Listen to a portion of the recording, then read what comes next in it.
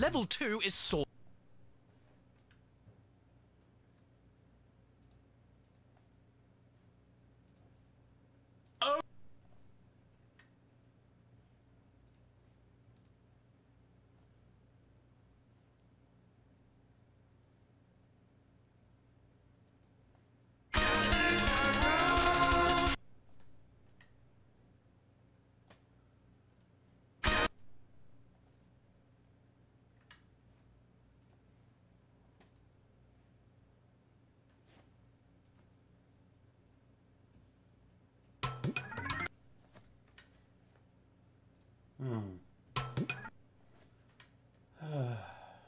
Oh boy. Oh, hi everyone. How you doing?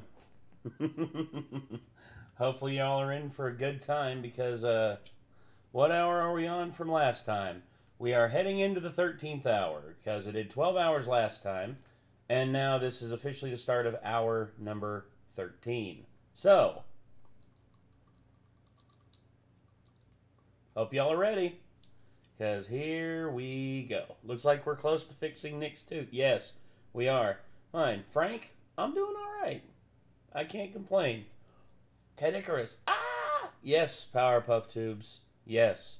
I am, in fact, reacting to CADDICARUS. And cheers, everyone.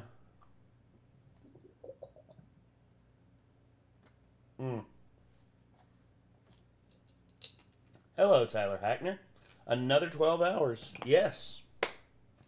Another 12 hours of y'all staring at this handsome mug until 6 a.m. Well, you don't have to stay if you don't want to, but maybe you should. I mean, who knows? I might watch enough CADDICARUS where I might start thinking that I'm CADDICARUS. And then if I start thinking that I'm CADDICARUS, then I'm going to speak in an obnoxious British accent all the time. And then I'm going to do nothing but review video games and take 6 months in between each video because the video quality is just absolutely through the roof. Oh, God, where did I go the last 30 seconds? Huh, that's weird. Also, why does the inside of my mouth taste like metal? I don't know. Okay, well, as you all can see up here, we are, in fact, raising money for Nick's dental procedure. And we are getting ever so close to hitting that golden... Let's see, Nate is next JonTron. Lol, I'm older than JonTron. I can't be the next JonTron. As far as I'm concerned, there never will be another next JonTron. You watched episode 6 of The Amazing Digital Circus? Ah, so did we. We did a reaction to it. It was fun. It was a lot of fun. It was a good time. Good time. Imagine if Caddy saw these live streams and commented on them. I don't think he will. If he ever does, then I'm probably going to just yeah, I'll probably literally drop dead of a heart attack. I'm probably already gonna do that anyway because let's face it, I ain't the best picture of health. Plus, oh yeah, gosh, yes, JonTron has a kid. That's true. James McCabe. My name is James McCabe. Big fan of your channel. About to start nursing school tomorrow. Also writing my 3rd novel in a series about supernatural. Oh, nice. Very nice. That's awesome, James. I hope that goes well, and I hope you have a good time. Oh, Aussie guy, and oh gosh, and we also have a bot over on Kick as well. Yes, I am live streaming on YouTube and Kick. The reason for that is because YouTube shut down our live stream on Wednesday, and I don't want to miss out on being able to... is Kate making sure you don't overdo it? I don't know. I mean, she's not in chat right now, so I don't know if she sees me or not. I mean, if she does, then I guess... I don't know. I guess that she's... wow, it seems like Nick's goal will be reached. I'm Nate Galcian. I'm Nate Galcian. I'm not Nick. Nick is the one upstairs. Nick has the glasses. I have never had to wear glasses. But yeah, I've still got the remainder of the one caddy video that I didn't finish in the last stream. There's only like 10 minutes left in it, so yeah, that's not too terrible. Also, I still have the CADDICARUS donation notifications that will pop up down here. Sunglasses, maybe? No. Nick also has a thick beard. He's got a thicker beard than I do, but he also has like a long. He has a long mane of hair where I has a curly rat's nest. Oh gosh, say nice at the end. Oh, okay, Galcian. I was about to say, it's like, Galcian, you know me. I've seen you say Nate multiple times. It's like, are you trolling? Are you trolling, son? No, I don't know. All right. So, I have a little bit of assistance this time. No, not cocaine. Although that would be nice. I can't believe there are 5 pussies in here. Yes, Jim. Yes, there are. And you're showing them off. So, I am going to have some assistance tonight. Not from cocaine. Not from Jungle Boogie. Jungle Boogie. Hello. Jungle Boogie. Jungle Boogie. Goodbye. Nate, mo drugs. No, I'm not gonna do mo drugs. I ain't smoking weed on camera, and I'm never ingesting like cocaine ever again. I did it once, and the energy boost was great. But dear God, when I woke up the next morning, just being like, I want more. I was just like, nah, that's not what I got in here just in time. Good to see you, Nate. Hello there, some ginger guy. What's up? I was going to say, I want to call you Ginger, but there's a dude named Ginger over on our Discord, and he's usually like one of our... are you going about... Dang, you're about to watch 2 of Caddy's videos? I know, Miss Spark. It's amazing. It's like Caddy was... Nate, when was Caddy in the Coneheads movie? I don't even think he was born when the Coneheads movie came out, because that was like 93? Huh. Person wouldn't mind some caffeine. That's actually what I've got here. And let me just finish up my preparation here. Let me get the rest of the water poured in here. Just about pouring half of this one in here till it hits the top of the mixer cup. Beautiful. Okay. So, no, Ginger is a totally different movie. Okay. So, I have some assistance today, and my assistance comes via some gamer subs. I have more of the Russian Badgers Guacamole Gamer Fart 9000. Yes, you heard that right. The name of this flavor is, in fact, Guacamole Gamer Fart 9000. That's a real thing. Oh, and also, I have some good.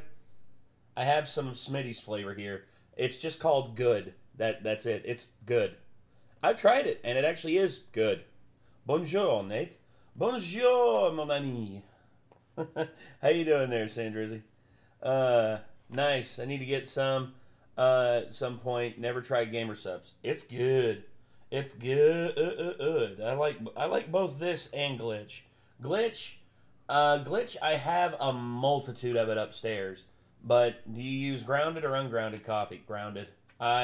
You have to grind the coffee up just right in order to get the flavor right. Also, yeah, I mean, I'm not a coffee snob, but I live with a woman who is a diehard like coffee drinker, especially cold coffee. Kate is like every time I go by Starbucks for her, she always gets like 6 shots of espresso in her iced chai oat milk latte. And yeah, 6 shots of espresso and vanilla cream cold foam. And oh gosh, is Russian Badger who made that one, Jack? Yeah, Russian Badger. Yeah, so 2 gamers that dang it, I hit the remote. Nope. Thank you. So yeah, use a creamer, Nate. I don't need to use a creamer. So yeah, the Guacamole Gamer Fart is Russian Badger's flavor, and Good is Smitty's flavor. You gonna continue the donation suggestions you got yesterday? Yes, I am, Edgar. I still have them in the queue. and we'll be getting to them as soon as possible. G'day, Nate and Renegades. G'day, Street Kings. How you doing? Oh, gosh. Yeah. I'm going to drink some of Smitty's flavor. Good. I'm going to be drinking some of it to give me a little bit of an energy boost. So, let's see what happens. Wow, that is good. You know what? Hold on. What's this flavor remind me of?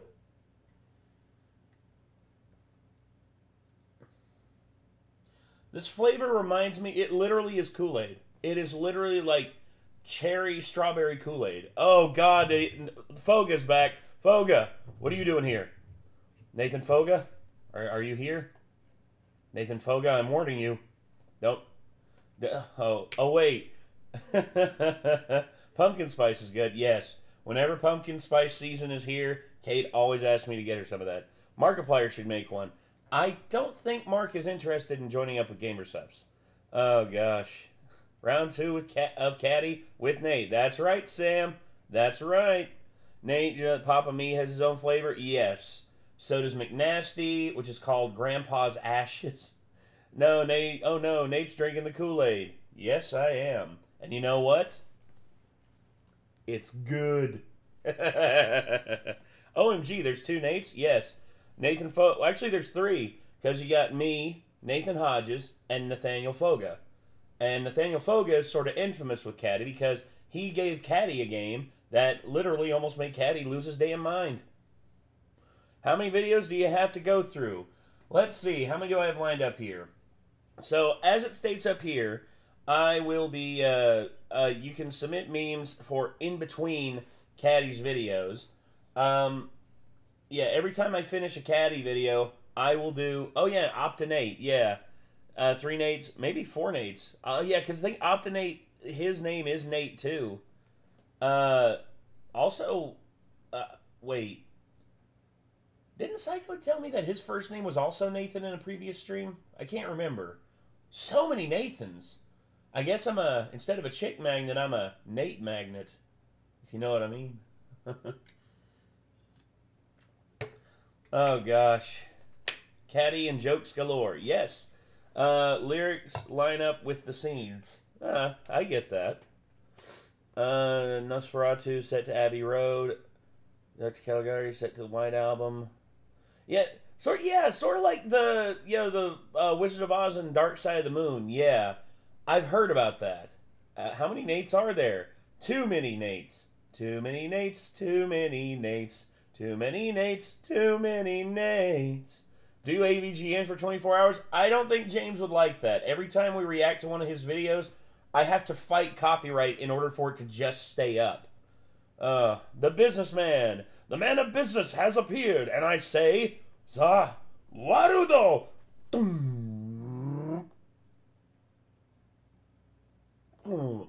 Huh. Where did I just go? Okay. Anyway. Oh, that's good stuff. Oh, Ghetto. Thank you, Ghetto. Ghetto, Jesus! Strikes again. Oh, God. 25 games of all time.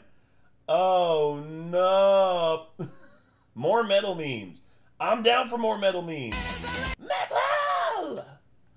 I'm all about the metal! And I'll make that one. See, Anarchy shared a Bruce do one earlier. Funny Liza P moments. Liza P. Scottish Liza P. That's more Australian. It's like, hey, Scottish Liza P. What are you on about there, lad? Wait, are you watching Caddy videos for 24 hours? Yes. Well, technically I already did 12 hours on Friday, and then because of me worrying my mom, my girlfriend, and Nick, basically they asked me if I could hold off and do another 12 hours today. So technically this is only going to be 12 hours, but collectively it will be 24 hours of CADDICARUS. Sure, James and Chelsea would go nuts. They probably would. Oh, God, Optinate. I've seen all of Marble Hornets. I've seen that series from beginning to end. Oh, my God. 24 hours of Joe. No. Oh, God. Angry Joe? Dear God. I wonder what he would say. He'd probably just be like, he'd probably sit down and he'd be like, "What the fuck, Renegades?" And I'll just be like, "They asked me to, Joe. It wasn't my fault." Also, everybody, I'm still doing the thing up here for every... Oh. Hey! What was that? Sadika Tigreen, thank you very much. Oh yeah. Let me pull up this one from Get. Ooh. Oh, this is a whole one. Wow, look at that intro. Jesus, that's an old caddy video. Oh. Jesus, okay. But yeah, 24 hours of Scott the Woz. I might do that because Scott's pretty cool about sharing his stuff, and also not only that, Scott seems pretty cool. Sin, you wanna? Oh, dude, Jose, go for it. Yeah, 8-bit Ryan drumming. Yes, go ahead. 24 hours of Lankara, the I am the light bringer. Oh God, I don't actually hate Lewis at work. Is kick up? Yes, kick is up. Kick. You could. Yeah, kick is going good. Oh gosh, 24 hours of Scott the Woz would be awesome. Yes, John, it would be. How about 24 hours of the Angry Video Game Nerd? Aussie guy actually said that earlier on Kick, and I wouldn't be against it. I would not be against it at all because I'll be honest, Scott I mean, 24 hours of Star Wars, all of it. Might have a problem with copyright on that one there, Chrissy. 24 hours of film theory. Oh, God. I don't think I could. But AVGN, I have to fight copyright every time I post an AVGN reaction because James is very protective of his work, and that's fine. I would be here for the Angry Video Game Nerd.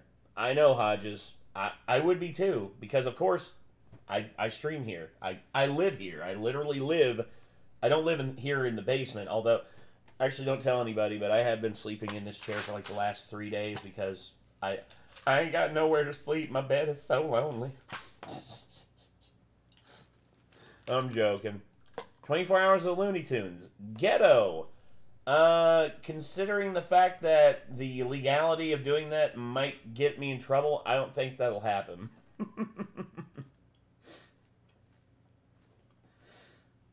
24 hours of memes.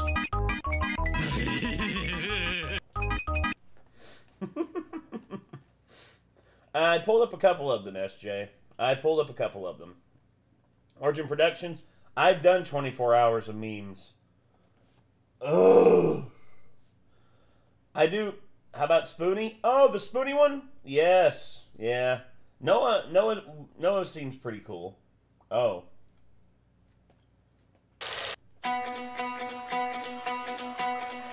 Okay, so let me get this moved here. Yeah, it'll probably be a while before I get to that one. Oh, God. Yep. Holy shit. Also, we are getting really close to me having to do 2 more shots. Oh, yeah, especially Spoonie's Ripper videos. Oh, yeah.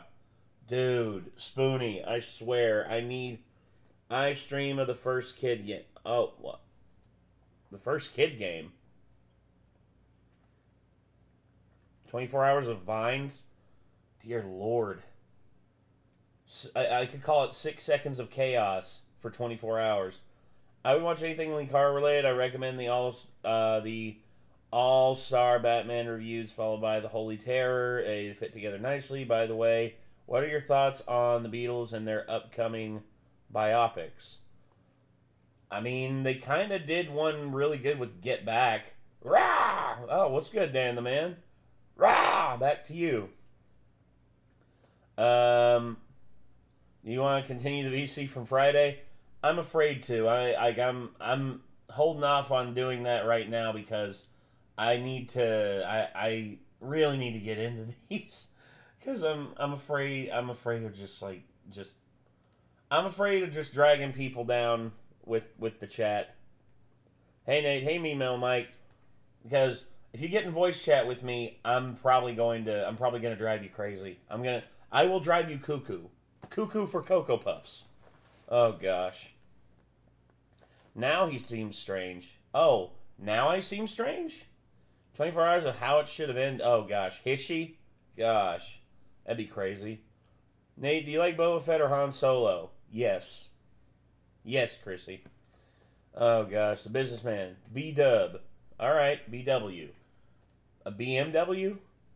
24 hours of commercials! I don't know about that. I like Linkara one more day video because it introduced me to one of the worst decisions Marvel's ever made. No doubt about it. You were charming in the Discord. Charming? Moi? I don't believe you. Oh, God. Anyway, let's get into this. Let's get back into it. This is the rest of the Forbidden World of Banned Games by CADDICARUS. Let's go. But the Guy Game logo? Level 2 is sorta chubby, which if I ever hear a dong described as that again, I'll cut it off. And that's when the women end up going from logo censoring to pixelation. Squares! Capping this off is level 3, super stiff, where the censoring is totally gone and the true light of God bursts from... Oh, and by the way... Oh. Actually, now that you mention it, about the Jaeger, well, bet your freaking ass I went and got more Jaeger. Is Nate sort of chubby? Yes, I am. I am quite chubby. I mean, you know, I weigh over 300 pounds, so of course I am kind of chubby. But yes, I did, in fact, get more Jaeger. I want to consume alcohol, so donate! Donate! And I shall consume all the alcohol. Also, I'm changing this up. Hold on one second. I forgot to do this. Here we are. Nate waxes...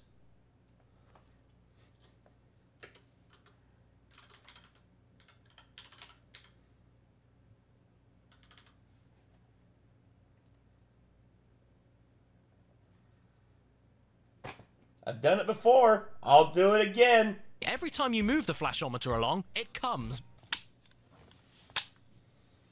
Good day. Good day, Brandon Chapman. Why? I've been there. I've been there. If all of this gets a little bit too much, you know, like if you can't handle the unbridled sexiness going on, it's okay, because you can quit the game whenever you want with the hottie bagger. This game is terrible. A quiz game is nothing without a good host, though, and the Guy Game doesn't disappoint with Matt Sadler. I'm trying to be an RN.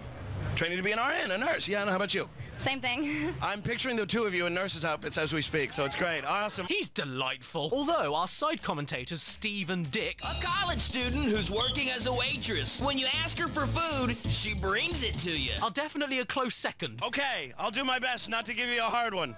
But I gotta tell you, I got a hard one. I'm not reacting to Sam Lloyd for 24 hours. I will waterboard myself with hydrochloric acid before I react to 24 hours of Sam Lloyd. He is now causing problems with my shorts. If anything, I think there's only one missing piece that would complete complete for this... punishment? No, it hasn't been 24 hours yet, Brandon Chapman. This is the second half of the 24 hours. I'm in hour 13. I'm 23 minutes in on hour 13.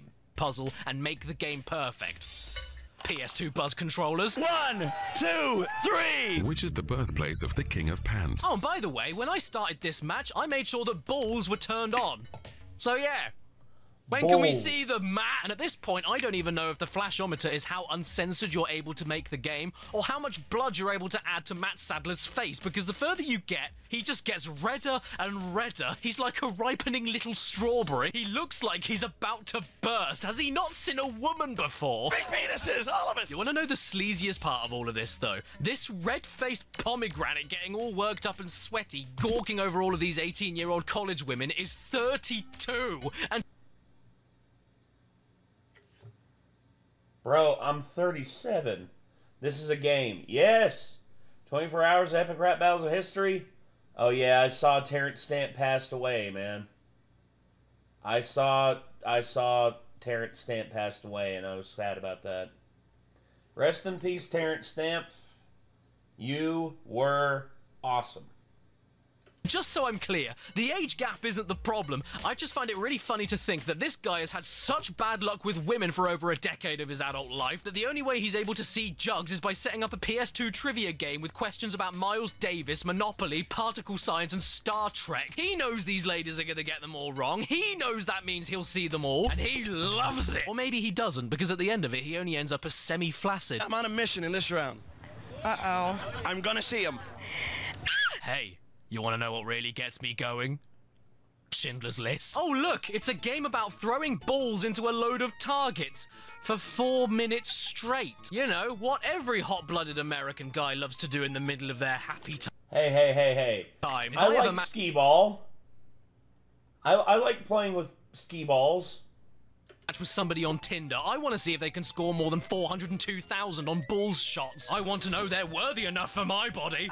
Elephant eggs are really big.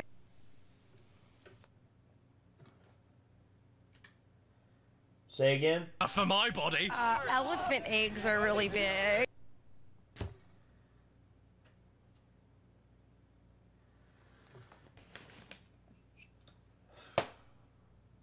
All aboard the moron train. Okay, so these women may be thick, but at the very least, they were all here of their own consent and were all of perfectly legal age. Wrong. 19, 20, 23, 20, 20, 19, 17. Yep, that's right. That's right. There was one person in this game. Here we go. That's right, Ronan. That's right. Here we go again. Back at it again with more CADDICARUS. Jim Caddick himself.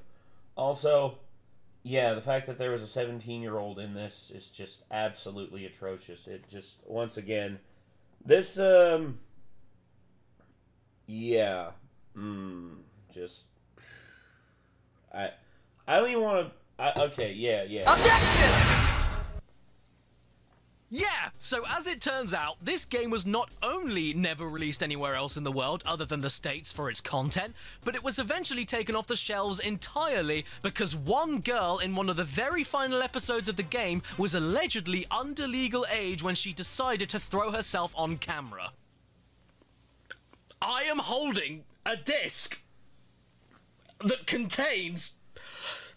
Don't. Burn it. Burn it. Grind it up. Get rid of it. Illegal boob in it. It's got to be destroyed. I can't let anybody get their hands on this ever again. And more importantly, it doesn't match with my PS2 shelf.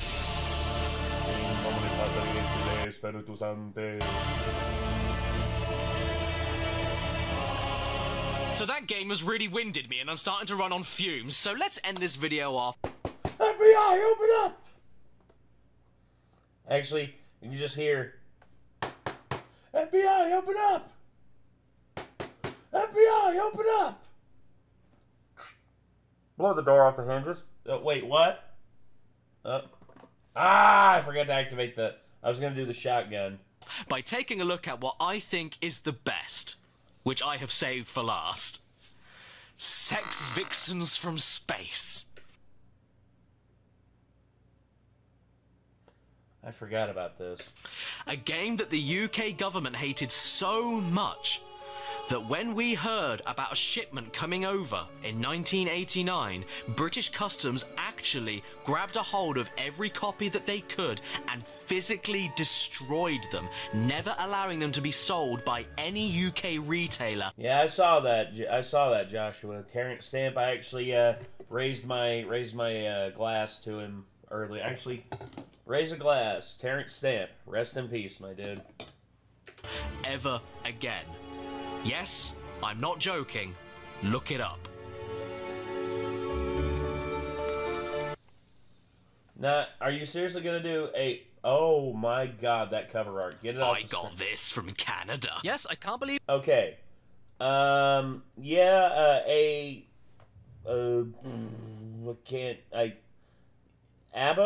AAOA? I don't know. Now, are you really gonna do a 24-hour stream? I've already done 12 hours of it, and now I'm doing the second half. I wanted to continue the 24 hours on on Friday, whenever I started, or Saturday, so yesterday, I wanted to continue it, but I wasn't able to. I'm saying this, but I think on the... I wasn't able to because my mom, Kate, and also Nick basically were just like, can you please... Alpha. Okay, I'm so sorry. Alpha. Okay. Hello, Alpha. So sorry about that. Forgive me. My eyesight is great. ABBA or Kansas? ABBA. ABBA is everybody's guilty pleasure. I don't care who you are. But yeah. Wait, is Rick coming? No. As far as I know, no. But he may message me and just be like, hey man, can I suffer brain rot with you? And I'll be like, yes, brother. We shall suffer together.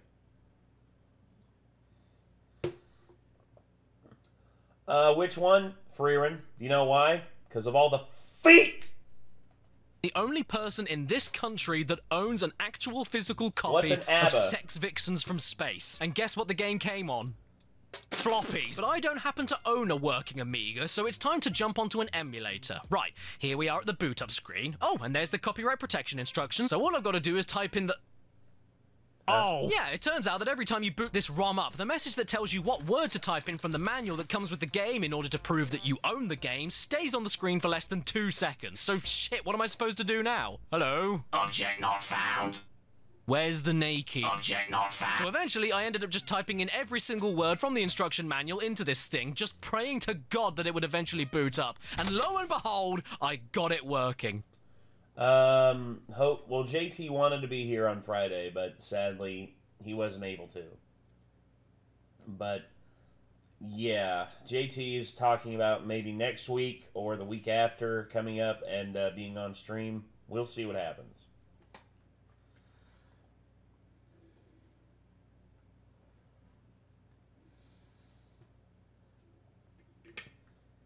Whoa! The stuff! Ori, you are Captain Brad Stallion, owner and operator of the one-man space vehicle known throughout the galaxy as Big Thruster. For Big Thruster. years, there have been rumors about this tribe, a colony of beautiful, sex-starved women hidden somewhere in space. According to many legends, they suddenly appear, raid the male-dominated rural planetary systems with their sex ray gun, leaving them— No! Stop there! The story is perfect. I don't need to read anymore. So here we go, the game has begun. You are in deep space aboard Big Thruster. Oh, also, earlier, Caleb Ditch, you said that you were, you did the Bob the Building. Oh, no. We've yet to see that one because nobody has donated the magic number. Do you know what the magic number is? I can tell you. Just won a game. Let's go! Yeah, good on you there, Jose. Congratulations. Yo, Nate, hope you're doing well. Gold Trigger, I am doing great. Tarantino made a live-action adaptation of Black Lagoon. Oh, my God. 69. No, not 69. Yes, Optinate. Yes. They call it that! And then you're thrown into a point-and-click interface where you can click on objects, look into your inventory, move north, east, south, and west, and type exact and specific commands onto the screen to interact with some other objects that you think you should just be able to click on, but the game doesn't like to explain that one, so good luck and have a nice thrust. What you've got to... This probably was started as a Star Wars porn parody, but I guarantee you it didn't work. Again, 24 Hours of Kamen Rider 1971 with copyright filters. No! No, Jelly Fire Tower. I don't know if I can do that. Japan may send assassins over here and, like, kill me. Do next is absolutely beyond my comprehension, though. The game just leaves you to figure out everything on your own. And with no music, no sound effects, no hints, and no nothing, you need to know what direction to walk, what to type and where, what to click on, and what to use from your inventory on what item. That sometimes means you've got to type how you want to use the thing instead of just clicking it. Why is this so complicated? I just want to see some big moo-moo milkers. I didn't Then go on the internet and just type in like, you know what you... Yeah, it does look like a Johnson. with the balls. Spent too much time on this one. It's awful. The best I was able to do was make the spaceship move, and I couldn't even land it. But I don't want to miss out on Amiga computer bonking, so let's look up a walkthrough. How do we play this game? Space N, push button, D, blast off, USSS, open SEU, get car. No thanks, I'm looking it up online. What was so bad about this game that the UK customs Oh, team hey, just Oxy. had to What destroy up? all of them? I want to see Mommy Milkers too. Well, I don't want to see them on here because I got Kate, and again I say,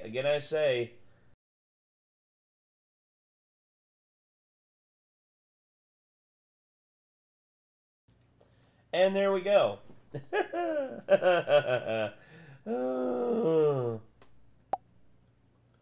Oh, good Lord. Is that it? Yes. It's the Wait, policeman. what? I They've missed come so to many destroy my things. sex vixens Yes. from Space Game. Well, what else should I have expected? All of a sudden, it just launches into Ferone Munch's "Get the fuck up." Simon says, "Get the fuck up. Throw your hands in the sky." Whoa, whoa, whoa. We're still pretty sensitive even today, aren't we?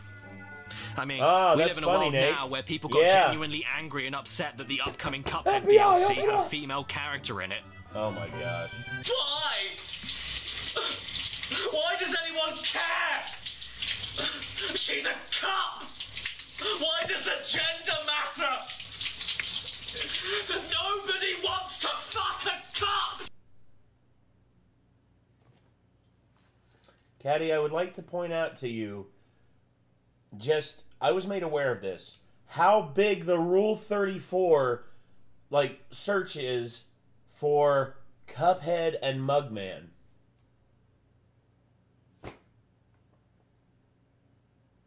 It is terrifying.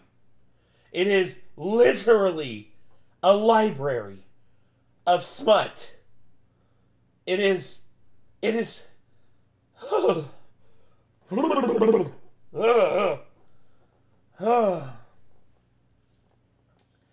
Caddy, here's the proper thing I have to say. Inanimate objects. People are, dudes are always asking, can you fuck it? And here's the thing about a cup. Technically, you can stick your dick in it.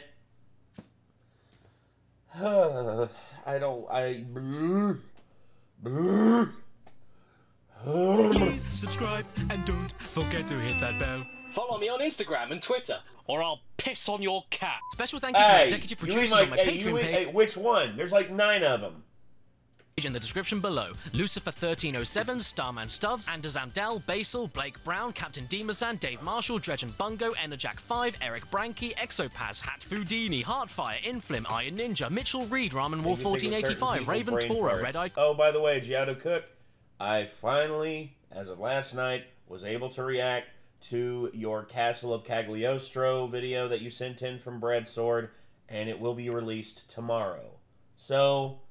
look forward to that. Critics, Skullman, Slowpong, Oh, Tyler's that's Type 40, Stanley. The Game Shed, The Sarah, Real Kit, that's Nathaniels, Stanley. Try Tressler, Tudor Stanley's a Apples, good Whirlwind boy. Abyss, Flick Joseph, Dan and Alex, MR Rushton, I wonder what Bernard the phrase Treasury, of the Savior day's of going to Light, be. Chris Rainbird, Dylan Crawler, Harper Onions, Lewis McNamara, and Hey, Stan. Stan. Stan?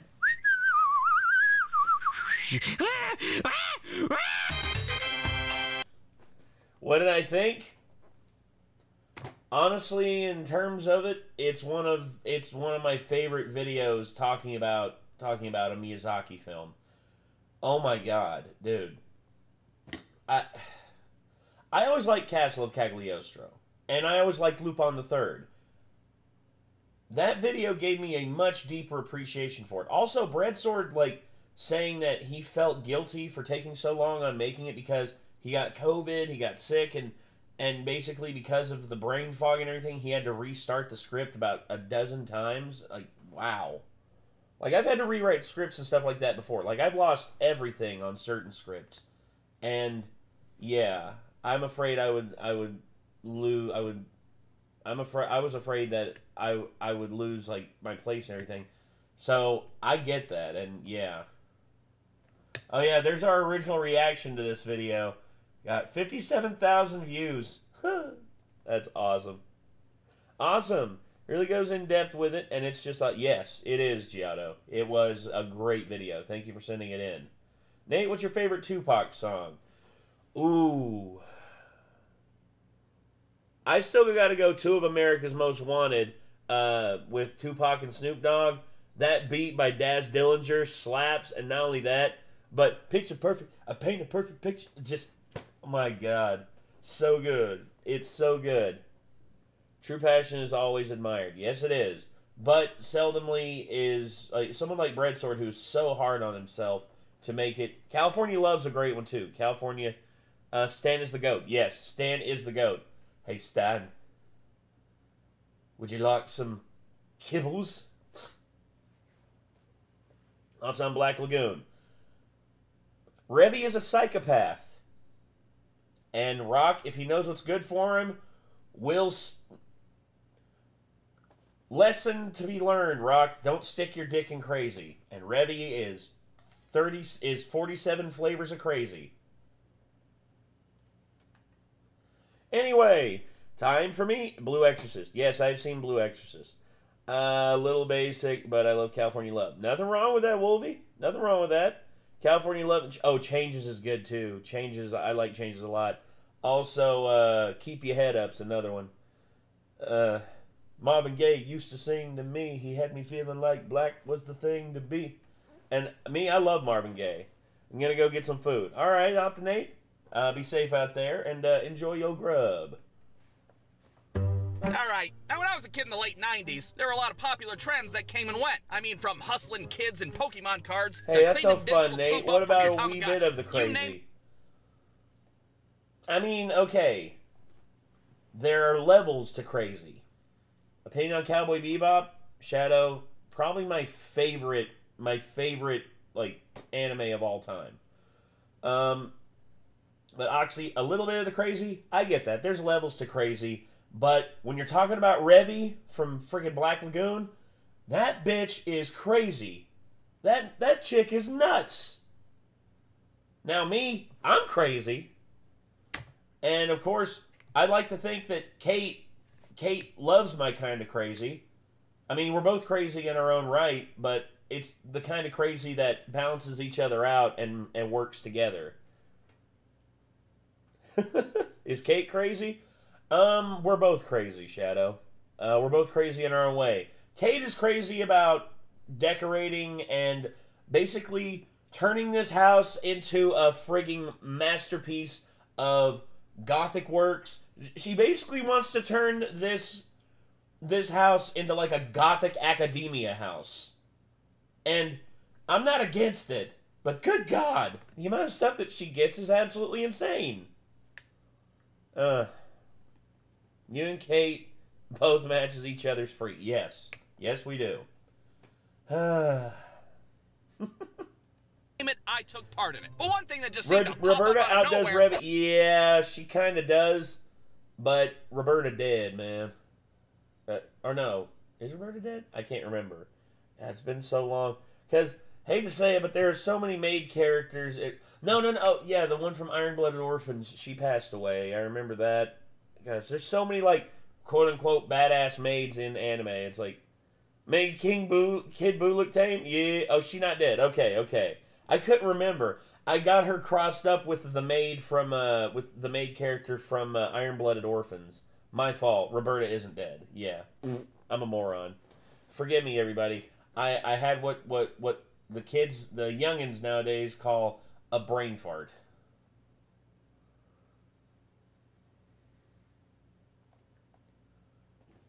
And this should fix the... Hold on. So basically, what I had was a... Yeah. Okay. We're good. Soundboard works. We're all good. was Razor mini scooters. Now, I may be wrong, but I believe that my friend David was Craziest the starter female of the Dragon whole Ball Z? Razor mini scooter Chi-Chi. craze. Because he was the first kid on my Chi-Chi. street to have one. And once he had Chi-Chi one, is- every kid on the whole Chi-Chi's damn pretty block had crazy. one. All of a sudden, there's TV commercials coming out and How shit. much does Kate I pay have for the Razor Mall, and decorations? I am not at liberty to say, because if I told you how much money Kate spent on decorations, she'd probably come over and break my fingers. Oh man. Okay. I haven't got any okay. She married Goku. Yeah, she married an absentee, super powerful alien from space who had a tail. She's crazy. Damn, the reverb on that fart. Yeah, I know, right?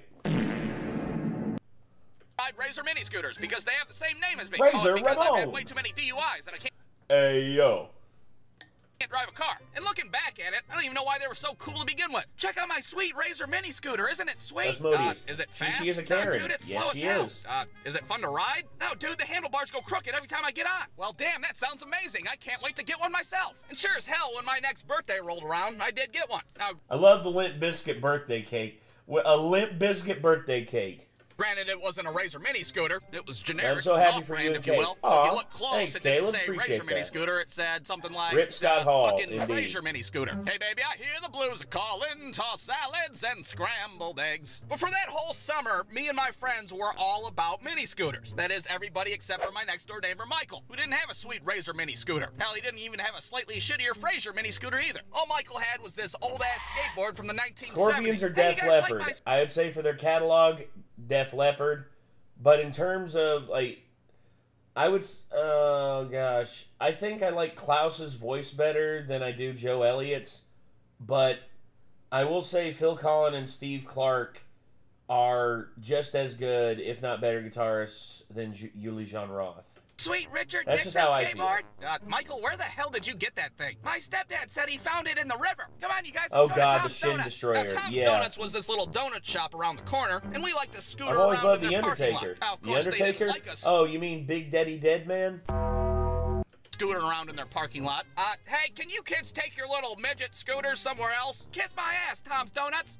My name's not Tom's Donuts, it's Rick. I'm the manager here. Nobody gives a rat's ass, Tom's Donuts. We're doing sweet bunny hops. Now, granted, maybe Tom's Donuts was right. Maybe playing around in a parking lot wasn't the safest thing to do. Check it out, guys. I can do a kickflip. Me Well, we using like you to as a spot meme me. on the other servers? Go for it, Star Sailor X. I don't care. Because we could do all Oh our my sweet God! bunny hops in front of an audience. The audience, of Sorry I'm course, late. would be What the did I customers miss? and Tom's Donuts. You missed the end of the band video, the band games video from the last stream. After a couple of memes, we're going to hop right back into more caddy. I think the next one's like an hour long, so... Whew. I bet you $10 one of those dirty little kids eats shit in the parking lot. Oh, you're on. Now, I want to tell you about my most ambitious day scootering around in Tom's Donuts parking lot. And that was the day that I attempted to bunny hop over the cement barrier fucking parking lot thing. I don't know what the hell This they're called. isn't gonna These work. things right here. There's a picture. So there I am out there like Did you some watch kind of Triple Mania shitty last evil night? Knievel. No. And I have to say, I'm I was pretty too busy pumped. I got tuning the whole into- thing planned into in the my head. redneck- I'm gonna jump the over redneck this cement brawl. whatchamacallit thingy flawlessly. Everybody in Tom's Donuts is gonna shit themselves. I'm gonna sign a brand deal with Fraser mini scooters and put their asses on the map. And then bam, just like that, I'm the Tony Hawk of mini scooters, and I got my own PlayStation game. Hell, I was so confident, I even shouted out loud right before I took off. I'm the Tony Hawk of mini scooters! So I take off. Who knows how fast I'm going? 5, maybe even 6 miles an hour, pushing it to the about limit. Rango. I gotta make the That'll be jump, interesting. and my front wheel nicks the top of the fucking barrier, and I soar through the air like a goddamn superhero. I land in the middle of the street. You know damn what? near snap Valid. my clavicle in half. Some lady driving a fucking Oldsmobile has to slam on her brakes. God damn you kids and your midget scooters! I'm over there trying to apologize, but in the process, I bit my tongue so damn hard, you can barely understand my ass. I'm sorry! I'm sorry I almost made you murder me with your Oldsmobile! Everybody in Tom's Donuts is traumatized after almost seeing a child get slaughtered in the streets. Well, it's safe to say that kid's not the Tony Hawk of mini scooters. Yeah, I'd say more like the Tony Hawk of eating shit. So at this point, my ass can barely walk since I just fucked myself up 6 different ways. I have to use Michael's 1970 skateboard as a shitty ambulance back to my house. Holy hell, are you okay? Do you need mouth to mouth? Michael, I would stone cold stunner the shit out of you if I wasn't broken in half right now. It I was. stumble inside my house. My parents are looking at me like I just got shot by a rifle. Holy hell, what happened to your ass? Jesus Christ, you look like you just fucking crawled out of a plane crash. So What's my injury story? Well, It's the time I got my ass beat by 4 different dudes, and yeah, basically I had really badly bruised ribs. My inner lip, I had a huge gash on my inner lip from like one side to the other.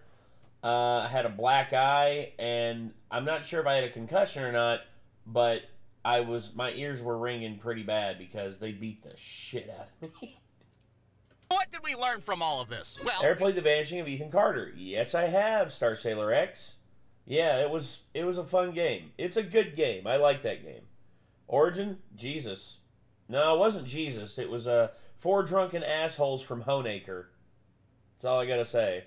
learned that I suck ass at mini scooters. That's what we learned. And that's why I do shitty cartoons for a living, and I'm not the goddamn Tony Hawk of mini scooters. The end. Brewstew.com.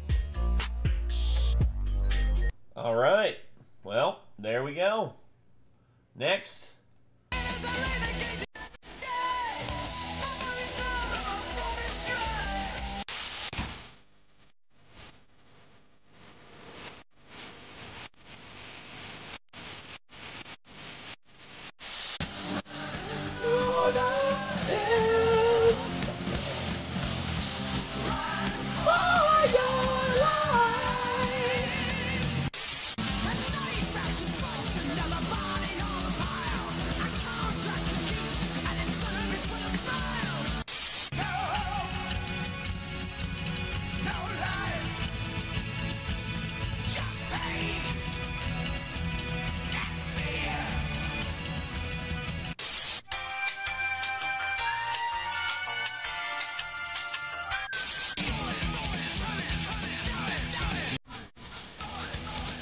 There goes Namor.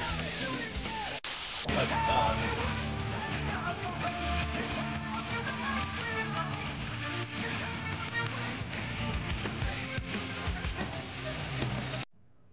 All right. Kick ass, dude. Ah. This weapon is so good for my stamina, man. You fucked up. This weapon's fucking shite. Oh, you thought, wee man? See that intuition, mate? Nobody's touching me. You don't stand a chance, wee man. Shit. Hello there, hear me out. My springs are reacting. What the hell does that mean? Is that a euphemism? Do you want to get the traps to fuck? This is the best weapon in the entire game, no cap. For real! Was that bad? Bro just got good. Bro didn't have to get good. Bro was always goated. That doesn't count! I was opening the door! Hear me out! How many barflies are there in this area, man? More barflies in this area than a council lassie's arse? What is this monstrosity? Are you joking me? Hear me out! What the hell is the Slum Shack? Is this the Slum Shack here? I've been to the Slum Shack. The Slum Shack is where the crackheads go. Well, around here it's the pillheads, but anyway. I found the Slum Shack. You calm your titties, mate. Okay, don't then just fucking flail them about and slather them in soap and oil. Greek yogurt. Alright. Oh my gosh. Alright. Well. Funny Liza P moments. And here we go. They talked about Tony Hawk, and this guy's more Irish than no. He's from Scotland, Karima. He's Scottish! You mean, Nate, you were going to the crack house. Slum Shack, what about the Love Shack? Angry Scot or Irishman? He was Scottish. He reminds me of Azzy. Azzy the Angry Scot. That guy's hilarious.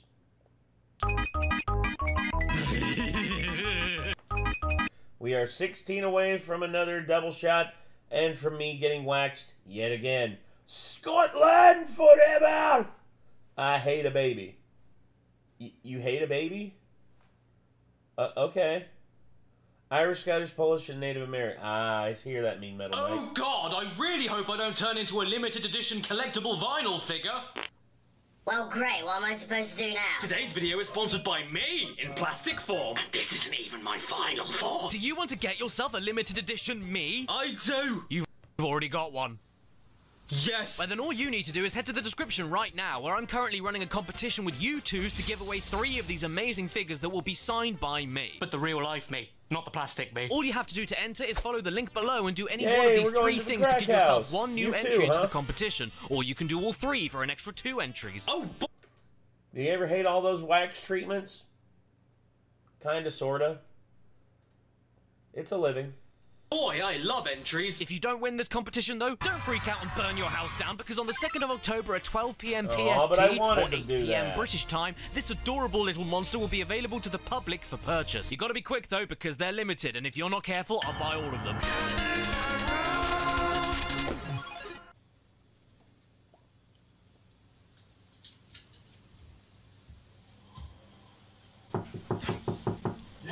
Wax on, What? wax off. That's right. What? I can't hear you. Have I been contacted by you twos? No. We are nowhere near popular enough. Said, let's skate. Oh man, totally radical, dude.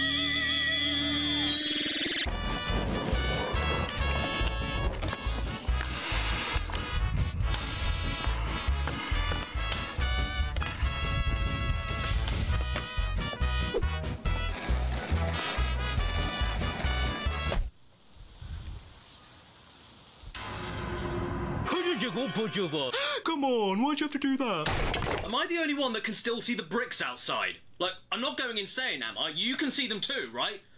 And you do know that if you jump out at them while wearing a face mask, they get really scared and run away?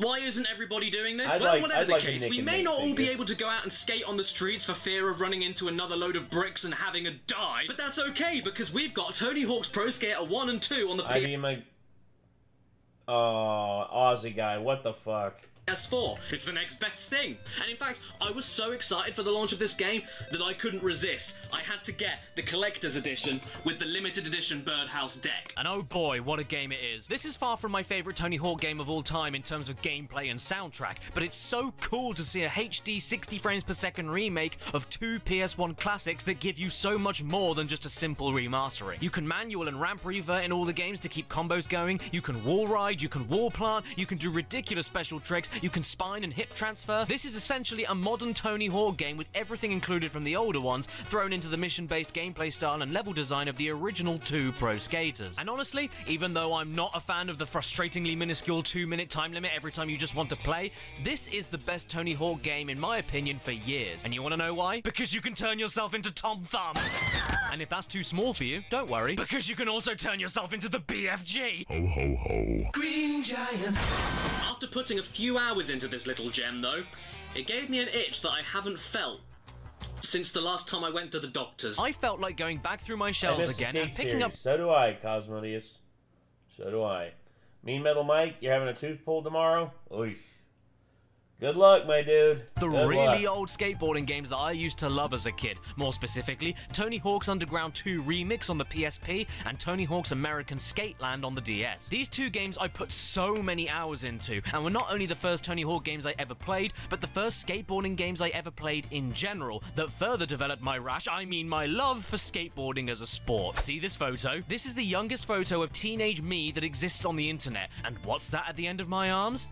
Why, yes. It's my hands. You heard me right. You're talking to a scatterboard. It's a brick banana house. Banana. To an ex-skater here. So after I played these 2 games here, I gathered up all the money I could. Can I pay you in screws? And then bought all of the skating games I could in order for me to make yet another ridiculously long video that will drive me to drink. Me too, Caddy. Me too.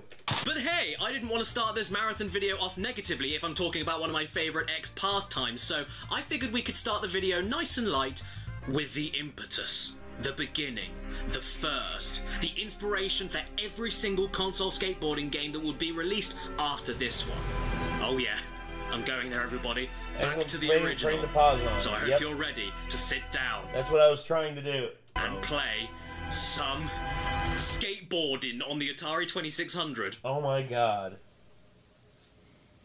skateboarding. Yes, believe it or not, for home consoles at least, this is where it all started. Skateboarding. And let's not ignore it any longer. This box art here deserves to be preserved in a crystal cabinet in the National Gallery. The logo, the ghastly outfit, the Toys R Us sticker, the abrasive colour scheme, and that face. That disease of a face. The face of a man who isn't only hungry for radical kickflips, but also your mum's thighs. I don't think I can wait any longer, so say it with me, everyone.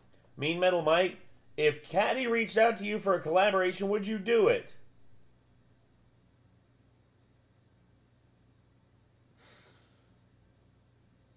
No. I'm just joking. Yes, I would. I would immediately. Although I don't think he would stoop that low to chat with us. Everybody, 3, 2, 1, go! So yeah, this is skateboarding, everyone. This silent, terrifying vacuum is skateboarding on the Atari 2600. No sound, no music, no anything. Absolute entertainment? That's a bold claim. This was the peak of entertainment, was it? I can't quite say I'm absolutely entertained by staring at a little pink horse jockey, wondering if he's holding a skateboard or a giant hot dog. Okay, I need to be fair. This game was made in 1987 for the Atari 2600. Was that E.T.? It looks like E.T. The very first home console skateboarding game of all time. Not counting arcade games and home computer games, of course. So I need to judge this as a game of its time. Even though I'm walking around in silence around a ghost town while this clock counts down to when my heart stops to put this freak out of his misery. There's not that much skating going on, though, is there? So what do you actually do? I have no idea, but this is Atari, and it's got a joystick and one button, so we haven't really got much choice, do we? So let's press the button and see what happens. Ah! Oh, look everyone! We're off! Look at me go! And listen to these sick beats! Yeah, I'm getting into this now. I feel like a kid again. I'm a skateboarding maestro. Nothing can stop me now! Oh. The music stopped. Well, that was deflating. But since we already look like a horse jockey, you know what they say about them? If they fall off the horse, what do? Get straight back on. Anyway, I think I should take a look around and get a bearing on my surroundings. What's this here? What are you up to down there? Oh, well... He's fapping it. Whatever it was, he came out the other end with a tight grip on that hot dog. So you may be looking at this and wondering... What the hell am I looking at? And to be honest, I'm with you there. I have no clue what's going on. This was the era of games just kind of dropping you into the thick of it without so much as a cookie and expecting you to know exactly what it's trying to tell you. I mean, I know we can skate, I know we can crash, and I know that this indescribable thing is unable to be skated on, but we can also phase through the trees, no issue at all, so your guess is as good as mine when it comes to what's going on. Oh, that's a ramp? I thought they were stairs. I guess this was before straight diagonal lines were invented. Well, whatever. We've got an objective now. Find all 30 ramps and jump off of them, while occasionally crouching down looking like you're propelling yourself with your own gas. So, yeah, this is the whole game. Find crouching down looking like you're propelling yourself with your own gas. So, yeah, this is the whole game. Find ramps, jump off of them. And don't worry about the trucks, they can't hurt you. You've got ginger hair, they don't stand a chance. But the best thing about this is undoubtedly the music, purely because the game is silent for every other moment, aside from when you jump on your skateboard. And that tune, my god, you cannot help but love it. Just listen to how jolly it is. This is up there with Super Mario Galaxy for greatest soundtrack in gaming history. Oh. Oh.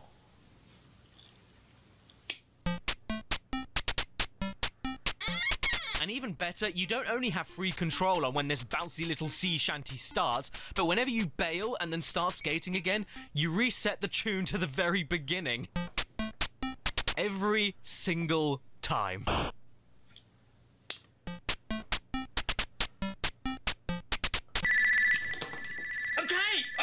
I'll do it all right. I'm sorry. Tony, where are you? Save me! Okay, I'm gonna stop teasing you. Here we go. This was the game I was talking about. The PS1 heavyweight that actually started 1 million new skating game trends and spawned 1,000 poor man imitators. Tony Hawk's skateboarding.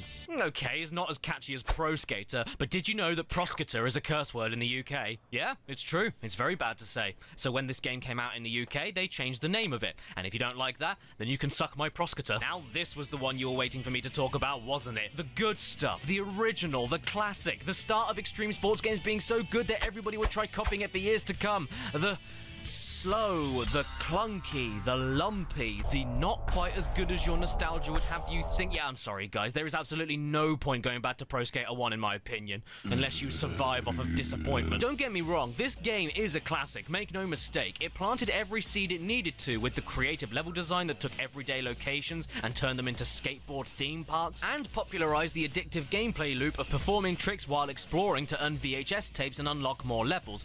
But there's so much not here, especially if you like the later Tony Hawk games. You can't manual to link tricks together on flat surfaces, you can't revert after landing from ramps, the level selection is pretty small, as are the levels themselves, and take around 3 attempts at maximum to finish. The controls feel a little on the heavy side, especially with getting air off of ramps. You can't wall ride or wall plant for more combo and level design potential, and it doesn't matter how hard you try or how good you smell, it's so easy to not land properly or outright clip through the obstacles. Tony Hawk Pro Skater is Crash Bandicoot 1. It's fine for what it is and amazing at the time compared to the competition, but nah, nowadays it feels like a bathroom trip after Mexican night. But then, there was Tony Hawk's Pro Skater 2.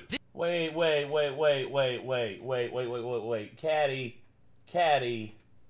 Caddy. How could you not even talk about the music? Objection! I object to that, Caddy. How could you not... Dude, the menu theme for the first Tony Hawk's Pro Skater game is so chill. Tony Hawk's Pro Skater menu theme. Yeah. Dude, this is one of my favorite songs ever.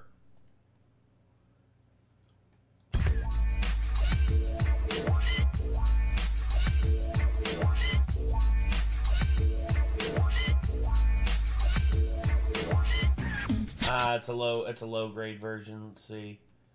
Here we go. There we go.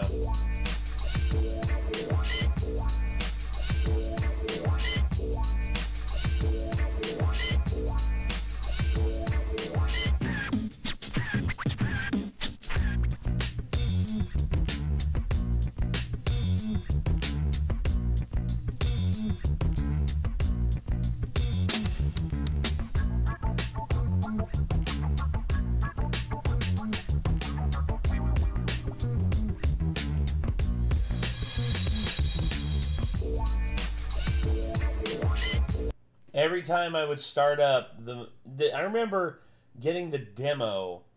They had the Pizza Hut demo. I would sit there and I would just listen to the menu music over and over and over again, just like, whoa. The fact I own all 4 of the original Tony Hawk's Pro Skater games, I own all of them, 1 through 4. I have the first 2 on PS1. I have 3 and 4 on PS2, and yeah, Certified Hood Classic. No shit, Chris. No shit, Christian. This is, like, I love this shit. Betten Kaidos. Oh, no. I had everything up to Proving Ground. For me, I rented Tony Hawk's Underground and Underground 2, and then I remember I played American Wasteland. I liked what it was about, but yeah, nothing beats the original 4. Good Lord, it was so much fun. I love that theme so much. And I'm sad that they didn't have it in the remaster. I'm so sad it wasn't in the remaster. This is where, in my opinion, the legend was truly born. Pro Skater 2 put the dev team Neversoft on the map because at this point, they gave up on realism and stopped making you feel like you were skateboarding on a recycling bin.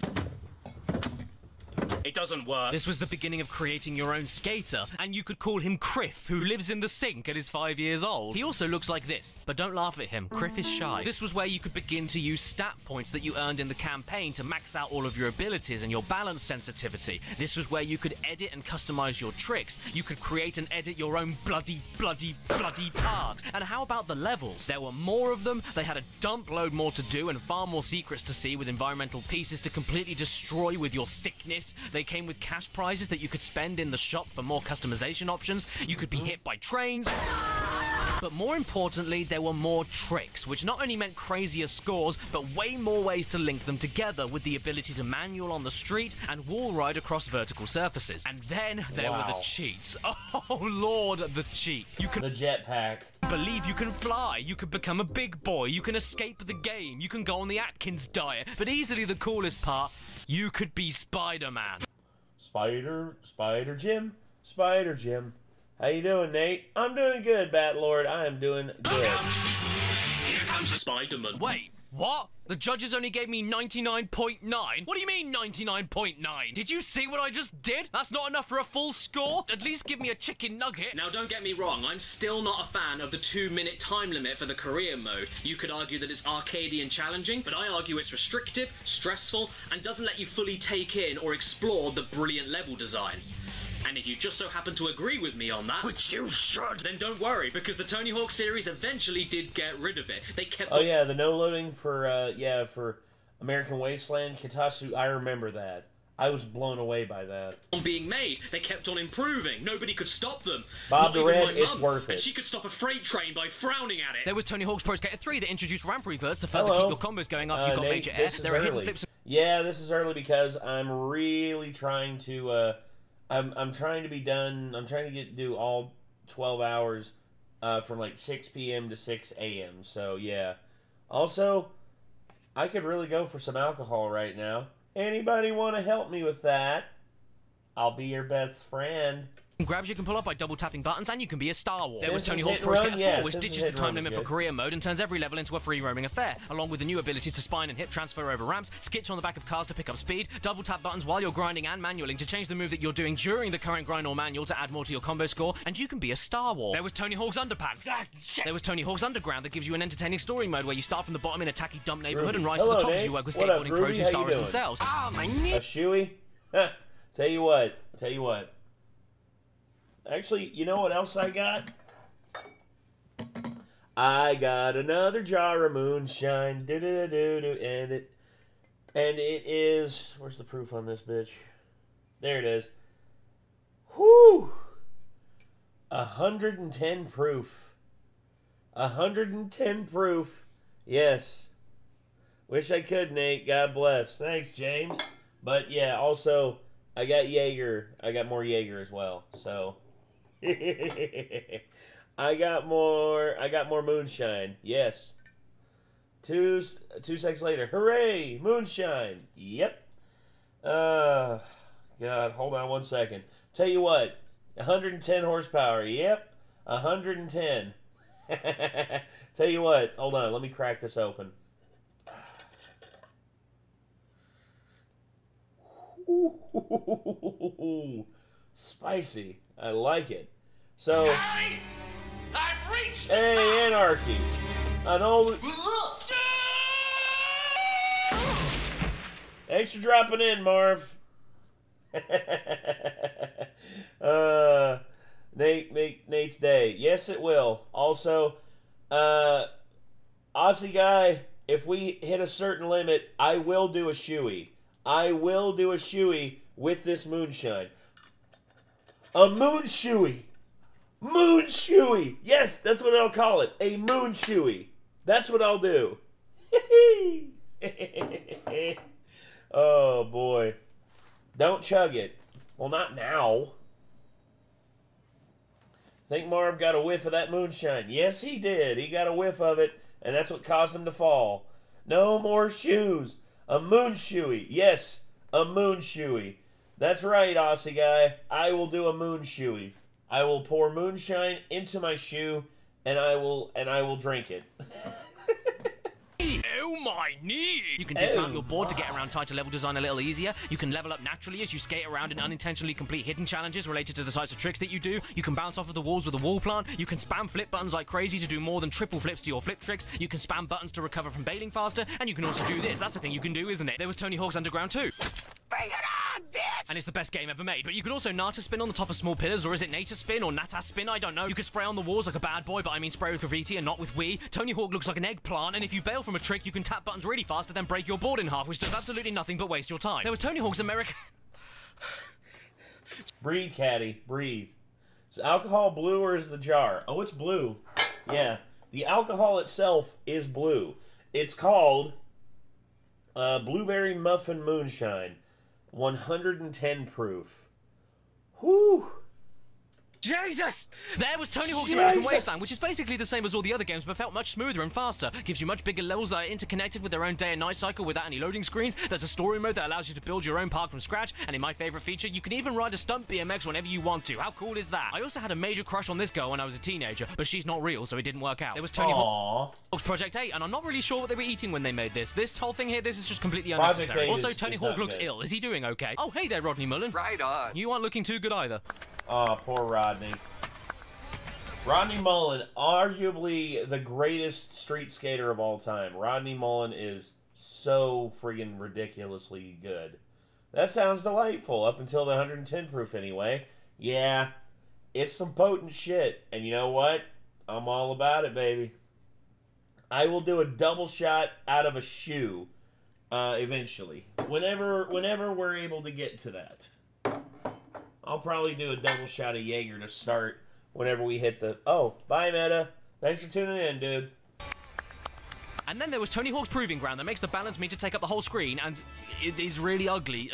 It runs like trash. It's not good. Tony Hawk's Proving Ground. And that concludes all of my thoughts on the mainline Tony Hawk games, specifically in the Neversoft era, which most people consider the only true era. And if you want to know my favourite one, I would have to go with American Wasteland, but closely followed in joint second place by Pro Skater 4 and Underground. And so, after Proving Ground came out, I suppose Neversoft couldn't... Tony Hawk isn't dead. Prove to anybody that they should keep making Tony Hawk games, and immediately after they left, they were taken over by a new team known as Robo-Modo, and they were going to take the Hawk to new heights. And then that same Hawk did a dive bomb into the sea and drowned, because the end of their era came to a halt with Tony Hawk's Pro Skater 5. Released in 2015 for the PS4 and Xbox One, Pro Skater 5 came out to a fanfare of... Everybody hated this game when it launched, including me. For a game labeling itself as the 5th mainline entry after the fantastic Pro Skater 4 and the 17th Tony Hawk game in general, this honestly felt like a joke. And there are plenty of videos on the subject demonstrating exactly why that is. And the thing is, without playing it yourself, when you just see the game in motion, sure, it's not groundbreaking or anything, but it doesn't look like worst game of the year material, and that's why I ended up buying it, because it looks completely okay. In fact, when you play it, it even functions, dare I say. I thought everybody was exaggerating and jumping on the hate train 5 years ago, but after only a few minutes, you'd quickly understand where everybody was coming from. Well, I say quickly, but you still have to wait for the 8GB patch to download. Oh, what's that? You don't care about the online or network features and just want to start the game as it is without the patch? Okay, that's cool, that's fair. Well then, how do you feel about missing a massive chunk of the game that was supposed to be included at the start, but then had to be added in with this patch? This is awful enough right out of the gate, but to put this in perspective, Pro Skater 5's file size itself is around 4GB, meaning that the 8GB patch to fix the issues the game had was 200% bigger than the game itself. That's the same as going to the hospital because your wang is too big, but then having the problem sorted by being given another one triple the size of the last one. Well, I mean, I'm not complaining. It's not a problem for me. So, okay, maybe... I would. But the 12GB total of game here is only because Pro Skater 5 is stuffed with content, and it's probably graphically insane compared to every other game in the series. Actually, no, there's absolutely nothing in this game, and it looks as pretty as a carnivorous plant. You'd never believe it, but Pro Skater 5 takes nearly every element that was tweaked and improved over the previous 16 years of Tony Hawk games, and just completely gets rid of it. Creator Skater? Gone. A large number of levels? Gone. Varied and level-specific missions? Gone. Pedestrians? Gone. Large explorative levels with plenty of secrets? Gone. A huge number of real-life impossible tricks to customize? Gone. You know when you're describing people that are miserable all the time and you call them a fun sponge? Well, that's what this game is. It's a fun sponge. Actually, that doesn't make any sense. A funge. Because if you're a fun sponge, that means you're sucking up all the fun, which means that you're full of fun. So I guess that means you're a fun raincoat. Good toss. There's no fun in here. Oh, and the physics? The 12 gigabytes total worth of physics? They're not just gone. They left forever and don't even pay me child maintenance. In fact, 5 years ago, I did an entire video about the broken ineptitude this game seeps with. Meh. Which would be the tiniest bit more forgivable if the patch actually fixed the physics, and this wasn't a PS4 game that barely looked beyond the Pro Skater games on the PS2 and Xbox. Even the mission markers don't work. The mission markers! Because the only way you can activate them is by standing still after you find them, which in itself is pointless because you can just go to the pause menu and select them from there anyway. There's also this mechanic they added in. I don't know what it's called, but I'm going to call it the pissy plummet because that's all it does. It just pisses all over the combo score and ruins any run you're in the middle of. For some baffling reason, Robomodo decided to add in this feature where by pressing a button, you slam down towards the floor at tremendous force, which isn't the worst idea on paper, but when they made the button that activates it the same exact button as the grind, you'll quickly understand how irritating this is. You'll want to grind, but instead just flop into the concrete at 1,000,000 miles an hour, or you'll slam directly into the rails you tried to grind on, meaning that stuff like this happens all the time. Taking away all of that though, as a game itself and a PS4 mainline Tony Hawk game, it's one of the most dreary and stripped back games I've ever played. Every single mission is copied and pasted on every level. There's no sense of humor, no character, no atmosphere, no dialogue, nothing. Get the balls out of this bowl and get the balls out of this bowl. Smash these things here for no reason at all and smash these things here for no reason at all. Race through these rings here and race through these rings here. I mean, I like these mission ideas individually, but to just reuse them over and over again with no... This is some Sonic 06 shit, basically. Basically 100% there, Karama. 110%. I'm gonna say, this gamer sub stuff is pretty damn good, if I say so. Oh, hey Pleasant Hill, what up? Sims 1 through 4? I don't know. I'd like to hear what Caddy thinks about it. Bells or whistles in soulless levels over and over again on a PS4 Tony Hawk game is just sad to me. So what do you do if you're a skater and you want to play a skateboarding game, but you've had enough of Tony Hawk? Skate. I don't know. You play another game and get another random guy in it, like with MTV Sports Skateboarding featuring Andy McDonald. Finally, two of my favourite things together. MTV and Andy McDonald had a fun. How does a 540 Benihana into a one-footed Smith grind sound? High in cholesterol. And if you don't know who Old McDonald is, don't worry, because there's 14 other pro skaters to choose from, like Colin McKay, Rick Howard, Heidi Fitzgerald, and Rob Dyrdek. Rob Dyrdek. Also Danny Way. Danny Way had one of the most sick, like crashes I've ever seen. Is it Guacamole Gamer Fart 9000? I do have Guacamole Gamer Fart 9000, but I haven't started using it yet. Instead, I'm using good. It's good. Yeah. Nate, do you think you could do another 24 hours of Nostalgia Critic? No. I'm joking. Rob was okay. Rob was an alright street skater. But, yeah. I would say I might, if I do ever plan on doing another 24 hours of the Nostalgia Critic, there's someone who I might hit up to see if they would try to talk me out of it. Yeah. Also, I'll show you all the what happened to Danny. Oh, you want to know what happened to Danny? Allow me to show you. Danny Way crash. That's all we have to type in here on YouTube, and it will take me to exactly what... Let's see. Danny Way... Oh, shit. Danny Way crash. There we are. Oh, yeah. Actually, there's two. There was Jake Brown and Danny Way. Yeah. So, I'll show you both. I will show you both of them. So, this is Danny Way. Danny Way, 2008 Big Air. Yeah, the 2008 Big Air moment. So I have to put the copyright filter for this. Sorry about this. But yeah, here we go. 2008 Big Air competition. So basically you get as much speed as you can and you get up as high as you can, and then you try not to crash. And you try to, like, not die. Micah can talk anyone out of doing anything. It's not Micah. It's someone else. Someone whom I am very excited to tell you all about eventually whenever a certain video releases on August 20th. I can't tell you who it is, but it's going to be interesting. I'm down for doing another 24 hours of Nostalgia Critic. Someone has to be. Anyway.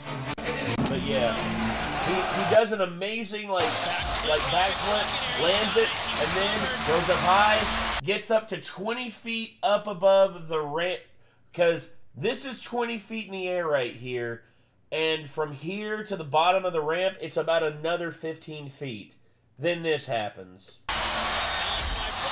Oh! Yeah, just wham!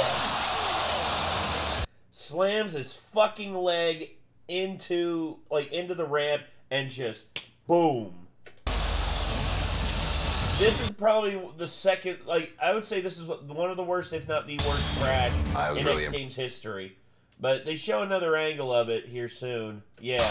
Watch this. Goes up high, and oh no, that's after. That was the next round. Oh, that had to hurt. Yep. Favorite. Felt that through the screen. I know, right, Frost Boy? Quinn? No, not Quinn.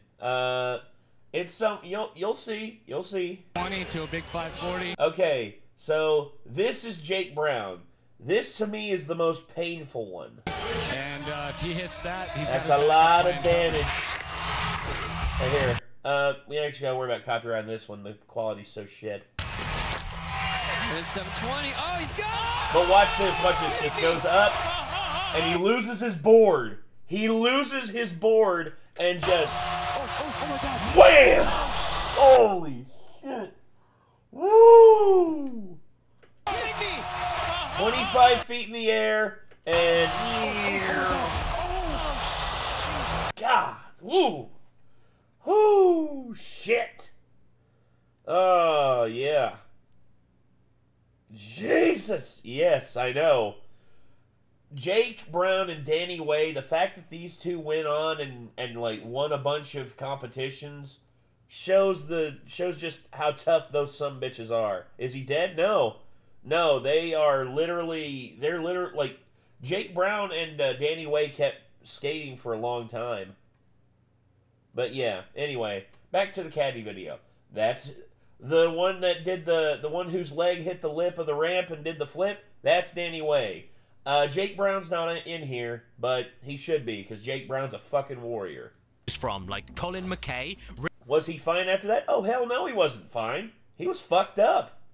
He got the wind knocked out of him, and I think he also had like a cracked rib. It was pretty bad, but yeah, he's okay. But he eventually made a full recovery, and he came back to the competition, and I believe he won.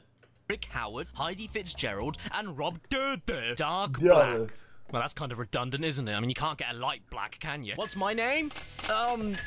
Imps. But as we will soon see, you can even pick between a load of original characters for the story mode, like Jason Case, Steve Seagull, and David Wastebasket. And then you've got my personal favourite, Anna Graham, who left her dinner on her face. I think, though, I'm going to pick Wendy Jones for the good balanced stats, and away we go. Whoa! Hey there, lady. I think you should go to the doctors. You've got a nasty-looking CD growth on your chest. Okay, so this game may be taking the same idea as Tony Hawk, but I would say it was only in the naming. Andy McDonald feels like it keeps nearly everything the same as a Tony Hawk game, yet adds in new methods of inputting tricks to avoid copyright infringement. So like, instead of holding a direction button down and then pressing an action button to activate a grab, flip, or a grind, you hold the action button down first and then press a direction to perform the trick, which wouldn't be too bad aside from the fact that this control delay is shocking. Not even kidding, check this out.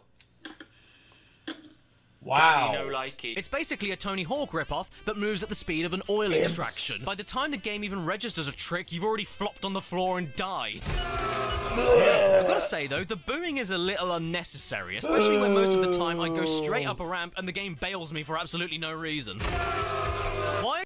Oh, brother, this guy stinks! Are you booing me? I went up in a straight line and Andy McDonald pushed me off my board. Are you booing me or the game? No big surprise here, but I did end up failing, and then I got this timeless bit of advice. You should try staying on the skateboard, and just for that sentence, I'm quitting the game forever. Bye-bye, Andy McDonald. Old McDonald had a farm. What do you mean he had a farm? Where did it go?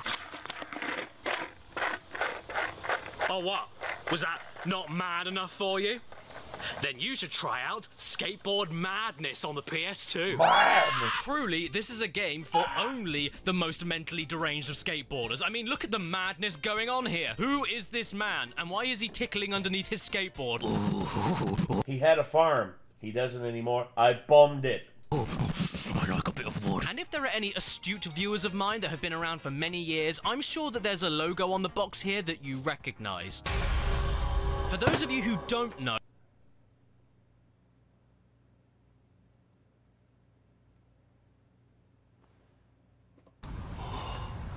Oh no! Oh no! if you see this logo on any PS2 game, you run for the hills. You know how the angry video game nerd has his arch nemesis in LJN when it comes to atrocious game companies?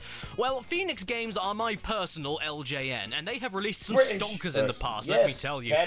Caddy is top tier British person. Son of the Lion King to Dalmatians 3, all the way to Snow White and the Seven Clever Boys. They also made a game that didn't upset any minorities at all, and it was called Pack It. And then they made Skateboard Madness, so let's check out what I'm getting myself into. My name is Let Me Out, and my character has no name. That's a bit ominous, so I guess I'll just have to make them up myself. Should I be Jonathan, Jonathan, Jonathan, Jonathan, Jonathan, or Black Jonathan? I'm not Jonathan. Oh, God. I can't spell tonight. Neither can I. Tried to watch last stream, but it didn't show up until after it was already over. I'm sorry, dude. Hey, Pleasant Hill, at least you're here. Unrelated, but I just saw a deer outside. Hey, I saw one this morning when I was walking the dogs. And Frodo tried to chase after them. I basically had to, like, stop him. Not even being insensitive when I say that. They all have exactly the same facial and body model. And you know what? I think I'll pick Jonathan. Let's kick things off nice and easily with a simple ollie. This bodes well. I just played a game with a jetpack mode, and even then, that game has more physics than this. What happens if you run into a rail? What happens if you jump on a rail? What happens if you jump up and try to do a 180 spin? What happens if you try to jump up a flight of stairs? Frodo did what? Frodo tried to run after a deer. Dogs want to go back to hunting. Asher doesn't. Asher knows. He's just like, I ain't chasing after them damn deer. I got food waiting for me inside. What happens if you run dead straight into a wall? What happens if you go up a ramp? I mean, I suppose this does have its benefits sometimes, like when there's a big concrete bridge in your way. Don't worry, because Jonathan can go straight through it. The issue is, though, he can't do anything else. I have tried desperately to find more tricks than a heel flip and a kick flip, but I cannot for the life of me find any. On the other hand, though, I guess that doesn't even matter, because in a timed score counting match, landing kick flips doesn't even count towards giving you any points. Oh, well, sometimes it does. Oh, and sometimes the game will say that you did 3 kick flips, one after the other, when you weren't even doing anything.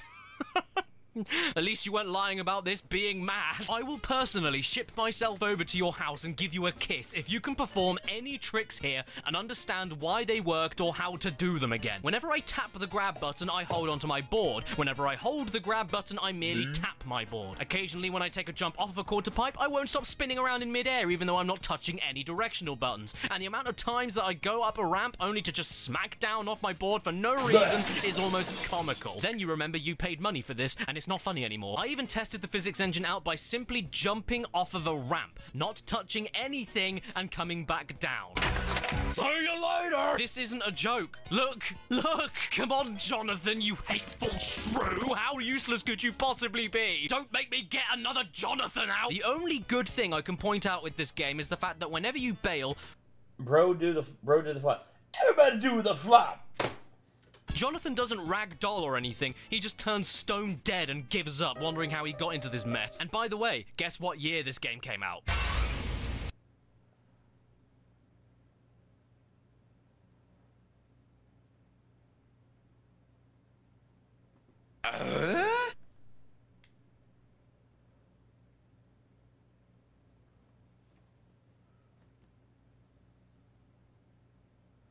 Yes, I didn't make a typo. Okay, actually I did. That is when this game came out. Oh god, that's not any better, but still... thank god not 2017, but still, that's terrible! Oh my god. Oh my gosh. Oh my gosh, just... 2007, the year of Mass Effect, The Darkness, Uncharted, Bioshock, and Skateboard Madness, The Wrath of Jonathan. I still have my original copy of The Darkness for Xbox, or Xbox 360. I still got it right there, dude. The Darkness is such a great game. Also, Pro Skater 2 very nearly nailed everything we all love in good skateboarding games, and that came out 7 years before this. What is this game? I mean, the title is accurate, this is nothing but total lunacy, but how were Phoenix Games allowed to license these? Did Sony not even look at what they put that sticker on? Every Phoenix game I've touched so far has been the worst thing I've ever... Can't wait to see your Lupin reaction in a handful of hours. Yeah, it'll be up on YouTube tomorrow, I'd say... like around maybe 4 or 6 p.m. Eastern Standard Time, like here in the States. The sin. And it's not like Sony were making a high profit margin off of them. They were bargain bin trash to begin with. Look, how did I... 24 hours of kill counts? Not against that. There's plenty of ideas that I have for more 24-hour streams. I just don't know if I'm physically capable of doing 24-hour streams as much as I used to, because... ugh! I'm getting old. I hate getting old. The next 24-hour stream is going to be Scott the Woz. Actually, the next one's going to be 24 hours of Distractable. Then maybe Scott the Woz. And that. Extreme Edition. What does that even mean? Is there... You know what the interesting thing about Scott the Woz and Distractable is? Mark, Bob, and Wade and Scott the Woz are all from Ohio. Yeah. A moderate edition? Is there a version of this game out there that's worse than this one? Huh? Tell me, Jonathan! I suppose I can only blame myself, though, because what was I expecting from Phoenix Games? And they really are a phoenix, because every time you dispose of them, they manage to crawl back out of the ashes. At this point, yeah, they're like the Undertaker. They're like a shitty version of the Undertaker. There's like...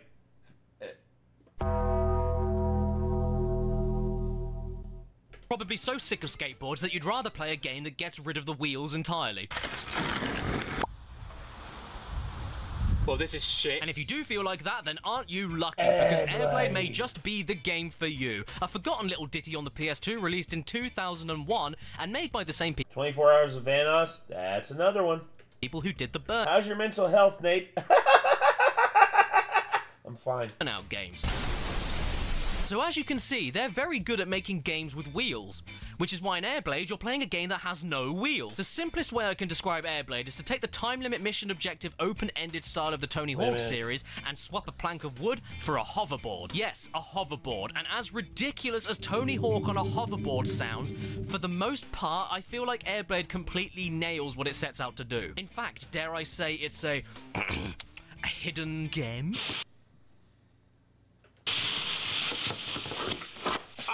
Look, it even has a story mode with cutscenes. This is our main character, Ethan. 24 hours like of sleeping. Oh, that sounds nice. Yes. Oh, I would love that. Just 24 hours of me just...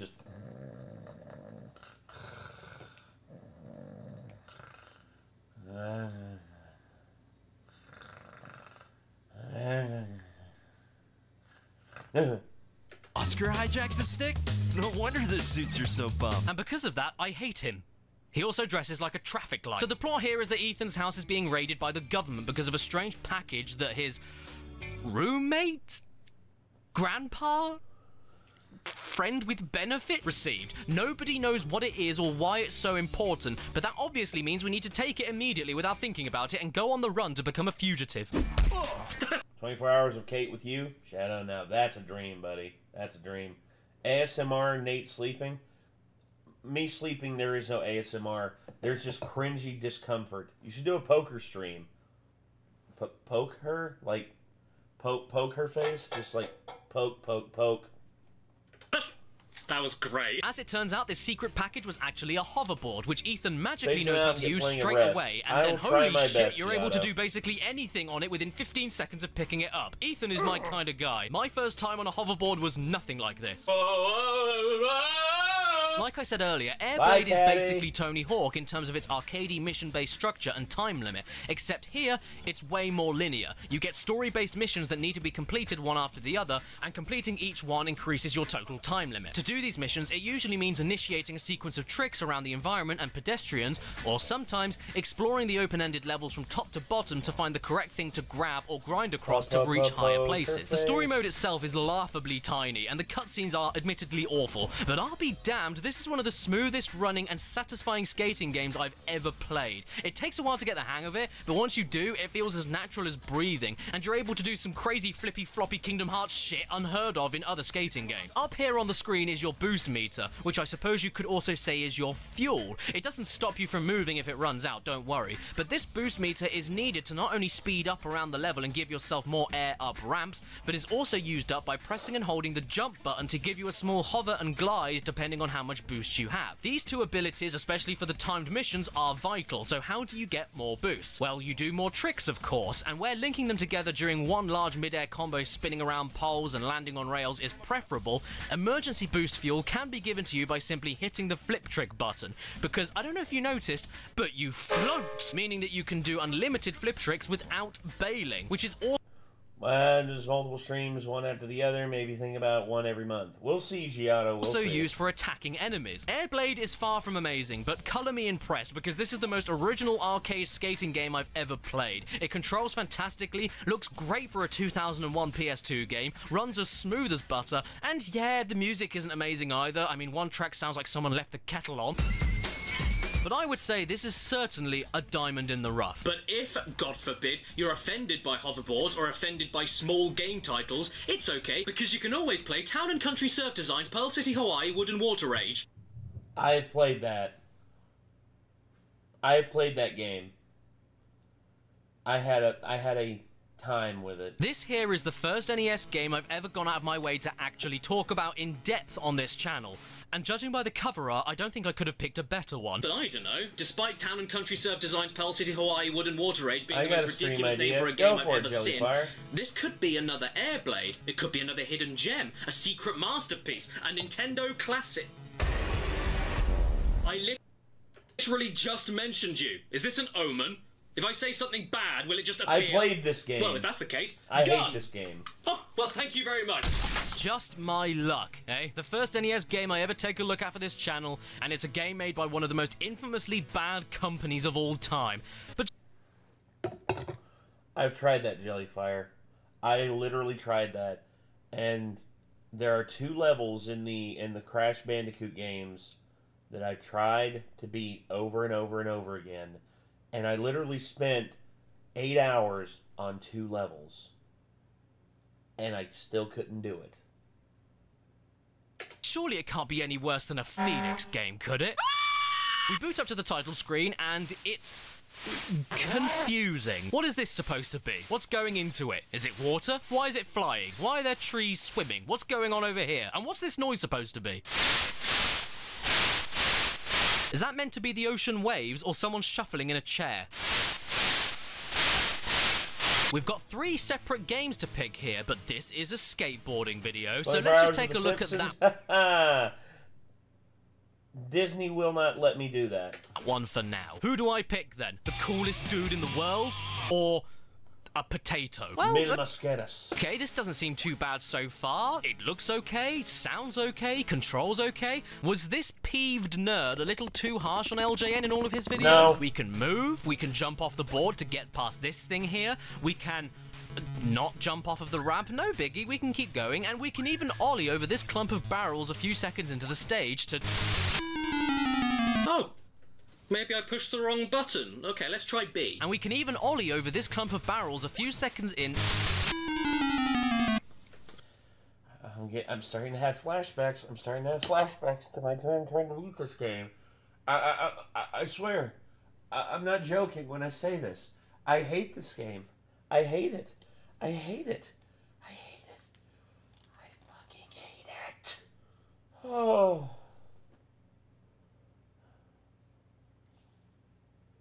Is it over? A and B together? And we can even ollie over this clump of barrels a few... Okay, this game is a massive C word. And what's the word? Well, you know what they say. Runt. You can't say country without tree. Okay, I get it now. This LJN hate, totally justified. Sorry, nerd, I should never have doubted you, my lord. This is just not very nice. The weird thing, though, is that if you look online to see what the hell you're supposed to even do, you can see that... What is this? It's a video. I mean, it's somebody doing an ollie. They can jump over the barrels without grinding their face into the concrete. But how do you... You have to jump earlier. even do that? I mean, start pauses the game, select us for the menus, which then leaves us with only 2 buttons to work with. And B makes us push the board faster, while A does the dumbass rocket up to space without the thing that I need to land back onto. You know what? I'm just gonna mash buttons and see what happens. Oh! What was that? I did a grind! I grinded. Grinded? Grinding? Ground? Greened? Either way, I figured it out. You have to hold back while pressing A to do an ollie, allowing you to leap over ramps and, of course, those infamous barrels I love so much. So that's it, right? I've got the controls down, so the rest of the game must be a breeze. No. So get a load of this shit. What you have here is an auto-scrolling obstacle course, which would be fine to deal with, except you have a very tight time limit to reach the end of a stage, meaning that you have to rush. And rushing in Town & Country Surf Design's Pearl City, Hawaii Wood and Water Rage is a recipe for failure. Look at this. You can't see anything that's flying at you off screen. You can't judge depth and distance when going quickly on this 2D plane. You get respawned on slowing down surfaces right next to ramps, meaning that you then can't speed up enough to clear holes in the floor. This game was clearly made by a load of lumpy, jiggly nutcases. If you slow down too much to stay careful, you run out of time, but if you go too fast, it's unplayable. So what do you want me to do, Town & Country Surf Design's Pearl City, Hawaii Wood and Water? 24 hours of Ed, Ed, and Eddie? Time Warner will not let that happen. They own Ed, Ed, and Eddie, and they will not let that happen. Part 2, how about 100% Spyro the Dragon game stream? You know what? With the Ignited trilogy? Yeah, I could probably do that. Water Rage. Ooh, what's that? You want me to try another game from the main menu? Well, then I will. Let's see what this surfing game is about, then. It's awful. Okay, then, how about game number 3, Wood and Water Rage? This is what the game itself is named after, so maybe this is the best bit. Oh, look, it's exactly the same game as the skateboarding one.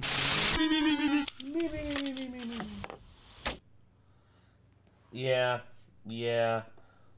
Honestly, if I'm Caddy, I'm literally just grabbing that bitch and just being like, it's like, this bitch is useless.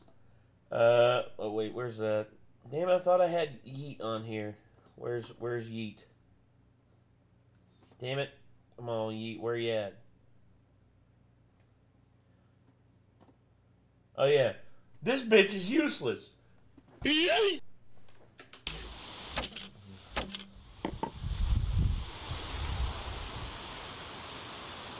Wood and Water Rage sounds like something you catch when you're pregnant. Okay, I'm done with all of these skateboarding games that aren't endorsed by Tony Hawk, so I think I'm gonna have to crawl back to him with my tail between my legs. If there's any patterns emerging here, it's that if you want a consistently decent skateboarding game, you go to Tony Hawk. So I suppose it's time to check up on him with Tony Hawk's Downhill Jam. And no, this isn't a terrible recipe for a sandwich. I'm too hungry for waiting for this shit. It's a Tony Hawk game made as a Wii launch title. Saying that though, Tony is looking really angry on the box here, almost like he's hungry for some jam of his own. God, it has been years since I booted this thing up. I can't wait to give it a whirl. Skull Knight, no. Oh, just the mini games? Tell you what, I got an idea. 24 hours of Mario Party. Skate 3? Skate 3 is fun. I guarantee you Caddy's going to be talking about that here soon. Are you ready? No! Weirdly enough, of all people, this game was developed by Toys for Bob. Yes, the Spyro Reignited Toys for Bob, the Crash 4 Toys for Bob, the Madagascar Toys for Bob. I don't know how you can go from Gloria the Thick Hippo to heavy metal skating, but at least they still have the demented clown music. My name is Fneep. And since this is a Wii launch title, do you know what that means? So Nate, yes, can you yell at all of us? motion. Yes! Controls, meaning that you tilt the remote to move left and right. And as we all know, this won't be a problem. 24 hours of Gears of War trilogy? Oh, dude. Gears of War trilogy? I mean, they're coming out with the Gears of War, is it the remake or remaster? I can't remember. But the Gears of War game that they're coming out with, maybe. Fneep. At all, because Sonic did that so perfectly. So what's my verdict on Tony Hawk and the Secret Rings? The first YouTuber I genuinely related to. A lot of thoughts from you. It's I right. hear you, Hodges. It's unnecessary, but it's alright. I say it's unnecessary because at the end of the day, tilting a motion controller to steer is less responsive than simply pressing a button. But if you... 24-hour D&D session, Shogun. I don't think we got the stamina for that.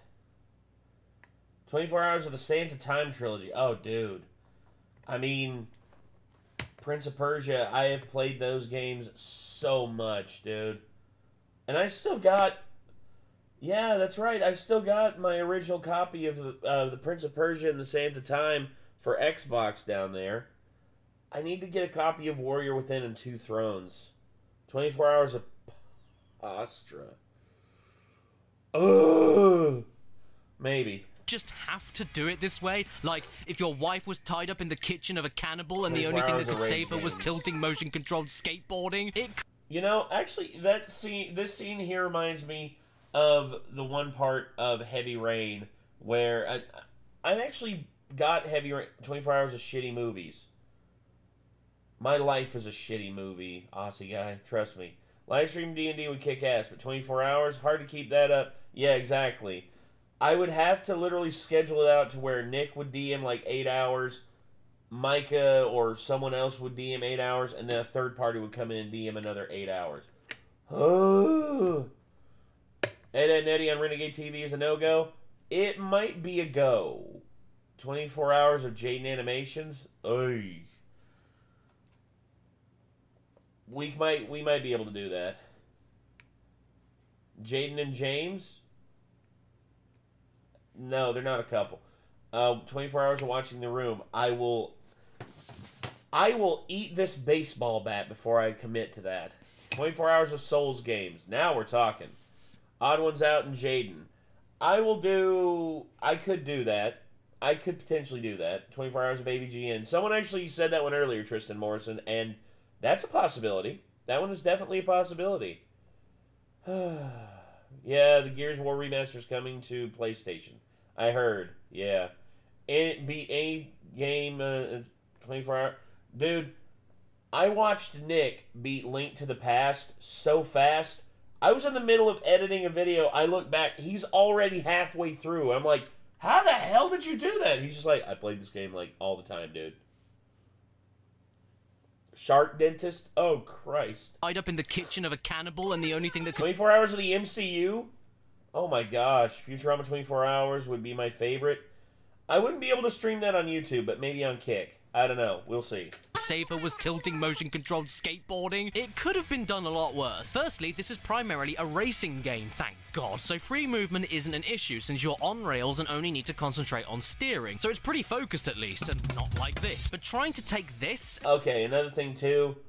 I bought Heavy Rain so that me and Kate could play it, and I would like to stream that. Would y'all be interested in seeing Kate try to solve the mystery of Heavy Rain?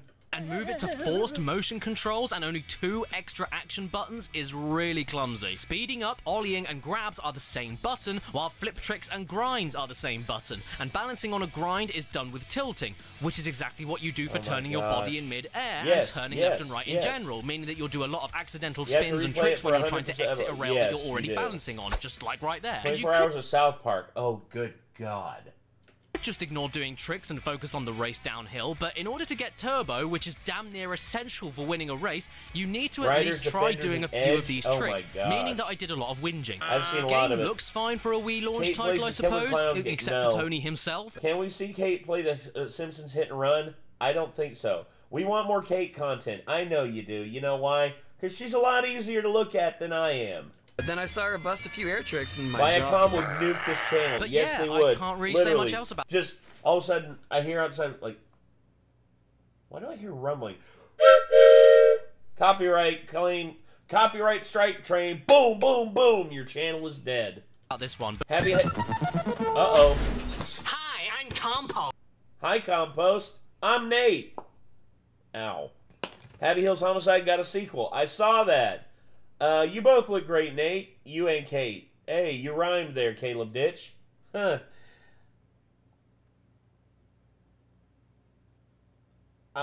I was trying to think of something that would rhyme with ditch, but I don't want to call someone a bitch.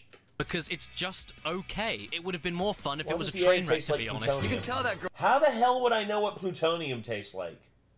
Works out. Although, don't tell her I said that. Tony, you're 52. And that's also we're $10 away from me having to do a double shot, and also me.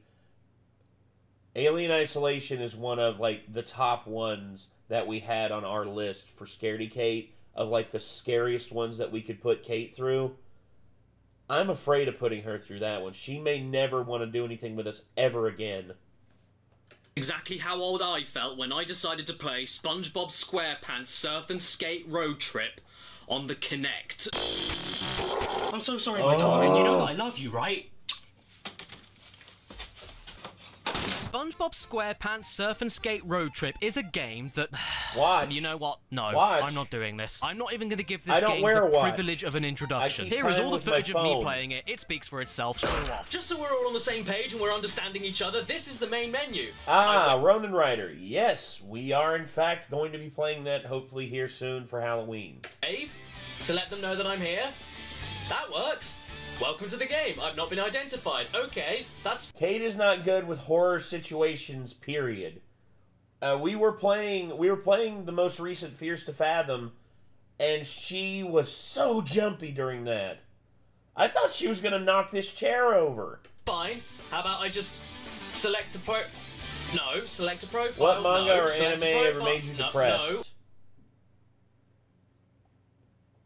The anime for Tokyo Ghoul. Because of them butchering the original fucking story of the manga. Bastards. No, select a No, select a profile. Kate Majora's Don't Mask. Cancel, select Maybe. No. Nick wants what to play. Are you doing? Why are you following? Nick wants to play. Ocarina of Time for a. Oh my God. Poppy played. She was jumping during Poppy Playtime and Dead Space. Oh, dude, Dead Space. She was like, if they ever make another one of these, I was like, bad news, Kate. They already did make another one of these, and I own it. My face like to the side. Why is there a Ad big gap infinitum? there? What do you mean stand back? What are you talking about? What stand Maybe back I here? might play Where do you that. want me to go? Stand Good old closer. Connect. Make up your Has mind. Kate played Kingdom Hearts? Keyjax, no, she has not. Maybe I could introduce her to the Kingdom Hearts series. That would be interesting. Why I've invited you all here. No, I'm not. Can we skip this? Every time I go towards story mode, it doesn't want to stay there. So I'm just going to do quick play. Can this message go? To turn left, step your foot to the side. You're kissing everything. To turn left, step your foot to the side. To turn left, step your foot to the side.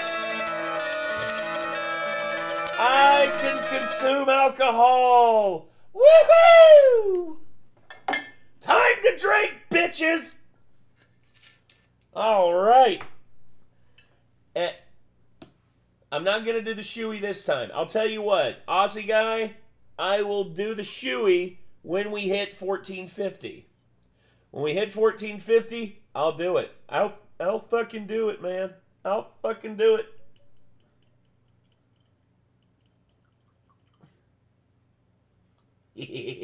Oh, Jellyfire. Too bad. You can't take it back.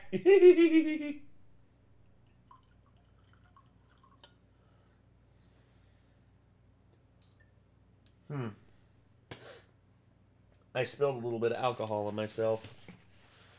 I'm not even drunk and I'm already... He'll fucking do it again. Yes, I will. Yes, I freaking will. I'll fucking do it again, man. I'll do it again. And I'll make you regret ever doing... Oh, gosh. Alrighty then. Ugh.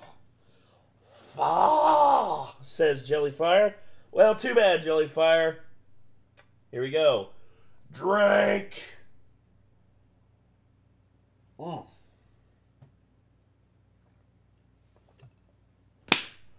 Woo! All right. Don't drink all the Jaeger, Nate. Is that a dare, Shadow? Don't threaten me with a good time. Don't fucking threaten me with a good time, because I'll do it. I'll do it. I will get trashed on this bitch. I will get trashed up in this motherfucker. Also, I need to do a wax strip. I will do the wax strip after this review is done. Turn left, turn right, step your I'm foot to the going side. to snitch on Nick. Go ahead. Turn right, step your foot Go ahead. to the side. Step your foot to the side. That's the side. I'm stepping in the side. We were this close to passing the calibration screen, everybody. I hate to see what the game is like if I cannot pass the settings. Copy this stunt pose. So we can handle basics. We can handle basic standing still and lifting arms up to do the beginning of the YMCA, but we can't do anything else. So why is there a whole game built around everything else that isn't standing still and YMCAing? Ow. Okay. Smash Bros. Game. Oh, man. Why are you turning left? I'm stepping to the right, you stupid... I don't understand how this game works. Why is this a game? This doesn't work. It thinks I'm turning right when I'm stepping left, and when I step right, it turns left. Look. Oh, look. There's me. Hi. Am I enjoying myself? How am I getting all these points? I'm not doing anything. I'm just trying to steer. I'm just trying to steer. How is this... SpongeBob Sky Pants, turn right. Patrick, turn right. Please. Turn right, you stupid lumpy pink thumb. I got a boost. I'm halfway there. I'm halfway there. I've got another... How What many up, more? I've Nick? got All's another well? I'm Nate, Vondi. I am Nate. N-A-T-E. Nick is upstairs. 5 seconds of this to do. I'm not X-Backs. doing it. I'm not doing it. I'm not doing a 1 minute long race. And yes, I know, you're all probably thinking, this is a surfing Okay, game, so Nerd what's the Rage. point of That even sounds mentioning good. it in this video? But the thing is, it isn't. Look, I can confirm from the back of the Big box Nate. that there is indeed skateboarding in this game, which is a shame, because I'm never going to see it. Wait, it's not, the lighting conditions are right, it's too dark? How can it be too dark? It's daytime! I have the sun! You can't get much lighter than the sun, SpongeBob SquareBob! And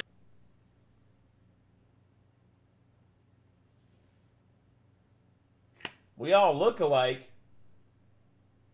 I look nothing like Nick. What the fuck are you talking about, Aussie guy? then I got myself Skate or Die on the NES. Skate or Die? Die. Die. I mean, I've got to be honest, I'm actually liking this Skate title or screen. die. The logo is vibrant and animated, this dude has Hold a on, fat what's ass, going and on this here? music is happening. I cannot wait to play any longer. Let's jump right in. Mummy, I don't want to play anymore. I'm a bad Caddy. What in Yes. the goddamn Yes, we are watching Caddy. Christmas pudding is this? Is this Die Hard 6? I'd appreciate it if you stopped looking at me like Calcio, that, man. I have yes, a feeling your hair it has been is inside just- places I it's don't me want to know watching about. Caddy. You met my dear boy Lester. Ugh. Nick not only has glasses, Nick also has a different beard. Nick is shorter than I am. Nick has longer hair than I do. I bet he's your dear boy. So what are you staring at? What am I staring at? What are you staring at? I'm not the one with eggs for eyes. Don't you like my do? Well, to be honest, I don't remember the last time I saw a dark blue garden rake, so no. At this point, I think it would be stupid to go straight into a competition, so let's do some practice first. How about a freestyle match? Which is more accurately a vert ramp match, but whatever. Let's drop in and start things off easy with a 180 spin. Are all skateboarding games on the NES deliberately unplayable? Whatever you do, whatever button you press, you will crash. The only way I racked up points here was just with rolling back and forth, because if I tried anything else, my bones would fall right off of my body, and no matter how long you lie there on the ground motionless, the audience never come to help you. Did he skate, or did he die? Yeah, he died. What about high jump then? Okay, Talco. Okay, it's the Okay, same as Talco. freestyle, but all you need to do What now would you is do if you mash saw that buttons as fast as hairstyle in real possible to life? pick... That hairstyle in real life? I would immediately call the FBI and say, hey, I think I found one of your top 10 most wanted pedophiles. Up speed, fly high, have a fit, and then get given the finger. Wonderful. Jam. Oh, what's this one then? So here, you're skating towards the bottom of the screen, beating up other kids with your fists, and disintegrating whenever you touch a fence. And this would be the best bit of the game, but the biggest issue here is the control. In order to attack, you need to hold a direction while pressing a button, but using a directional button also turns you, which you don't want to do. And you'd think that you just need to hold left or right to turn, but no, you have to tap the direction multiple times to adjust where you are pointing, just like in real skating. The race itself isn't much better either. You're going downhill and your turning is way too heavy. Am I on a skateboard or a library truck? This is just upsetting. Help. My head turned into a fanny. Now we're on to the final game, jousting. Jousting? As in stabbing each other off of a thing that you're supposed to be riding? Jousting? What the hell is wrong with you? Yeah, 3 kids fighting to the death seems fine to me, but who do I pick to send to hell? Well, I'm pretty sure I saw Lester in A Nightmare where he strangled my family, so I think I'll go with the most normal-looking guy. Possier Pete. Is he a skateboarder or a French revolutionary? Welcome one and all to the jousting arena, where our child combatants will fight for glory inside a big bowl of rice. Well, it's either that or the hairy old man's head, but whatever the case, this is probably the worst game of the lot. You achingly skate back and forth trying to knock the other kid off of his board with a giant cotton bud, and then make him bend over, stick his wiener in his mouth, and then shove the board right up his butt.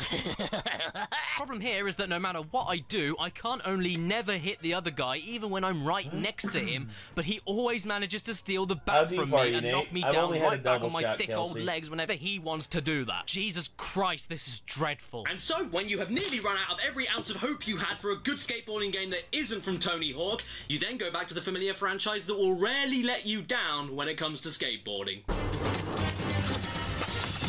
Yeah, you know, the classic skateboarding series, Metal Gear Solid. After the original Metal Gear Solid on the PS1 blew everyone away, with Solid Snake being the only character in a video game able to pull off a 1080-degree quadruple pop shove it, here he is, back at it again on the PS2 and pulling off some steezy tricks all up in Arsenal Gear's rectum. Yes, that's what it's called. You are skating on a robot's poo muscle. This is the most incredible, yet most uncanny thing I've ever seen. Obviously, if you know MGS pretty well, this may appear to be a joke or a fan mod on top of an existing skating game. But no, this is an official Metal Gear Solid skating game with its own kick-ass hard rock remix of the theme song.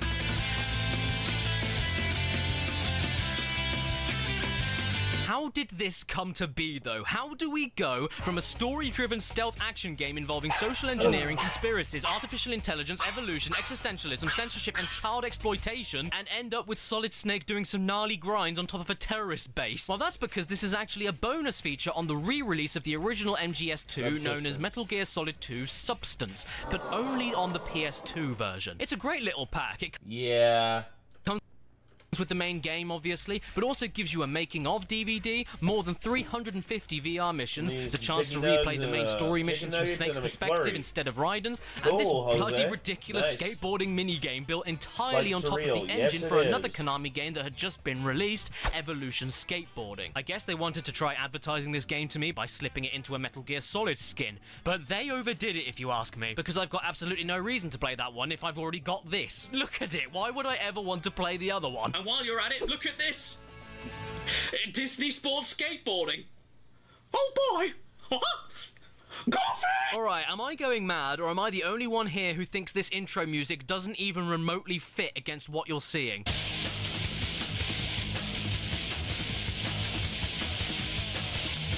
It's almost like taking the characters from a legacy of cartoons in the 1930s doesn't fit in extreme sports culture 70 years later. Do you want your great-granddad to get on a skateboard while dressed up as a clown? Because that's what this is. And in my case, that would be extra bad because my great-granddad is a corpse. If I had to pick anybody to trudge through this, I guess I'll have to go with Max because at least he stands out above the crowd.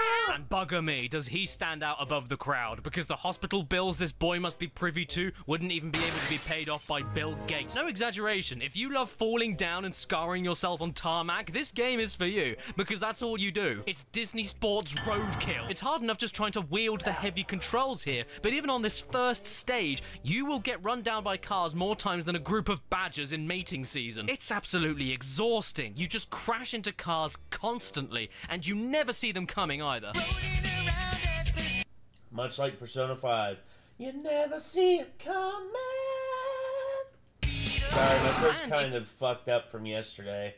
If you aren't being run down by people looking to cook up a dead dog into their stew, you're playing one of the worst skateboarding games ever made. If, of course, you're even able to play it at all from how it moves along like a slug in a pot of glue. The controls are so rigid here, not only because you have to keep topping up your speed by holding forward, which just doesn't feel natural at all, but you can barely get any air from a standard ollie, making grinds and simple kickflips feel like a lottery. Plus, you need to try dealing with these horrific controls while navigating some of the most cramped and unnaturally awkward level design that would be hard enough to platform across, let alone skate. These are the kinds of controls that run into your granny's dining room and smash all of the china. And if that wasn't enough, this is the most consistently obnoxiously loud game I think I've ever played, constantly yelling at you with a dude bro surfer voice after you do practically anything. Molly, you grab. Ow. Look out! Heel flip.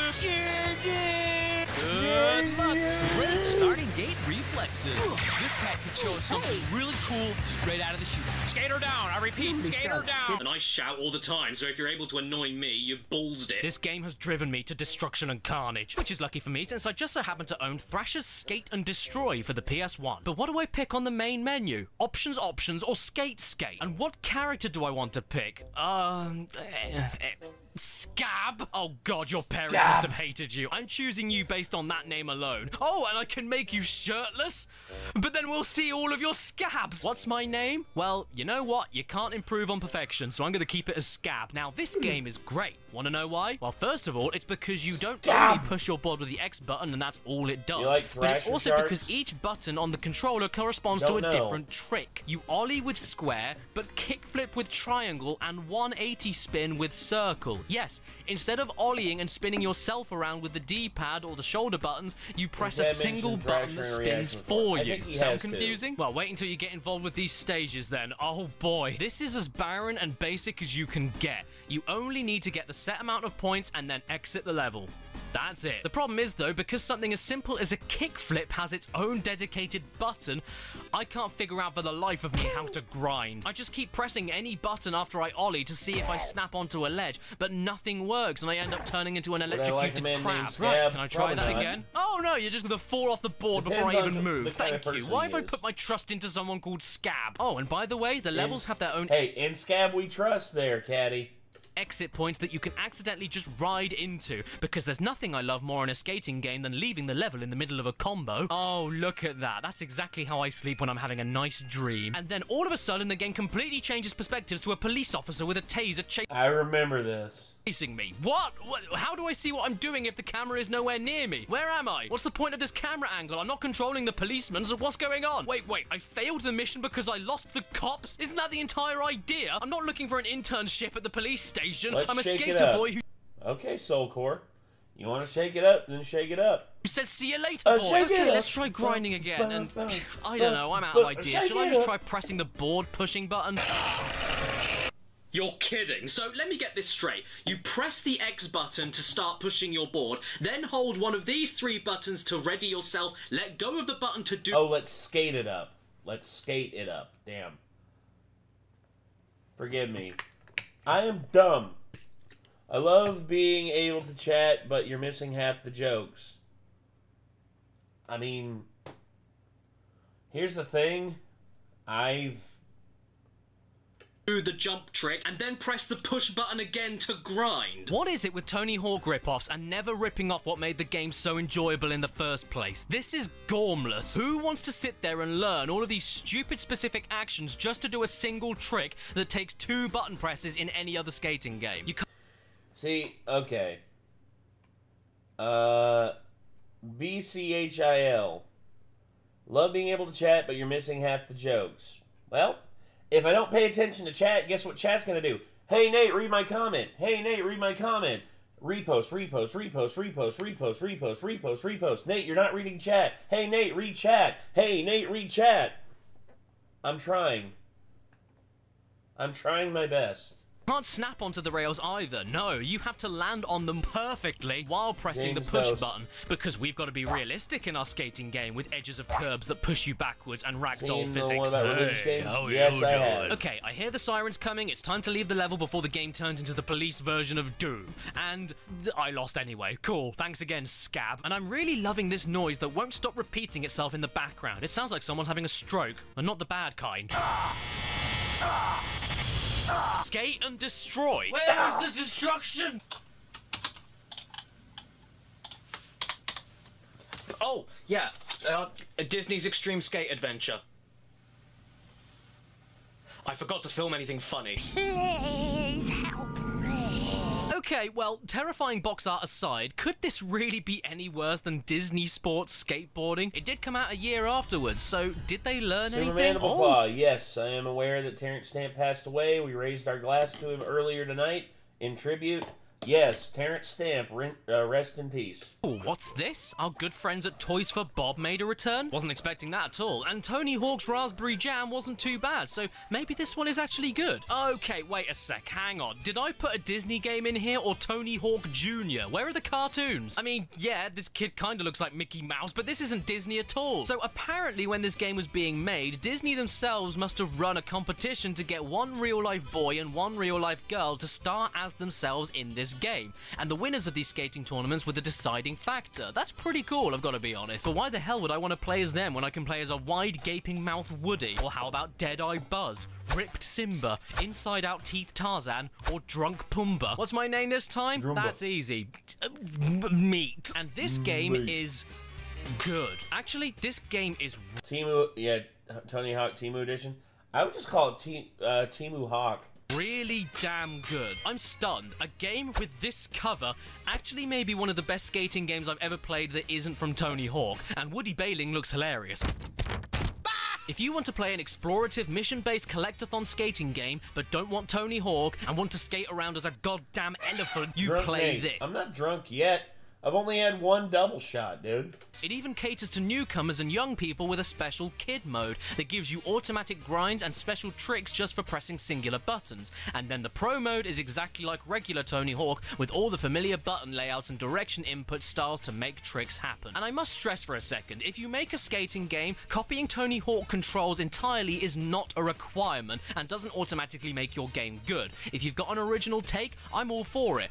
But the thing is, the Tony Hawk control style is so simple to grasp and makes perfect sense for veterans or beginners. Whereas going too out of the box with something like Thrasher's Skate and Destroy with separate trick buttons and a push button that's also a grind button is so unintuitive, it's almost like you playing a driving game that swaps the left and right steer controls around. It's the same reason why most first-person shooters nowadays use triggers to aim and fire and the right stick to move the camera. Tony Hawk Games just found the perfect style of control for this kind of skating game, and improving upon it isn't really possible if you ask me. Hence, Toys for Bob had the very wise idea to license and then utilize the Tony Hawk Pro Skater 4 engine to make this game. The point is, in this game, you get to skate with your favorite Disney character, Birdie. The gameplay here is awesome. You complete missions by exploring the massive levels and talking to all the characters who need help. Leftover drunk?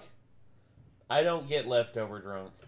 While collecting objects hidden all around the area to get you better accustomed to the design of the game. As you finish missions, you unlock more skaters from each Disney movie series, more levels from each Disney movie series, and more customization options for your very own creator skater, where you can end up making some nightmare creations. With my overhanging tummy and fat ankles squeezed into tiny boots, I look just like Honey Boo Boo.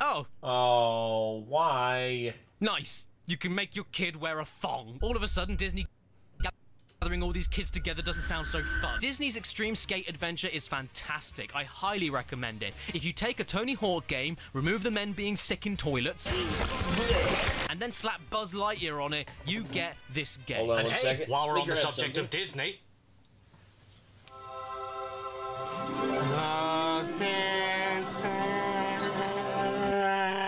yeah, did you forget that Disney owned The Simpsons? I forget that at least once every 2 days. Oh my But I'll never God. forget the first time I played Simpsons skateboarding on the PS2. Yes, once again, I'm revisiting another game from the vaults of my old horrible reviews. Like a cockroach after a nuke, my past always comes back to make me itch.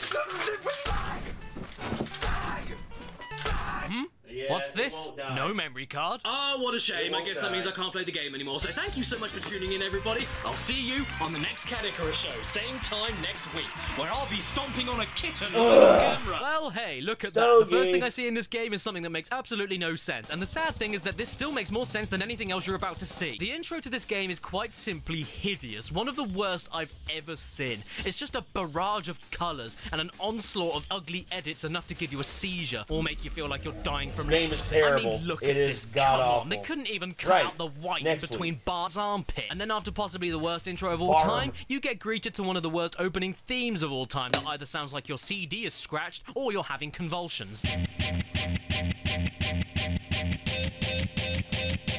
After this, well, this screenshot here should tell you all you need to know about the level of quality we're dealing with. Marge looking like a squid, and Homer looking like a week-old can of Spam. This is easily one of the ugliest PS2 games ever made from the starting gate, and then you actually get going and think to yourself, oh, you know, maybe I should try doing some tricks on the ground right now, like in every skateboarding game ever made. But oh no, you can't. Oh no! No joke, if you try to do something as no. simple as a kickflip, 75% of the time it won't Looks work, like a and you'll be Gmod eating some map. grass-covered You know ding-dings what? instead. Once I think this might be a Gmod map. Wait a second. You know why it looks like a Gmod map? I guarantee you they downloaded the maps from this to make the Death Run map that the Simpsons Death Run map that everybody's played. I guarantee you. Glad we got Hit and Run. Hit and Run's good. Hit and Run is really good. I like Hit and Run. Anyway. Let's see here. Anyway, sorry about that. Let me finish getting the stogie ready. Yep. Good draw. So I will sit that there, and that will be for the smoke break, which I will probably take around 11 o'clock.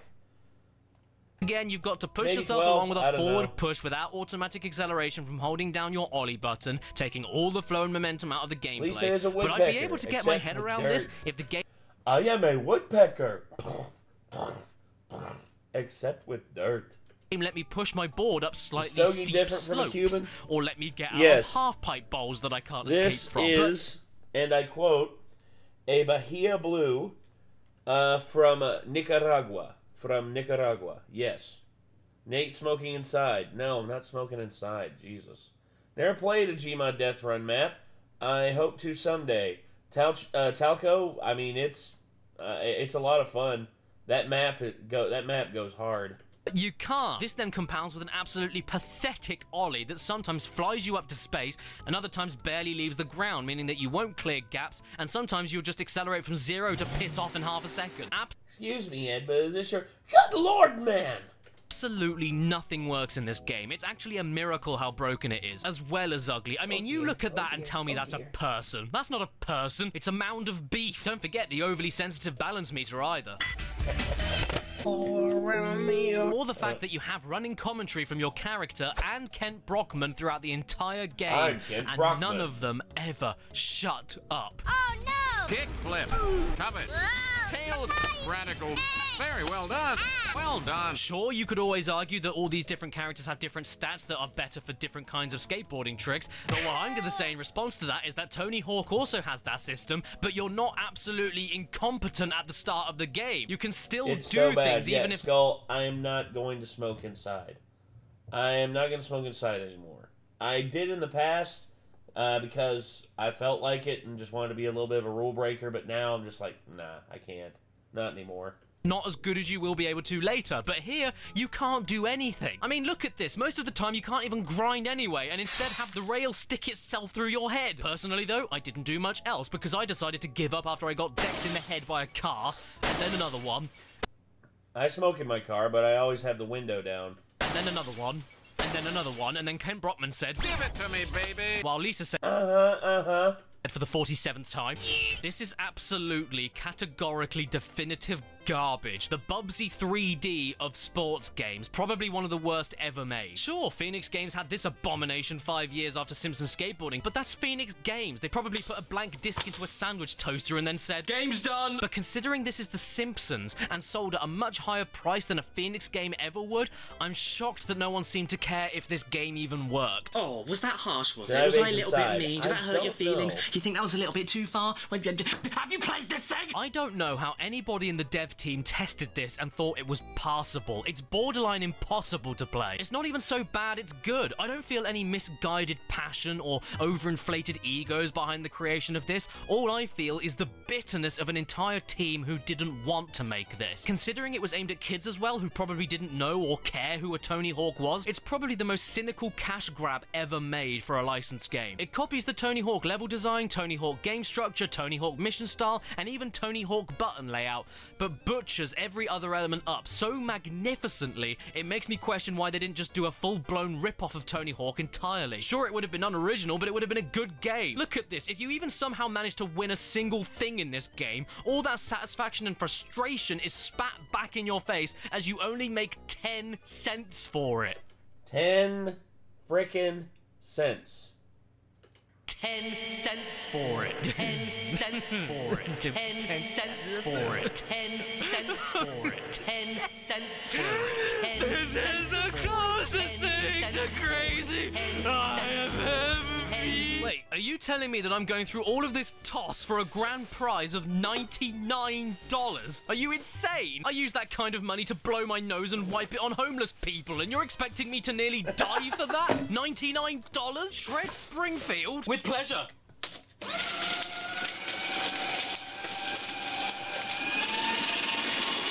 Okay then, if a Tony Hawk ripoff can't give me no satisfaction, then I'm gonna have to run back into the arms of the man himself. And what better way to go back to him than with Tony Hawk Ride on the Xbox 360.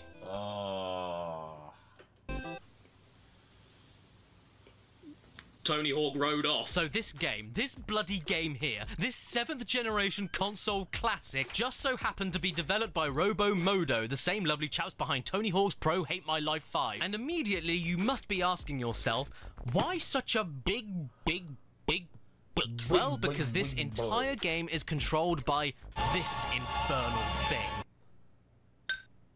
Oh, that yeah. thing's a piece of shit. Yes, by using your body weight and these fancy sensors dotted all over the board, this game expects you to have some tiny amount of skating ability before going into it, or at least the experience of being able to stand and weight shift on a board. And I'll give credit where it's due. This thing is solidly constructed. It's not that flimsy. In fact, if you stuck trucks and wheels on it, you could feasibly skate on it. So, well done. Which also means I can smash it over and over again against a wall and it will never break. Wow, after 10 years of games, I can finally ride Tony Hawk. Phrasing? Hold on. Say that one more time, Caddy. I didn't quite catch that. It will never break. Wow, after 10 years of games, I can finally ride Tony Hawk. Gay! And in order for you to see what the hell it is I'm experiencing, I decided to install this special Jim Jam cam so that you can get the best view of every angle once Tony Hawk gets ridden. So right off the bat, this game begins in the dumbest way I've ever seen. Why go to the effort of making a super expensive experimental gaming peripheral and then put controller buttons on it, including a start button, only to then tell me that I need a controller to navigate the menus and hit the start button on that anyway? If we were gonna do that, why don't we just, I don't know, play the game with the controller? This skater just turned pro, and now look where we're at. This is a true Cinderella story. Just a few days ago, they were called up by P-Rod for a special mission in Southern California. Oh, okay. Is that it? That's our I think story? that's it. That was terrible. What even was God that? awful. That explained nothing at all. Does Tony have scurvy? What you have in your hands is one of the most advanced game controllers ever made. Oh, you don't say. Here's my skater, and his name is Bungalow because his hair looks a bit like a thatched roof. Now, if you're a little concerned about playing this because... Mafia boss Nate with the stogie. Hold on. It's just like, hold on. Like, huh. What makes you think that you're gonna not be punished for what you did earlier tonight? I'm gonna tell you this, kid. You fucked up. And you know what? I'm gonna watch as my boys beat the shit out of you with a baseball bat, and then they go to work on you with a pair of pliers and a blowtorch. And I'm gonna be sitting there and I'm gonna be watching while I'm smoking on my stogie over here.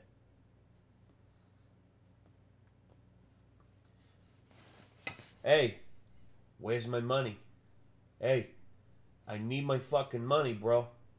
Where's my fucking money? Hey, TNA Wolf, thank you for hey, I'm Italian here. Hey, I'm part Italian too. Part Italian on my mom's side. A little bit of Italian. Not a lot, but still quite a bit. What is this, The Godfather Part 2? No. This is the Renegades. And if you don't pay attention and you don't do as I tell you, then you're going to wind up missing some kneecaps. I'm just saying. I'm just saying, bro. You've never touched a skateboard in your life, I really wouldn't worry. Firstly, because this thing doesn't slip and you are not going to fly out the living room like... And secondly, because even if you have a little bit of experience... But I will not stop until I can mimic every accent on Earth. Hodges, that is a lot of accents. Jesus. Like me, you will not make this game work. I repeat, I'm you a white will boy, not make pasta's this the best game food. work. What's wrong with that? I didn't even do that! Pasta's Sure, good. I can push the Pasta's board, really good. I can manual, and I can certainly ollie, but performing specific tricks is an utter nightmare. Yeah, This board cannot... Things just seem to happen for people who don't drink Wilkins. I'm just saying. They might wind up with a baseball bat shoved in a place that they don't like very much. Who knows? Maybe the boys go after them with a pair of pliers and a blowtorch. I'm just saying. Read the more subtle motions it needs to activate certain tricks. And so on this tutorial here, the first 3 minutes of the game, no matter how many damn tries I gave it attempting this trick here, it never, ever worked. What am I doing wrong here? Am I not riding you hard enough, Tone? And this is just for the tutorial. Sometimes even things as basic as an...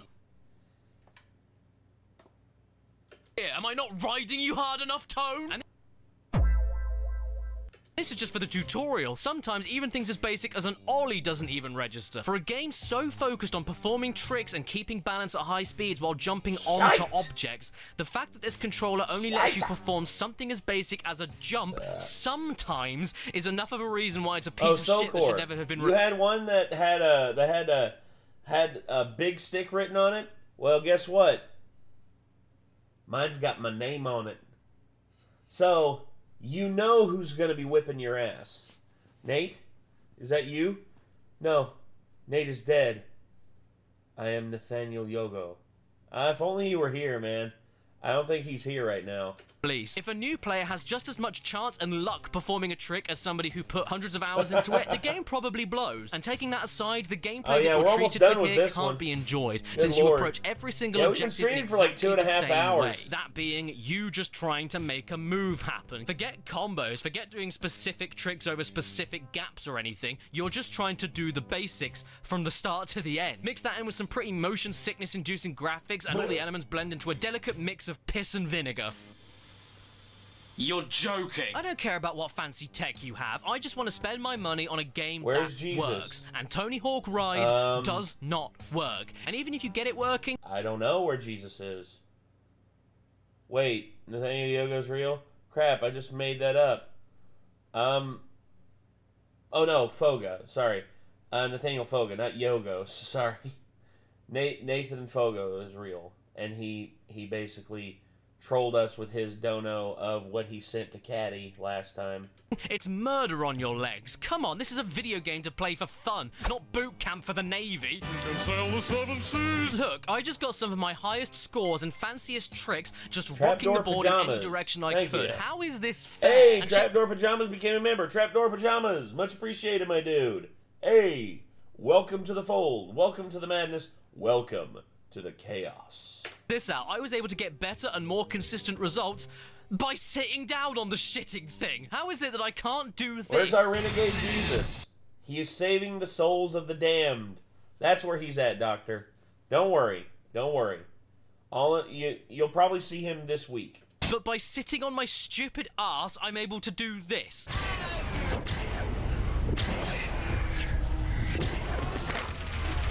Hip thrust. In fact, how could they even say this is the most realistic skating game of all time when Tony Hawk's own series already said that itself a few games ago in Project 8? 7 minutes. So real, you don't just skate it, you feel it. Yeah. Happened again. I rambled on for a bit too long. But just let me ramble for a tiny bit longer because I really need to wash the taste of Tony Hawk out of my mouth.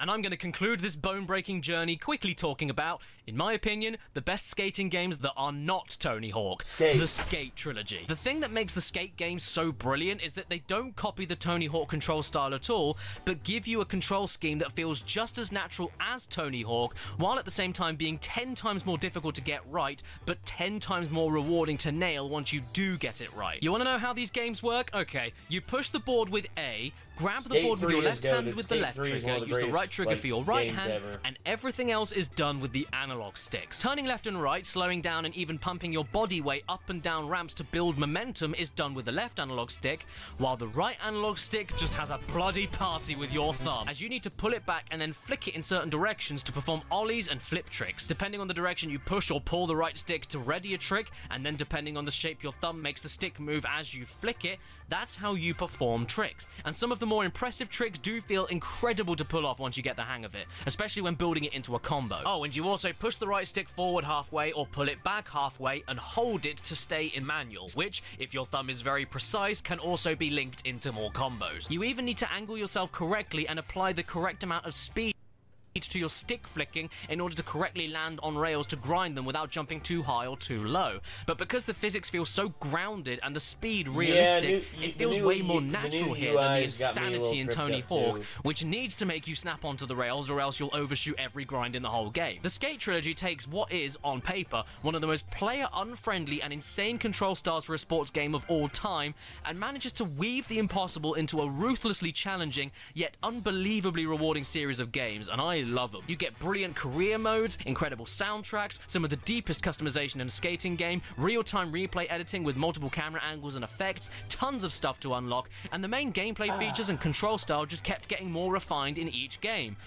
Up until Skate 3, where in my opinion it kind of implodes on itself. I mean, I do love the improved camera in that game, but oh, this no good. Skate 2 is probably my favorite from the trilogy though. 1 is a great time, but definitely feels like the first game in comparison to Skate 2. In that game, there's way more to do, it looks beautiful for the Xbox 360, runs at a consistent 60 FPS, and it feels much tighter to play and less loose than the first game. Your board felt like an extension to yourself more than an unwieldy beast that did whatever it wanted. Not to mention, this game gave you the ability to get off your board and walk around when you couldn't skate to certain areas, and you could fail tricks by just tripping over and losing the board instead of falling flat on your face every single time like in Skate 1. Oh, and how about those multiplayer modes for the party games? Hall of Meat! Oh, Hall of Meat, I'm looking right at you. Hall of Meat's a great game.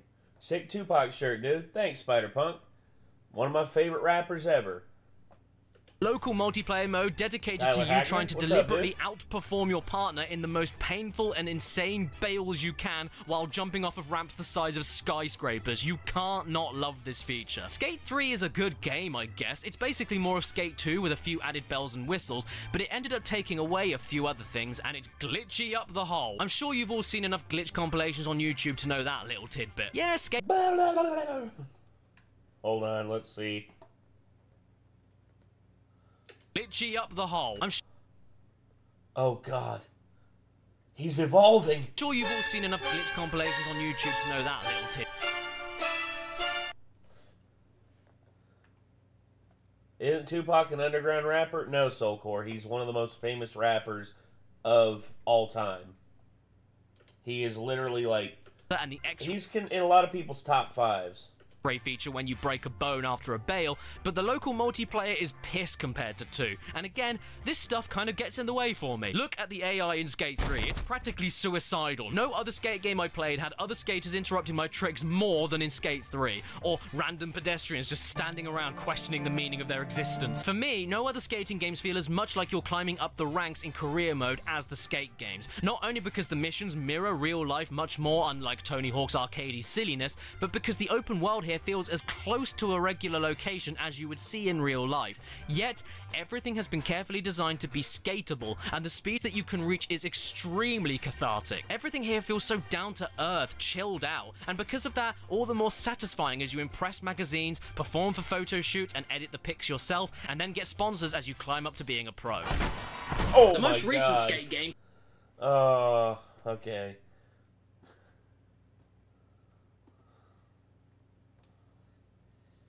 Yourself, and then get sponsors as you climb up to being a pro. The most recent... That kind of worked. He's performing in the Bermuda Triangle now. I heard about that. The skate game came out in 2010, 10 years ago. Christ, thanks EA. EA Games. Piss off everyone. But if you don't want to dust off your old PS3 or Xbox 360 to try these out again, don't worry, because I managed to find 2 games on Steam made by indie devs who are trying to carry on the legacy left behind by Skate. Session and Skater XL. Now don't worry, this won't take me too long to discuss, because Skater XL is a decent attempt at the skate formula while standing out with a unique left foot on the left stick and right foot on the right stick system, but it costs way too much money for a game that doesn't have any real meaty content to it. And Session is in early access, which is all I need to say about it, because hot damn does it feel like it's in early access. That and I... Wait, what's that on the bottom right of the case? Bottom right of the... So, right side of the screen, like this here. This is the bar cart. It's where I keep all my alcohol. I went out and I bought a fresh bottle of Jägermeister. And I am doing $50 shot. For every $50 we raise, I am doing a double shot. So if we hit $14.50, I got to do a double shot. And also, after this video's over, I am going to be doing another wax strip. And, yeah. Gosh. This is a reminder, he's only 2 shots deep. Yep, I've only taken, I've done a double shot. But, yeah. I guess we'll see. Nate, I think the doctor is talking about the game case, not your booze cart. Oh, the game case. Which game case? Oh, the CD cases? Let's see. I don't see any CD cases. Oh, in the video. Ah, okay. Access, which is all I need to say about it. Because my mistake. I used to have a copy of Skate 2 and 3, but I got rid of them. Hot damn does it feel like it's in early access. That, and I just can't get my head around these controls. You fall off of your board so much as a gust of wind breathes on you, and this tutorial here is arguably more difficult than standing up. Ow. Oh my. Like, you hold the right stick down or the left stick forward to bend down, then flick the left stick or the right stick to pop up the board the opposite direction, and you can't grind on a rail unless you push both of the sticks in opposite directions and hold them. No, I didn't forget to sleep, Kelsey. I slept. It's just, I literally was up at, what time did I get up? I got up at around 11 a.m. Today, and I went and I did some tilling at my my mom and my stepdad's. While you're landing on the rail, I can't. I appreciate the effort here, but my fingers can't bend backwards. And I would love to check out this new game called Deck Splash, but that ended up being cancelled, which I'm happy about because that sounds too much like Dick Splash, so I'm going to go back to Skate. Oh. Hey, want to see a trick? That wasn't me, and now we're at the end. The thing is, guys, there's only so many different ways I can tell you how a skateboarding game plays because they all really set out to accomplish the same thing. So, I'm gonna go while doing the coolest trick that I am capable of doing. Bye!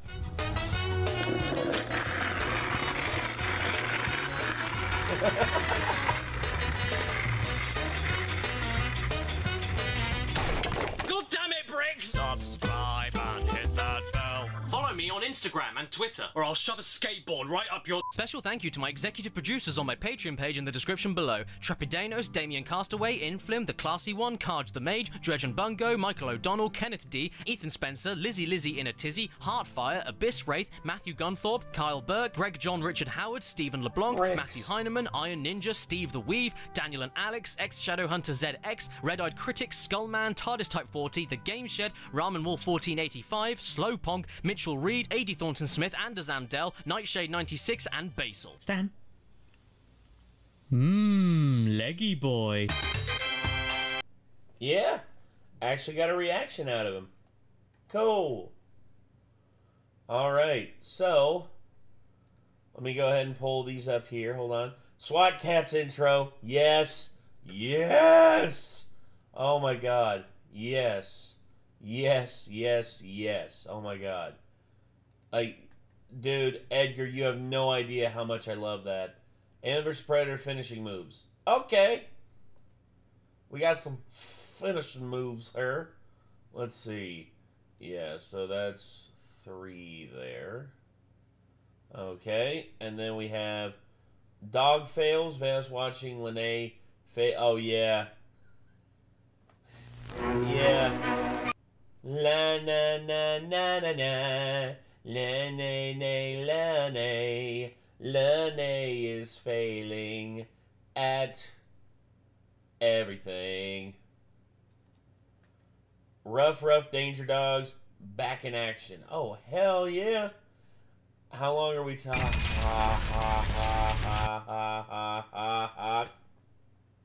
Sorry, that caused my brain to short out a little bit. I included the second intro in the comment. Oh, okay, so you included both of them. Where? There it is. Uh-huh.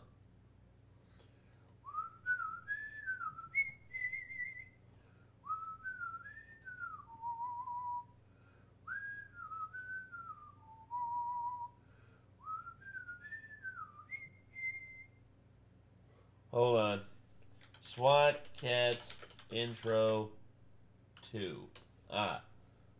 Okay. There it is, season 2. 4K remastered. Let's go with that one. Yeah. All right. Now we're talking, baby. Now we're talking. All right. So I'll save that for there, and I'll tell you someday. Probably won't be able to react to all of this. Rough Danger Dogs. Jesus. 100 more to go. Yep, 100 more to go. And then I'm going to wax the downstairs. And no, I don't mean downstairs because we're downstairs in the basement. I mean my downstairs. Woo! Oh, God. Rough Danger Dogs. Let me move this down here. There we go. Alright, so we got SWAT Cats. Pain. Yes. Prepare for pain. This is gonna suck. Copyright. Maybe. But I've played that intro before.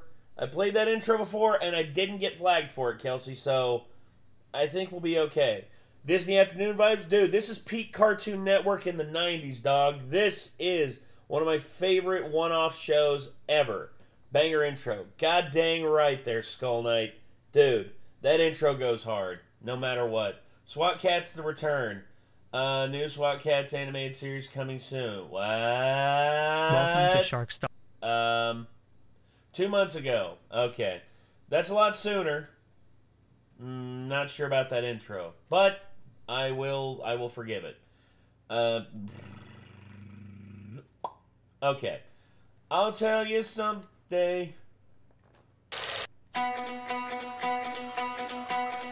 Part 3. You make a Danger Dog intro react video if you want. Okay.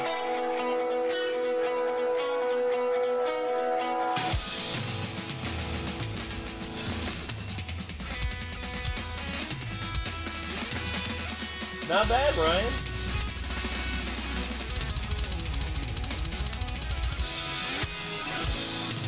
Huh.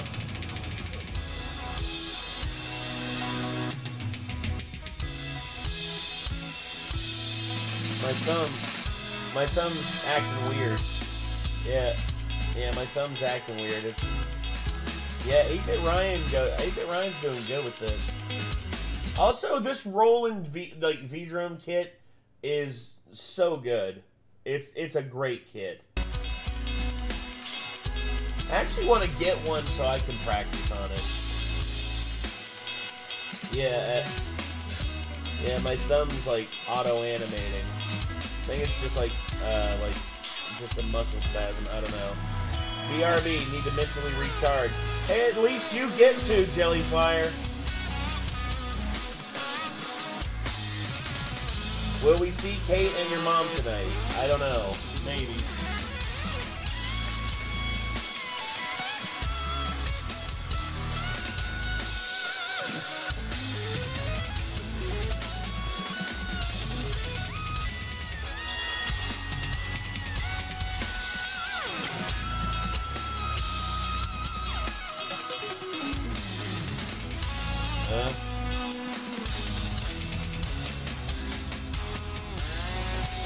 Hold on, wait a second. Something's going on here.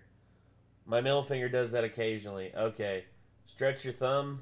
Yeah, I do that. I know what you mean.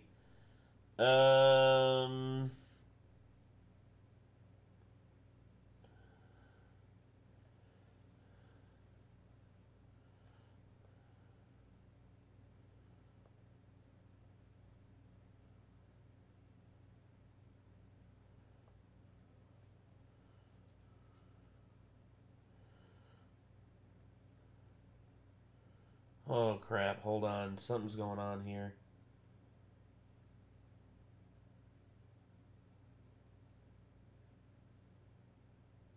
Oh, thank God. Okay.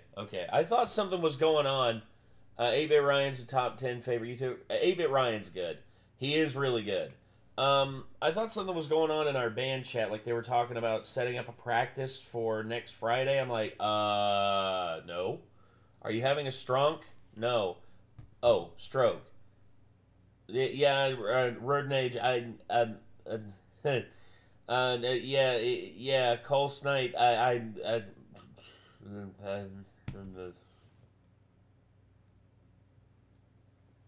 Nah, I'm joking. YouTube trying to ruin our fun again? No, not yet. But a strunk. Yeah. Yeah, at least I got someone to laugh. But I'm doing good. Yeah, I'm doing alright. Oh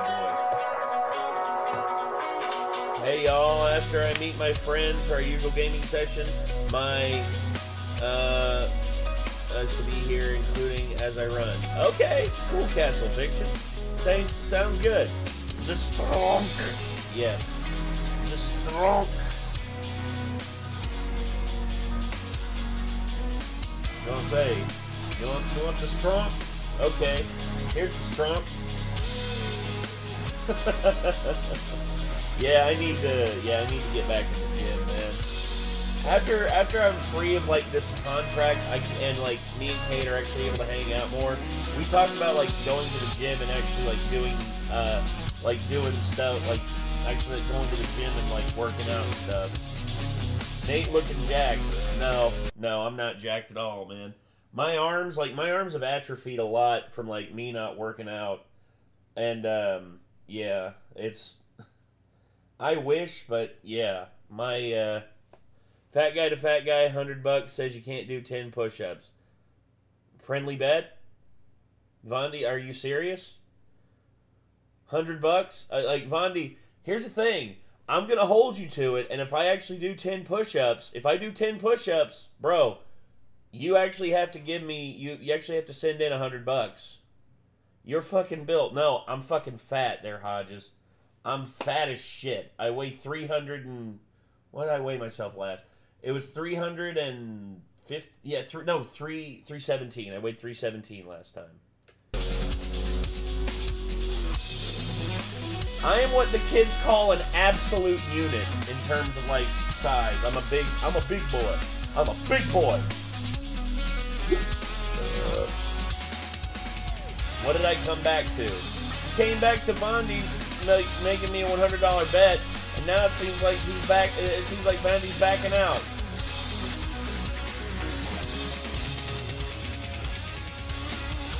You look like a cryptid?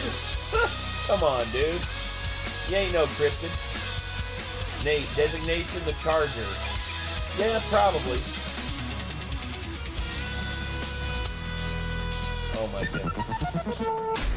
Uh-oh. Hi, I'm Compo. Uh-oh. I only got 50. Okay. Alright. Tell you what. Here's the bet, Vondi. Here's the bet. If I'm not able to do 10 push-ups, I will give you a free wax strip, like anywhere on my arms or legs, like that includes my fingers and my toes. I will give you a, oh yeah, Nick the Wicker Beast is here. I'm worried. If I do the 50 push-ups, you send in the 50. If I don't do the 50 push-ups, or if I don't do the 10 I'll do 10 push-ups. If I do the 10 push-ups, you send in the 50. If I don't do the 10 push-ups, then I will do a free wax strip. How's that sound? Nick the Wicker Beast. What up, Nick? Yeah. Hey, Nick the Wicker Beast. Yeah, Nick the Wicker Beast is here. No, Nate, don't. I can do 10 push-ups, Kelsey. You sure you can live up to that, Vondi? I'm sure I can live up to that. I can do 10 push-ups. I can do 10 push-ups, no problem. Bad idea telling about the fingers and toes. Oh, yeah, Nick the Wicker Beast is back. And I'm more frightened of that than I am of doing the 10 push-ups. I can do 10 push-ups. Oh, poop, the Wicker Beast is here. Everyone run. Okay. Welcome to the madness. Yes, welcome to the madness. Solid Neptune. Dang it, Nate. You don't got to do that hard. The 10 will be fine. Also, do those push-ups right now. Are you serious? Okay. Nick the Wicker Beast is smiling. He's sent in like 2 smiles so far. Did Drunk Nick enter the chat yet? No. No. Not yet. Dude, it's going to take a lot for me to get drunk. Like, the next one that I'm doing, like, I told Aussie Guy earlier, surprised to see 8-Bit Ryan on the screen. Well, someone sent this in as a request, Nick. Also, not only that, but if we hit 1450 tonight, I am doing a shoey with this blueberry muffin. It's 110 proof. This blueberry muffin moonshine, I'm doing a shoey shot, a double shot out of my shoe. Drunk Nate was fun to see with sober Nate. Yeah, Drunk Nick was fun. Drunk Nick was a lot of fun. But, alright. I think we got one more. Yeah, one more. We got one more, and it's the finishing moves in Alien vs. Predator. And after this, I'm doing... He's just smiling. Menacingly. Yeah, the moon shoey. Yeah, that's what I called it. The moon shoey. That's right. I'm doing a moon shoey. As soon as we hit 1450. Then when we hit 1500, I am manscape. I am going to be manscaping by waxing my downstairs. Ugh. Did you get more batteries for the bug zapper? No, I didn't. There's just so much going on. I haven't had a chance to. Nick, what are you planning? I don't know if Nick's planning anything. Oh, yeah. That's a good finisher. That's a good finisher. Sounded like it came from here. Yeah, the lift. Oh, yeah. Oh! The head removal. Very nice. Yeah! Yeah. Yes. Look deep into my eyes and you shall see that I want you and I need you. I'm broke boy this week, but would be considered donating. You're a chill dude. Good energy. Skull Knight, I try my best, dude. I try my best to have fun. But after this, I'm doing my first wax strip, and then I'm doing the and Vondi, I'm doing the push-ups after that. I'm doing the push-ups after this. And if you don't and if I fail to do the 10 push-ups, I'll do an extra wax strip. But if I don't fail and I do the 100 and I do the 10 push-ups, then you have to send in the 50. And if not this stream, then another stream. We'll see. But anyway. Oh, yeah. Oh, man. Pulled the spine out through his friggin' sternum. Jesus. Oh. Woo! Xenomorph.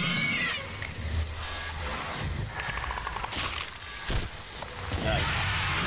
Xeno assassination. Xeno finishes, yeah.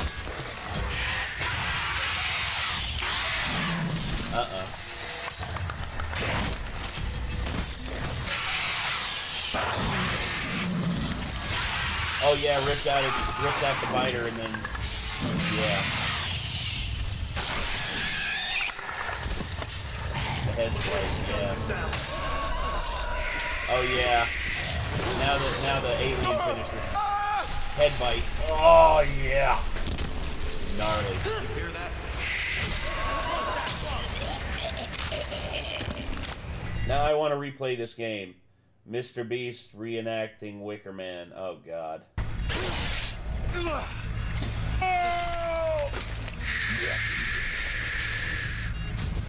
All of a sudden I just hear the heavy nom nom nom nom nom nom nom nom. Oh God, Brandon Foley. Yep. Very nice. He's here with us.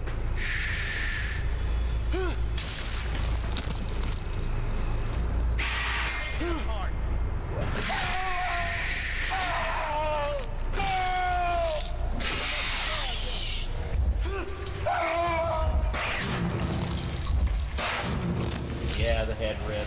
Nice. Sandry. Yes. Yeah. He got her right in the eye. Oh, I've got to connect and it smells quite old. You know, I actually have a Connect over there. Maybe I should go over and grab the Connect at any time someone donates and we get that. I actually pull out my Connect and reenact it too. I've got Connect and it smells quite old.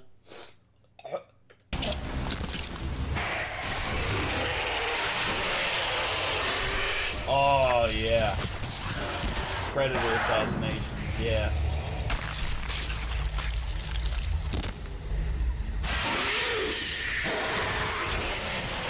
Oh, yeah.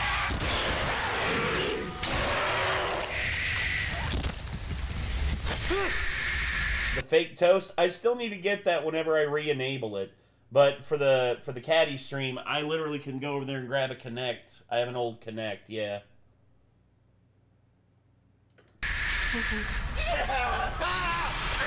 Has Nate ordered food yet? No, Chrissy, I have not ordered food yet. Maybe I will.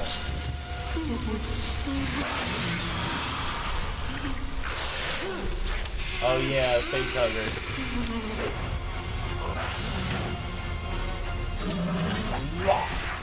Oh shit.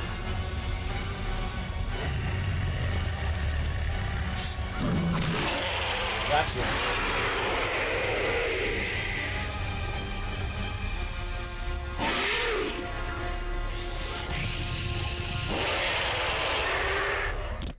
Damn.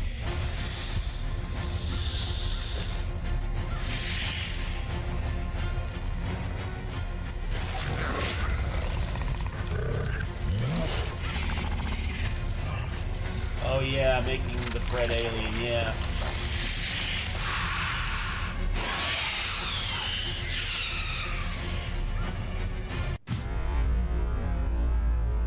Nathan the Devourer. Yes, I am the Devourer. The Devourer of Alcohol. You remember Zoo Pals? Yeah, I do. I remember Zoo Pals. Damn. With the meme Cosmic. Yes, I am the Devourer of the meme Cosmic. Oh, God, the next one's 2 hours and 14 minutes. So it's going to be a little while, everybody. But before we get to that, I will do the first waxing. And then I will kneel before Zod. Yeah, I know. Terrence Stamp passed away. And in all honesty, I'm very sad about that. Zoo Pals. Fuck, I'm old. Me too. Me too. I am also very old, Ronan. Alright, let's see. I think I'll use the green stick tonight. Yeah. Nate's wake up. No, my wake up is literally just me existing. Let's see. I'm basically, like, all the hair from here to here is gone. But there's here. I could do that again.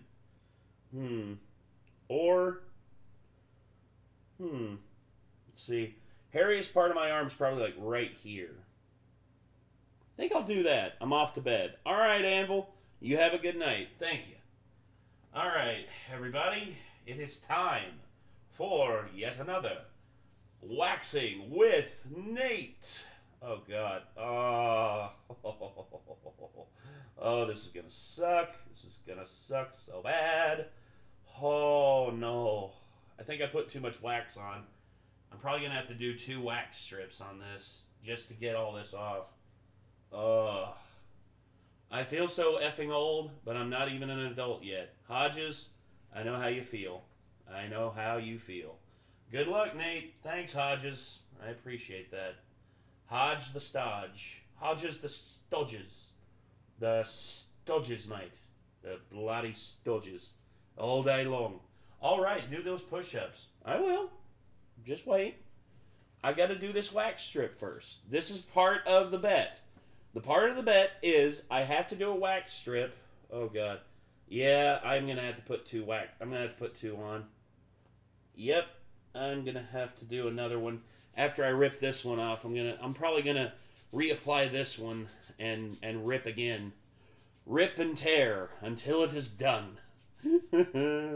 Stuck my finger in hot wax once, not knowing what it was. Hodges, I know what you mean. It's quite hot. It's quite hot. Joe Carfer passed away. Oh, the guy that made the 007 logo? Shit. Dude, he passed. He was 103? Dude, that's a good life. That's a really good life. All right. Everybody ready? 1, 2. Favorite Wise Kid You Know sketch? Now you done fucked up. That's my favorite one. Abraham Lincoln in the Ford Theater. That one's my favorite one. All right. He was way too young. He was too young to die. Oh, stop it.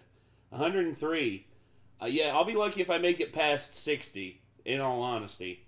All right, here we go. And a 1, and a 2, and a 3. Ow! Oh! Woo! That's a lot of hair. Yeah, look at that. Yeah, look at that. Damn. That's a lot of hair, bro. All right, let me go ahead and... Oh. Damn. Okay. Reapplying. Nice bald spot. Thanks. Thanks, Nick. Thanks, Kelsey. Oh, man. First waxing. You did the thing. Yes, I did, Skull Knight. I did the thing. And I'm about to do it again. Ooh. Whew. Damn. Okay. All right. So there we go. Barbarian and Weapons, a member of the Wise Kids You Know. Yes, I did know that. And it kind of lives up to Nick's theory about how film director Giga Chad Moment. Yeah, thank you. But how comedy actors and like people who are good at comedy are actually like really good horror filmmakers, because John Krasinski with A Quiet Place, Jordan Peele with Get Out. I mean, yeah. Anyway, here we go. Let me. Okay. Whew. All right, time for those push-ups. All right, here we go. So, everybody. Let me go wide angle on this so y'all can properly see me. All right. All right, here we go. Here we go. All right. Man, I ain't got much room down here. Okay. And 1, 2, 3, 4, 5, 6, 7, 8, 9, 10. Woo! There you go, Vondi. How's that? Oh. Ow. Actually hurt my shoulder. Oh. Yeah, that's why it's so hard for me to do push-ups is because of my shoulder. Listen to this. Yeah. I got a bad rotator cuff. Oh man. Oh shit. Ah. Damn. It actually hurt. Respect, my man. Thanks, Skull. Appreciate that. I think Vondi fucked off. Well, it's okay. If Vondi ever comes back, I'll be like, hey, I did my 10 push-ups. Where's my $50, bro? Whew. Okay. Well, I knew I could do 10 push-ups at least. I knew I could. You'll die if you don't. You'll die if you do that. You should have stretched first. Yeah, I probably should have. Should have warmed up a little bit. Probably would have had an easier time. I bet you'll drop at 5 push-ups. Shadow, I literally did 10 push-ups. I literally just did 10 push-ups, and that's not, yeah. Fair enough. I did some too. Nice. Nice. Awesome, Jose. Kick ass. Let me get the bar cart back over here. How are you doing today, Nate? Midmush? Just did 10 push-ups as a bet with Vondi. Vondi was in here earlier and said, hey, I bet you $100 you can't do 10 push-ups. And I said, all right, bet. And I just did 10 push-ups.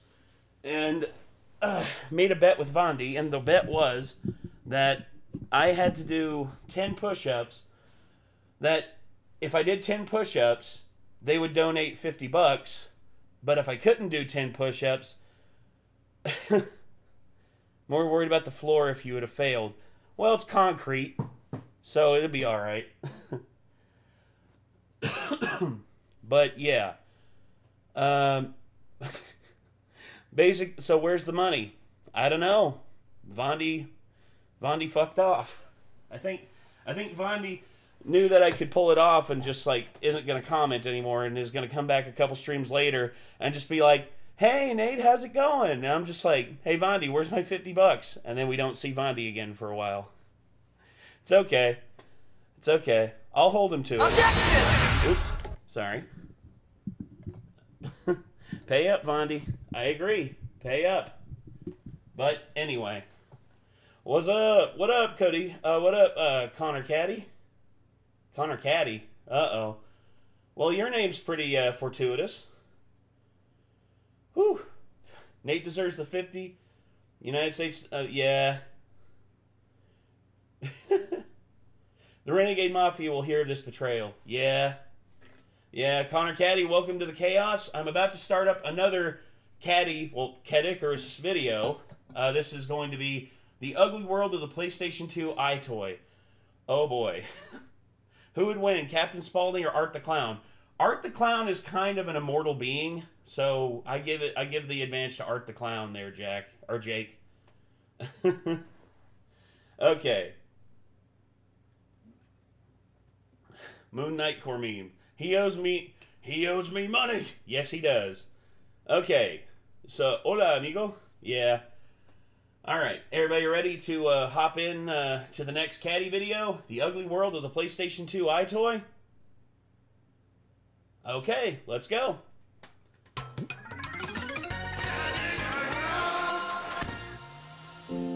mind-blowing. It's a new year. For many, a new start. Oh, Jet. A time been to a fan of you reflect. guys since the old days about 8 years ago. Oh, dude, yeah. Back in 2017, 2016, 2017. Oh, those were the days. Yeah. Back before all the complications of the pandemic and before the drama with Ben. Yeah, that was a hell of a time. Art the Clown versus Popeye. I think Popeye would win. I missed my AVP video while I was mowing the lawn. Ah, damn, dude. I'm sorry, Anarchy. But yeah, I'm old, man. Me too, Jack. Me too. A time of acceptance. And yet, for a select few people,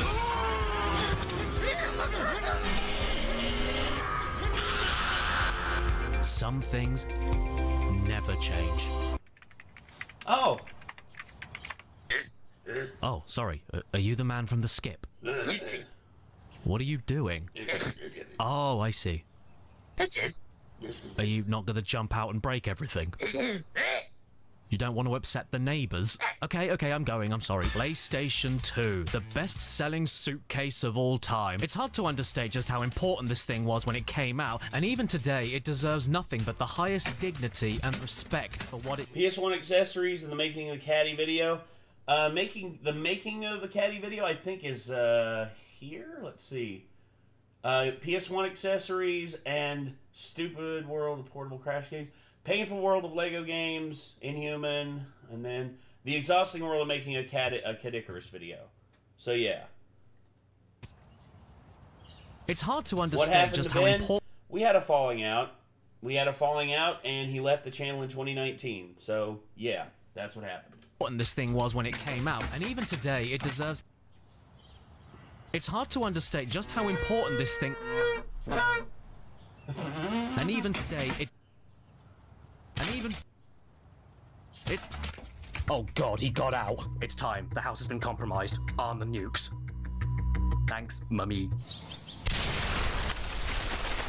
Jesus. And even today, it deserves nothing but the highest dignity and respect. And millions of people still remember and cherish it fondly. Nathan Hodges, what was he like? Ben was funny. Ben was a naturally funny person. Very knowledgeable. But Ben also had issues with just, am I late? Ahmed, a little bit late. I've been streaming for about 3 hours now, and I'm watching the third CADDICARUS video, and it's the longest one so far at 2 hours and 14 minutes, so I'm going to be here a while.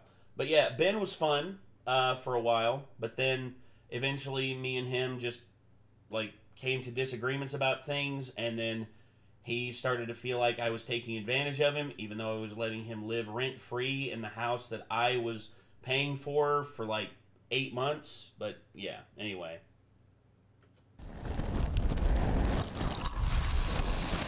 But do they? Because despite selling over 155 million units, and most humans I've interacted with owning or at least playing a PlayStation 2 at some point in their lives, there's one element, one snippet of the PS2 history that often raises an eyebrow whenever I bring it up. The smaller PS2. The iToy was released in 2003 and is a camera accessory for the PS2 which projects your own self into the TV and finally allows you to stroke Sonic. And letting you touch animals with your dad in the background sitting in a chair wasn't the only thing the iToy could do. It was also made for you to play a handful of exclusive games. A holographic game board. She is currently being rendered as a hologram. The future! All based around motion detection, color detection, and even sound detection. Wait, iToy? But I already have one of them. Even though Sega had technically come up with this idea 3 years prior with the Dreamcast Dream Eye, that idea went just about as far as the colon, meaning that iToy was the first commercial version of camera-based gesture controls in console video games, which would then get furthered along with the PlayStation 3's PlayStation Eye, which would eventually pave the way for touch-based game control with the PlayStation Finger. This camera was way before Kinect and a good few years before motion control fever hit the mainstream on Nintendo Wii, so why does iToy feel so forgotten? Hey Nate, what's the best console ever? For me, it's a tie between the original SNES and the PlayStation 2. Because I have so many memories playing both of those consoles. I mean, I have a shit ton of SNES and PS2 games up there. I also have the GameCube's goated as well. I mean, I've got the GameCube right there. I have 2 Wavebird controllers for the GameCube, and I cannot wait to play games with it. But yeah, anyway, sorry. I don't know.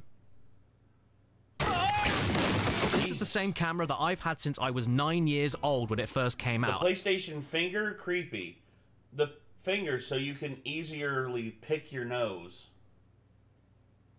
And I absolutely loved it back then. In fact, while I was filming my Kinect video a few years ago... Well, technically the PSP isn't a console, it's a handheld, but I'll give you that. If it's your favorite, like, video game, like, console, then okay, cool. In many places, I was convinced in my memory that the iToy actually worked better and more consistently than Kinect. But the problem there is, would you trust the memory of a person that whenever they hiccup, there's a 50% chance that they'll do a big shit? And that's why I wanted to revisit the iToy today, to see if it held up. And I figured the only fair way to do that was by buying... How much longer am I going for until 10 p.m.? No. Jose, I am going to... for me, it is going to be until 6 a.m. for me. So y'all are on the West Coast, so it'll be 3 a.m. for y'all. So yeah. The entire collection of every single iToy game that was ever released in every region. Can't get much more conclusive than that. Jesus. And, in fact, I've gone so deep down the rabbit hole of trying to find every iToy exclusive game that I've even proven Wikipedia wrong, a website that has never been wrong a single time. It's not 25, it's actually 28. And no, I'm not going to update the page myself because I'm better than that, so you stick it in your bits, Wikipedia file. Is the iToy as good? Wow. Oh, gosh. The news upset me. Hassan called for the death of Ethan Klein's wife. I'm not surprised. The dude's unhinged, and the fact that mainstream media just gives him a pass for everything that he says.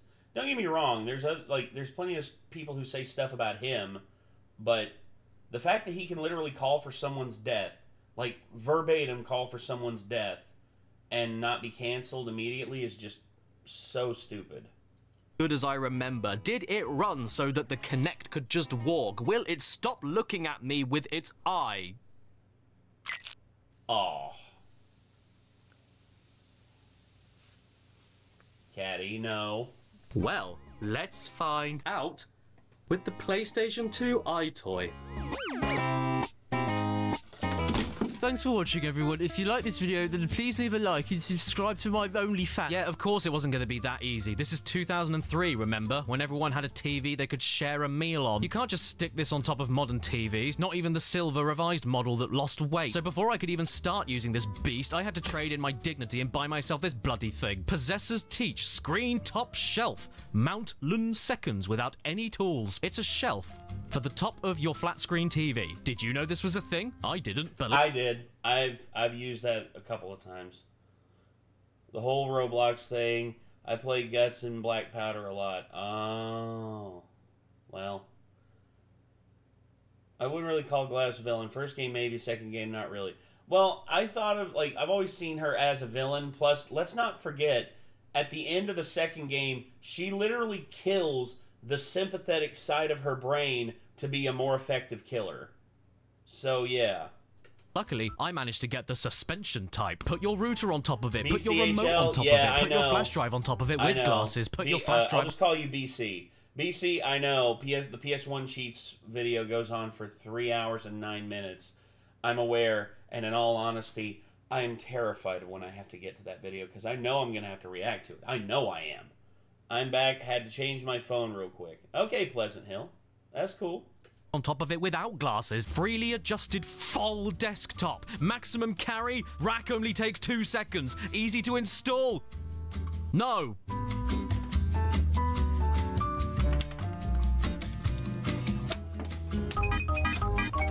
Oh, God.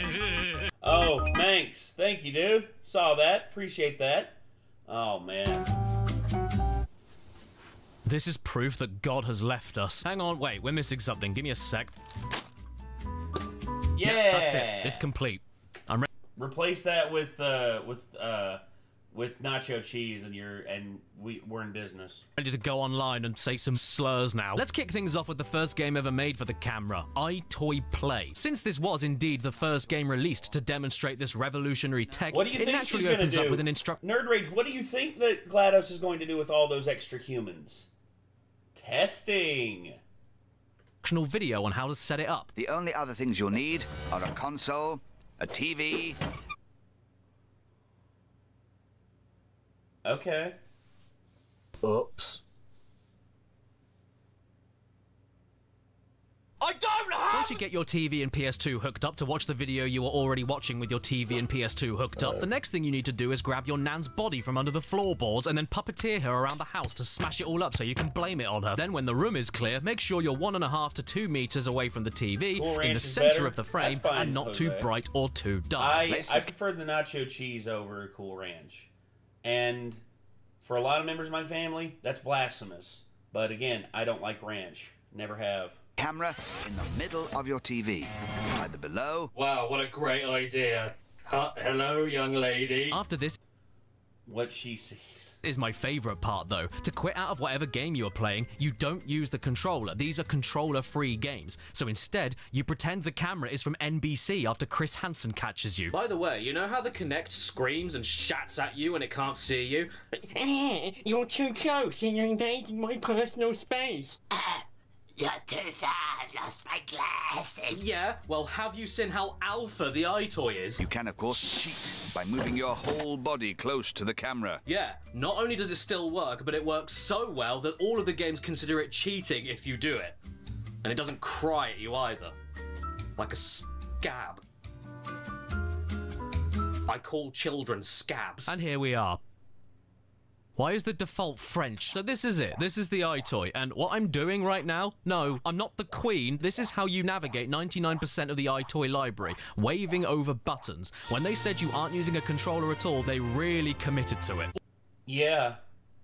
Also, hold on. I'm feeling kind Thank you, Nick the Wicker Beast. Appreciate that. I was thinking about ordering pizza.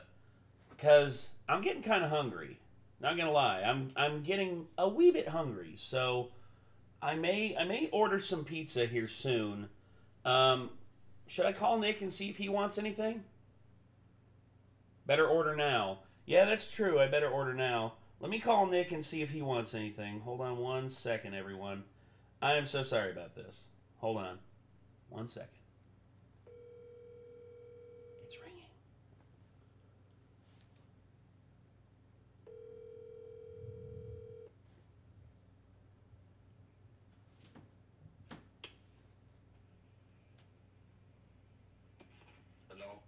Good evening. Not much. Everyone on stream says hi. I was gonna see about getting pizza or something. I was wondering if you wanted anything. I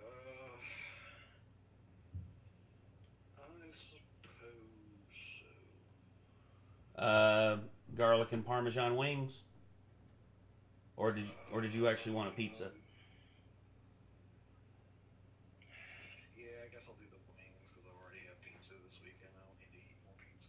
Okay, sounds good. Sounds good. Let's see. So I'll get the garlic and parm wings. Let's see. I don't think they deliver here, but I was gonna see. Unless you DoorDash it. Oh yeah, that's right. Would you be able to go get it, or? I can. Okay. All right, man.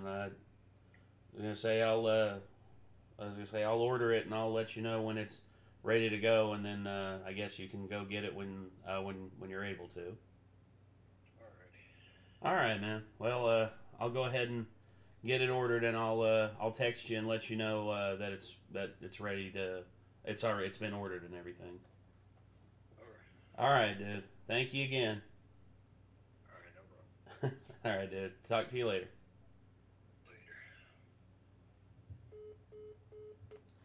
Okay, so let me go ahead and order pizza and wings for Nick. Nick wanted wings, Nick wanted wings, so I'm going to order wings for Nicholas.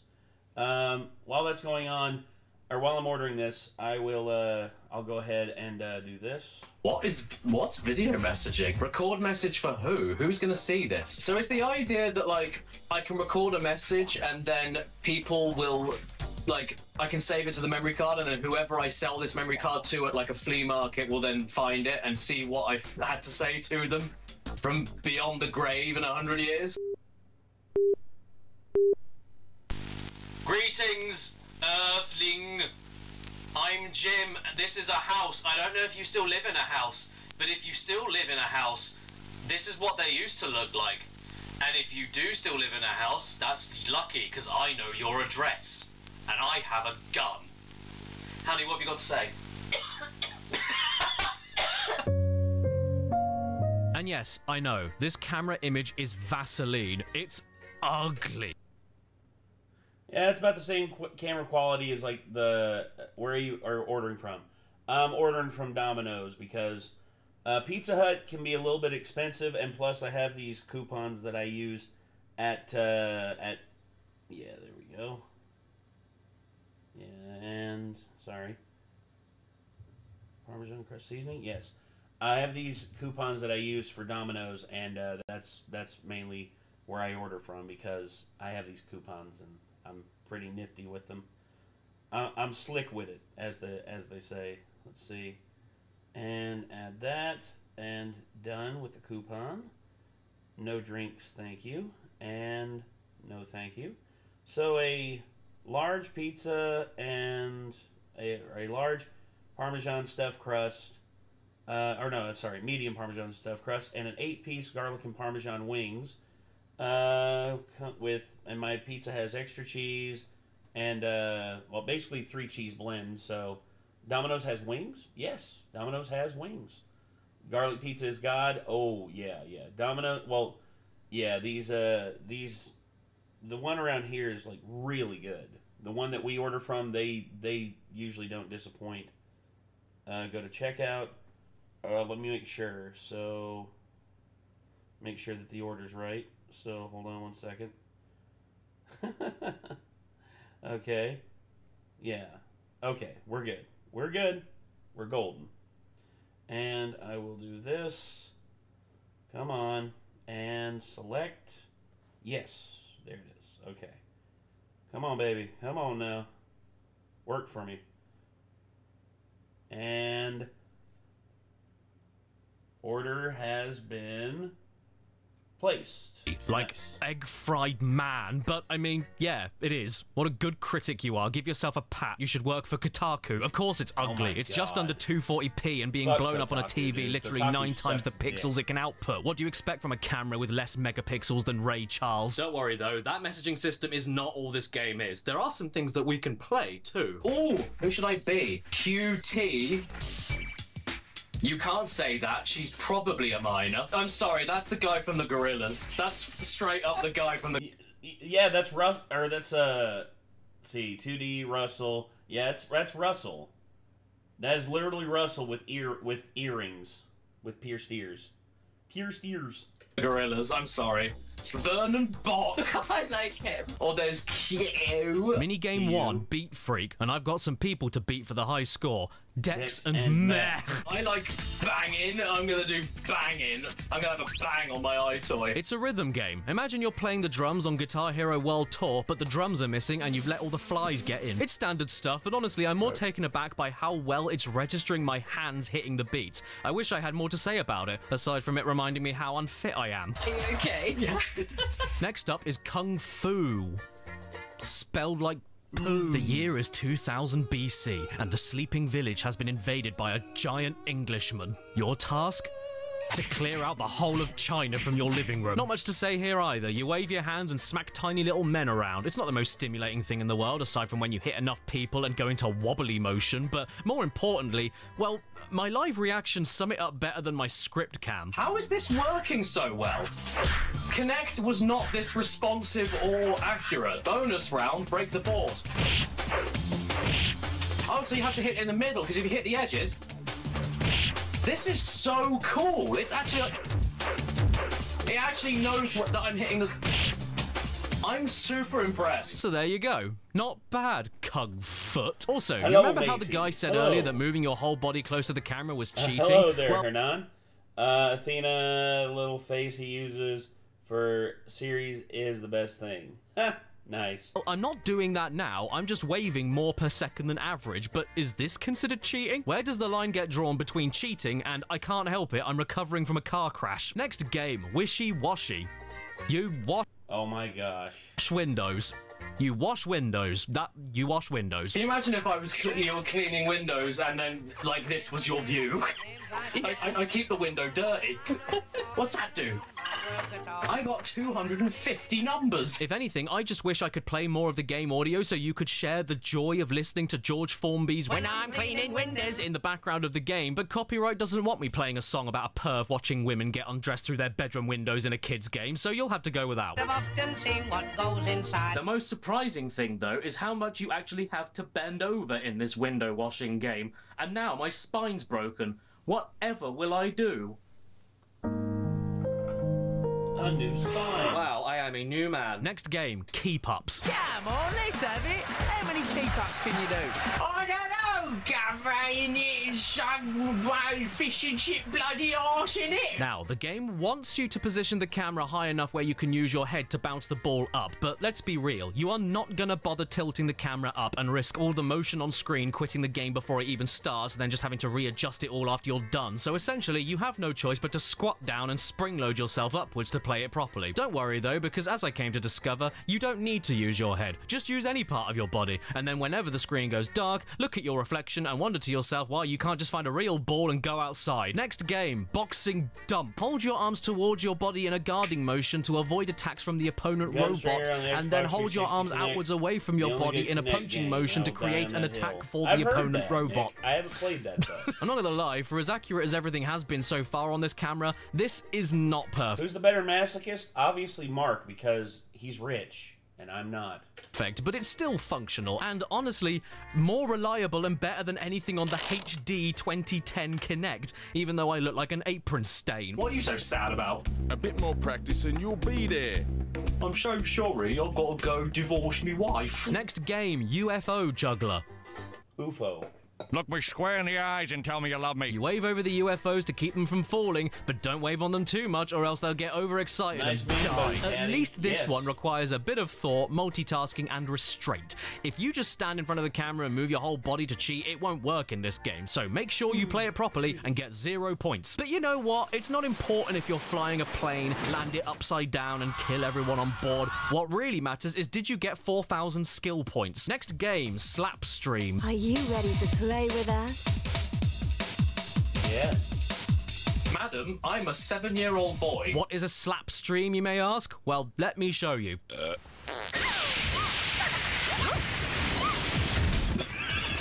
Next game, Plate Spinner.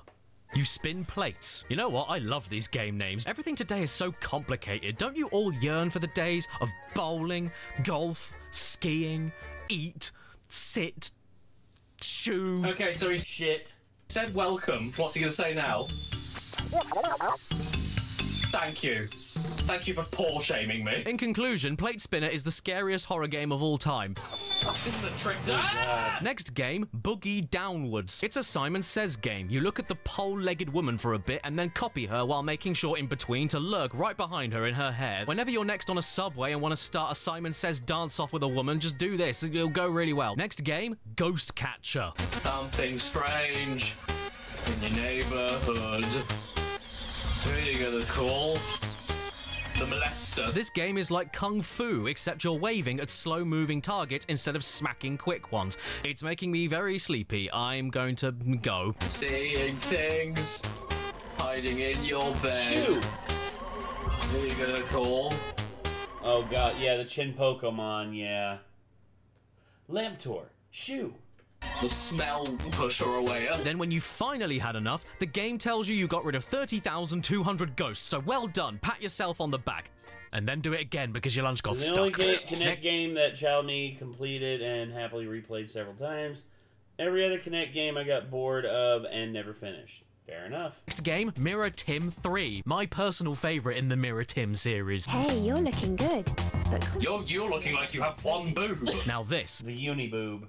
This is a head scratcher. What if I told you you had to wave in the corners of the screen, but then I cut you in half and flipped you around? I'm confident in saying this is a puzzle game. It actually gave me a headache trying to work it out as quickly as it wants you to. So I stopped working it out and instead tried to make myself throw up. Final game, Rocket Rumble. Look, the chest shelf came back, and boy is she having a mare, because she bought a load of fireworks that don't explode unless a big hairy man matches them by colour and then hits a spade. A common problem for a person born with one. You have to be very specific with your hand movements here, just like with hitting the centre of the boards in Kung Fu, but it's just a little bit slower, and I'm going. So that was iToy Play, and I've got to say, for being the first game ever made for brand new camera motion-based tech, it's surprisingly competent.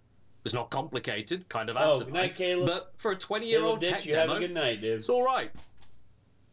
And speaking of tech demos, iToy Play also took the chance to give you experimental things next to the minigames as a hint of what was possible and what could be done with the camera tech. You can see yourself under... Let me go grab more water. I'll keep the video going.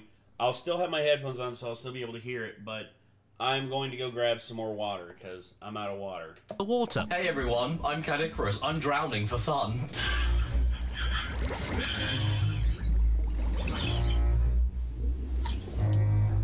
I'm a whale.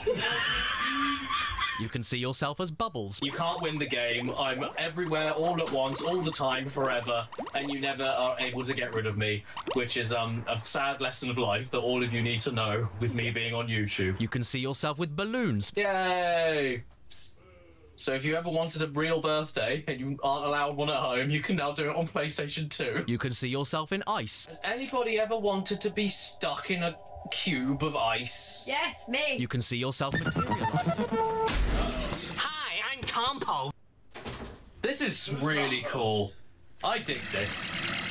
iToy's my new favorite thing. So if I like duck down really quickly, it actually looks like I disappeared. You can see yourself with sand in different colors. Okay. Oh, sorry everyone, I dribbled. Oh, I'm still dribbling. Sorry everybody.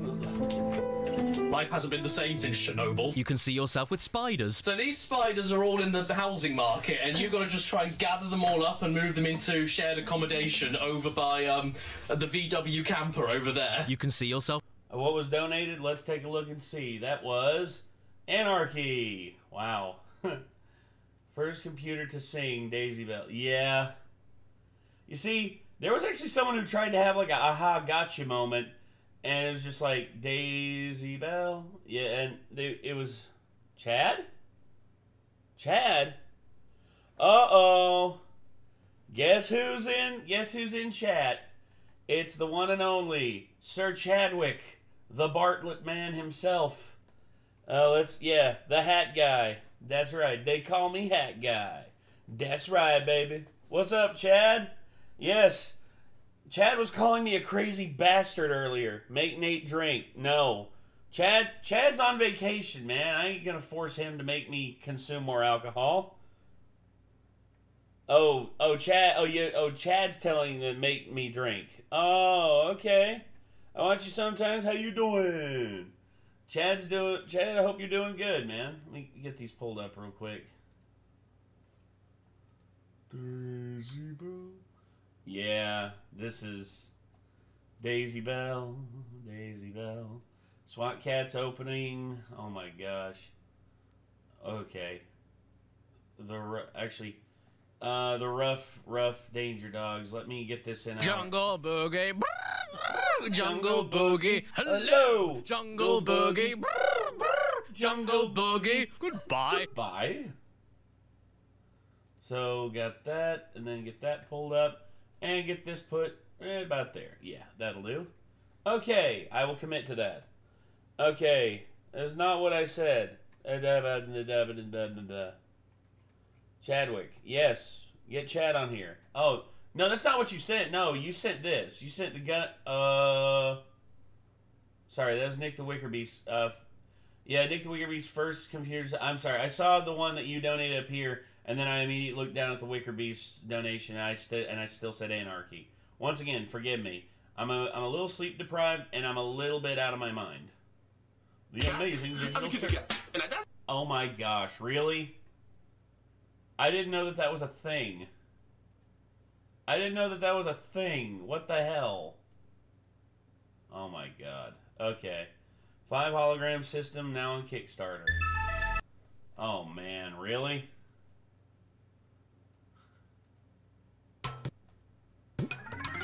The Unusual World of PS1 Accessories. An hour and a... Hey, antivirus. Thank you very much. Name a villain in history who actually... It was actually the... Oh, it's back. They re-uploaded the clip. Name a villain in... Thank God. Yeah. Thank God. Oh, shit.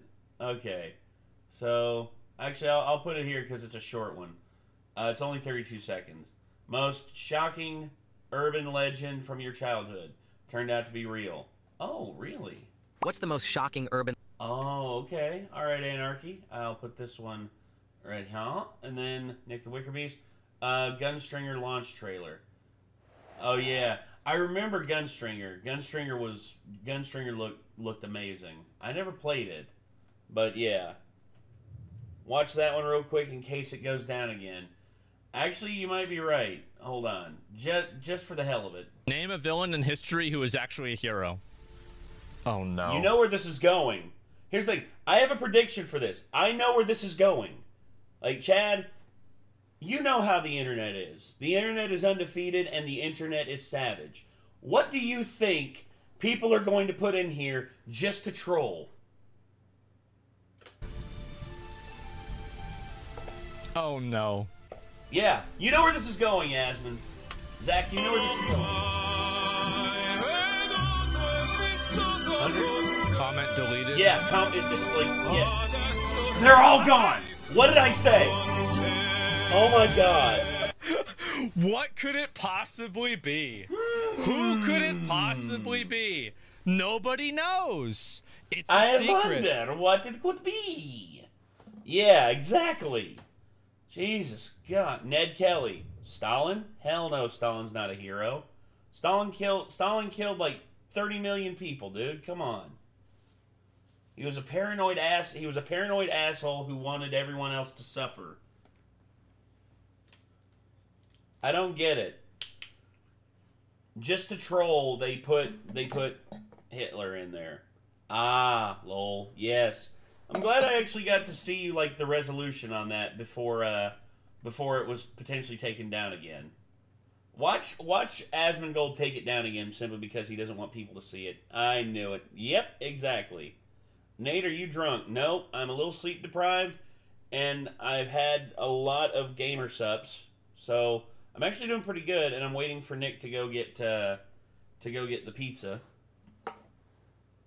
Anyway, sorry. Let me actually hold on. I can pour it in, but I'm gonna keep this going. Of being copied by your own TV. Oh, so it's delayed. Well, this is cool. Well, how about I go over there? No, it's not cool. It's really boring, actually. You can see yourself with bees. This is making me nervous. Well, so what do we do? Oh, bees. It's bees. Got to connect and it smells quite old. The boss sacrificed her child reputation and life to prevent World War III. Yeah, that's true. I missed like 10 minutes of the vid. What are you talking? I didn't miss 10 minutes of the vid. What are you talking about, RYH? Yourself spewing rainbows. Hello, Doctor. I'm Crayola Man. I must warn you about the year 3017 when we lose crayon and we can't draw on the paper. And you can even see yourself with leaves. Wow. Mum, I've always wanted to play with leaves for fun. Can you get me the leaf playing? He's trolling? Ah, okay, RYH. Video game. You know when people say touch grass? For God's sake, go outside and touch leaves. What are we doing? I don't know. I don't know what you're doing, Caddy, but I know what I'm doing. I'm making myself more gamer subs.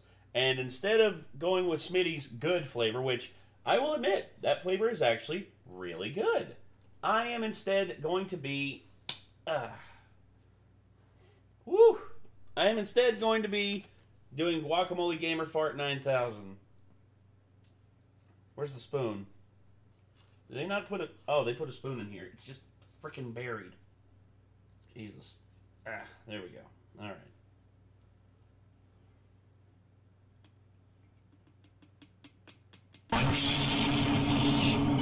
Holy shit! Who was that? Oh my god, hold on. There we go. Finally broke loose. Okay, there's 1, 2 and a half. There we go. So 2.5 scoops. That's usually what I go for because I'm a heavy boy. So yeah, I'm gonna do that. I'm going to, add in another half a bottle. Chad the man. Nice. Oh, was that you, Chad? Was that you? God dang it, they call me Hat Guy. Drink! And watch my meme. Oh my god, me already high as a... Oh my gosh. Okay, fuck it. I'll watch this real quick, Chad.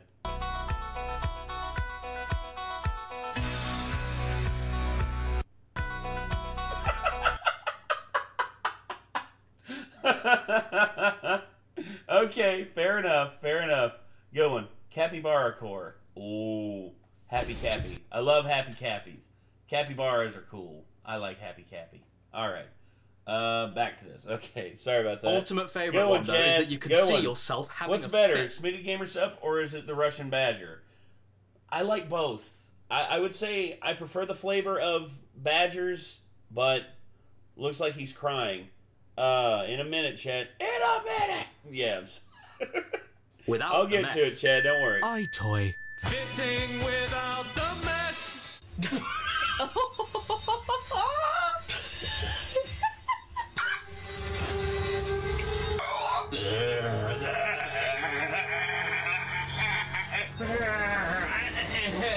Hey everybody, this is my impression of someone that has it completely together. My God. Funny mustache man. I promise I'm all right. No, doctor. I don't need that pill. I'm fine. Like, I'll see you same time next week. All right. Bye. Don't worry about me. I'll see you soon.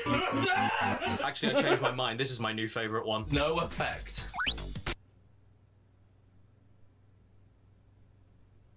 Well, they didn't lie about that. I'm sorry, everybody. I was just busy listening to Jamiroquai Toy Groove. Yeah, I mean, why the hell not? You've got some new motion camera tech for a game console. Of course a dance party was around the corner. And here it is. iToy Groboobsva. The first game for the PS2 that once we get to about 25 minutes, Chad, I will down... allows you to As a matter of control fact, I promised I would do a shoey shot. In this case, I am going to be downing a double shot of moonshine. What kind of cigar do you got tonight? It is a Bahia Blue from Nicaragua. Yeah, so yeah. But I'll do that for you, Chad, because I'll go ahead and do it preemptively because I think we're gonna hit 1450. I'm going to go ahead and do it. I'll take a shot with you. All right, Chad. All right. Tell you what. With your ass. Get on up to get on down. Let's do like another 30 seconds, and we'll get to like an even 20 minutes, then I'll do the shot. Damn it, What even my phone kicking battery's playlist low, featuring 21. Madonna, Village People, Fatboy Slim, Last Ketchup. Hey everyone, Last you know who I Ketchup? think of immediately after listening to Elvis? The best part of the bag for me, though, is that the first bonus feature listed is a calorie counter. Hi, customer. Thanks for buying our game, and as a special bonus, we'll tell you how fat you are. Right, here we go. iToy Groove. It's the Freaky Beats game from iToy Play, but like My Little Pony on DeviantArt, expanded. There's... Oh. All right. I'll do it with you. Okay. Well, let's go ahead and take the display off here real quick. Oh, I've been wearing these all day. Again. All right. Here we go. Where'd the moonshine go? Oh, there it is. Haha. What flavor would? Oh God, I don't know. I really don't know. That's a good question. Let me think about that. All right. Well, isn't this exciting? Well, Hodges, I tried to be as exciting as possible. Oh boy. Oh boy, indeed. All right. I've got the fan right there to like dry this out. Don't tell me you're gonna do it. You're gonna again? Yes, I am. I'm doing this preemptively because usually I wait until we hit like 50, but because it's Chad, if it's not Bailey's, it don't count. That is disgusting. I know, right? Chad with the old Greg reference. Australia, what is wrong with you? Bro, the entire country is trying to kill them. Of course they figure out fucked up ways to drink alcohol. Okay, here we go. So, I'll only have a limited amount of time to drink this before. So here we go. Oh God. Double shot of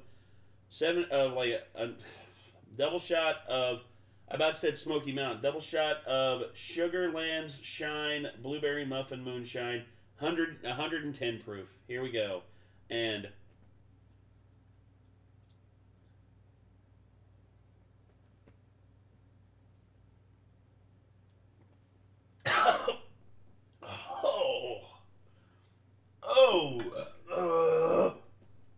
oh, the sweetness gets you.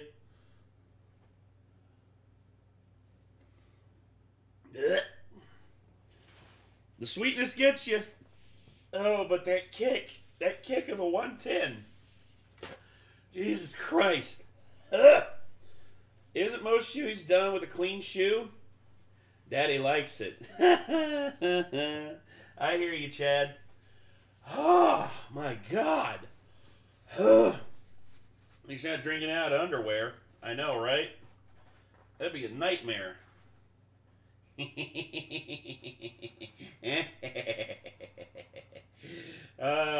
Capybara. Yes. Happy Cappy. Happy Capybara. Yes. If only. If only I were that lucky. Good boy. What's wrong with you two? Plenty.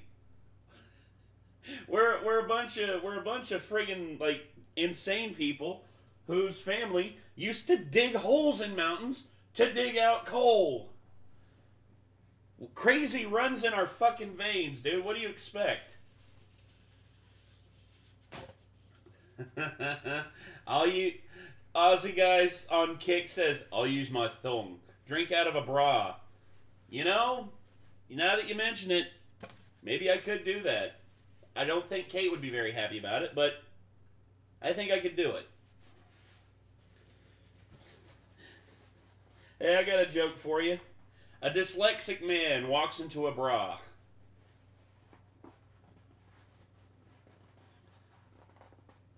Oh, yeah. We need Chad here. If I ever do another roast stream, we need Chad here because he's much more quick on the draw than I am. All right. This stinky sock. Oh, gosh. It would get you slapped by Kate. Yes, it would. Kate would probably slap the shit out of me if I tried to do that. If I ruined one of her bras, especially one of her good ones, she would hurt me. You can buy her more. Yeah, but again, it would just... Kate's very particular. Okay. So, it smells like blueberry... It smells like blueberry, like foot fungus. I'm so proud of this man. I know, right?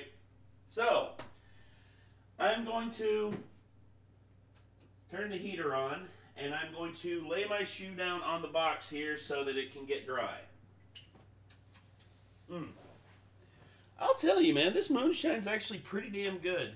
Like, let me just take a shot at, let me take a little nibble on it. By itself, the sweetness is like really good. It's like really good by itself. I don't recommend drinking it out of a shoe. I don't recommend drinking anything out of a shoe, but there we go. You know, that actually might be... Actually, you know what? Blueberry foot fungus. That's going to be the name of our Gamersups drink. That's our Gamersups flavor. Blueberry foot fungus. Plenty of licensed songs to dance to, and the game recognizes everything you do. Sorry I didn't join the last stream. That's alright, Bryce. Hell. I mean, we're here having fun. To a T. I'm actually kind of stunned, to be honest. This dinky little thing has no right to work this well. Again, Chad, thank you so much, dude. Thank you so much for the dono there, my dude. I didn't expect that tonight. Thank you. Young man, there's no need to feel young, I said, old man. You have got a bad back and you'll stay there when you fall on the floor and you can't get up. You're 30. It's fun to stay on the floor. I mean, what else is there to say? It's a rhythm game and it works. But now you're in it and flapping around like a duck who couldn't escape the hound. This is basically as simple to get into yet difficult to master as DDR, but with your hands. I like this game. Go and get it and then invite your friends over to play it, as long as they can fit. Long tennis spin. Which one is mine? Oh, shit. Oh, shit. There he is. He's got the cone head thing on. Shit. Good stuff, man. Song. Happy late birthday. Happy late Latier birthday. You're 30. Don't remind me, Caddy. Oh yeah, Nerd Rage. He turned 30 on Friday or on Saturday. So yeah. Wow. Hold on. Yes. Work. Go. This is long discrimination. We are family, and all of my sisters are long. I'm going deeper underground.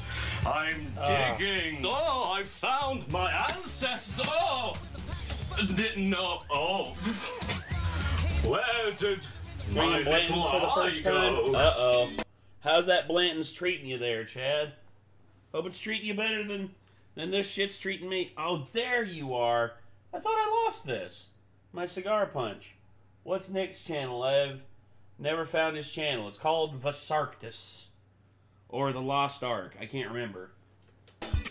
Unfair! Next up is a game. This is... I'm gonna look it up. Kaiketsu Zorori Misase! Itazuraki. This is 1 out of 3 Japanese exclusive iToy games, and I have absolutely no idea what this is, but I think I might enjoy it. It's got a coconut pig and a seaman cat and a blurry Japanese boy and someone about to tell me how wrong I am. Well, actually, no. In any other circumstance, I would usually go into immense depth and detail about the history of this game and then critique it through the lens of its mechanics and then impact on the video game industry as a whole. But this one time I'm not going to do that because this game opens up with you sucking farts out of a pig. What the f... It doesn't feel right watching this. Now, What that the should fuck, be where we Japan? stop. But I want to see how this story mode unfolds. However, if there is a story mode within this game and there is a story happening, there's only so much the Duolingo bird can help me, and that's going to make things difficult. But actually, does that matter when the first thing the story asks of you is to suck big ones out of a pig's hole to power a smelly cannon? No, it doesn't. So the next thing you have to do is mess up a bedroom and get tissues everywhere for the splat that's sure to follow. First And shot then now. follow that Hell up yeah, with a Chad. game where you draw out Japanese letters on a light board that doesn't know if you're drawing them out accurately or powering an eco-friendly power station. So yeah. honestly, who cares? Do I have to have this sound that is just constantly reminding of you pinching under a skirt? I don't need that. I don't get why he's got cauliflower fingers. I don't get why these guys won't stop tooting their toot. I don't get why there's a golden bulldog judging me. Oh no! He's judging you because he's golden and you're not. Hey boys and girls, have you ever wanted to conduct an orchestra by drawing squares, drawing squares, drawing squares, drawing squares, and drawing a triangle? Hey, Edgar! Watch out. Edgar got one of the special ones. Good job, Edgar. Woohoo! The new Hellraiser game. Yes, Connor Caddy. I have seen it, and it looks pretty damn good. I mean, I'm hoping it'll be good. I'm hoping. I don't know if it will be, but I'm hoping it will be. Damn.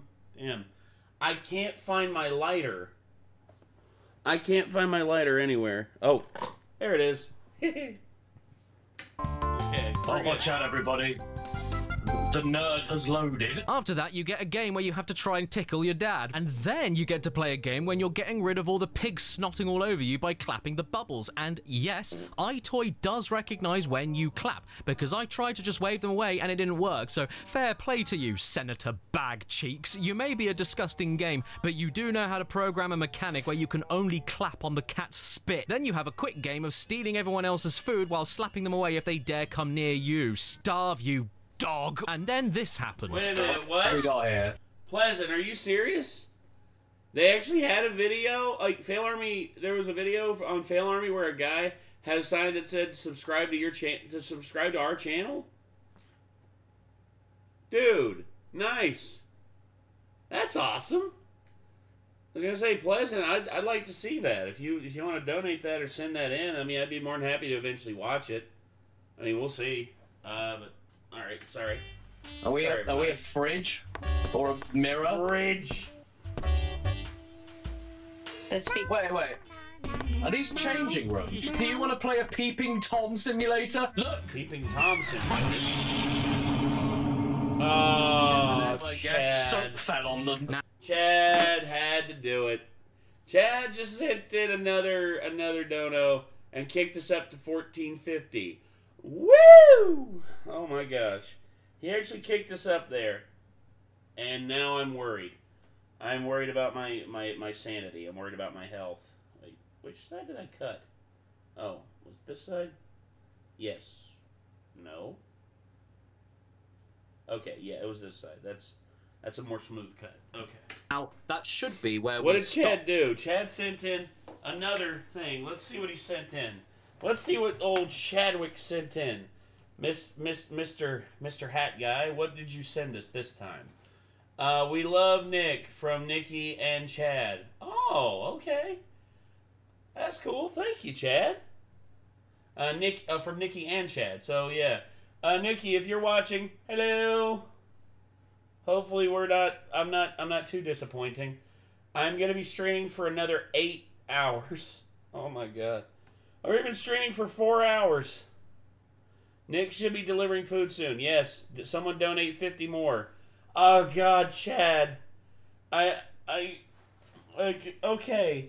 I'm gonna be waxing my garden patch. That's what I'm calling it. My garden patch.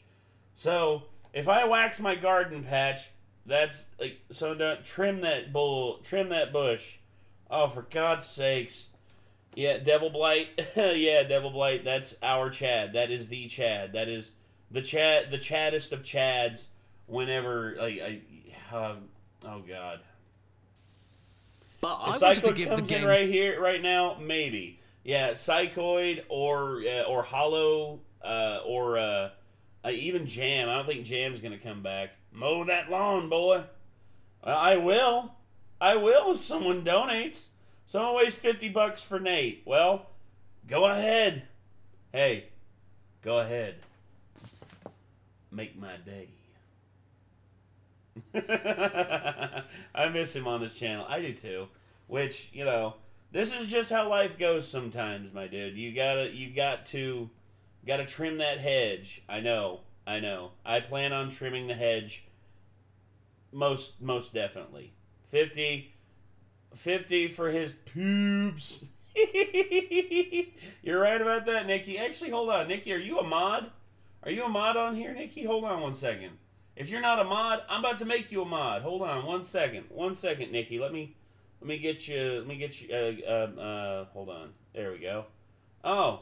All right, Nikki. Well, guess what? Now you're a mod.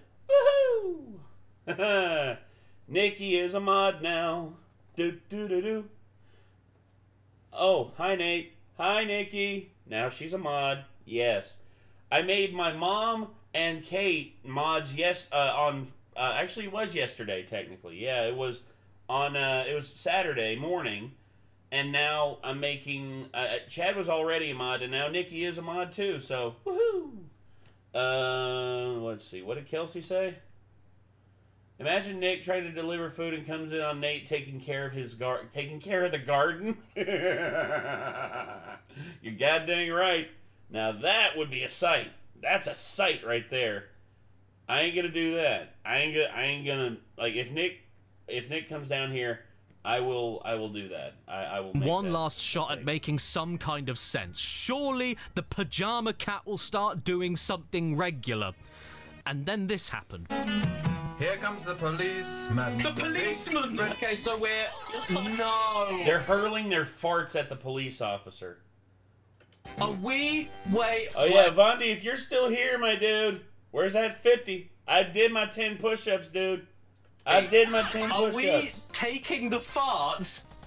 At least it's not trying to pull, at least he's not trying to pull the stump out of the garden this time. No, I know, right? Well, I had to do that earlier. I literally had to pull a stump out of a garden while I was, is Nick going to do the what? Hell no, Nicky. I ain't gonna make Nick go through that. I'll do it myself. Hell, I've been waxing myself on it. Dude, I just got done waxing right here, and now I got a bunch of welts on my arm. And also, my entire arm from here down is bald. Nick would never do that. Policeman, is that what we're doing right now?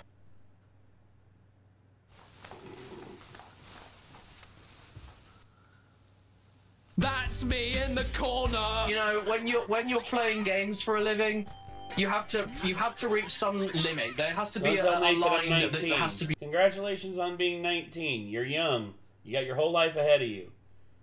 Actually, Nick might if he gets the whole bottle of Jaeger. No. I'm hiding this from him. I'm hiding this from him so he won't steal it again. Drawn. He's a damn Jaeger goblin. I think that line is drawn on what a about children's waxing your game. eyebrows, Hernan? I'm not waxing my eyebrows. I need these to emote.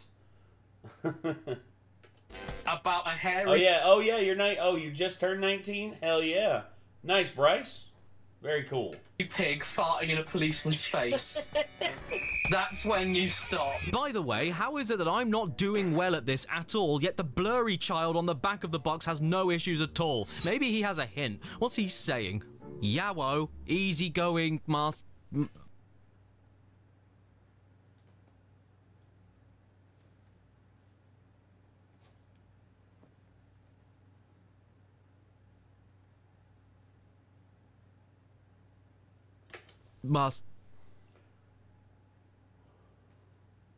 bring on the bread. But I suppose if nothing else can be said for this game, at the very least, I know that I am wider than the average Japanese child. Hello?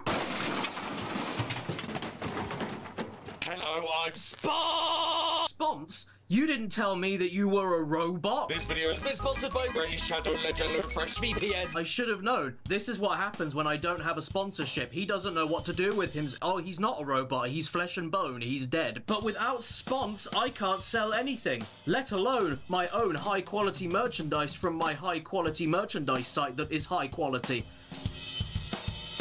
No, I'm gonna need to keep using him. CADDICARUS has some new merchandise available for you right now at pixelempire.com/caddy. There are now 4 new items to eat, including a sticker of this confident little goblin, a new poster of this brave idiot that comes with a free sticker of this scared idiot, and 2 new t-shirts. When you can't afford high-end headphones, pick up the new Breets by Dr. Cad. And Breets by Dr. Cad. Now that's a headphone company I can get behind.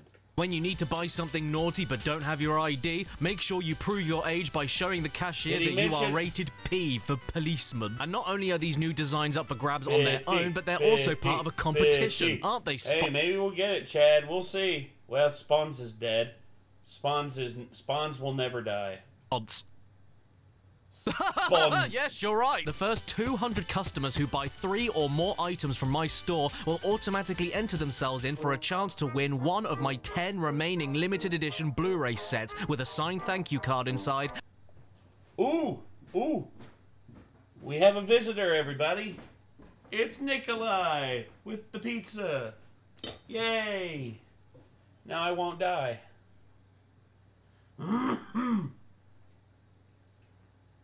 Hey, dude. Ask the guy to make sure that they got it with no said they did, so if it has sauce on it, he fucking lied to me. Let's check and see. No sauce! Yay! I don't know how you can tell. Thank you, dude. I appreciate it. Oh. Yes. Nick has arrived with the pizza.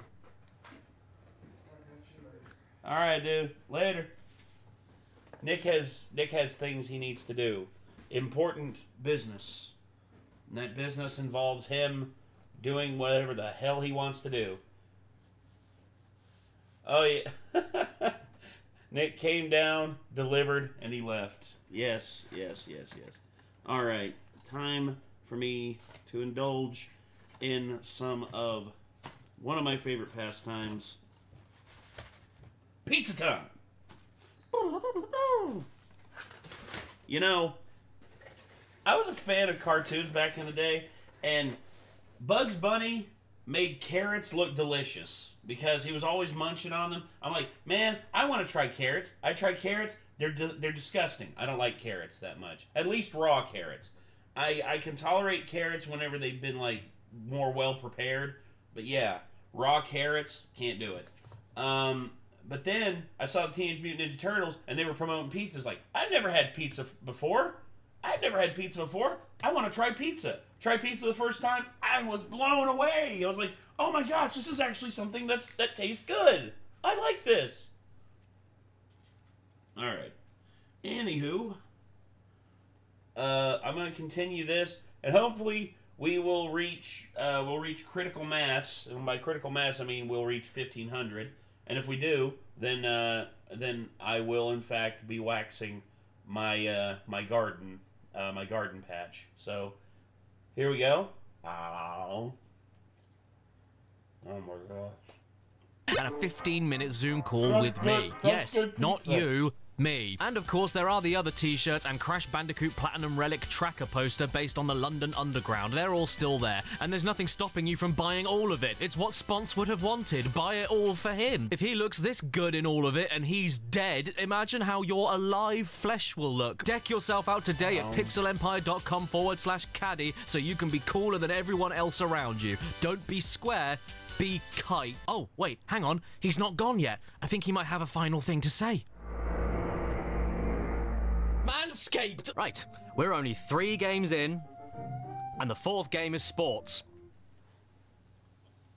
Sorry. So here we have a quaint little game called Ooh Move, which is what old ladies say to me when I sit next to them on the bus. And you can tell from the box that we're in for a rip-roaring good time because the lady in the TV is out of focus. First off, we have the art studio for all the miscellaneous trash that doesn't fit the theme of sports. We have blurred slow motion. Welcome to my stand-up. I have a joke for you.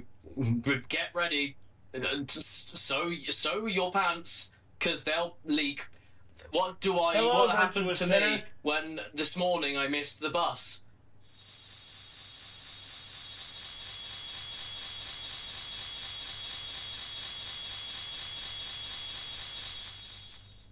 I missed the... We have Defrosty. Oh no, nobody can see me. What am I gonna do? Oh, I know. Make it see me. Jesus Christ, Chad, what the fuck? Chad is unhinged over on Kick. Jesus Christ. Oh. I ain't repeating that, Chad. I ain't repeating that. You couldn't know. Ow. And lag. We have sand. So apparently this is what we're calling sand. Sand is more or less exactly like, I'm going to distort my voice and talk to you about my horrible traumatic experience dealing with a former children's TV presenter. At this point, I could, like, roll my sleeve up. Okay, you want to see some sand? All right. We have party time. Are you okay? You are not okay. When was the last time anyone went to a party like this? Stop looking at me. I don't know what you think I can do for you, but I can't do that. This is borderline analog horror. Yes, it is. I feel as though something's gonna come from the dark behind me. Stop it! What? Do I dance?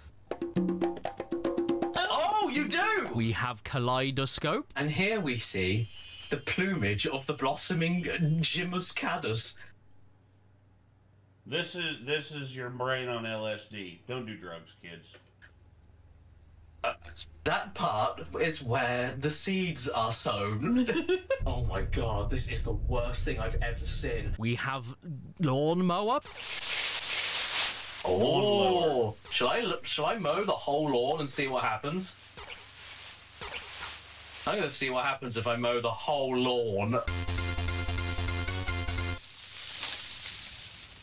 I'm not mowing the lawn anymore. And we even have this. Bouncing baby. I've always wanted to bounce yeah, my toy. false That's advertising.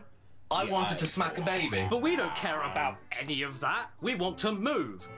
Okay, well, I don't want to move, but we want sports. Well, no, I don't want sports either. No, I don't want any of this. First off, we have perfect goalie. Only one problem, though. Just like William Shakespeare, it doesn't work. I don't know, maybe we finally reached the point where it's nothing to do with how good the camera itself is, but how the devs are able to make it work. I should have been able to save at least half of these goals, but it just didn't work properly. How can you go from accurate angle wood chopping and spit bubble clapping to your entire body not being able to block a ball? I know, maybe it's because the game is too quick, so how about we slow it down with ball-tossing aliens?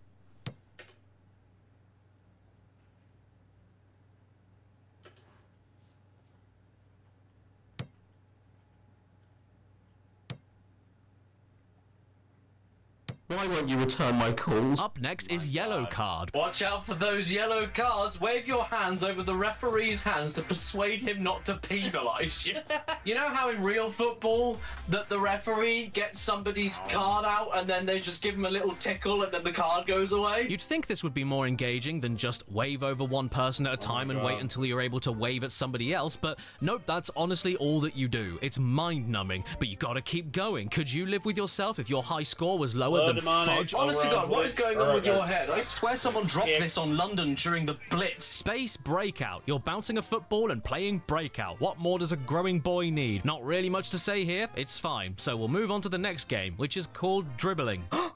Yes! It's another slug game where you move a ball left and right between cones very slowly. You know, for a game that's telling me you move, it sure is spending a lot of its time telling me you stand still. Look at me. Look at me. This is the face of someone alert and ready for another iToy football game. Except he isn't, because I'm gonna skip the rest of them and see what else there is to do. Yeah, sorry about... Ban that content, Nate. Yeah, I just wish they'd unban the drinking on stream, which, oh well. About that. I'm not sorry about that. What you'll find with a lot of the iToy library is that they're just minigame compilations that are all variations of the exact same idea. I'm not doing the same thing over and over again. I'd rather play Batting... Tatas do have their place on the web. I agree. It's on OnlyFans, not on Twitch. Frenzy.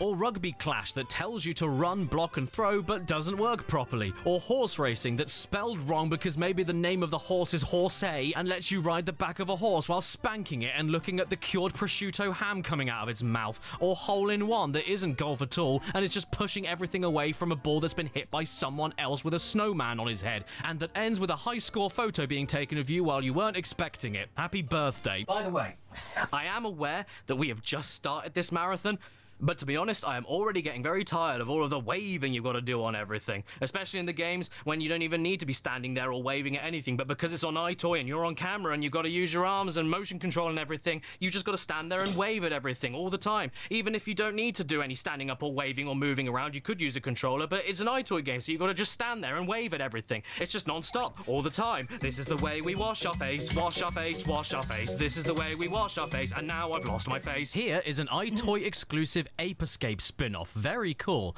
Monkey Mania. Whoa! Is that an open mouth, or does he just have really... How do I get back to YouTube from here? Okay, it's really... there's a complex nature to it. You go up into the... up into the address bar. You type in youtube.com, and then in the search bar after that website pulls up, you type in Renegades React. And this live stream will be the first thing that you see. Big lips. I don't know what to expect here, but this kid doesn't look like he's having a good time. He looks very concerned. And this girl came dressed up in a BMX helmet.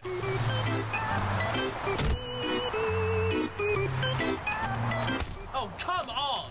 Why does that keep happening? Be careful not to run into objects or people. Gee, I forgot.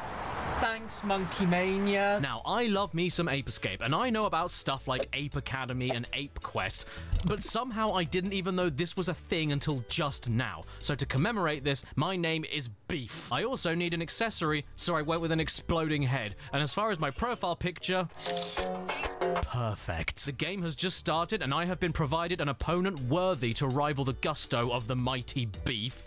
Saruman from Lord of the Rings. I wasn't sure what I was expecting here exactly, but it turns out Monkey Mania is a Mario Party clone. Not surprised. Vomit. So if you've played Mario Party before, you'll know what you'll be getting into. Roll a number, land on a space, deal with whatever the space says, collect... Oh, you got your copies of those games? Nice or not? I hope you enjoy them, because they can be a lot of fun. Items to win and occasionally compete in minigames to win or lose more items. But now you're doing it all in a urinal. It's just Mario Party, but standing up. Not much more to say here. He is done with his shit. Actually, no, there is more. It's Mario Party, but with mini-games that take over a minute to finish instead of seconds, items you can buy as many times as you want in one go, but then also can't use them at the same time as moving along the board. The way you win the game is by having enough monkeys to reach the top, and yet when you reach the space to win the game, it still asks you if you want to go to the winning space to immediately win the game, meaning that you can choose not to win the game. And to top it all off with a bright red infected cherry, the scoring system gives you effort points that don't mean anything. But in fairness, if I was going to the butcher's to buy a slab of beef for 1p, I would put 5 effort in as well. Oh, NASA people. Even worse, I played a round of this for 23 minutes, and in all of that time, I played 5 mini-games. The rest of the time was exactly what you're looking at right now, for minutes and minutes at a time. It's so boring. Ape Escape and boring go together like unleaded petrol and your liver. I don't even know why this warranted use of the iToy, because not only do barely any mini-games happen that you actually get mileage out of the camera, but also because 70% of the time you're just sat down watching your computer player doing more than you, and every so often a tentacle appears that isn't mine, I promise. Wow, really? I can finally play the Crash and Cone minigame whenever I want, where I drive a badly cut out JPEG that doesn't steer properly? Be still, my beating heart. Please. It's too exciting. My heart's racing. It hurt. My chest hurts. Stop.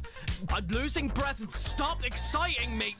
Don't talk to me. I'm going to die. Here we have SpongeBob SquarePants Move In With Friends. Well, if you do that, make sure you all take turns cleaning the dishes and that you all pay your fair share of the bills. I'm sorry, dude. I hate myself. Rotate the manual focus ring until the image is sharp. Oh yeah. Sharp as a wooden spoon. For this adventure, I am Moltingy, and unlike every real-life human baby, you get to pick your color. Orange splatter, iron cyan, chocolate, delta blues, mellow yellow, red alert, in the pink. Oh dear. One in the pig, one in the stinker. And yes, I know I said it was an adventure, but no, it isn't. It's more mini-games back-to-back from various Nickelodeon shows. But that's not an issue. I'm privy to the occasional Nickload on me. So let's kick it off with SpongeBob games, starting with bowling, which feels completely impossible to get a strike on, and I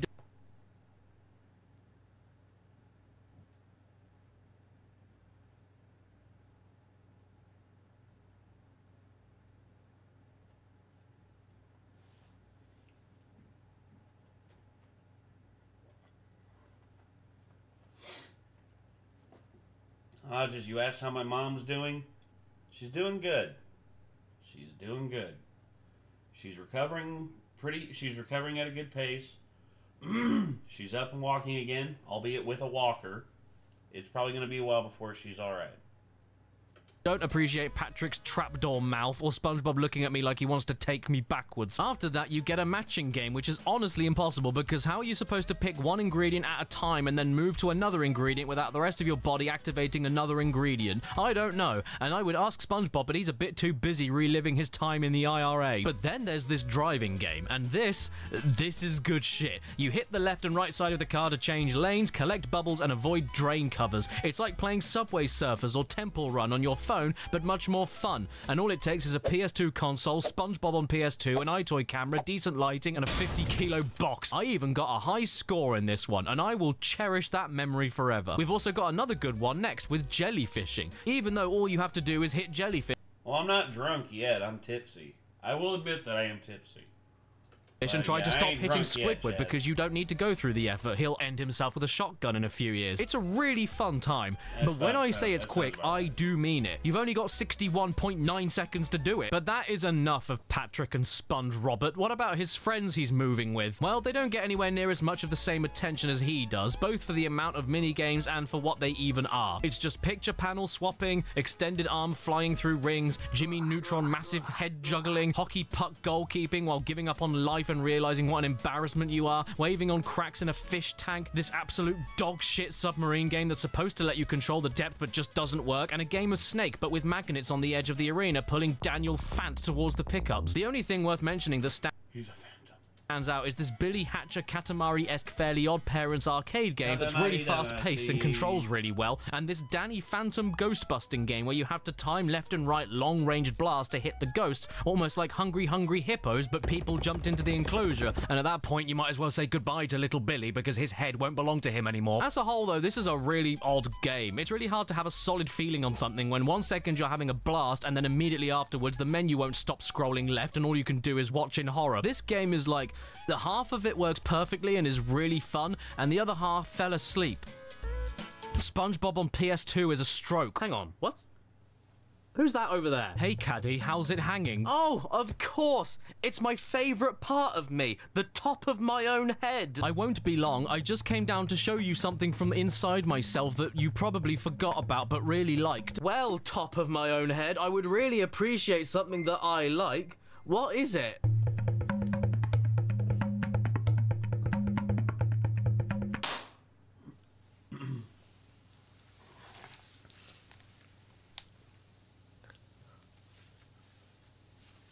Oh no, I'm in the way.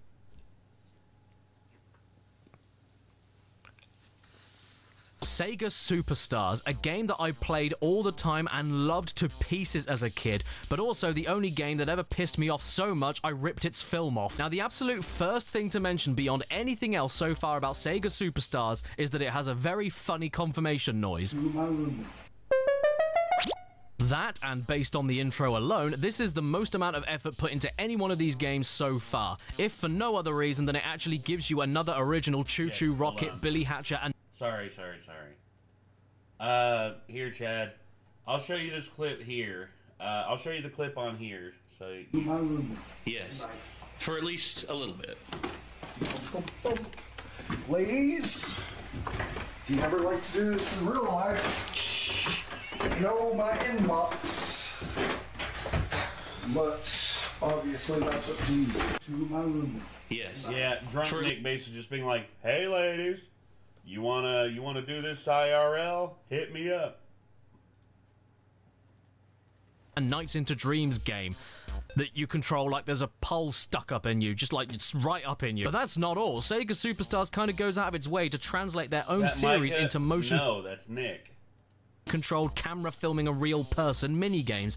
And even if they are just the same ideas all over again, like Samba de Amigo being yet another iToy groove... Weird. They managed to fill every inch of the screen with way more personality, color, and just general stuff than any of the other games so far. You and your ditchwater living room aren't the focal point anymore, you're just part of the game worlds now. Maybe aside from Virtua Fighter when Akira just bursts into your house to steal your cushions, but don't worry. Shh, I'll take care of you. We can get you some new furnishings at Dunelm. I am legit impressed by the production values here, and all the games work great too.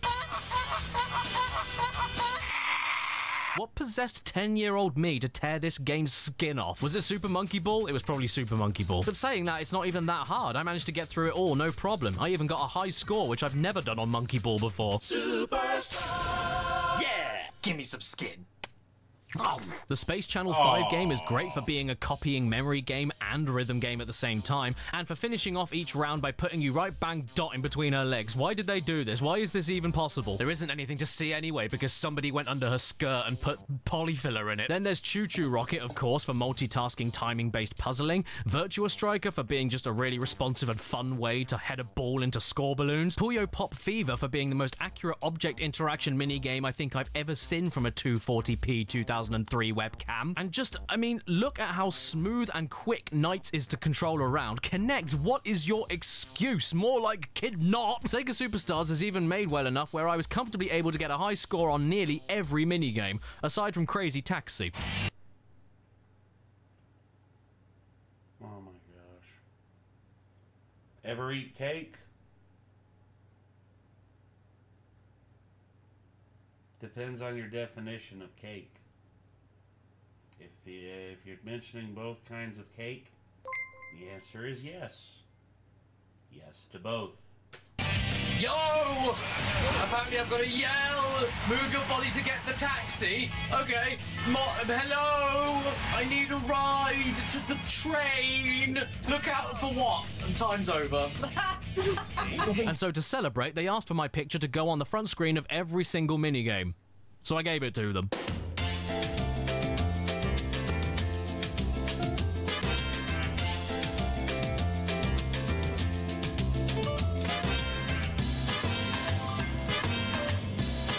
Everglades cake.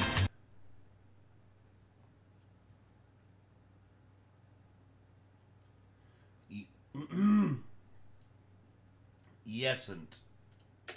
A massive congratulations to Ool, Bink, Gust, Ache, Drink, Oi Mate, Dable, Fair, Woman, Tag Damp, and of course, the man who was named in honor of what Billy Hatcher is all about, Fetus. Wait a minute. This game's 3+, and yet somehow they managed to get zombie violence past the censors. That's hardcore.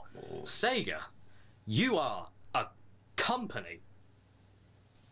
A publishing company, in fact. That started all the way back in 1940 when they were known as Standard Games, providing coin-operated games for military bases in Hawaii. After that, in 1952, they moved to Japan, and then a lot of other stuff happened, and then they made Sega Superstars, and on top of all the quirky, unique, cool shit this game does do, it isn't all for the sake of high scores and nothing else. It's so that you can earn rings and then use those rings to buy stuff for your pet chow. Oh my god! Yeah, I know this is a Sonic Adventure thing, it's not mind-blowing or anything, but do you get to tickle your chow yourself? I can't handle all these euphemisms there, Caddy. I can't handle it. I can't, oh my gosh. A gentleman never confirms nor denies. Exactly. Or pet your chow yourself? Or go and see a dodgy blind man to spend $10,000 on a tree in the black market yourself? No, you don't. But you do here, in this game. And is it all worth it to watch your chow eat shrinking cake and then spend $5 grand on a trumpet that only gives you a percentage of a chance that he'll ever pick it up and toot off? Yes. Yes, it is. I spent over an hour on this game, and I genuinely... here. No. I have a gigapet upstairs. Oh. I know the one you're talking about. Nice. Genuinely enjoyed nearly every single moment of it. I mean, take a step back and that's a really dumb thing to say. Yeah, man, this game is so fun, you want to play it for at least an hour, but for something as physically demanding as this, yeah, that's an accomplishment. Oh, they shat on me. Thing is, though, it is still just wiggling your turkey wings at a load of shapes while Sega characters shout at you. I'm not sure I'd go as far as to say it's your new favorite game of all time. It's not. Oh, yeah? PSW? That's a hot take. Is that why you went bankrupt? And just for fun, here's something you can try at home! My God.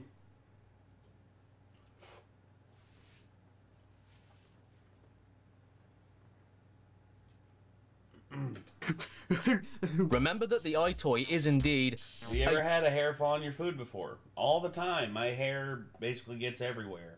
In my food, like in the shower, it gets everywhere. USB camera. In fact, the first batches of these were made by Logitech, of all people. So, if you wanted to, with the correct drivers, you can use this on your PC as a webcam with its built-in microphone and everything. Incredible. 20 years old, still a... Gavin, I saw what you just said. No. able to control video games and out of the box, ready for your next Zoom meeting. So with a little redistribution, we will all be more productive. See what I mean? Yeah, that sounds good to me. What do you think, Jim? Kenneth, you're a slug, and Sharon, get in the bin. What we need to do is liquidate our... iToy Anti-Grav, the only game I can think of where it advertises itself by showing a boy with no head jumping over his TV with his jeans falling down and his boxers hanging out. This game was made by Harmonix, the same people behind the original Guitar Hero and Rock Band. That's odd, but more importantly, what even is this? What is your favorite type of cake? I'll tell you.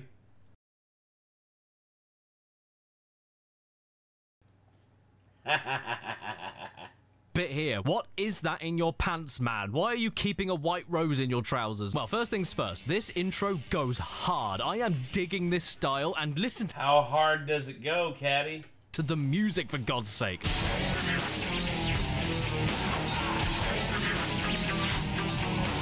And then after a super quick head calibration test, we turn into fog and then we get to pick our character, who all have great things to say, like, I get my kicks busting tricks like a lunatic. And there's even a cameo from Tetsuo the Iron Man. Don't let him touch you though, you'll get rusty. But ultimately I went with this guy, whose name is Compound. Compound the Man. Why is he called Compound? It's like having a baby and naming him Car Park. And as you could probably guess from the cover, iToy Anti-Grav is a hoverboard game that requires your whole body to make it work. Wait, I know what that is like. That is like other video game.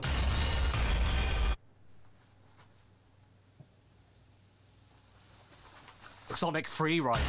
Would you believe it though when I say that iToy Anti-Grav, a game that's 6 years older than Sonic Riders, on a console 32 times less powerful than the Xbox 360, using a motion capture device half the resolution and lacking the infrared technology of Kinect, works infinitely better than it? Because it does. All of the ducking, all of the jumping, all of the leaning, all of the arm reaching out at multiple levels while standing or bending down, all of the arm movements needed for air tricks, all of the steering and slowing down, all of the flying with your arms held out like a dying Christ. Everything you see here not only works well, but is also reliable. The only thing I couldn't get working was how sensitive the name enter screen was, so I guess CAC will have to do. But bigger... Okay. I have to use the restroom real quick. I'm going to keep playing the video. I'll have my headphones on so I can listen, but I will be right back, so don't go anywhere. Just be right back. Picture. Look, everyone. I managed to win a race. Twice. I even got a high score on the combo trick race, and I couldn't even do one trick in Tony Hawk Ride, which had no camera at all. CADDICARUS. Honestly, this game is good. I'm speechless.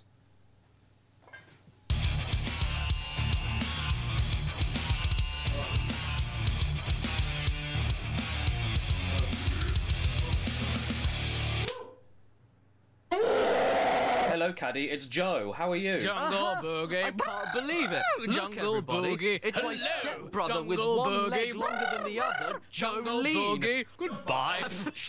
What are you doing here, Joe? I was playing iToy Anti-Grav, but couldn't stop turning left. Oh, bless. What did you think would happen, idiot? It's not my fault. I just got here, and I couldn't get out of the door frame, so I decided to try it. It's the first game I've ever played. Well, I'm really sorry that the first video game you ever played was the only one that required you to stand upright to get working properly. But don't worry, I've got some more... Oh, he's down. It's okay, I'm used to it. Well done. Well, in that case, why don't we take a look at the next game, the second in the three... Can you lift me up, please? Why don't we take a look at the next game, the second in the three... Help me, step bro, I'm stuck. The next game is the second of the 3 Japanese iToy exclusives, and it's called... Clamp. I don't know what it is or what it's about, but one thing is for certain, there is iToy. That's a good sign. I don't know, what does Google think? Next door requires iToy camera.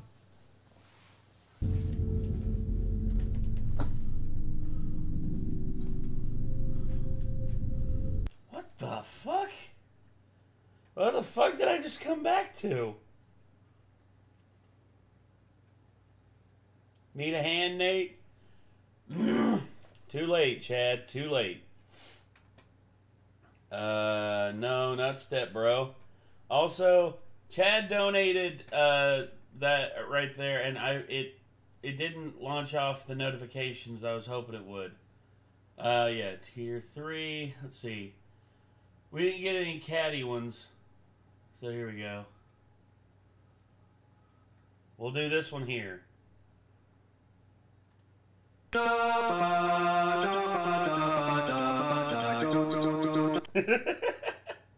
Okay, okay. And let's see. And then here's another one. Hello, I'm Bob. Oh, Christ. Hello, I'm Bob. Alright, so there we are.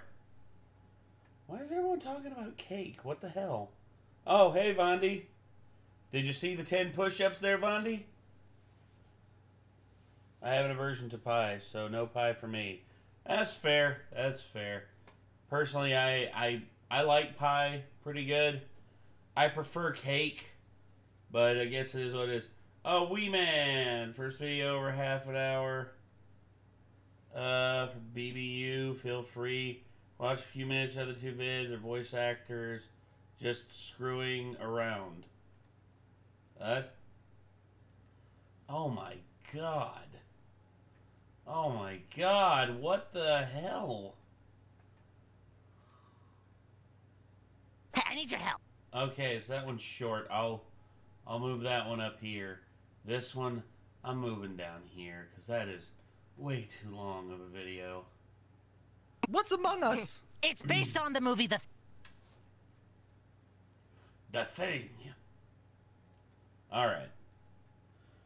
Is Sponge your favorite caddy character? No. Oof, I see Nate. Yes, Steven. Hi, Steven. Chad is also here. And we are only 49 away from us finally hitting the goal. I'm so happy. I'm so very happy. Alright, let's go ahead and get this going again. Brownies or cookies? That's fair, Nikki. That's fair. Little does he know. Yeah, I saw that Vondi was back.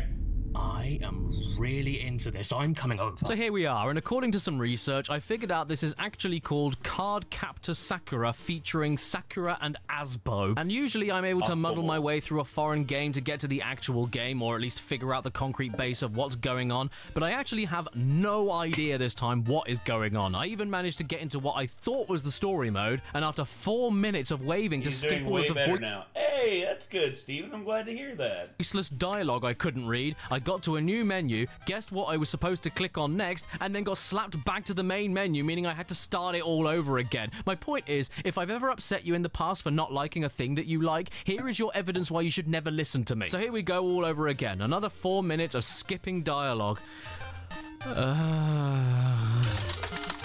Hey guys, it's me, CADDICARUS, and I'm very proud to announce my new gameplay channel, Forehead Gaming. Yes, finally! I waved on the right thing and now we're getting somewhere. Look, it's a man with an acorn head who's too big to fit in this young girl's room, so he sunk through the floor. And I guess he's now given us a load of Yu-Gi-Oh cards. Is this the card capturing the game is named after? I don't care. Each of these cards hosts a mini-game, and that is all that I need to know. And the very first thing that I tried out was a maze game. Great. As it goes with maze games, they are mazes, which means they're very easy to get lost in. And not only do you get lost, but you have to get unlost by holding your arm extended from your body for 4.5 minutes straight while people walking by your house look through your window and start.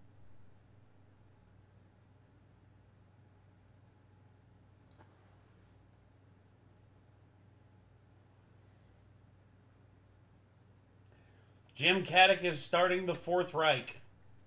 Calling the local neighborhood watch. Then there's this game about smacking little pimples with ears, and this is where I discovered the best feature of Card Captor Sakura. It's the only iToy game out of all 28 that doesn't let you pause or quit, either from covering the lens completely or from a PS2 controller manual override. Once you start a game, you are married to whatever rollerblading gout you've got until you Hey, are you okay, Lamau?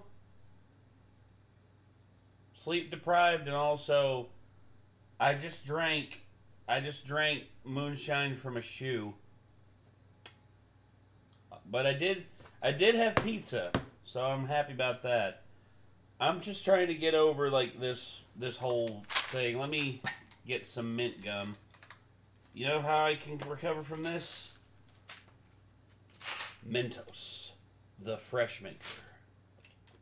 Look like I'm about to die? Well, not until he has shaved his schlong. I'm not going to shave it. I'm going to wax it.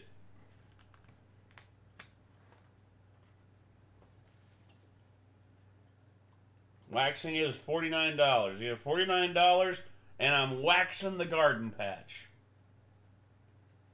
Either run out of time or win the game, including this pinball game that just drones on forever until you lose all of your balls, this slot machine game that's just hitting one button and luck for a minute. No, a redneck ritual? Hell no, JMT. That is called a shoey. And a shoey is very prominent down under. And a half, and especially this card matching game, which Speak in of all the devil, fairness is ye all shall right because fear. you've got to try and Yep. match everything up while the cards get mixed up after every turn. But this game lasted me 7 minutes, 7 whole minutes of standing there and waving like a grandma. Only way to wax Snake's balls? Hell no.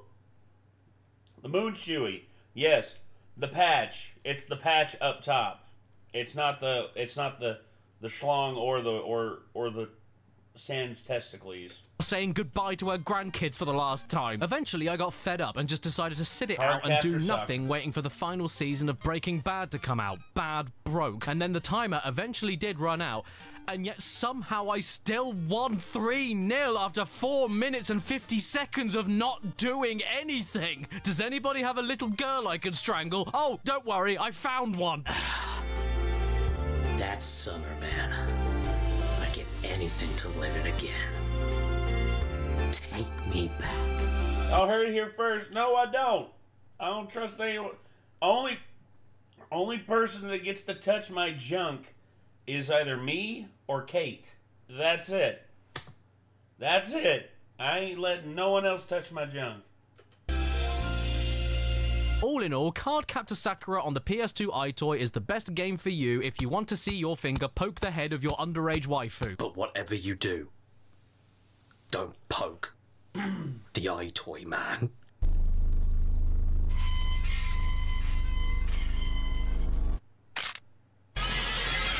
Oh my hey, god. You know what I want to know? If playing is so great, Oh, then where's wow. Play 2?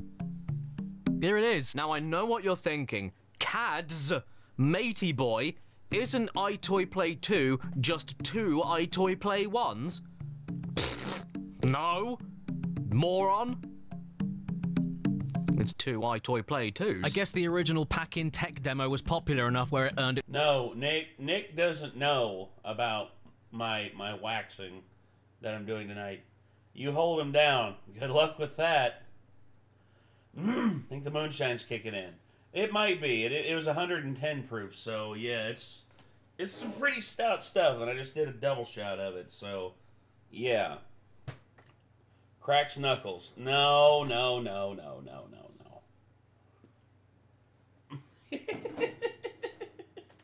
Offered his assistance to try and be nice.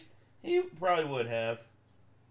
Itself a sequel, and in fairness, this was the iToy game that 10-year-old Caddy put the most hours into, so let's see if there's anything to be saved from a man that really wants that baseball. Good quality liquor?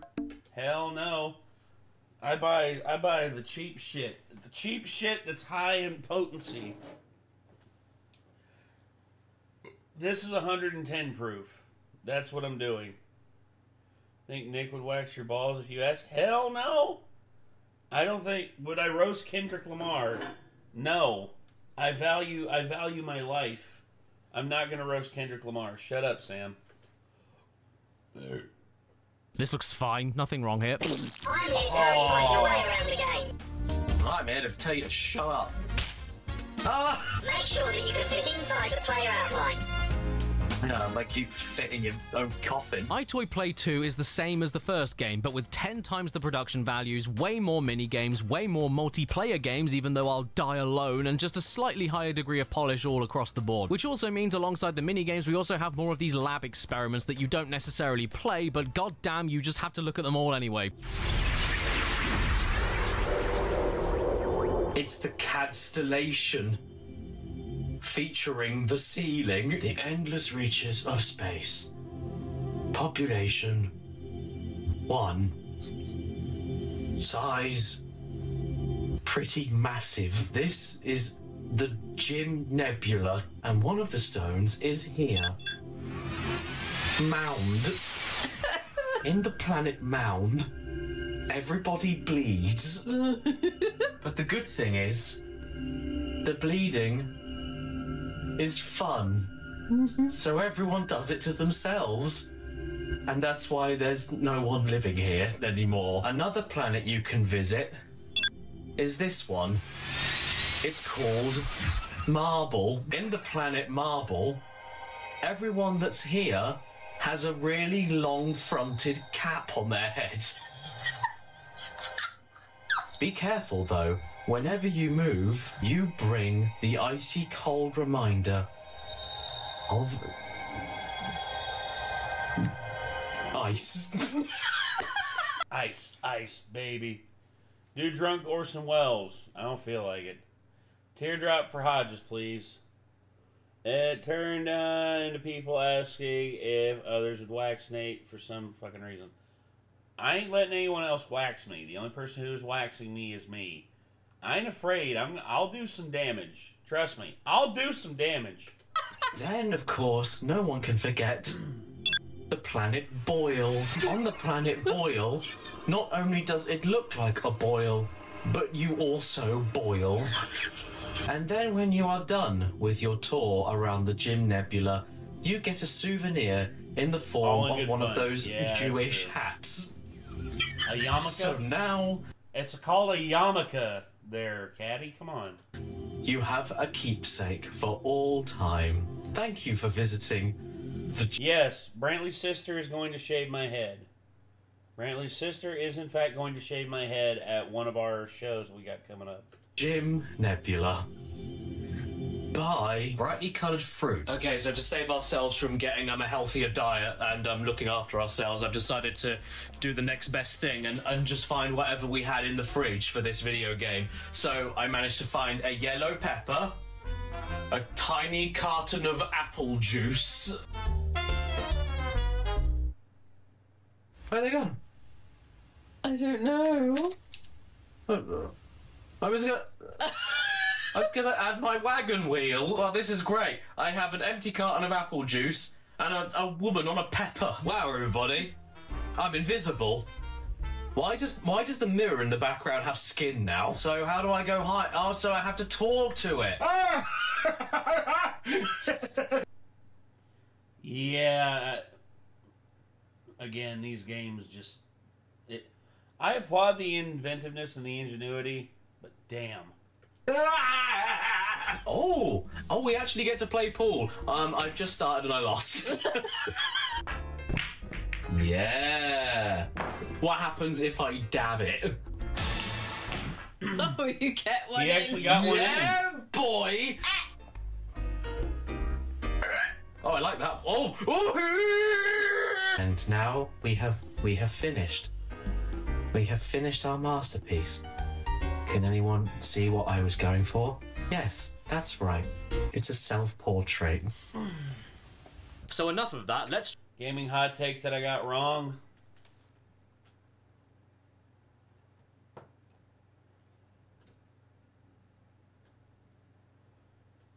I initially thought that God of War 2018 was going to be bad. And I am so glad that I was wrong. I am so glad. Try the real game.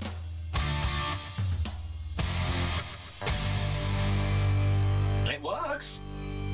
It works. Look, I know I'm saying this a lot, trust me, I know. But when your most recent experience of this kind of technology is the penguins of Madagascar, you find yourself saying that a lot when it does end up working. I'm more floored by just how accurately it reads your body movements, even to the top of your fingertips, which is so pixelated and indistinguishable on the camera that they might as well be a wet towel. But god damn, look at this little bugger. It's good, it works, and all it took to get here was a little bit of ethnic stereotyping. Oh boy.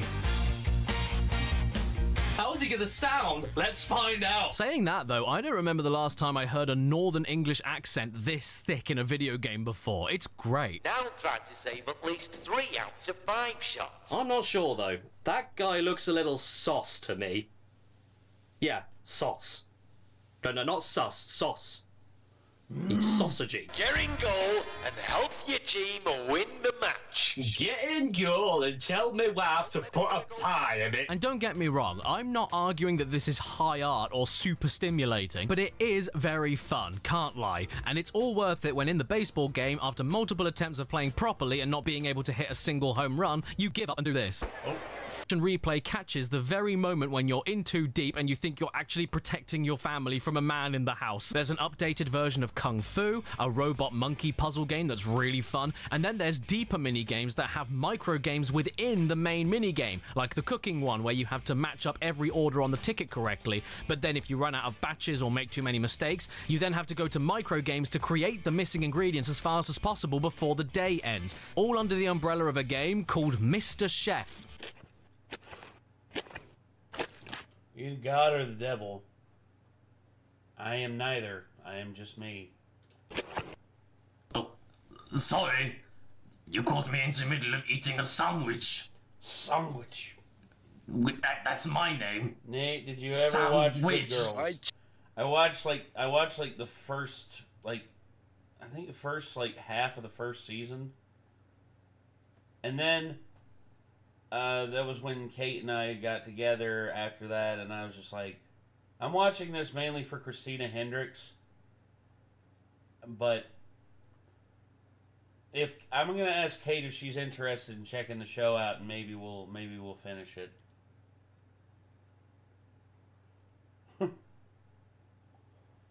I crushed a gecko at REACT-A-THON yesterday, and she's my whole personality now. Hell yeah! Oh yeah, Sushi. Sushi is such a sweet cat. Aww. We are many. We are legion. We are chat. Yes. Maybe that's what I should call you instead of just calling y'all the Renegade Nation. Because Renegade Nation kind of means the whole Renegade fandom.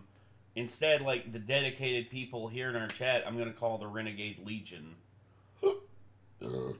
Are we still doing the iToy review? Yes, and we still have over an hour and 15 minutes left to go. Woo! Challenge you to a cook-off. Well, then let's go, bitch. Push it to the limit.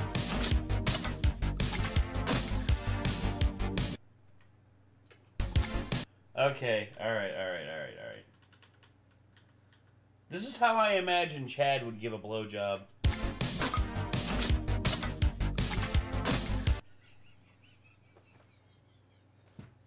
He literally wouldn't know what to do. Just be like,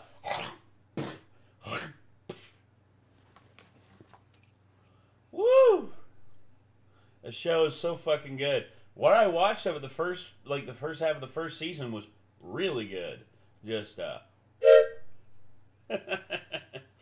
it's just, I stopped watching it because I was mainly tuning in for Christina Hendricks, and I felt like as I was watching it, I was still fawning over Christina Hendricks, and then whenever Kate and I started dating, I'm just like, yeah, I feel guilty tuning into this by myself, so I'm gonna wait so that me and Kate can watch it together.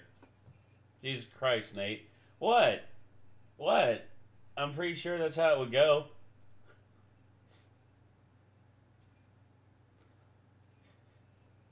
OMG. Yes, I know. Every now and again I gotta bust out a dirty joke. But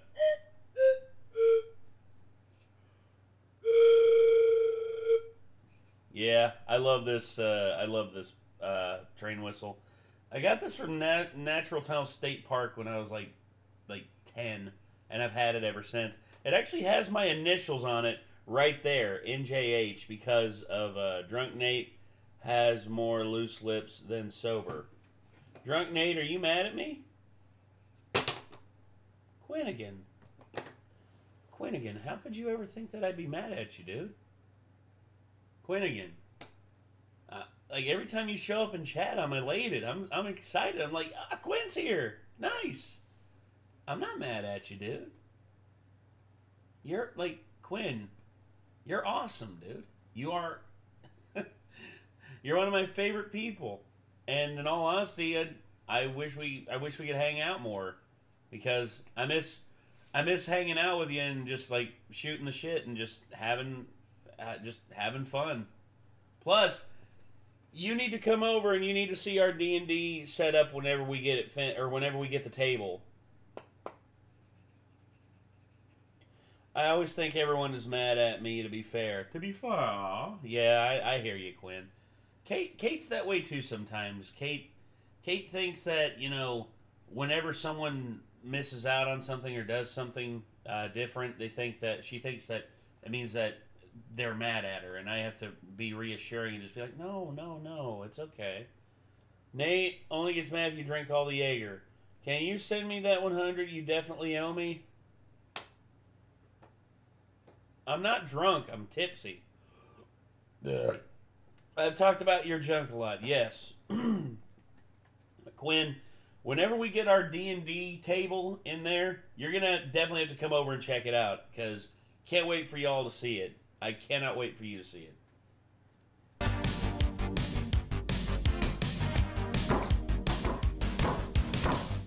Get it, Caddy. You have beaten me, but I wasn't even trying.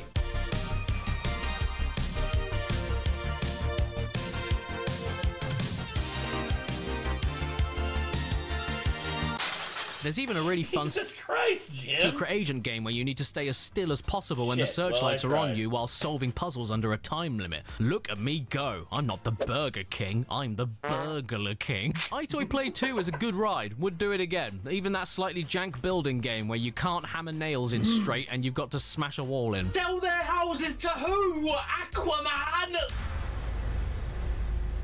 And with that, Jim exposes himself as not only a racist, but a plagiarist, which is worse. He stole that bit from vastly more successful and popular YouTuber, H-Bomber Guy. And this isn't a one-off mistake. It's a consistent pattern of behavior. Is there a car going past? Extending to Twitter, where he blatantly copied a viral tweet H-Bomb made word for word. And he thought he could...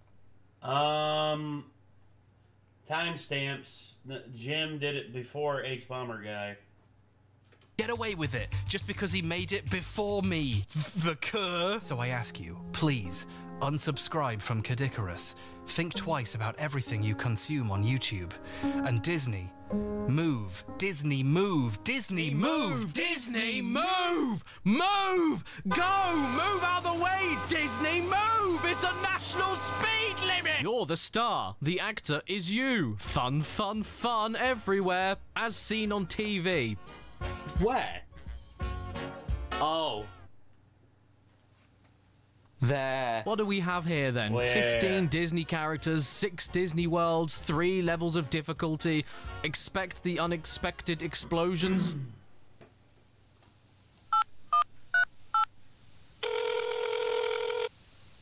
For D&D. Obama? Immediately what sticks out to me about Disney Move is just how utterly barren and empty it is to the deep, rotting, dejected core. Every single millimeter of it, from the front of the box to the loading screens, to the menus, to the music, to the minigame backgrounds, to the transitions of still images whenever they explain what's going on in tutorials, to the font, to the inane simplicity of the minigames, to the indecisiveness of this being a black pirate or a white pirate, is dull. It is so dull. It's drab, it's tired, it's dreary, it's monotonous, it's lame, it's dismal, and many other words that you can find in today's video sponsor, a thesaurus. I wish I had something more to say or more jokes to poke at it, but I just can't. Can you make a joke about the back of the box being mostly white space? Microsoft Word looking bitch. I'm mostly just shocked that this is from Disney and not IKEA. During the ghost catching minigame, the cameras you use in it managed to capture the essence of how I felt about the whole thing. For Christ's sake, in the Aladdin's carpet game, which simply doesn't work, I got... Stop it. 13-year-old is banned on Roblox, so that checks out. Good. Keep her off Roblox. Keep her off Roblox, because she don't need to be on there. That place is evil. Evil! Evil! munted by at least 7 melons and kept falling off the carpet, and yet I still won. What is this game? Lilo and Stitch Music Band. Lilo and Stitch Music Band? What other kind of band? Elastic band? I'd go as far as to call it a mess, but it doesn't even spread itself far enough to leave anything behind on the mattress. It's just a nothing game. An empty, nothing game from Disney, of all people. I was expecting more from a game that was promising me that I could beat Donald Duck. Disney move with your Asda Smart Price box and your incorrect script. Yeah. I could see that. Haunted Mansion. That's not for how they're acting right now? Yeah, Chad, they're acting like real dinguses. Look, this guy has been exposing pedophiles for the last, like, however long. And, oh my god. It's just, This makes me want to, just go up and just grab one of the friggin', the devs that I know is guilty and just toss him into the wood chipper. And as I toss him into the wood chipper, I'm just going to go, Hey, where are the white women at? oh, god dang it. I just, And when he goes into it, I'm going to press, yeah. Okay. Sorry about that. I hit the wrong one. Hey, where are the white women at? With the Stanley Cup recently, Roblox is... Oh, God, yeah. Hey, where are the white women at? Oh, God, I am so sorry. How y'all doing? Alfredo, I'm doing all right. Hope that sorts itself out. Yeah, because I'm literally just, like, hearing what the Roblox CEO and, like, the people who run Roblox are saying about, it's like, we value the safety of our thing. Then why are you putting away the guy who's like, why are you banning the guy who's literally exposing pedophiles? And I look at the Roblox owners and CEO and like lead devs, I'm just like, oh brother, this guy stinks. I say, Ikai, what up? Move. This is one of the worst games I've ever played. Not even kidding. I got to watch a Mel Brooks movie. Yeah, that's actually what that's from. Hey, where are the white women at? It's one of my favorite lines from Blazing Saddles. Basically, anytime I go over and see Kate, that's basically what I say. Like, hey, where are the white women at? Not because it's incompetent or anything, but because it's just so dull and inept. It's an exhausted sitting down of a game. It's an outward breath. And I can't believe with all the resources and money that Disney have, they didn't do anything cool with it. However, though, I do have to be fair. I kind of like... Unexpected explosion. Hey, you with the PlayStation 2. Who? Yes, Me? you. Yes, you. You think you bought a video game system to play a video game? Well, I mean... No! You bought it to learn! I toy educate! You will be taught the number 4! Backwards! You will be taught octopus! You will be taught toenails! You will have material to have fun studying with! Hail, falling for Kang Me. So, my top 3 Mel Brooks movies are No Discernible Order, Young Frankenstein, Blazing Saddles, and Spaceballs. Those are my 3 favorites. Rid of the bonus game! Love cafe! Clam multiplication table! Mounting a mobile! Have trouble understanding numbers? Multiplication tables are difficult? Learn! Oh. What the fuck? Mobile! Have trouble understanding numbers? Oh gosh. Get rid of the what? No Robin Hood? Men in Tights? Men in Tights is good. But if I had to be honest, there's parts of it that do drag just a little bit. Basically, anytime a teacher is having difficulty teaching a child and they're just ran out of things to say and they just run straight up to the child and just go, multiplication tables are difficult! Learn! Multiplication tables are difficult? Learn! Oh my god, look at this. It's a 2005 Korean Christmas catalogue for the PS2. What a trip. Even though I can't understand what the writing says, I still feel History of the World Part 1. That's like, I like History of the World Part 1 more than I like Robin Hood Men in Tights. And then there's Dracula Dead and Loving It, which has some banger jokes. It's like, but Lucy, I'm British. Well, so are thee. Lucy. Nostalgic looking through this, and in fairness, even if the Katamari section was in English, it still wouldn't make any sense. Oh man, look, they even have my favourite PlayStation 2 game, Racket Clank Tall Warrior Dead Loving It is top shelf. I love that one. You know? Leslie Nielsen, dude, Leslie Nielsen, Mel Brooks, I mean, you can't go wrong, man. Those two complement each other so well. She's almost dead. She's dead enough. How they say, I want black women in his house. Hey, man, I don't care. I don't care. Hey, white women, black women, Asian women, like Latinas, I don't care. Actually, I take that back. I'm with Kate, so I ain't doing that no more. I only got eyes for Kate, man. I only got eyes for Kate. AI is the future. This may be an educational game, but they've actually... Oh, Aliens, Colonial Marines? Hell yeah, Optinate. That's cool. Given us a story, and that is that one day a young girl had leaves for hair, so she told her brother how great it was to have foliage coming out of it. Optinate, we are only 49 away from me having to wax my garden patch, and I'm very concerned. I'm not sure what's going to happen, but it's going to be interesting, that's for sure. Plus Chad and Nikki are in here, and they're causing chaos. Quinn's here too. Quinn is here too, and my God, my dude is just on point tonight. Ahead, so he decided to push a clover out and then a book ate them. And so it's your job to complete a load of educational games within the book, like this math equations game that I am great at. You mean your wife? She's not my wife. Not yet, but she will be. It's not my fault.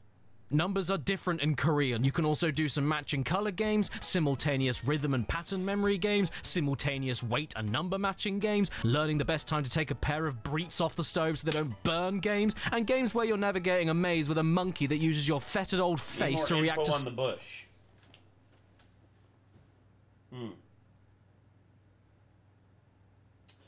It is flourishing and plentiful, which is going to change if we hit 1,500 tonight. Wait, who's Nikki? That is Chad's fiance / common law wife. Basically, Chad's better half. Smacking into a rock and then relieving himself on top of a clam. I'm gonna complain about this, actually. Where's customer services?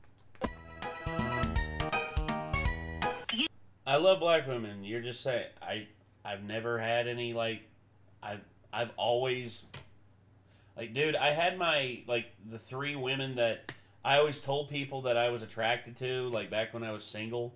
It was, when I was growing up, it was Salma Hayek. Oh, I've got to connect, and it smells quite old. But yeah, for me, it was always Salma Hayek, Halle Berry, and Christina Hendricks. Those were the 3 right there. But now that I'm with Kate, those 3 don't even enter my mind anymore. I am dedicated. I am dedicated to Kate, and there's nothing that can break me of that. I like the demented music. Yes, I do too. You've dialed an incorrect number. Please check the number and try again. Almost there. Yep. Now it's... You're 46. Korean. Okay, I forgot that foreign countries have an area code. I'm gonna add in the area code for Korea and try again. It ended immediately. Okay, how about the Korean dialing code, but without the 0? You've dialed an incorrect number. Okay, I'm gonna try this one more time.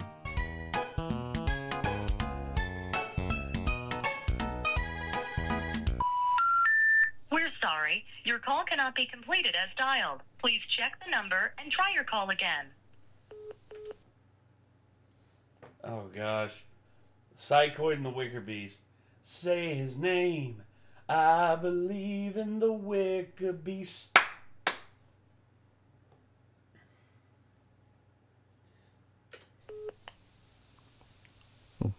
The new BTS single sounds great. Are you still rolling? Yeah. Why did it give me 2 different responses? There was the same number as the first one, right? There's a conspiracy. And that one was American. I am not gonna shave my hog.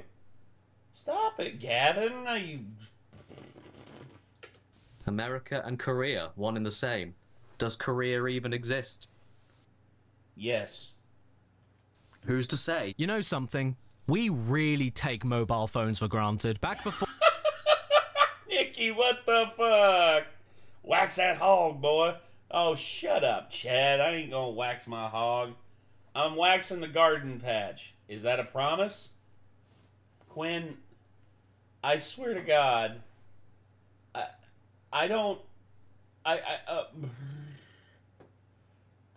appreciate the enthusiasm, but calm your teats. I don't have teats. I have breets.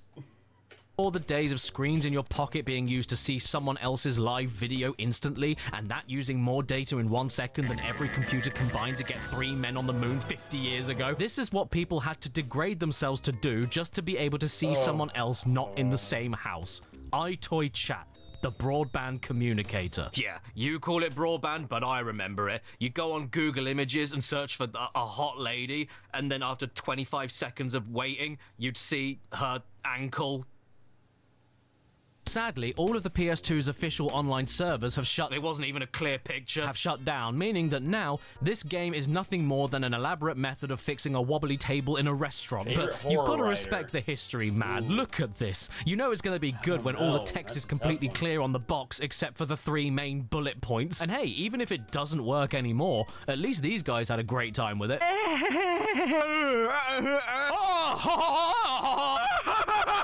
To reiterate though, yeah, the software itself is totally worthless aside from just looking at options menus, testing a connection that doesn't exist, and writing your name into the system. Sunk. This is great! But enough about that. Next up, we've got iToy Tales, another one of the extremely rare Korean-only PS2 iToy games, and the most expensive game I ended up picking up for this video. So you know what that means? You need to do a face cam during.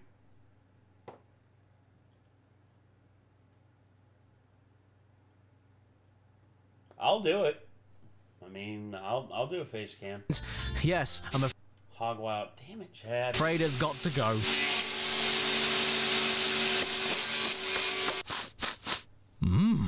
Lovely thumb. Hello, dearie. I'm the little old lady that lives in the knee. There is a lot to digest in this cover, for sure. And I know you're I am crazy. Expecting me to immediately make a joke. Crazy?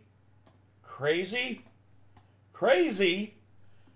I'm not crazy, I just don't give a fuck! About this pig's arms looking like Wonka's, but what kind of immature cretin do you think I am? I'm not gonna make that joke. Yeah. The cover already made that joke for me, because that's just outright a knob. I'm sorry, the pig walks around on knobs. My mind...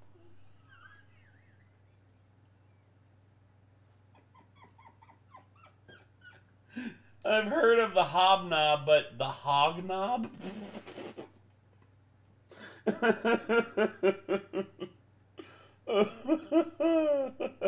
You want to see the beads of sweat rolling off my face? Okay. I could do that.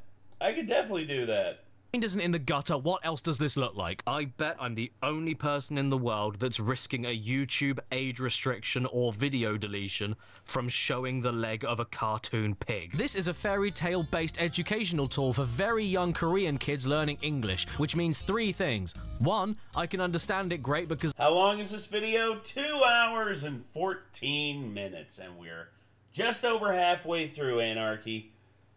Ugh. I'm from the place that invented English. 2, I don't need to play the minigames because I can spell.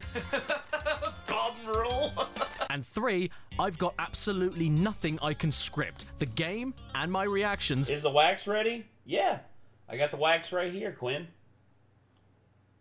I forgot you were streaming this. Yes, Winter Prince. Yes, I am. Oh, the wax is already warmed up. The wax is already warmed. As a matter of fact, hold on. I'm gonna I actually for $14.50 I actually am going to wax my arm again. I'm gonna wax this arm this time. I'm gonna wax like right here. So yeah, just gonna go ahead and do that.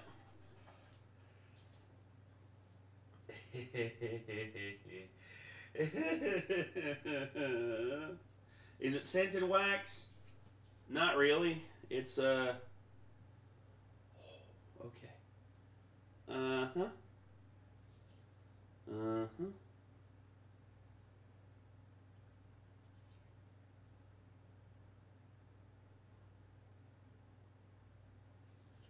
Okay. Get that hog hand. Oh God. All right.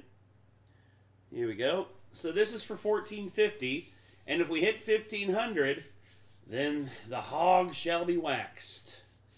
Oh my gosh. You can thank Chad for this one. I forgot to do this after he donated and got us to $14.50. So everyone,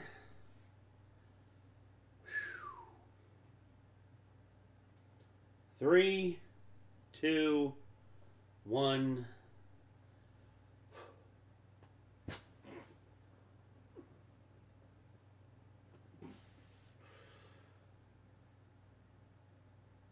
Oh.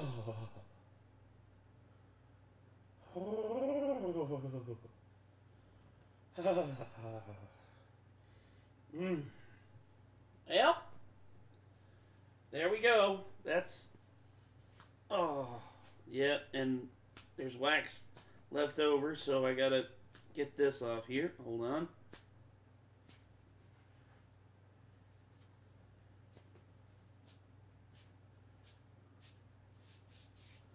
No funny scream?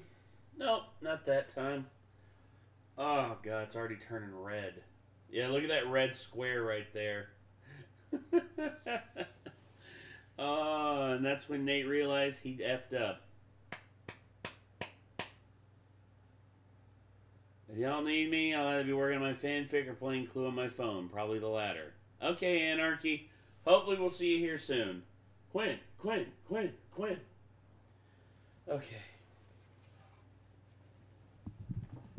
Oh, okay. Lando plays games. Hi, Lando. I am doing waxing, and I made the promise that if we hit 1,500, then oh boy, what does Steve Carell say in the 40-year-old version? Oh, Kelly Clarkson, como se llama? Yeah, he says a lot of things, including a lot of swear words that I can't really repeat on here because I think he says the C word a few times.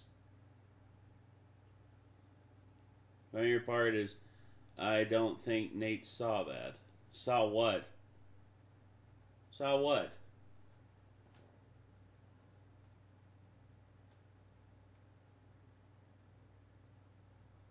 Oh, about you coming up here? Offer expires at 11:36. Oh, God. Attempt to shave. Yeah, no. Quinn, I'm locking my door and you are not getting in. I'm not going to drop a 50 dono. That's a little out of my budget. That's fine, Galcian. That's fine. Okay. So, hey, look, Tuco from Breaking Bad is standing behind you. That's not Tuco, that's Smitty. Come on, man. I ain't that silly there, Optinate. Lando from Star Wars? No, Lando plays. Just, that's who said that. Oh, you mean see you next... Yeah, that's one.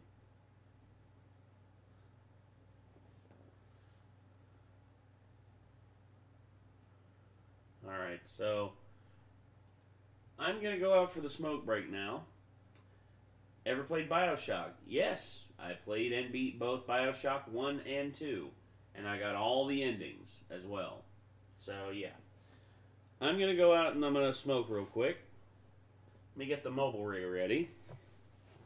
So, oh, goodness.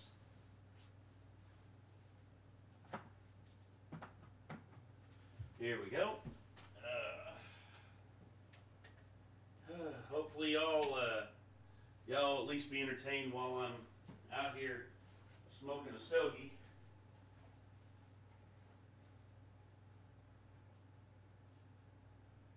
There we go, and yeah, okay. Oh my gosh, what a night! I swear, like this night has just been absolutely insane. And hold on, is the shoe still wet? Nope, we're good. We are good, ladies and gentlemen. We are good. The shoe is dry. Yay. Okay. Memes? Not yet. Not yet. I'm just gonna go straight outside and just get myself stabilized with this stogie because, oh boy, what a freaking day I've had. What a week. What a month. What a last couple of months. Fully convinced there's nothing Nate couldn't be convinced to do. That's where you're wrong, Quinnigan. There's plenty of things that I will never subject myself to because I ain't wanting to put other people through it. Hello, everyone. Hope you all have had a good day or night. Chill. So far, so good. Okay. Let's see here. Hold on. Let me... Okay. So let me switch the camera over. Hold on one second. And mobile rig. There we go. Everyone see me all right? I think we're good. Okay.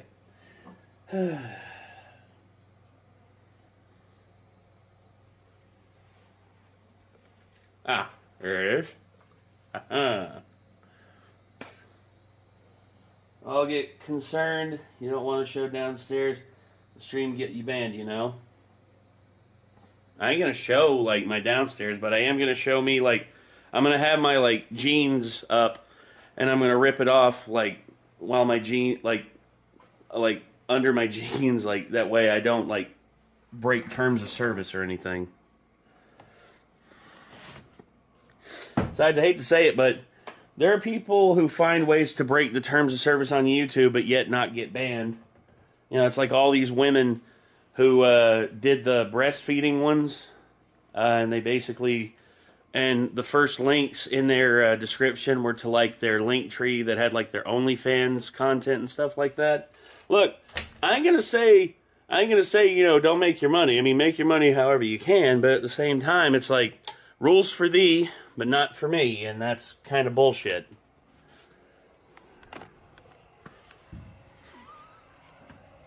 Okay, hold on one second, everybody. Let me get this lined up here. There we go. Y'all still see me good? Okay. I hope so. Get the stream pulled up. There we go. Tell you, Digital Circus Episode 6 had a post-credit scene. Jellyfire, we saw it. We saw it. It's actually in our reaction.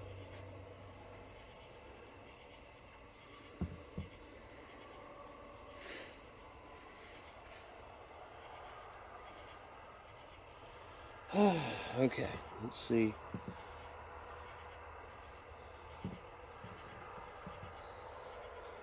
Nice Tupac shirt. Yeah. Hail Mary, come with me. Yeah. I ain't no killer, but don't push me.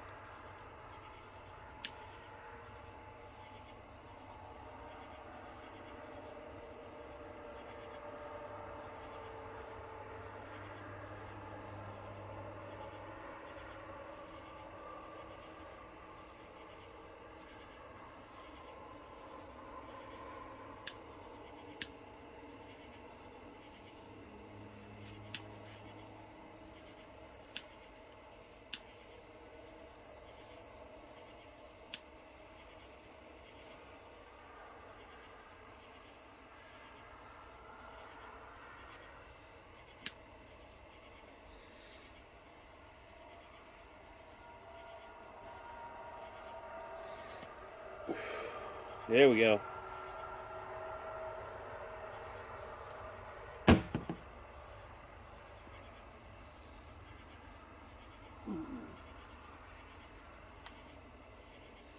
All right. Well, here we go.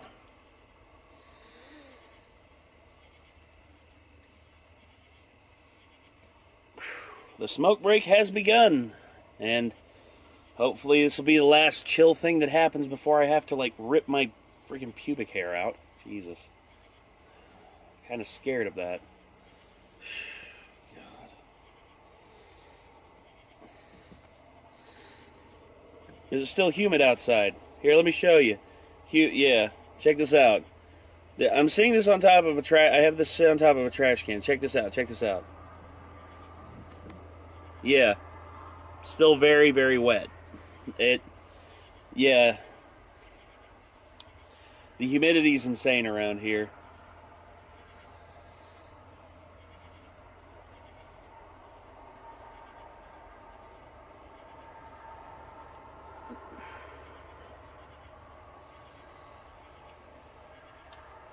Worst humidity I've ever been in, New Orleans. Every breath you take down there, it feels like you're gonna spit out a mouthful of water. That's how heavy the air is down there.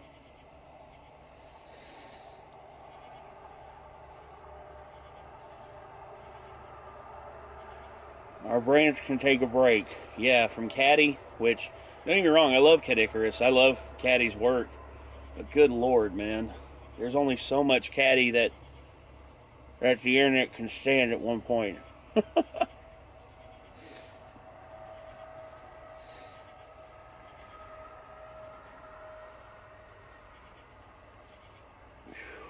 Goodness.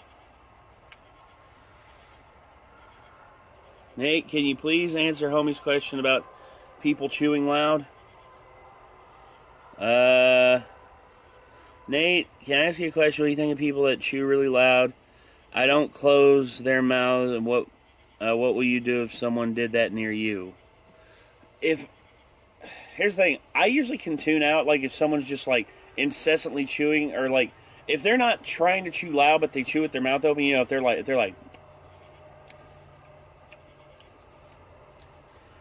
then I don't mind it. But if I come across somebody who's, like, munching on wings and is just like, then I'm literally just going to turn around and just be like, hey, man, I know you're enjoying your wings and everything. I ain't telling you can't enjoy your wings, man, but, you know, could you just, like, you know, close your mouth while you're chewing, man? Because it's a little bit annoying. I try and be nice. Try. Of course, with a bunch of the bi-gods around here, you know, the bi-gods and the knuckle-dragging troglodytes that we deal with around here sometimes. You know, the Billy Joe Jim Bobs and the Flora May Sally Sues and, you know, Jesus Christ. The most specific answer, not really. I would just say, I would tell them if you know, if they're chewing too loud, I would try and say something, but well, I don't know. Heard about Louisiana suing Roblox. I heard that too.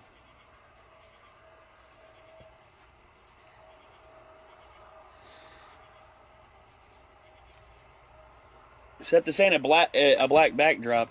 This is literally my backyard.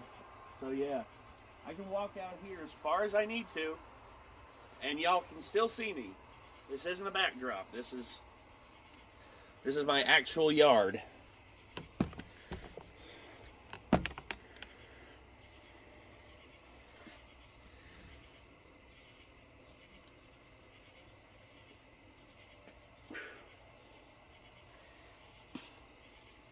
Brandon, are you a real troglodyte, though? Are you someone who seeks to make everyone else's lives miserable simply because you're miserable, too? I hope not. Memphis, Tennessee, where I live, is now under a heat warning. Damn. Extremely easy to irritate with sounds. So if someone chews, my goal is to exit as soon as I can because I don't like freaking out. That's fair. Sorry to hear you live in Memphis. Tell me about it. Y'all just ass motherfucker. I bet you won't hit a motherfucker. Hit a motherfucker. Push a motherfucker. Push a motherfucker. Yeah. I love 3-6 Mafia, but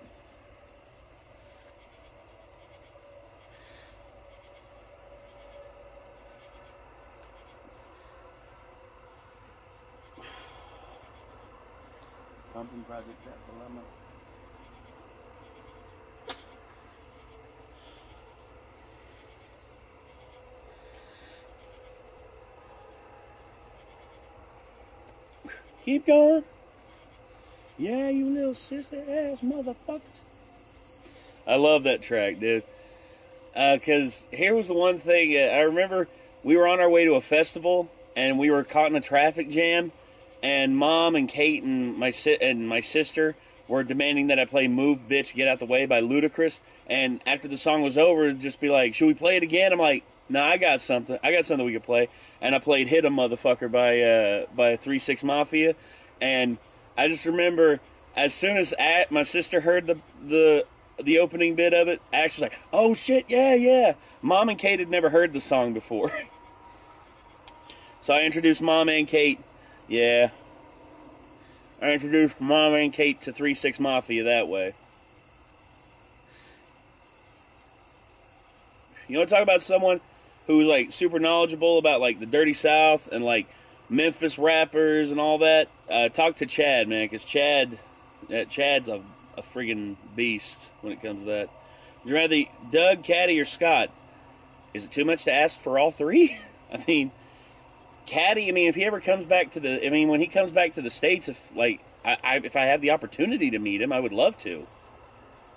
But that being said, the best ones I have a chance of meeting, is Doug, because Doug does conventions mostly in like the Midwest and the East Coast, so I could probably hit up Doug. But yeah.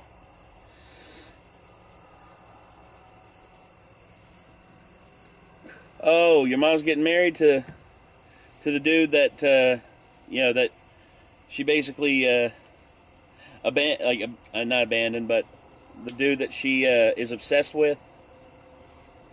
Is that the one there, Quinnigan?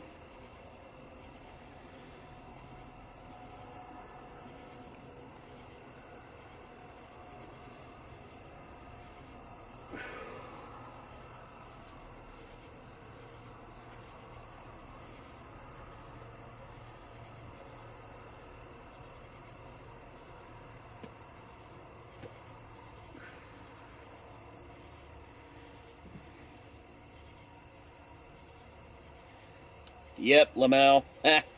Knew it. Ah, well. Hey, hope your mama's happy. Hope your mama's happy, Quinnigan.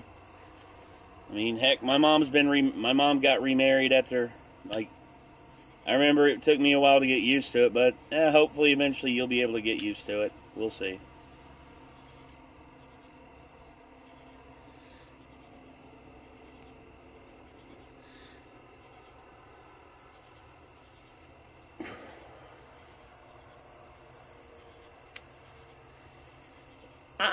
Yeah, I think them doing that on the same day as Never Meet Doug, it's on, if I ever meet Doug, it's on site. Oh, come on, Quinn. Come on, Quinn, it ain't that bad.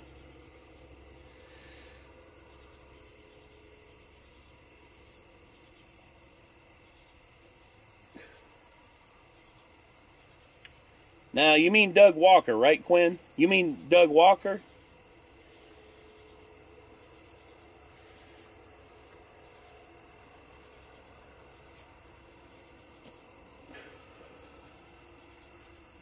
Yeah, everyone here's got something. OCD, ADHD, Asperger's, some form of autism. Like, everyone here's got something. I'm pretty sure I have inattentive ADHD, but yeah.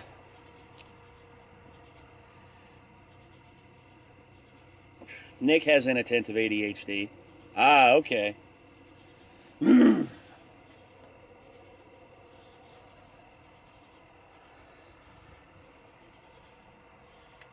Oh, no, I can't stand him. Ah, that's fair. That's fair. He's not for everybody. Doug is not for everybody. I just think, well, yeah, there's some stuff I've heard that's coming up with Doug that I can't wait to see, especially next week. I'm excited to see certain videos that he's going to be putting out, because I've heard he's putting a lot of work into them.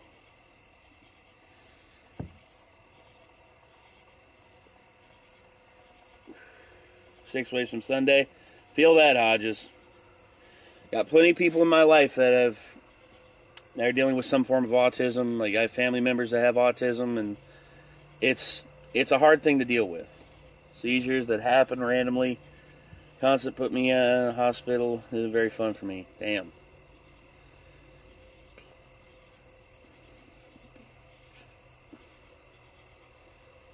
Oh yeah, I obviously have like inattentive autism. I have like some form of autism. I don't know. Autism is not as simple as just like you. It's either A or B. It's like so many different shades of gray.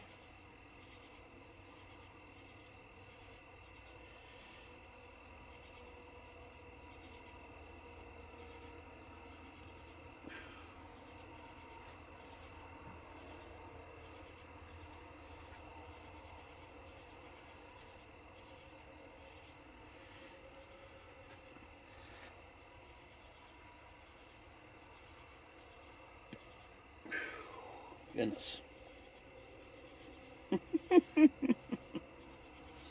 Oh, man. The leaf's burning. There we go.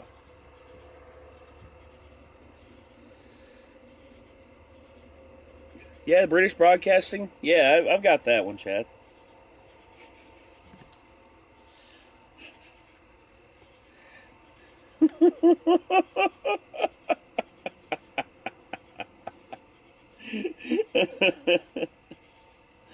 Oh, God.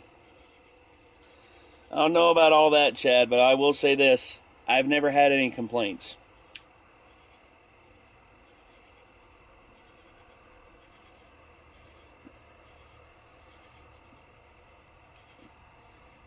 Shut the fuck up, dude. Quinn, why the... Why would you say that?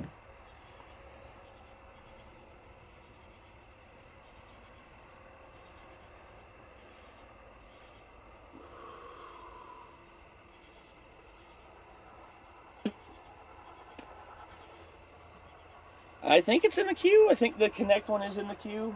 I know that the PS1 one is. I know that his, you know, the agonizing, like, world of making CADDICARUS videos. I got a lot of them in there.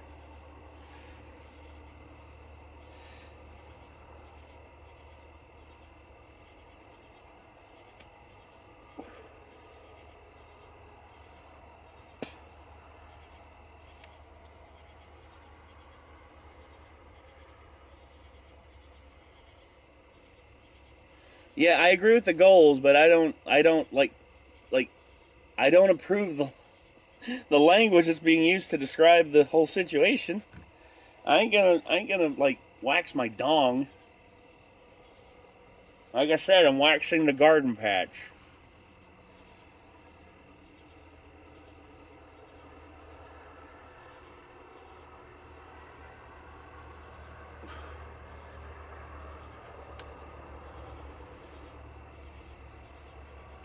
Gonna go weed whacking. Nah, weed pulling is more like it there, Gavin. Weed pulling. Jesus. Oh.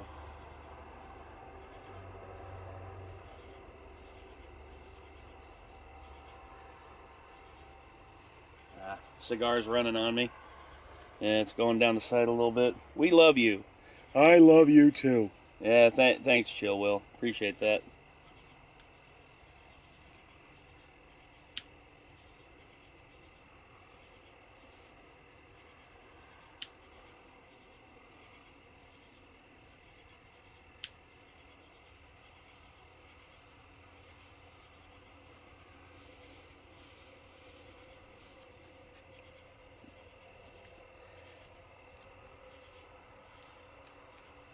Shit, hold on. Let me check on something.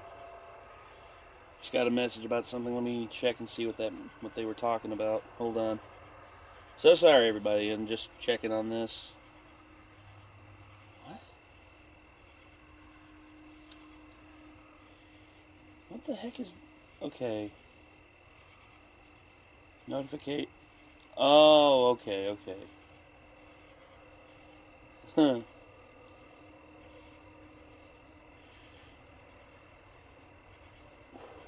Okay. Thought was something else going on.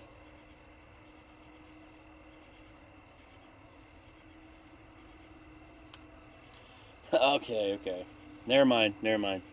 I got a notification about something. I thought it was about the stream, and turns out we're all good. I thought it was something to do with the stream because it was a YouTube notification that popped up. 24 hours of Sam. Oh, good night, Sam. You take care, all right? Have a good night. Going to ETSU tomorrow? Oh, good luck with that. Overdone horror movie tropes. Pointless and needless nudity. Don't get me wrong. I as Nick would say, I ain't gonna argue against titties. But also, you know, gratuitous, like unnecessary nudity. Like I get it. Like if it's just like a quick thing, but there's ones like Friday the 13th Part 5. It's just gratuitous at that point. I mean, and it's very lecherous how they present a lot of it. I would also say another overdone horror movie trope is definitely the archetypes.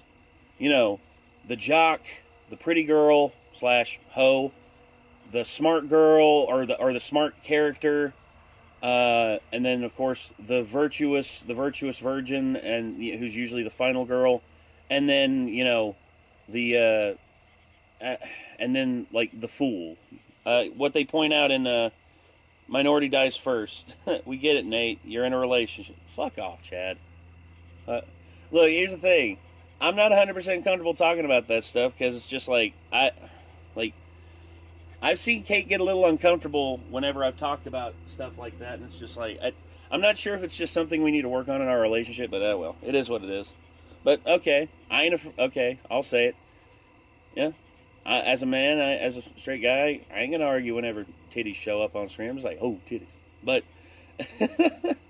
yeah, whenever it's gratuitous, it's just borderline like creepy. It's super fucking creepy.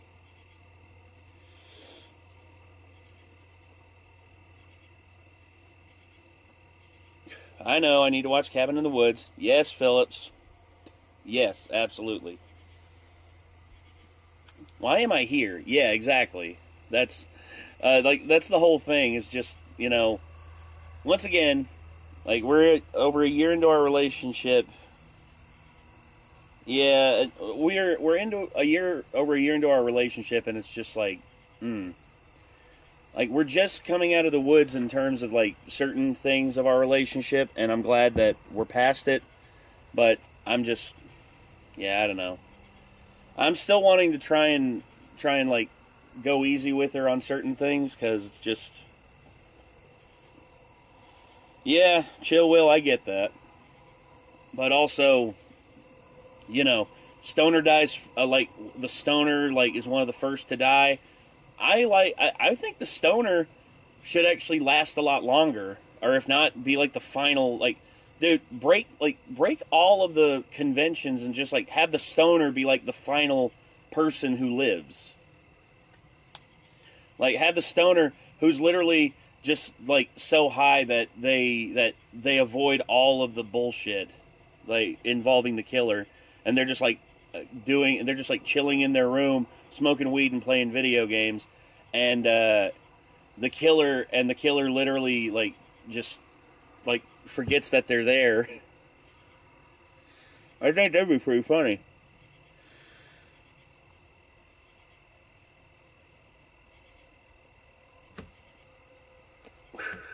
Black dude leaves first. Yeah, that actually would be like the funny like way to break the convention.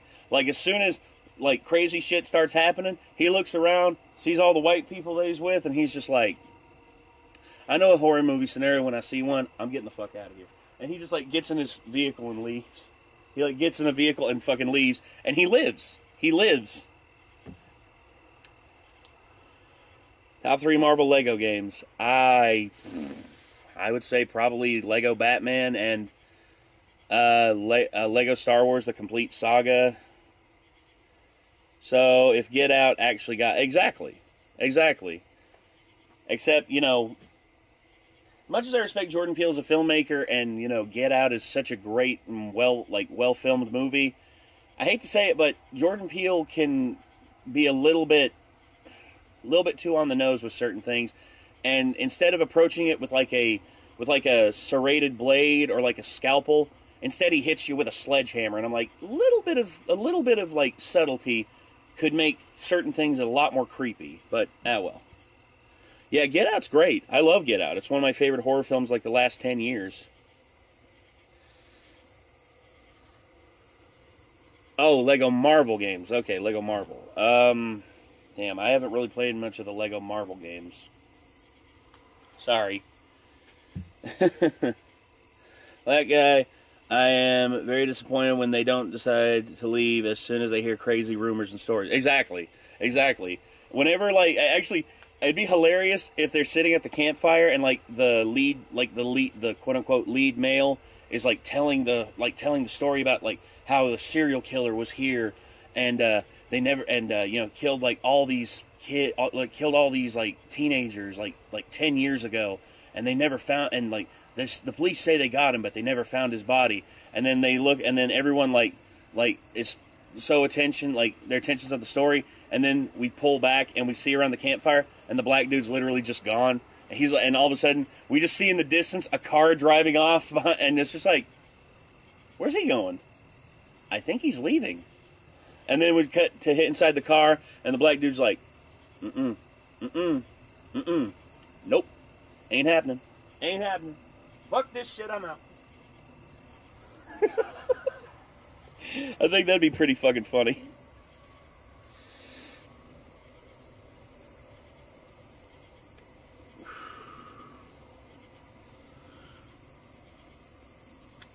Blair Witch 2 did suck balls. Blair Witch 2, compared to the first one, is an insult. The fact that they even call it Blair Witch 2 Book of Shadows, it's like, dude, you could have made it about anything else, and it would have probably been a better film, but the fact that they wanted to tie it to the Blair Witch is just stupid.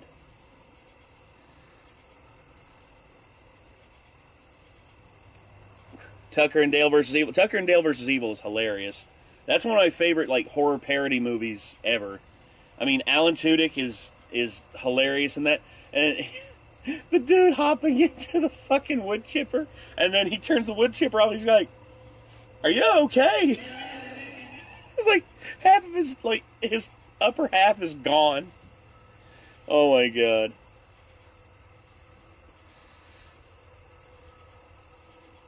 Reliance on old formulas. Bryce, once again, you're talking about basically all of the fucking, like, you're talking about all the movie studios. All these movie studios aren't about taking risks anymore. They're about making a quick buck. And that's it. They've done it forever, and they'll continue to do it until people wake up.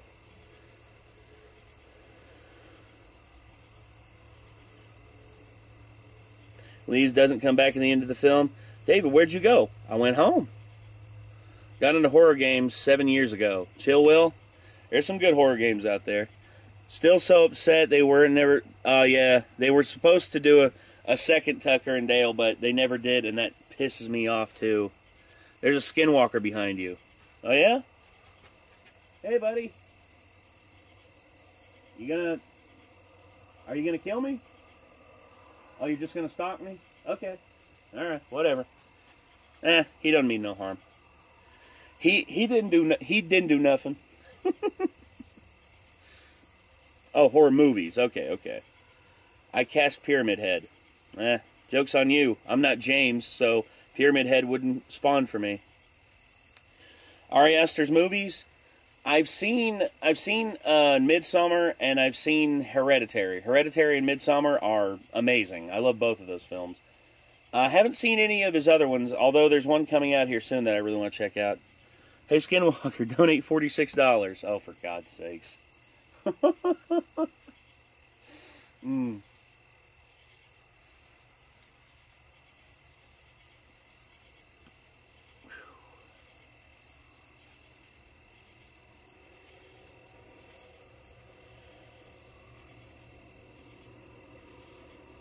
Bad Boys or Beverly Hills Cop? Beverly Hills Cop. As much as I love Will Smith and Martin Lawrence, Eddie Murphy slays in Beverly Hills Cop, and I think it's a much better film. Oh, you hated Hereditary, Nikki? Aw. Well, it's not for everybody. It's sometimes like those movies by Ari Aster are a bit much. There's actually a reason why like Midsummer, like the opening of Midsummer, is to me one of the most gut-wrenching and just like absolutely just horrific scenes that could play out in real life, and it's oh my gosh. It's one of my friend's favorite movies, and she had her wedding inspired. Oh my, wow. Wow, that's a choice. That's a choice, Quinn. That's definitely a choice. My God.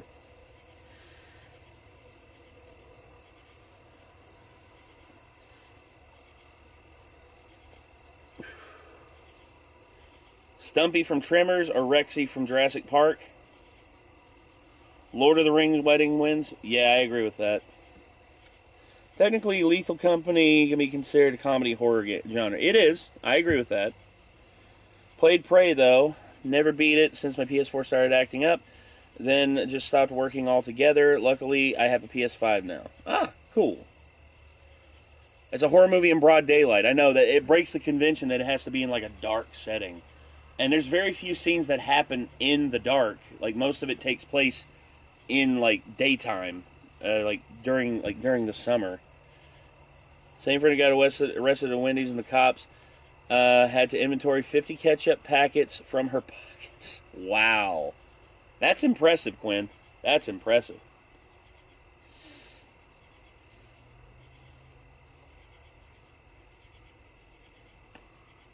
That was the entrance that I recorded.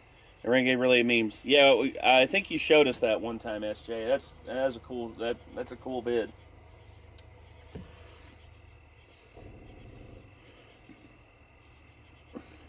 The original Wicker Man? Oh yeah. Well, dude, the original Wicker Man is just, it's psychological at first, but then it dips into like full, like out of your depth horror at the end, and I love it.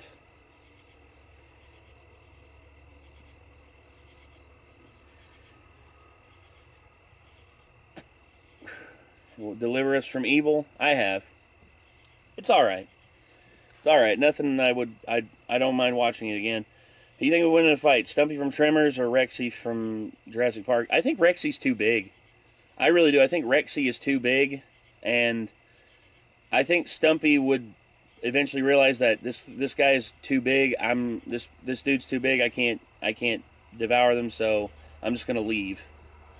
PT gave me the heaviest ring vibes. Yeah, PT. I still have a PS4 that has PT on it. I still have it. And I'm never going to sell it. How can you actually like The Shining? Well, it's easy. It's Stanley Kubrick. Kubrick's a great filmmaker. And I know, Quinn, that there are things that, about The Shining, like Kubrick's Shining, that you don't like. And it's okay. For me, I was introduced to The Shining because my dad showed me the film when I was like 12 years old. And I just remember loving it. But then everyone told me the book is better, the book is better, the book is better. And I never had a chance to read the book. And I know you've read the book, and in your mind the book is better. But Stephen King tried to make a film version of it that was more accurate to the books. He did the miniseries, and it's very accurate to the book, but it is not. It is just boring.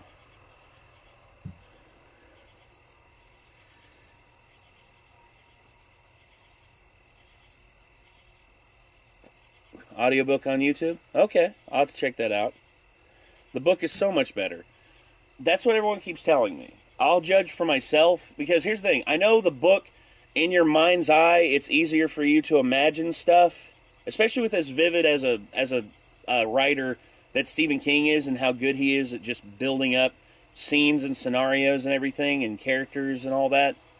But again, he's tried to do adaptations that he thinks are like the true versions of his films, and they're more comedic, or they're just boring. For instance, the film that he had full complete control of, Maximum Overdrive, it's not really that horrific of a film. I find like more comedy in it than I do anything else. Langoliers, oh gosh, freaking Langoliers.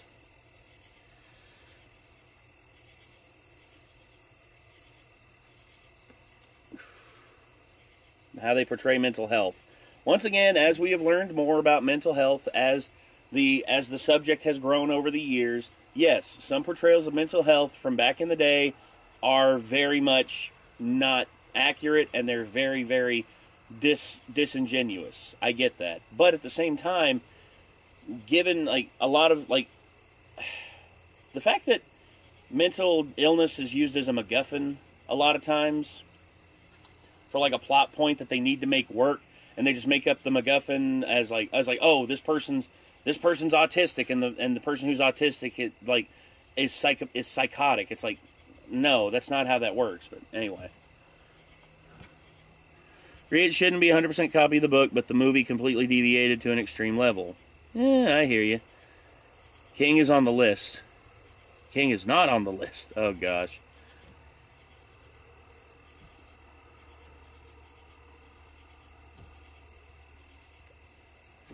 Well, that's his opinion, Castle of Fiction. The thing about it is, there are people who can watch something and can subtract like their like thought patterns out of it, and to them it doesn't age well. But to other people who watch it and enjoy it for what it is, like it's literally a time capsule of the time that it's from.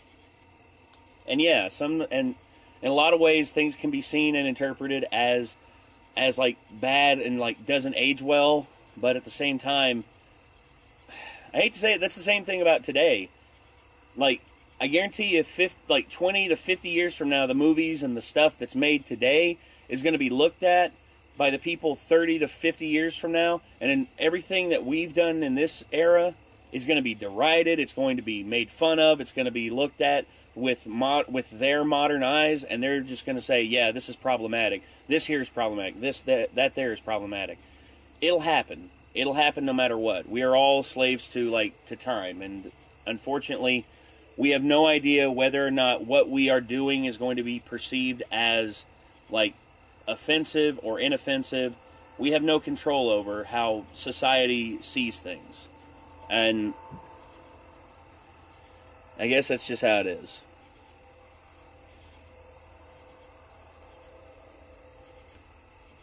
Garrett Wilson didn't himself do with movies. I mean, shit, Mission Impossible 1, Ethan coveted his boss's wife. Yeah, but that's the thing. In all honesty, Ethan Hunt is a human. He's a human being, and he's not a paragon of perfection that is immune to the thralls of lust and the thralls of just like temptation. I mean, Ethan Hunt makes mistakes. He does that in every film. Every film he does that. And to act like he needs to be like ultra virtuous and everything, I think is a discrediting to his character, because like I like more human portrayals, and I like three-dimensional characters instead of characters who are just cardboard cutouts that are just there to fill the plot.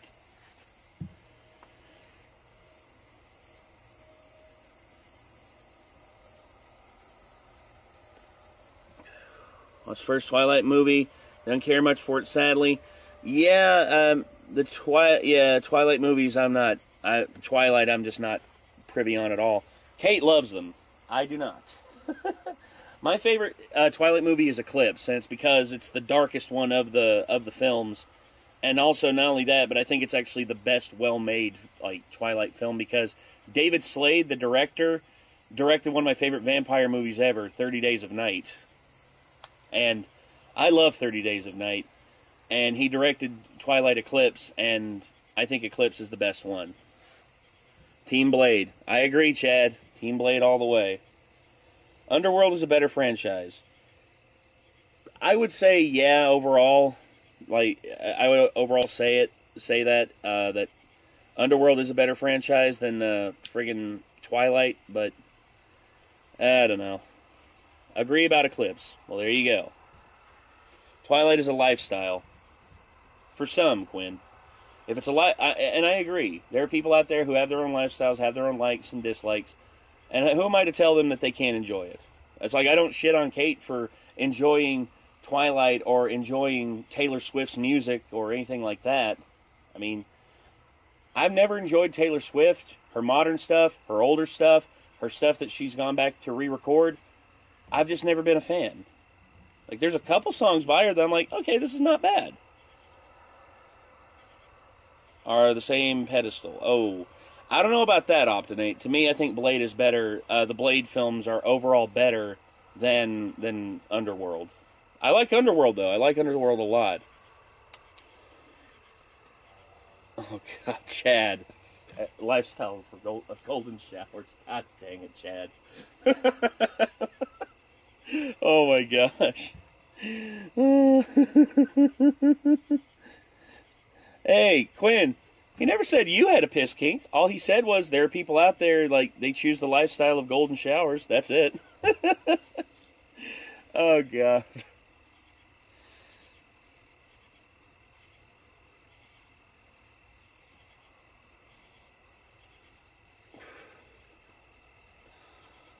Least favorite Batman villain for me is Scarface. Scarface is kind of weak. I will give it that. Scarface is kind of weak. How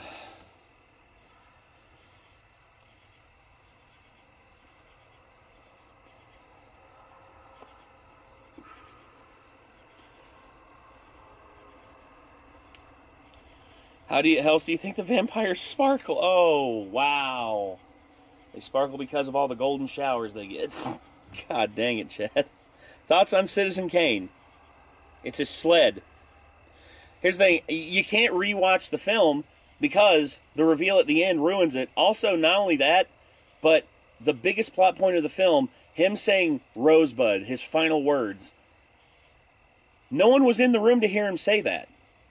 No one was in the room to hear him say Rosebud. So, how would they have the question, what did he mean by Rosebud? Because there was no one in the room to hear him say it.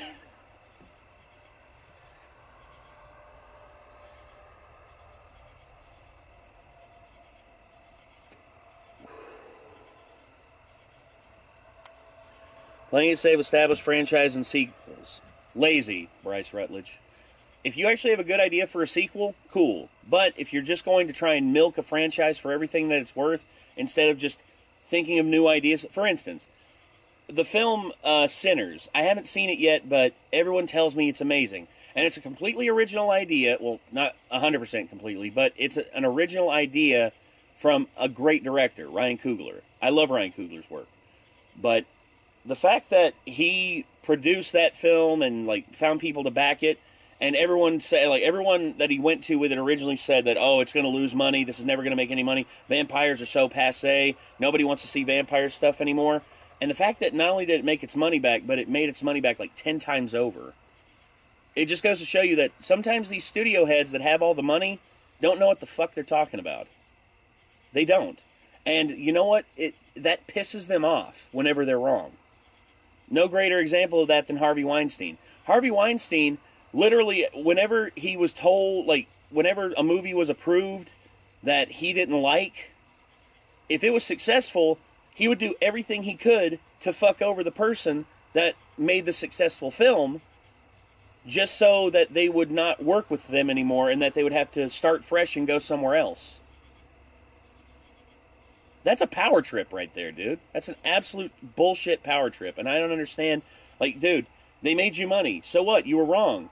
It's okay to admit that you're wrong. It's okay to admit fault and say, hey, I was wrong about this. But instead, there's just egomaniacs out there that never want to admit they're wrong. Why does Hollywood think that's okay? Because, I hate to say it, Optinate, but it's because these people have so much money, they're not used to being challenged on that. They don't want to be challenged. They want you to take their money, take their notes, and just nod your head and say, we will make the movie that you want us to make. They want complete control over everything that you do, and they basically just want you to make a quick cash vehicle so that they can make their money, and that's it. They could give a fuck. They could give a fuck about your original idea, your new and original thing, your new ideas, your new characters, and this and that. You're establishing new norms in the Hollywood or in the filmmaking system. They don't care. They don't care about any of that. They just want you to go out, nod your head, take the money that they give you, and just pump something out there quick and easy so that they can make a quick buck. That's it.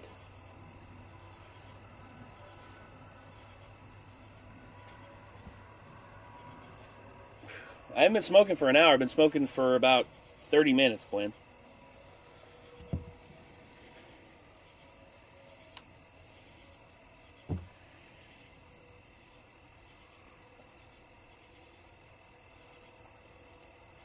You know what I hate? Horror movies. People are running away from a threat, then come across a fork in the road where they always walk down the path with a sign. That's evil. I hate it. Yes, I agree. Suck my dictionary and like that. Yeah. I am cursed because of my father's mistake. The villain thinks they can rule the world the right way. I could go on. Yeah, that's true. That's true. There's a lot of that. You know, inner machinations of world domination with no logical reasoning behind it. That's my problem with a lot of like megalomaniacal villains. It's just like, I want to rule the world. Why? Because it means I'm the most powerful person in the world. Okay, but why? And there's nothing. There's literally nothing there.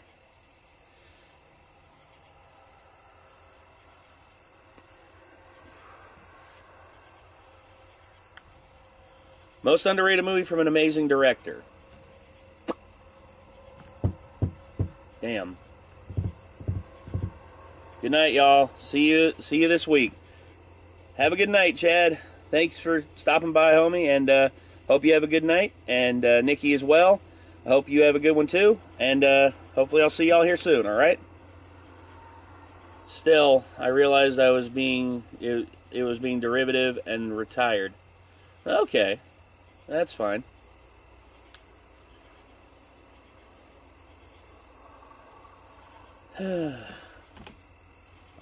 Christopher Nolan's Inception. I think it's gotten a lot of praise and love over the years. I hate horror movie trope where the people go into the haunted house just to live there when there's a lot of fucking people that are dead. I agree. That's stupid. That is stupid. I don't like that. What I can understand is Dr. Doom, since someone who can see the future told him how great the world would be in the future if he took control. Now, that's true. Now, I would also add more onto it. I would also add that, you know, him losing people because of how the system is when he's not in control, and basically he just gets inspired by that as well. I would add that in as well, because having just one anchor to a character for their inner machinations of like world or universal domination, I would add more to it.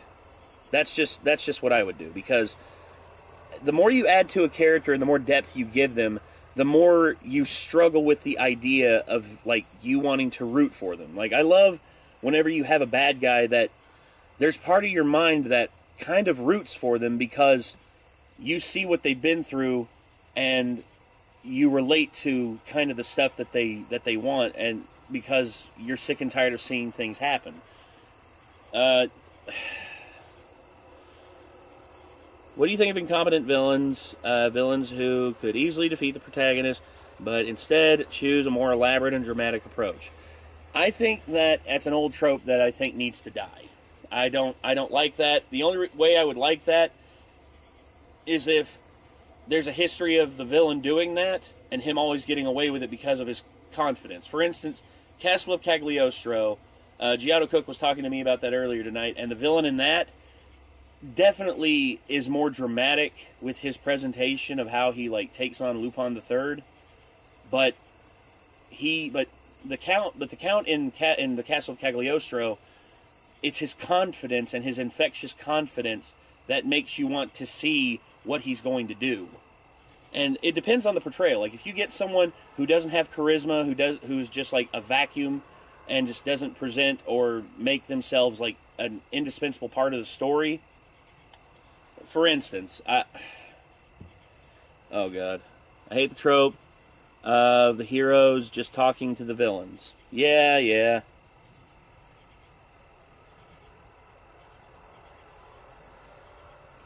Riddler, anyone? Yeah, the Riddler. Him doing that shit is just unbelievable. People see autism as a disease, and as someone with autism, it pisses me off. Yeah, Jenny McCarthy talking about autism like it's a disease. I get it. She has a kid with autism, and my heart goes out to her for like having to struggle with it. But at the same time, she needs to just accept the fact that her child is still her child and doesn't need to be fixed in that way. There are ways that people can cope and deal with their autism through different methods, and it's not just something that you can just like give a shot and you're cured. It's not like AIDS or cancer or any of these other like afflicting diseases that kill so many people. Autism is something that you're born with and that you can't really turn off. You hate British TV then? That stuff is double the dialogue. Oh, I've seen British TV. Some of the British dialogue, well, if the dialogue is interesting, then that's one thing. Because I've seen some stuff that's got dialogue that I'm just like, can we please move on to like the other stuff? Why do we have to sit here and listen to this person monologue for like 5 minutes straight? Because they don't really have anything else to say. You think Two-Face, did you think that Two-Face is a decent portrayal of DID? I don't know. I think as like we've gone on, the portrayal of DID for Two-Face has gotten better, but I don't know. That autism sticks with you. Of course it does. You're born with it. It's nothing you can like just get rid of. You can't just like snap your fingers and that's it. It's gone.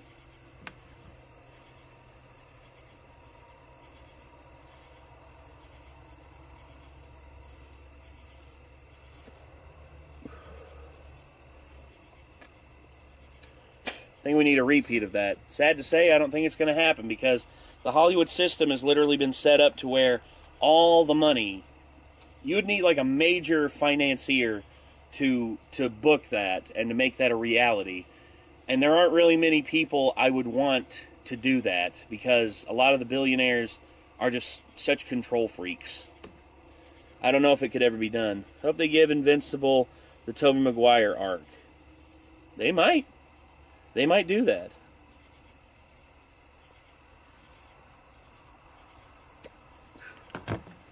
Probably Jurassic Park movie because the book is more horrifying. The book is way more horrifying. Don't be scared to answer this. Crunchy or creamy peanut butter? I've always liked creamy peanut butter.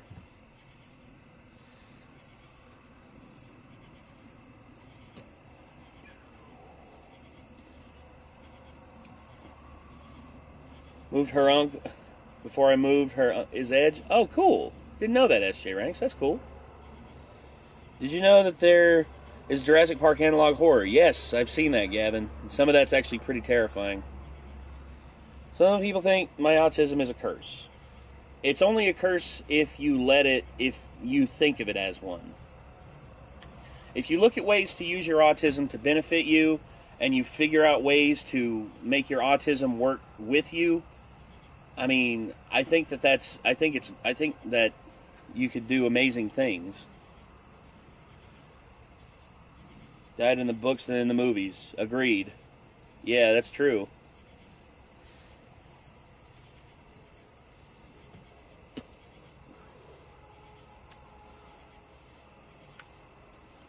But man, did it suck. I haven't seen it, Chill Will, but I've heard a lot of people say that it's really bad. Rob's her ability to communicate with anyone and control her emotions. We've yet to figure out what to do. Sometimes, like, it's so debilitating, like, autism can be so debilitating that people lose the ability to speak. But there's one woman, Temple Grandin. Temple Grandin has autism, and it's a very severe form of autism. It makes it very hard for her to speak. She can get overwhelmed when too many people are speaking, when there's too much noise or too much, like, going on. But she's a genius. She's a genius woman who has figured out how to like make her autism work with, how she can work with her autism because she's figured it out through trial and error over time. Now, hers isn't as debilitating as some forms of autism that I've seen. Some of it gets really bad. And I really, like, I don't know. Like, there's things that can be done, but it's a lot, dude.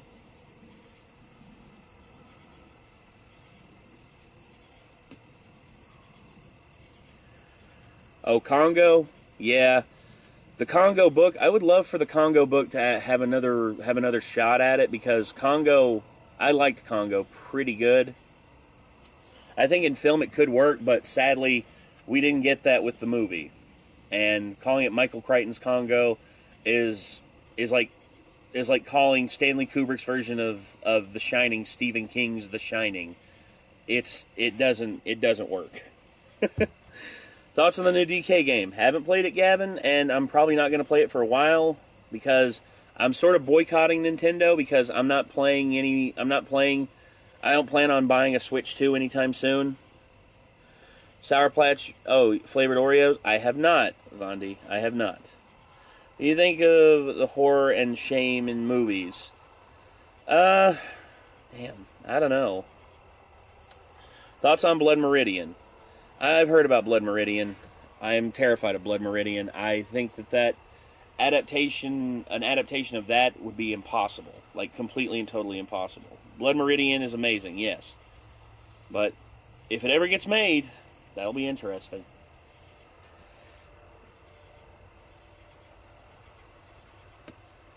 Nerfing superheroes and villains. Yeah, I think that in overall, if you nerf them, as long as they're written well, I don't really have that big of a problem with it.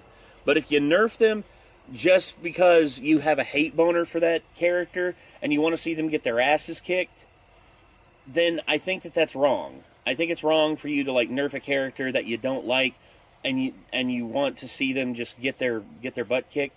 Now, you'll be satisfied in the short term, but in the long run, you basically wasted all the potential of the character, and I've seen that happen several times. Hey, the Jurassic World didn't go full R. Yeah, it should have gone it, Bondi. I agree with that. Yeah, they couldn't do it. I agree. They couldn't do Blood Meridian. Blood Meridian in the movie, it'd be heavily censored. No doubt. Good Lord. Now, have you heard anything about the Skeleton Creek books? I have not. I have not heard the Skeleton Creek books. Judge Holden was a real person, albeit very different. Yeah, the inspiration from Blood Meridian, I mean, but the judge, oh god, like, that character is beyond fucked up. Oh, Dino Crisis? Dino Crisis is a great game. Basically, it's like Resident Evil, but with dinosaurs.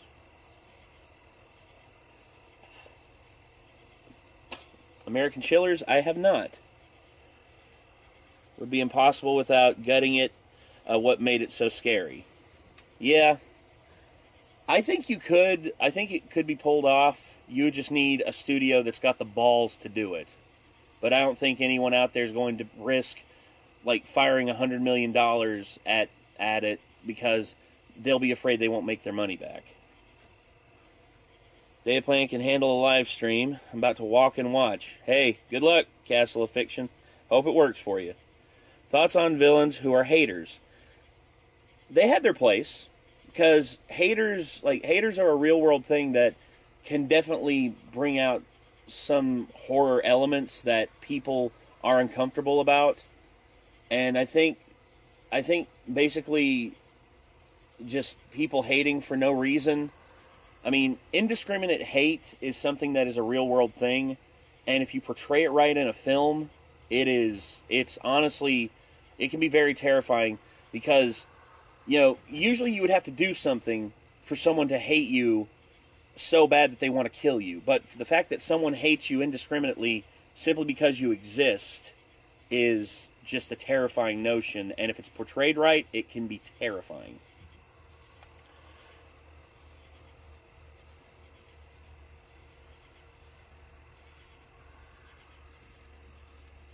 Playing Trails of Mana. Nice. Well, we got the Secret of Mana in there. Secret of Mana is a great game. It's probably Nick's favorite, like, classic JRPG. What do you think of sing-along movies? Can be annoying, but they have their place. We will not make its money back. Exactly. And I'm certain of it. We need someone not only willing to risk the money, but also that has that much to waste without being affected. Yeah, I could see that. Need to play more Silent Hill 1. Yeah, the PS1 Silent Hill 1 is very limited because of what they wanted to do but weren't able to because of the limitations of the PS1, but it's still really good. I'm waiting for the remake to come out. I can't wait for the remake. The remake is going to be so much fun.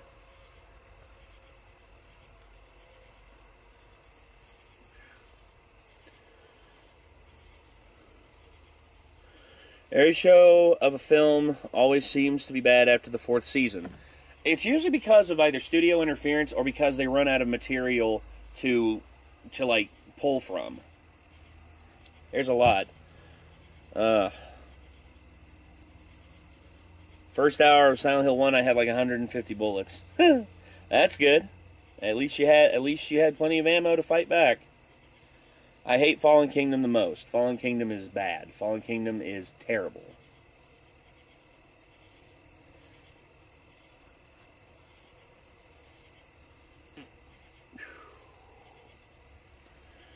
If they were an original franchise and leaned into B action film aspects, I could see that working, Nerd Rage, but there's no way of knowing because we're stuck with the Jurassic World films that we currently have.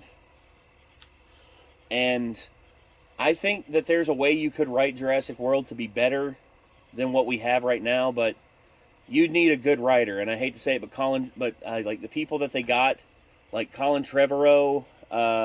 Colin Trevorrow is a decent director.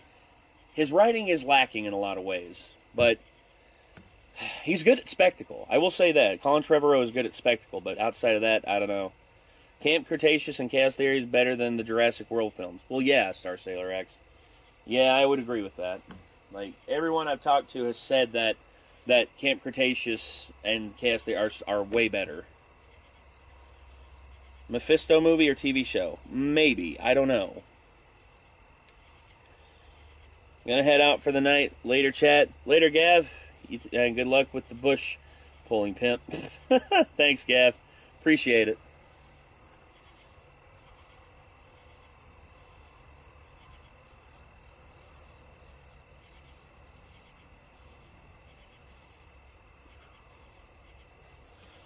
We're already more than halfway done with the stream, and I'm happy about that. But at the same time, I know that it's just like, oh boy, it's gonna be a very interesting next like 5.5 hours. I'm gonna take a few more drags off this, then I'm gonna head inside. I'm pretty much done with it. More depth of the character than Owen Grady, Owen and dating Claire. That's it. Yeah. Like, you could do way more with that character. And Chris Pratt did a pretty good job with the character. I think, overall, Chris Pratt in Hollywood's mind is like a safe bet for, like, a likable protagonist. But to add more wrinkles to his character and add more depth to his character, I still think that Pratt could probably pull it off. I don't know. There's so many things that they could do differently. But sadly, here we sit with, three disappointing Jurassic World movies and a pretty decent first one. That's about it. Movie you loved as a kid and still love now? Princess Mononoke. I have grown a greater appreciation for Princess Mononoke as I've gotten older. As a kid, I was 12 when I watched it for the first time, and I'll be honest, I was blown away when I watched it. I could not believe, like, this film existed. And plus, that film, I'll say this, that film in a lot of ways saved my life, because what I was going through at the time was just very rough.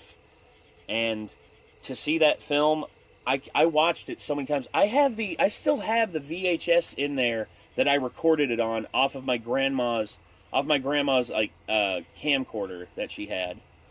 I still have it in there, and gosh, so good. Watership Down? Yeah, Watership Down.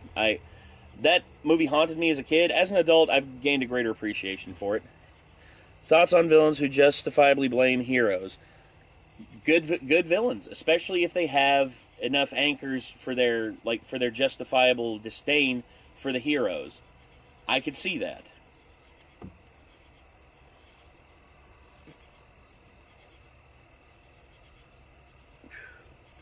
Nausicaa, yeah, Nausicaa. I saw Nausicaa after I saw Princess Mononoke. Let's see. I saw Princess Mononoke first. That's the first Miyazaki film that I remember watching. And then after that, I just became obsessed with Miyazaki and just wanted to see more from him. Yeah, I get to stop recommending Caddy movie length videos. Good short videos like Resident Evil and Glover. Castle in the Sky. Yeah, Castle in the Sky is another great Miyazaki film. I actually need to get like the steelbook of that because I have the steelbook for every other one in there, the 4K Blu-ray, and that's one I need to get. That's still one that I've yet to snag, and I need to get it.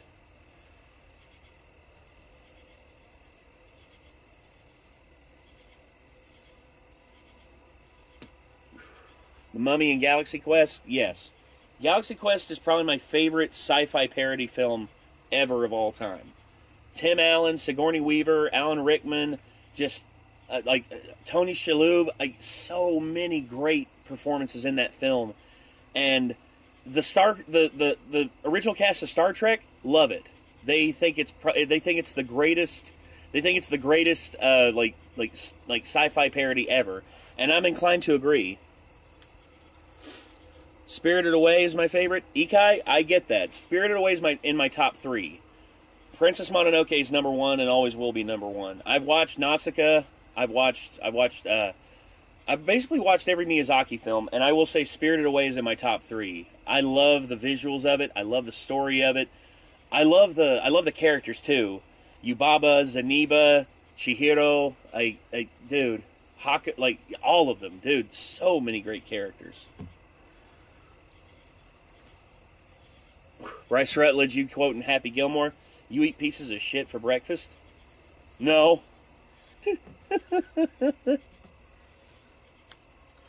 Housemoon Castle and Nausicaa looking to get Porco Rosso. I have Porco Rosso. I have, see, I'll actually show you, my Blu-ray collection of, all my Miyazaki films in there. I also got Kiki's Delivery Service, My Neighbor Totoro. Well, actually, no, I don't think I have Totoro anymore. I remember, oh no, I had the DVD of Totoro, but I don't have the 4K Blu-ray. Oh yeah, Boy and the Heron, I also have that one. As soon as it dropped on 4K Blu-ray, I immediately swiped it. I had to. Oh, sadly, I've only seen 2 Ghibli films. Virtuous, they're worth it. Studio Ghibli films are, in my mind, the gold standard of Japanese animated films. And they're almost unanimously amazing. There's very few of them that I would say are mid. Tales of Earthsea is the one that comes to mind. Tales of Earthsea, I think, is the most mid out of all of them. Still okay in certain regards, but good lord, had so much potential and it just got wasted. Somebody's closer. There you go, Jose. How's that? Thunderbolt, Superman, Fantastic Four. This year has been unimpressive when it comes to movies. Well, Sinners came out this year. Weapons. Nick went and watched Weapons, and he liked it a lot.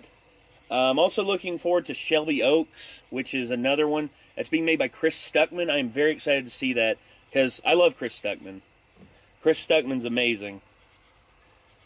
And I'm glad that he's finally getting a chance to direct a horror film the way he wanted to. Where you're in the middle of the woods at night and someone with laser eyes is staring at you. Oh God, Spider-Punk. Oh, well, I actually had a horror short film in mind. Basically, this guy's in his vehicle and he's driving home and he dozes off behind the wheel and he wakes up in his car later and it's wrecked. It's completely wrecked and he's in the woods and he's in the middle of the woods and his wallet is gone, his keys are gone, he doesn't have his cell phone or anything like that, and he literally is just stuck in the middle of the woods and he doesn't know how he got there. He thinks at first that he crashed, he dozed off the wheel and he crashed, but he doesn't remember the crash or anything. And then he goes through this whole thing where he goes through the woods and he keeps seeing these visions of horrible things that he's witnessed in his life, and eventually we figure out that he's in limbo. He's in limbo, and he's being forced to relive all of the bad things that he's done in his life. You know, like him abandoning family members and stuff like that. Well, no, he's not dead. He's not dead. He's in limbo. Like, his body is still alive, but his spirit, but his soul is like somewhere else. His soul is in limbo. And that's like, the twist is he's dead. No. Like, we see his body in the hospital on a ventilator, and his family's like refusing to just let him die. And basically he's just in limbo forever. Have you seen Thunderbolts? I have not. What's the short called? I was going to call it, you know, like, see, I had a few names for it. I was going to call it A Light in the Darkness, or just, I called it, you know, The Path, because, like, he found this path that he started to walk on, that he was trying to escape from the forest, but, I don't know. Corvo Knight, yes, I have watched Venture Bros. Venture Bros is top tier. I love Venture Bros.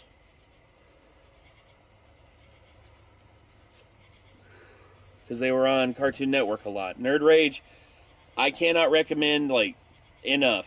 Like, Spirited Away, Princess Mononoke, Nazca in the Valley of the Wind, Kiki's Delivery Service, Castle in the Sky, just so many great, like Porco Rosso. There's so many great Miyazaki, like, directed Studio Ghibli films. Hell, even The Boy and the Heron. I've watched it again since I saw it in theaters, and I like it. I love the Japanese, like, the subbed version more than the dubbed version, because I'll say this, as much as I love Christian Bale, his performance in Boy and the Heron drags down, like, the emotional weight that the father is feeling because of what's happened to his son and his family. But yeah. Memory Force. That's a little on the nose, Ikai, but I get what you're saying.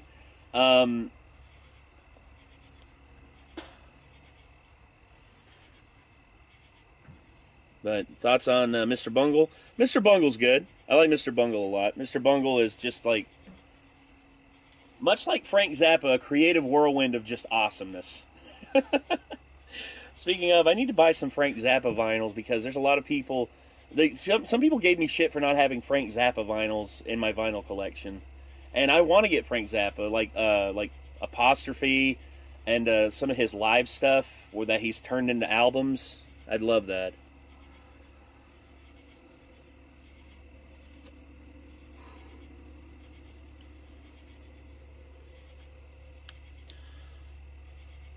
My goal is to get the DVDs of the Ghibli films. Corvo Knight, that's a good one. Build up your physical media library, because streaming platforms, you never know when they're just going to be taken off, and you're never going to be able to see them again. Ford vs. Ferrari has to be one of my favorite Christian Bale movies. Yes. And his performance as Ken Miles was great. And like, Peter Miles, Ken's son, watched the film, and he said that Christian Bale did as good a job as anyone could have done portraying his father.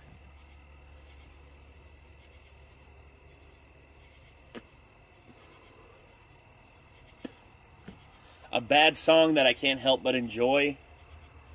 Daddy Never Understood by Deluxe Folk Implosion.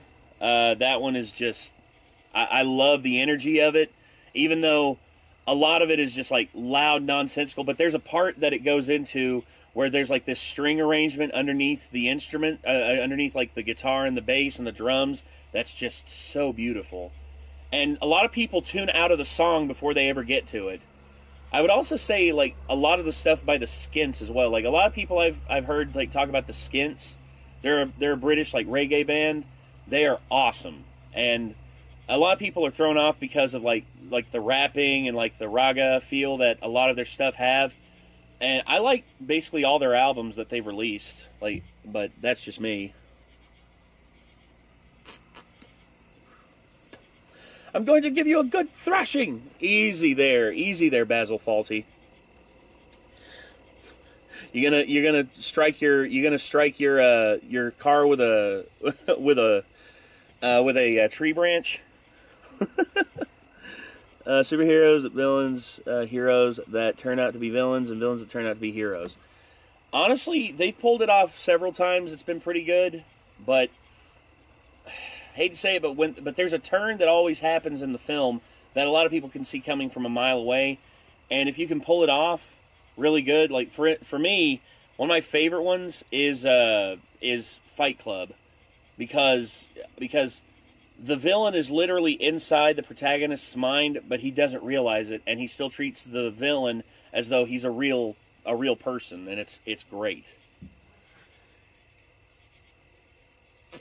Captain America: Brave New World, and I actually liked it. That's fine, Hernan.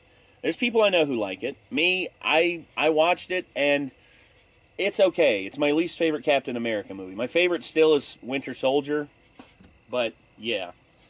Anyway, hold on one second. Let me toss this. All right. Well, time to head back inside, and let's finish up the stream. It is 12:50, so I got about another 5 hours, 5+ hours to go on the stream. Let me get this here. Hold on. There we go. All right. I don't think I'll come out for another smoke break. I think I'm just going to like power through and get through the rest of the stream. But hold on. There we go. Okay.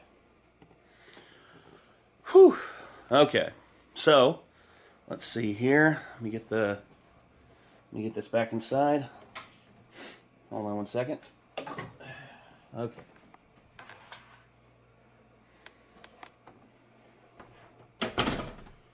Okay. So, I will show you all my Studio Ghibli, well, my Blu-ray collection, but I got a lot of Ghibli films in there. Here we go. So, we have The Boy and the Heron, my most recent edition, From Up on Poppy Hill, and then we have Howl's Moving Castle, Kiki's Delivery Service, Nausicaa, Ponyo, Porco Rosso, Princess Mononoke, and Spirited Away. Those are my those are like the Miyazaki films that I own. I also own Steam Boy, which that's a guilty pleasure. There's a lot of people who don't like Steam Boy. I like it a lot. And then Your Name, which is one of my favorite anime films of like the last the last 10 years. But yeah. And I also have the entire 18, well, it's 18 films. The only one they were missing and didn't have in here was Sub-Zero, and I went out and bought Sub-Zero by itself. I also have Seven Samurai on 4K Blu-ray, Hugo, another film that not a lot of people know about. It's a great film, but yeah. Anyway, government came to your house and took all your retro setups and movies. Do you have your shotgun and guns ready? Yes, Bryce, I do. Although if the government really did want to, they could literally like march in here and just take everything, and in all honesty, there wouldn't really be anything I could do. I also have Steam Boy. Yes. Yes, Steam Boy. Another film that is criminally underrated and gets a lot of hate for some reason. I don't understand why. I really don't. Okay. Anyway. Whew. Let's, gotta bounce, take care. Alright, Dan Man. You take care. And, hopefully we'll see you here again soon. Let's see. Alright, Hernan, you heading out too? Alright, brother. Take care. Let me get the camera moved back over. Hold on. And what do we got here? Come on, two-person. Objection! Forgot I had the objection thing on. Sorry about that. Summer Wars, if you like Digimon the movie. Yeah, I've heard Summer Wars is good. I'll probably check that out sometime. Let me, oh, shit. Hold on.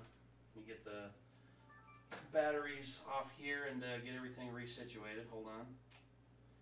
There we go. Alright. And then, let's head over here, and boom. Alright. Got all the batteries. Let me get them plugged back up. Hold on one second.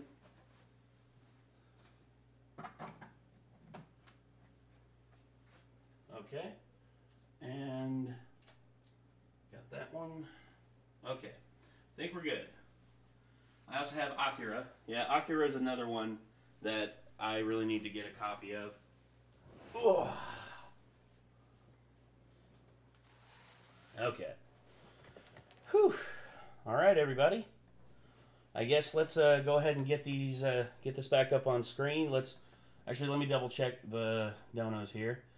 Oh, Optinate with you're in a Harry Potter. Oh gosh, more J Daddy. Okay, let's go ahead and get this put here. So okay. Anyway, Nate, do you like bananas and grapes, or do you like peaches? I would prefer peaches over bananas and grapes. Bananas I'm not really partial to. This hair is driving me nuts, and I need a haircut, and my mom's boyfriend is supposedly coming home on Tuesday. Ah, okay. Well, hope you were able to get your hair sorted out and everything. Sorry you're having to deal with that. Okay, so let's get this back on screen. Played the game Mad Lads. I have not, Bryce. I have not. I probably need to check that out. All right, back to Caddy. Speak for themselves. So please enjoy, because I did. I can already tell this is going to be great. How's the voice going to be? Once upon a time, there were 3 little pigs. It's gaming in the Clinton years. George Wood, is that you? Final Fantasy III. Get it or die. Their mother told them to leave home because they weren't bringing home girls. 30 minutes left of this? No, an hour and 4 minutes. Their mother had also just spent all her child maintenance on swapping her hands with oven gloves. Before they left, she said... Before they left... He will try to eat you.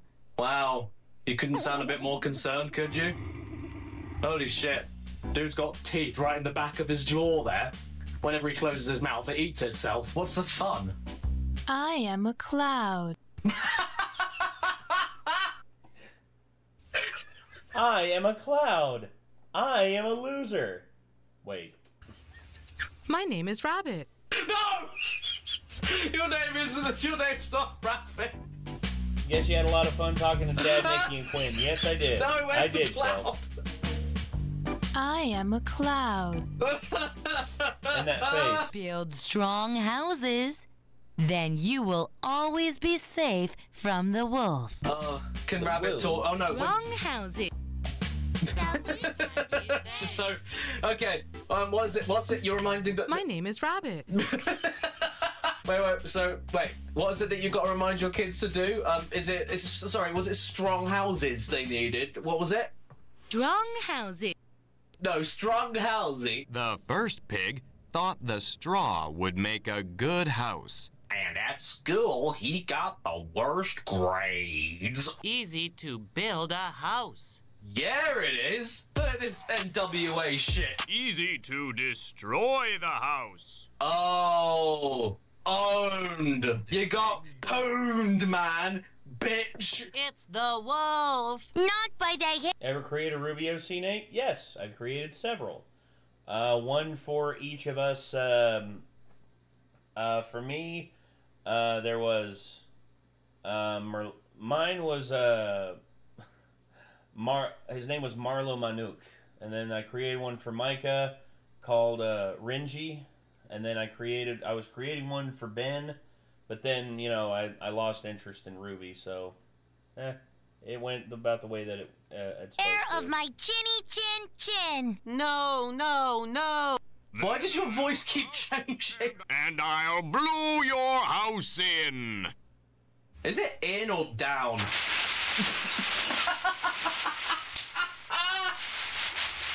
This is my favorite game of all time. Keyword of the day. Blow. So the wolf blew the house down and ate the first little pig. Hang on. Okay. What? Wow.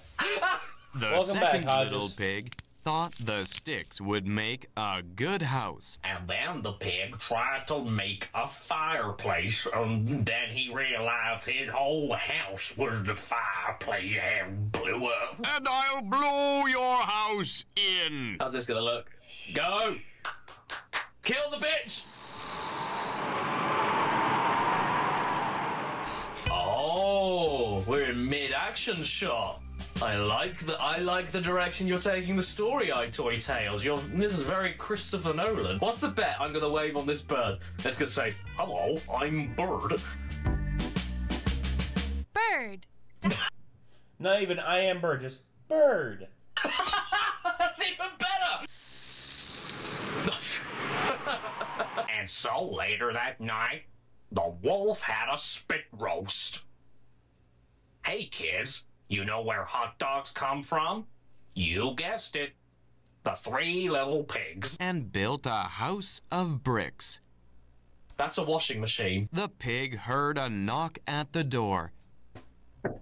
So he should come from that. No, he came from there. So as a Korean boy myself, I would be really confused because the wolf absolutely knocked on the mound, and now I'm gonna forever spend my life thinking that that's a door. It's the wolf. Wait, what's gonna happen if I... Oh! Hey, I am a mountain.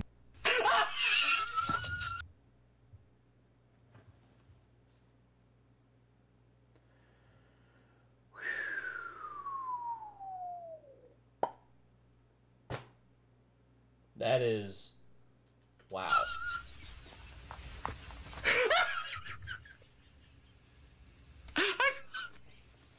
I am a mountain. Hey, I am a mountain. What can I mess around with? What else is there? Is that it? Was the only thing interactable in this scene the giant rock? The big toe of the Jolly Green Giant. Why am I getting Morphman flashbacks? I don't know. Anarchy. I don't know. Trick from SpongeBob. Oh. The rat. What's the rat got to say? Rat. I am a mouse.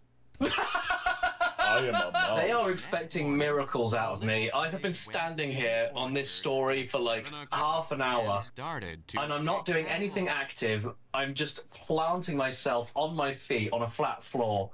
How are kids supposed to be okay with this? What can I do? Can the tree do something? Oh! Basket. That's my name. Basket. I am an ego. I think I blew my lungs out a couple of minutes ago. Basket. That's my name. Basket, don't hurt me, please. I'm just a basket. I'm a wicker basket. Don't hurt me. Then he saw the big bad wolf coming. Then he saw the bad wolf. What the hell is that? Mushroom? Squirrel. That's me. How are the apples? I don't know. We just have a game by these people where they just name objects and animals. Why has the pig now turned into a JCB? I am a leaf. The one thing that the pig didn't consider. The hole in his roof. When the wolf was coming down the chimney, the pig took the cover off the pot.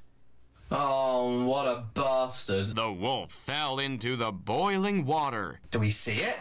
Oh, the real question now is, do we get to have fun with this scene? We do! Yeah, burn Flower the pot. wolf, baby! Burn him! Burn the wolf! I'm fire. Have I just lost my shit, or did that just say, I'm fire? And the pig lived happily ever after. Except his 2 other brothers and his sad, grieving mother. The end. Why am I playing this? This ain't no iToy Tales. Am I playing Doo-Doo Tales? Oh, I am. And much like the other Korean game, there's also a catalogue of upcoming PS2 games in here, like Ghost Spirit and the world-beloved Sly Cooper 2, Prayer Brothers Daijongji, which immediately follows after the first Sly Cooper, where you stole the world's joy. Ooh. we are halfway through the complete library of iToy exclusive games for the PS2. Oh my god.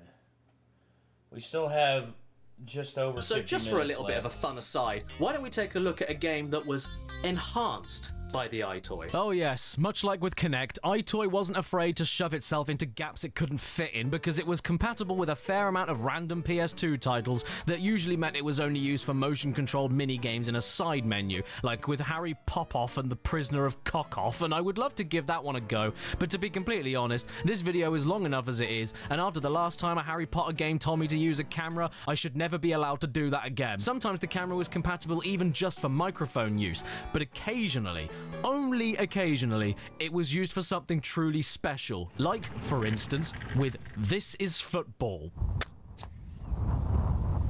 No, it isn't. Why I chose to show off a lame, smelly football, though, instead of something more whimsical like Harry Potter, is because in the 2005 edition of TIFF specifically, the iToy allows you to add your face and literally any other face, which then can be used to make your own custom players within the game. The results were not as bad as I was expecting. This is impressive. Dude, you are looking fine.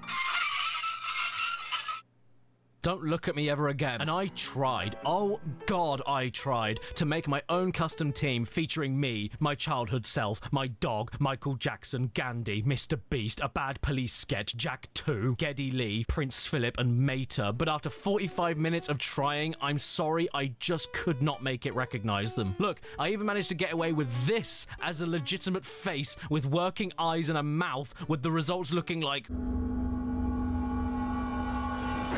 And yet, despite that, no matter what I did, it did not recognize Michael Jackson as a real face, which is fair, but I don't know what I'm supposed to do now. I guess we'll just have to stick with these two. They are Kadink and Kadonk, and they are too good for the England team, so I'm just going to rename the England team to how it's supposed to be spelled. England, innit? Good afternoon, all. England, innit? And here we go. What a day to have a football match. The sun is out, the pitch is green, and it's the highly anticipated quarter-final game of the season. Wales versus England in it. Our home team boys are revved up and raring to go after their recent successful string of games ever since the manager was recently fired and replaced with an owl. But he has made the very controversial decision to hire two up-and-coming unknowns, Kadink in centre midfield and Kadonk in goal. Kadink's technique is unlike any other footballer I've seen before, choosing to run after the ball, ignoring all and then keeping it all to himself for as long as he can, just so he can score a goal all on his own and show his mum. Maybe one day she will finally let him make his own lunch. He's going for the goal, he's getting close, get it in, get it in, get it in. Oh, he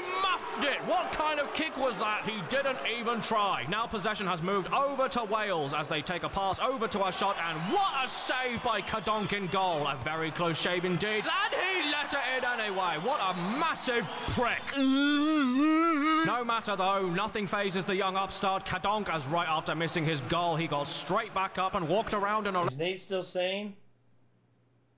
No. Little circle, like a sim looking for the toilet. Back on the pitch, the ball is staying in possession with Wales for a long time, and that's clearly upset the other teammates of England in it because disaster on the grass! It's a degraster! The referee has whacked out his red card for an illegal tackle from Michael Owen, who just didn't like that Wales had the ball at all and decided to do a leaping judo kick into another player that didn't even have the ball. This will certainly go to a free kick, but the punishment for Owen will not be too harsh because the guy he kicked was indeed Welsh. A successful free kick from Wales, but unbeknownst to everyone, Kadink was waiting uncomfortably close to the man the ball was aimed at, and with a flick of the wrist, the Welsh player is bowled over. And wait, could it be? Yes, it's a strike for the Welsh team, and possession is back with Kadink, who will continue to hog the ball until his next goal kick attempt, which wasn't even close. England in it are trailing behind on 1-0, so they need to step up. Their next strategy seems to be passing the ball back towards their end of the pitch, but it appears the losing team's patience is up because Kadonk has left the goal in an unprecedented move, likely inspired by his fellow player Kadink. Kadonk has decided the ball is now his and is refusing to pass it. He's going for a kick. He thinks he can land it in the net from here, but of course he can't. Why would he think he could? And he'll have to sprint as fast as he can back to the goal! Kadink has the ball yet again, and all anyone can wonder is how nobody else is getting the ball before he is. And as is tradition with all his other games prior to this one, he keeps hold of the ball until the half-time whistle, at which point he gives up and heads for Tesco's. With Kadink absent from the first few minutes of the second half, England in it seem to be getting their shit together and actually playing the game properly, until Wayne Rooney foolishly passes the ball back to who he thought was Beckham, but instead was Kadink, the dickless wonder. He had to leave his Tesco shop behind because he couldn't afford it without his club card, which he left in his other shorts. A dark day in the footballing world when a Premier League player can't afford a meal deal. Wales seem to be stepping up their game too, and within 2 minutes they have already tried for 3 goal shots, 2 of which were not intercepted by Kadonk. He didn't save them, he just tried to jump towards them, and the third shot not even being good enough for him, as he doesn't even try to stop the ball and takes a step back with his hands in the air like he just don't care. Kadonk famously does not like conflict, and the last thing a team losing 2-0 needs is a ball that is angry with the goalkeeper. Kadink once again back with the ball and appearing to perform the river dance with it, causing every player around him to just stop going near him. They can all respect the performing arts when circumstances permit. Sadly, that is it. The game is over. But in an unorthodox twist, the ref has decided that a red card means play another game right after the first. How extraordinary. And Kadonk can barely believe it. He has turned purple. He's not breathing. So the next game will have to be at least half the length. Straight away within the first 5 minutes of play, Wales have once again proven that they can kick the ball and are ahead by 1 point, which has majorly upset the manager of England in it, Owl. Between games, the England in it team seem to have muddled together a new strategy to try out now that it's nearly half time and they have nothing to lose. They will actually play football properly for ages and ages until everyone is exhausted from running around, and then by that time Kadink can take the ball and basically walk it into the net. It's a risky move, but it's worth a shot. Is he gonna do it? Could it be now? Are the odds in favour for the underdog? He's going for it. He shoots and it's in! He finally did it after 2.5 hours of football. That was a ball that went into, yes, you guessed it, a net. Look at the elation on his face. He is about to take off to Spain, and oh, he's working the crowd and giving them the dink. He knows they all want it, and he has 18 dinks. A promising career is ahead for Kadink based on that performance just then and nothing else he's ever done. If England in it can keep up, then... What episode is this? Dicey, this is the ugly world of the PS2 iToy.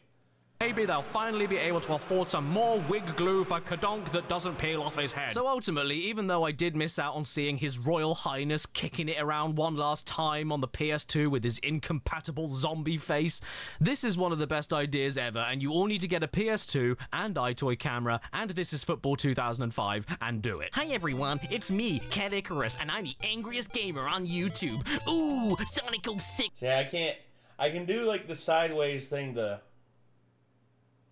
I can do it that way.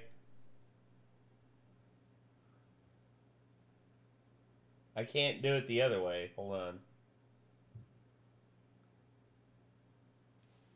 There we go. That's close enough. This makes me mad. What do I think if I have no mouth and I must scream? Terrifying concept. Terrifying. Subscribe to me, I don't know what.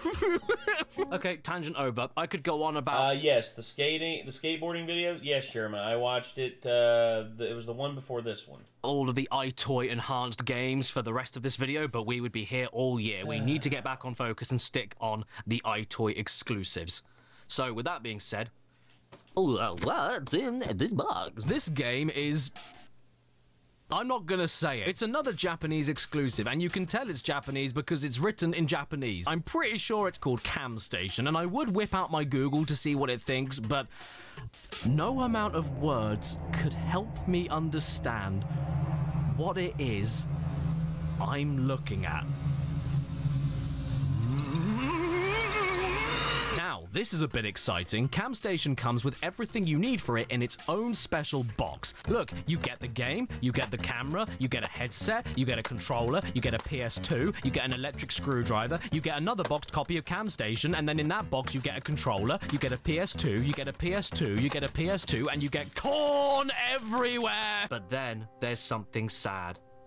The headset that came with this game is indeed from 2005, and maybe I just don't know much about headset anatomy, but I didn't realize that when they got to 19 years old, their skin starts coming off and they start melting. I don't know what's going on. Is it growing out of a cocoon? And if it couldn't get any worse, for something even more sad, I was expecting to at least get to some menus in the game so I could look at more screaming golf balls. Yeah, I think yours might be next, Edgar. I think it is. I don't know. And dogs that have been held hostage, but sadly I couldn't even get past these two screens. All they did was play text pong with each other, back and forth until the heat death of all that you love. But why can't we go any further? What exactly are these tomes trying to tell us? I can't read Japanese. If only I could get a real Japanese person in the room with me right now to help. Oh my god! I can't believe how lucky I am. Look, everybody, it's the world-famous singer-songwriter Japanese woman, Yoko Ono. Hello, I'm Yoko Ono. I miss John Lennon. We all do. Say, how's the music going? Oh, you know, loud. Well, that sounds great. Can you give us a little taste? No. So according to her, basically what these screens are is saying that we can't physically go any further with this game until we have a PS2 BB unit attached.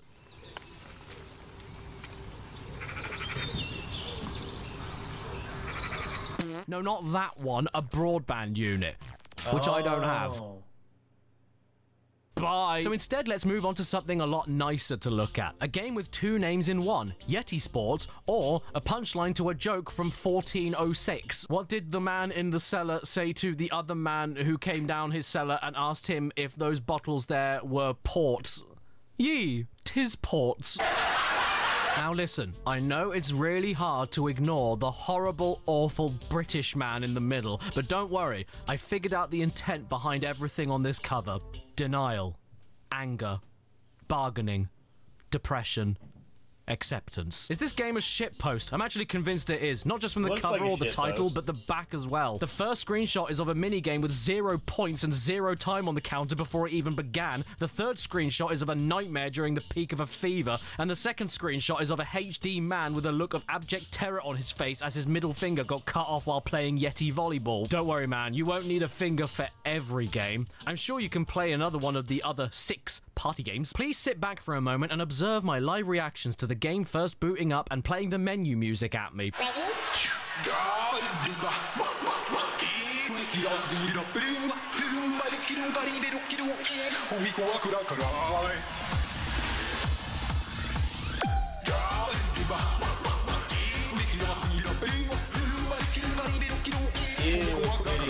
Did I die? There's certain things with like Adam Sandler I can stand. His like overuse of the kid, like, oh, you lucky, oh, it's a duty. Yeah, oh my god. Now, I feel as though we are seriously scraping with this one, if it wasn't clear enough already. Not only do you have more and more of the exact same bull as we've already seen before, with hitting things back coming towards you, playing baseball and moving around with your arms extended, R.I.P. Big J, but it also goes out of its way to not go out of its way, and the lag across the whole thing makes playing every minigame completely impossible. Just look at the state of baseball. In the first attempt, I didn't hit the penguin at all when I absolutely should have done, but look what happens even when I do manage to hit the penguin.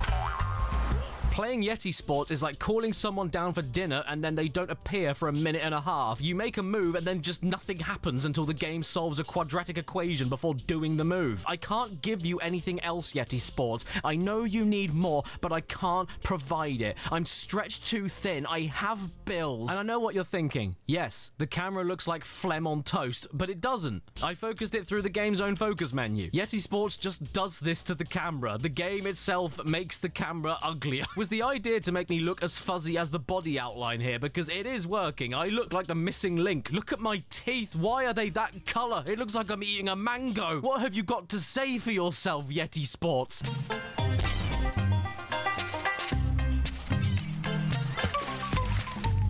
Now, here's a question. What do these two have in common? That's right. They're video games. just like this one. With special thanks to Nike Motion Works, here we have iToy Connect. Oh, wait, sorry, that's another thing. Apologies for the confusion. This mistake will not be made again. This is a game for keeping fit, and it's going to read your body movements to help you get your exercise in. I remember the last time a game told me it would do that. Yeah, I disappeared. Mel, where have I gone? Don't worry though, it's going to cover all the main areas. Cardio, combat, toning, minge body. The game even comes packaged with a new fancy wide-angle lens to stick on your current camera so that it can see your whole body.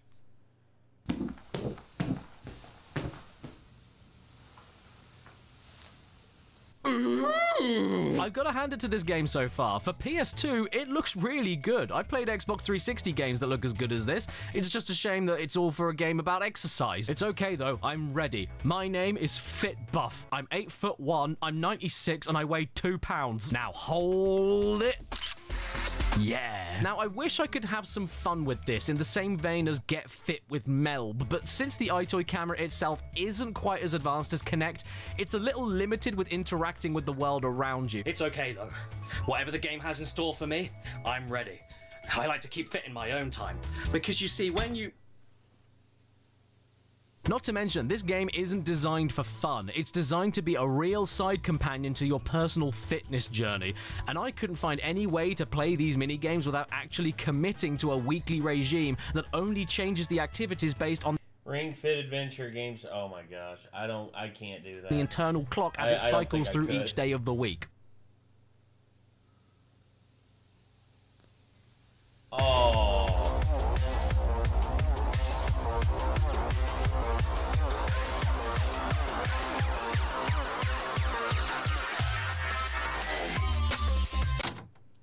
That's what I expected.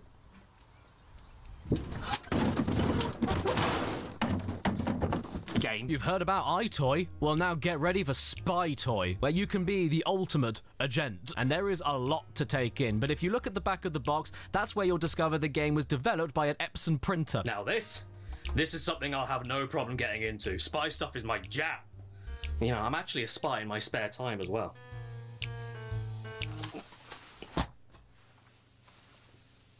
Egads! There I am!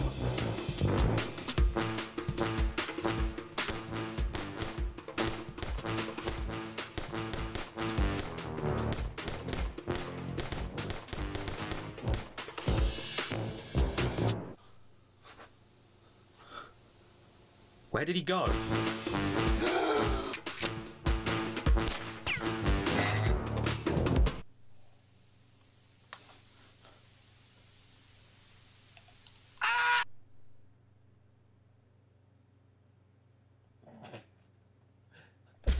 You know the most interesting part of Spy Toy right out of the box? That it comes pre-packaged with a security system. You think I'm kidding? For starters, you can actually set your face as a password to get into the main game, which is sick. And spoiler alert, it does work when you start the main game later. Apple Face ID? Too unreliable. I've got a new phone now, don't need you, and in a few years there'll be an update where you can text. Then on top of that, if you decide to stop playing the main game at any point, you can set up the camera to detect motion in specific places around the room, and the game will then snap pictures of whatever it catches. You can turn off your TV, pretend the console is off, and then take pictures of people without their consent. This is a game for kids. I suppose the idea is that it's supposed to capture your little brother or sister stealing your Pokemon cards, but my guess is that it mostly ended up catching mums picking up dirty pants all around the bedroom. Thing is though, if you turn your TV off, then you miss out on the custom alerts that you can make when it does catch something. That'll teach you. There's also this strange background removal tool which has nothing to do with spies or toys. Why is this a part of the game? So, funny story on my way here to... night. If you ever wanted to take the luxurious holiday of your dreams without your wallet having a nightmare, Fox Warrior, well, thank here you very at much Feces for following over on Kick, dude. Appreciate that. Airlines, we pride ourselves on the best holiday packages at the best possible prices. With discount rates to New York to see the taxis, Australia to see the Sydney Opera House, and Germany to see the German building. These destinations and at least 2 others are available on our website, Theses Airlines. Holidays that'll leave a mark. Onto the main game we go, and whenever I try to type in my name, for some reason, all of the Russian hackers got it. Thank you, Fox Warrior. Appreciate that. And kept picking letters that I just actually wasn't picking. Look, I'm not doing anything. Why is it picking H over and over again? I can't be asked to fight this. I'm just gonna be... It's genius, really. Because, like, if you're ever captured or interrogated and they keep asking your name, you'll be going... and they'll just think you're running out of air, when actually you are telling them your... Yeah, that was the Reichstag. Yeah. your name. So they don't realise that they're getting the info they want. Wait, but then that means that they think that... Hang on, wait. Because if they think that that's your name, and when you're actually running out of air, then they're going to keep doing it until you do run out of... I didn't think about this, did I? Once the main game itself starts, it's basically just a load of one-off missions involving... Knock off Sean Connery down here. You trying to capture man-geese that involve playing the same kinds of mini-games, but at slightly harder difficulties for each goose that you catch. Speaking of, when he was a baby, what happened? Did his uncle sit on his head? Why does he look like this? You've decrypted these images of a French scientist. Oh, that explains. Oh. He's French. So this means 1 second you'll be decoding symbols with a weird shape you'll need to work out how to turn. Then you'll be skydiving from a plane to land safely on headquarters. Then you'll be defusing a bomb by timing these weird injection things into a shaky shape. Is it wrong to say I actually like this? Because I do. It's kind of fun. I'm actually enjoying this and I want to keep going. It works really well and has a great style to it, but god damn, I just can't keep looking at these crims. They're too off-putting for me. They really freak me out. Pinhead, much? These eggs with receding hairlines. However, I saved the best for last, because there's a mode in this game that allows you to use all 240p's of the camera. Yeah, it turns out all this time we weren't even using the full potential of the iToy. This is how it looks raw and uncut, and it looks a bit better than I thought it would. The frame rate tanks, but it doesn't matter. You can even use the controller to zoom really far into wherever you point the cursor at. I saved this on my memory card. And one day, many years in the future, long after I'm gone, somebody will find it. And then you'll have to run. Being a spy is stressful. So I'm gonna have more baby playtime with iToy Play 3. No. Oh my god, what's that? Includes mega bonus disc? Shitting yes, what's on it? Yes! I can play them again. In smaller, bite-sized versions. This is also the 7th game in this video so far made by London Studio, PlayStation's London development team, and where most of the iToy library was made. You know, now that I think about it, this camera was initially released for Europe only to see how it performed, hence the London development team, which is probably why most people I meet don't know what the hell this thing is whenever I bring it up. In fact, looking into it, out of all 28 games made for the iToy, only 8 of them came out in America. This is all starting to make sense now. Didn't know that. I was wondering why everyone I met who hadn't heard of iToy was holding a Twinkie. And an AR-15. What can I say about iToy Play 3 that I haven't said about iToy Play 2 that I haven't said about iToy Play 1? Easy. It has a face-swapping mode. Me and my fiancé will never have a child. Here's a side mode about standing still. Oh look, vermin. What Play 3 does do to avoid feeling like the same game again, though, is pretty smart. It gives your living room legs. This is the worst thing I've ever seen. And it also gives you less actual themes of game to choose from, but then potatoes up the meat by splitting those themed games up into multiple mini-games. So like, instead of getting bored just playing drums for a game on its own, or just playing guitar, or just playing trombone, now you're thrown back and forth between all of them at the same time in one game, so that you can finally be Jim and the Gyms, which then also gets further split up with a bodyguarding minigame against rabid fans rushing. You had an iToy in Kingdom Hearts 2? I had Kingdom Hearts 2. I never had an iToy. The stage, and let's just say, my band attracts a type. The same applies to all of the games on Play 3, including the hair salon one featuring nail chewing, sports games featuring A very unfortunate pose. No! The Army Cadet game featuring the most rigorous of training regimes, such as copying what your friend is doing. Seems more like monkey see, monkey do. And even to the extent of the conducting game, featuring me in 20 years. You did great, by the way. Take a bow in the outline. You do have to be careful when playing the Army game, though, because if someone walks by your window in the afternoon, then it looks a little bit like...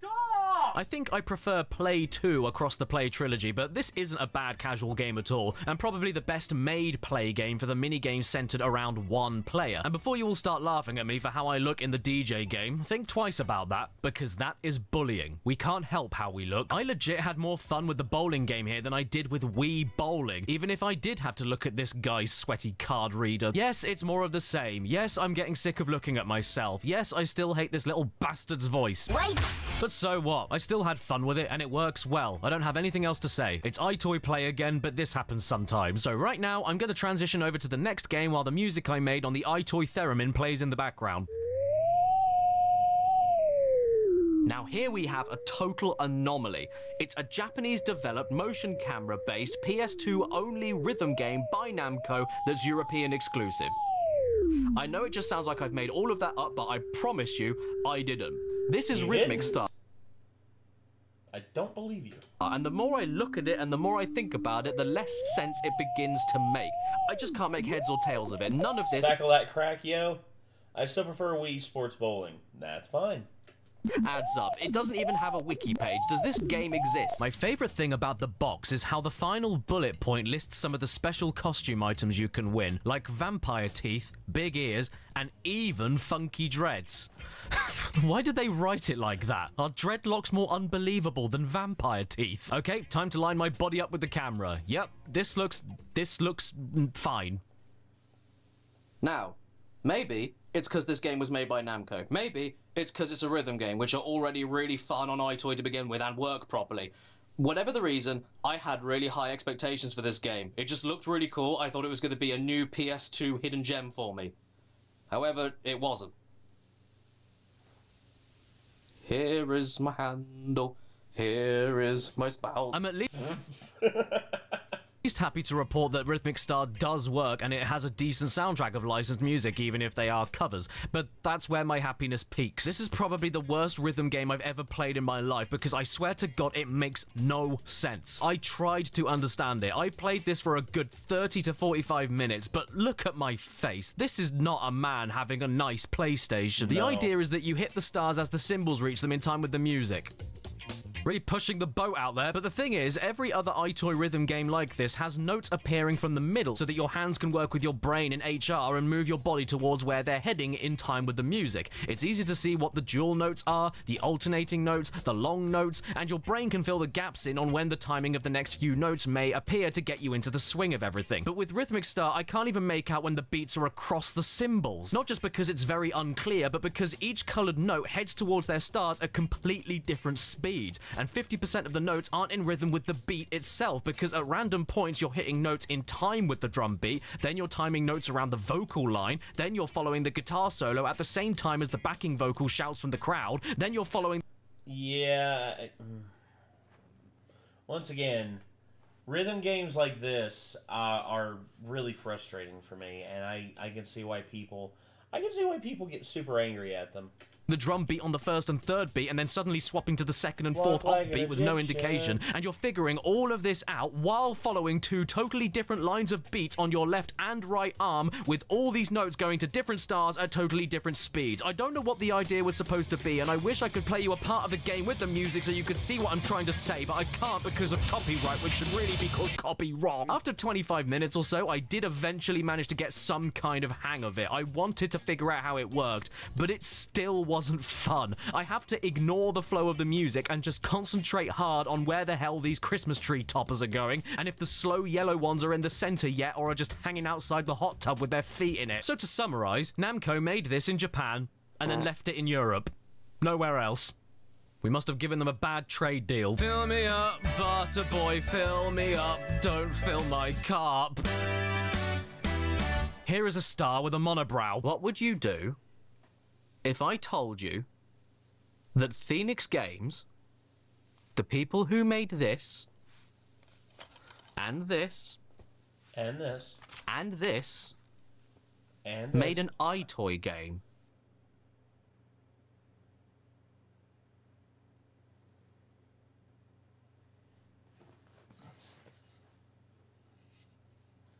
I would commit horrible acts of violence against myself. I would literally cave my skull in if I had to play it. Okay. Everyone, while this part is playing, I have to go use the restroom real quick. I will be right back. I shouldn't be too long, but like I said, I will be right back. So sorry about that. Hold on one sec. I'll be right back. And with that new information, what would you then do if I told you that the name of that game is more unbelievable than the fact it even exists in the first place? Clumsy Shumsy for the iToy is probably as obscure as my collection could possibly get. A European-only, iToy-only PS2 motion game made by the same people who made Finkel's World. The screenshots on the back don't even have people in them. The only thing iToy does is show people on your screen, and yet Clumsy Shumsy on iToy has no screenshots of people on screen. Okay, so, we just literally booted up Clumsy Shumsy on PS2. And, they've given me warning text that is invisible because of my walls. I don't know, let's continue and hope for the best. Yes. Clumsy Shumsy... Clumsy Shumsy is a collection of 8 minigames, all of which begin without explaining anything you're supposed to do or why you should care. Player 1, get ready to do something. We're not going to tell you what. All the while, it expects you and your children, no less, to fit in this outline. Who's built like this? I need to get, like, what? And by the way, you get to look at this in every single loading screen. Who the hell is this runt? And why did they add extra graphic and shading detail to his roll pouch? Take, for instance, the quintessential game of this collection, Lost Shumsies, a game where no Shumsies are lost, you don't need to find them, you blow them all up instead, and then you realise this is a 2-player only game despite me already telling the game I'm 1 player on my own, because look at this packet of crisps, nobody's gonna come over to see me. Clumsy options, Shumsy credits. And what are the mini-games, pray tell?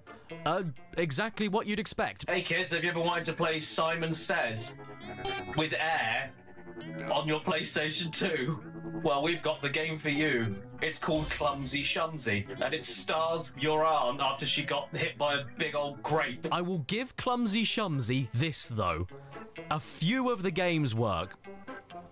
So overall, Clumsy Shumsy is exactly the kind of game you'd expect from the same company that came up with the idea for a game called Get ready to burn in hell. Yep, I'm way ahead of you, buddy. I would rather do that right now. What did you say? Are you saying Clumsy Shumsy shave your bum hair? What did you say? Aw, how cute. iToy. You think you're so great, don't you? Yeah? Well, I've got an iToy. It's really fun for your eye. Let me show you how it works. Matt, come back here. It's okay. Matt, I just need to talk to you. It gets to your eye. Up is not jump, more like eye is not toy. Oh boy, we're back in the iToy Kinetic cinematic universe. Get ready, mates. It's iToy Kinetic Combat. The Spanish version of this game is very special because it isn't just combat, it's total combat, which makes me mad that we got an incomplete combat. And while I'm on one, Spain didn't just get iToy Kinetic either, they got iToy Kinetic Total Fitness. Why did we miss out, England? Until I saw these games, I didn't realise that if I ever wanted to learn how to fight somebody, all I've got to do is get fit first and then stand the other way. Fun fact, I don't own any promotional press copies of games. They're usually a bit...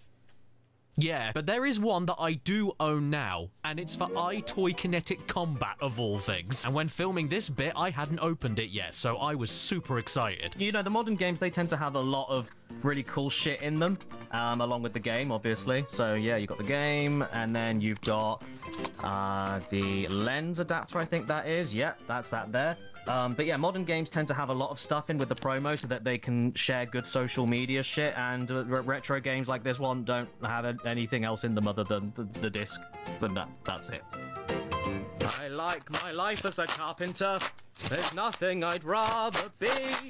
I've had my tools so many long years, they're all good friends to me. Okay, everyone, time to set your wide-angled Ring doorbell up on top of the TV. Just make sure you've got enough space in whatever house you live in to see every single part of your body with no other objects around you. You know, like this lady, who lives in a house that we can all relate to. This is the everyman of houses, and if you don't have a house perfectly tailored to the fitness program, then you're just a pleb who probably looks like this. You want to hear the saddest part, though? This is exactly the same game as iToy Kinetic, and I will not have any slag tell me otherwise. The only difference here is that you've got more ways to play all the different fitness games because you aren't committed to a weekly schedule, but it's still the same kind of idea, just with more murdering endangered panthers. The biggest issue, though, is that it really does require that you play the game not from your house, but from an empty jet plane hangar, because there is no reliable way to punch and kick in a regular-sized space. Oh yes, we're kicking on iToy now, and it only took 22 games to get here. They want you to be proper and accurate to the teachings, but how are you supposed to do that when the best camera position you can get can't reach your feet and makes your target 1/3 of the size of you? You're so tall, they don't measure you in feet, they measure you in legs. And when it works, it is impressive how accurate it is, granted, but when you're screamed at to punch, kick, and avoid attacks by moving as quickly as you can, it's just not feasible in a British house. It became easier for me to stop listening to the angry trainer and just stay hunched over. Hey, it worked, and I don't see you making it work, so who's the laughing stock now, hey? Psst, over here. Huh? Do you want to buy a wife? No, thank you.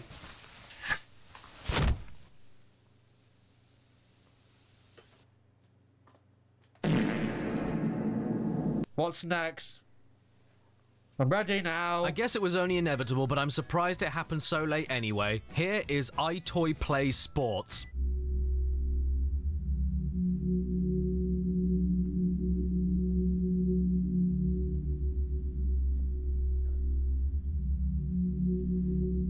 And at very first, I thought I was in for a grey day, because in the one-player menu, I could see only 2 games to play. Very clever, iToy Plays Sports. 1 game less, and you would have to call yourself iToy Plays Sport. Luckily, though, my fears were put to rest as soon as I booted up this golf game and realised that you have to win mini-games to win golf.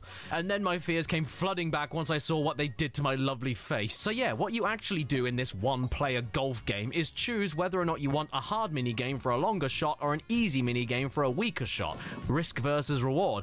And I say minigame, but honestly, this is more micro games. It's iToy WarioWare.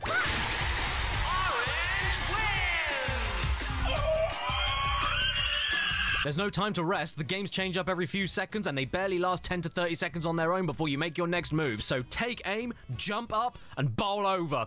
Catch the baseball, serve the tennis ball, save the goals, bounce the ball, break the sticks, avoid the sticks, string the racket, hang the gliding, spot the correct horse that won the race, do the math. All right, no time to stop here, so get off your pudgy ass and move it. Come on, let's go. That McDonald's isn't going to shift itself. You've got to go, go, go. My man's hitting up Macca's hard, dude. Look at that. Oh, don't go in there. If you want variety, then this is the iToy game to go for. It's everything that made the other in-house developed iToy games fun and working, but now with much more to do and in much more manageable bites. Can we just take another second to notice how surprisingly well this thing works despite being 20 years old? I'm sorry, I don't want to say that I was right, but I was right. This thing is better than Kinect so far. It works better and the games are more fun. Yeah, I'll die on this hill. The only things that make it worse are when people don't know how to make a game. It's not the camera's fault. After all these years of neglect and fading from memory, the iToy is legit really good for the time and is still pretty fun now. There's nothing it can do at this point to make me not. Bob the Builder was released on the iToy in 2007 alongside BioShock and Halo 3. Are we ready, everybody? Bob the Building. He's a building. Bob the Building. Oh, no! This game was made by Blast, who, if you know your PS2, should be a very familiar name to you for their vast library of games that 99% of which are the worst reviewed on the entire console. And now they've got hold of your kids. And you wouldn't think that the game would need much of an explanation, but Blast Entertainment certainly disagree, because here you have a manual thick enough to explain the basics of Magic the Gathering, just in case you need to learn the best hand possible for laying plywood and bricks. What is the necessity for this? This isn't D&D, it's B&B. Building and Bobs. Right, so we've got... Okay. Sick D&D reference there, Caddy. Also, Caddy, if you ever want to play D&D with us, hit me up, dude. We'll be more than happy to have you be part of it. Flash animations. We've got Blast. Funniest we've got road Hit trip I've ever been Entertainment. And we've got the Bob the Builder logo. And we've got...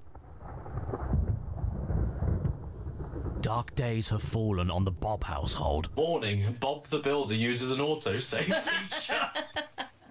Is that what's written on his contracts before he gets a job? But just be careful, everybody. Bob uses an autosave feature. Just in case it wasn't clear, this game is for young children. And because of that, I have to do one of two things. Cut my legs off, or point the camera at the ceiling to pretend that I am one. Okay, sorted. So what now? Should we hang out with T-Pose the Scarecrow? Should we wake up Bob before he runs down a deer?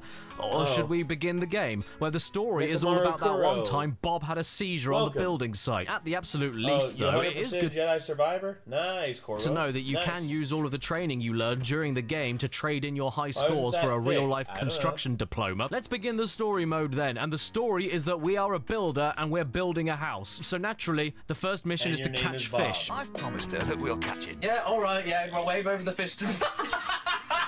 This is a pretty unfair place to begin, if you ask me. What kind of back-end stab alley school did we come out of that the first thing they expect builders to do is angling? Welcome everyone to day one of training on how to be a doctor, and the very first thing I want you to do is a backside 180 tray flip off this man's head. Make sure you don't grab the trash though. That's not a fish, that's a boot, and it goes back in the water where it belongs. Taking it away is stealing. After all of that, you then get a cutscene going off into the next mission, showing off Bob and his wife's reptile telepathy. Great! I love sports. But he needs to know if you can start right away. Don't worry. I'll go back now and speak to him. The others can follow along. So yeah, if it wasn't obvious, the next logical step of a builder's life after fishing at 6 AM is then quad biking through the countryside and driving into fallen trees. Okay, that one hurt a bit. Oh, did it? This game is exactly the same as that SpongeBob driving one from ages ago, but the thing driving moves slower. Check me out. Shit me out. Which then makes the game harder and slower. So, screw me, right? We made it! Sunflower Valley rocks!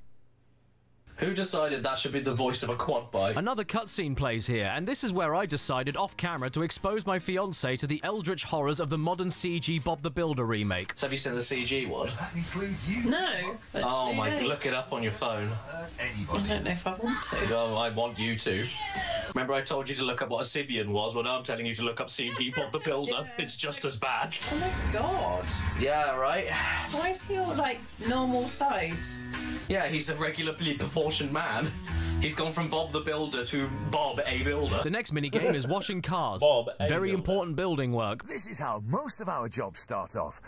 Most of your jobs start off apparently by doing some fishing and quad biking. What are you talking about? We're on like level 6. When are we going to do some actual construction work, like he's doing, and loving it? Loving life. My name's Bob. I love my job. The next step in the building process is then not building, as all of the farm vehicles have decided to steal everyone else's supplies, and it's our job to sort it all out and swap around planks of wood and cement. Sorry, everyone. Yeah, you should be. Bastard. You know, what's the point of your kids wasting their time doing all of this when you can just send them outside and have them do it for real? By the way, where the hell is Bob, the man who the game is named after? I saw him one time ages ago, and it was when he was quad biking away from everybody. I think he realized that was more fun than bricklaying. Is the story mode a psychological exploration of Bob's midlife crisis? Sadly, there's no time to think about that though, because we finally, after all this time, get to do some building. By scaring crows out of a field. By the way, he says he just needs help because he can't do this alone, but then the whole time you're doing this, he doesn't do piss. Why aren't you doing anything? Spud's on the job. Tell your friends Spud's in the market for another job. He has qualifications. And so now, after all this nosing around, we can finally... Bob. We're doing building, people! We're doing building! Yeah, let's go! It's time to put some steel girders down. Yeah, and that's not all. The most exciting bit is yet to come. The next stage is laying the bricks for the walls. Yeah! But I've spent the first year of my construction university course being wicked on a bike and fishing. How do I lay the bricks? I checked thoroughly through Bob the Bible and I couldn't figure it out. Here's Wendy and Scoop to show you how it's done. See? Oh, that's how you do it. This is one of my favourite jobs, and also one of the most important. Without floors, we'd all be standing around in the cellar. I mean, he's not wrong. Putting the floor down is very important, because if you don't have a floor, then you'd fall in through the floor. Good job. Good jobby. What a fine jobby that was. Bob the jobby. Can he lift it? Bob the jobby. He's got a bag. The building is over now. It's time to clean up and get out of there before the feds arrive. So make sure you're quick and follow the imitation cut-out cardboard Bob as he drops all the rubbish out the windows. I'll move in that direction. Make sure I'm direct. Please do it quickly. I don't have long. Bob!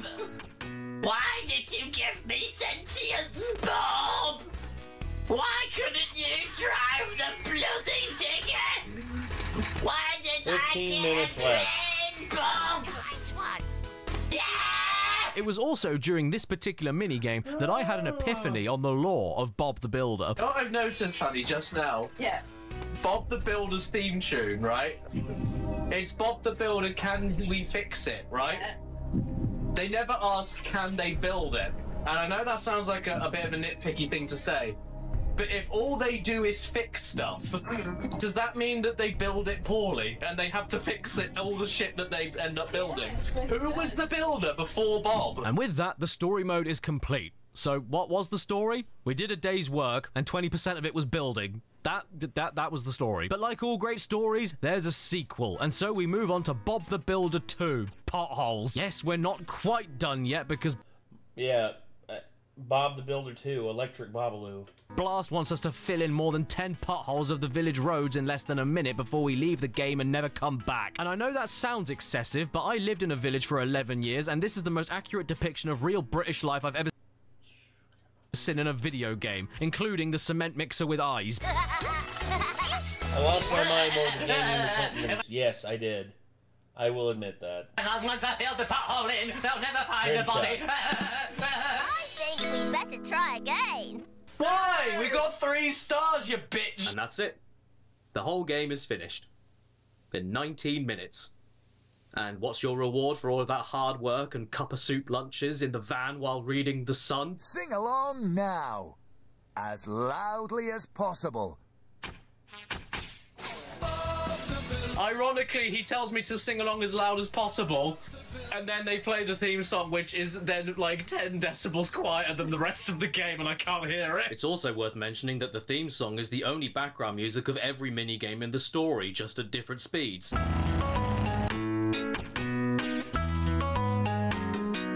And the full vocal theme you get as a reward at the very end of the game is the same full vocal theme you get at the very beginning of the game on the main menu.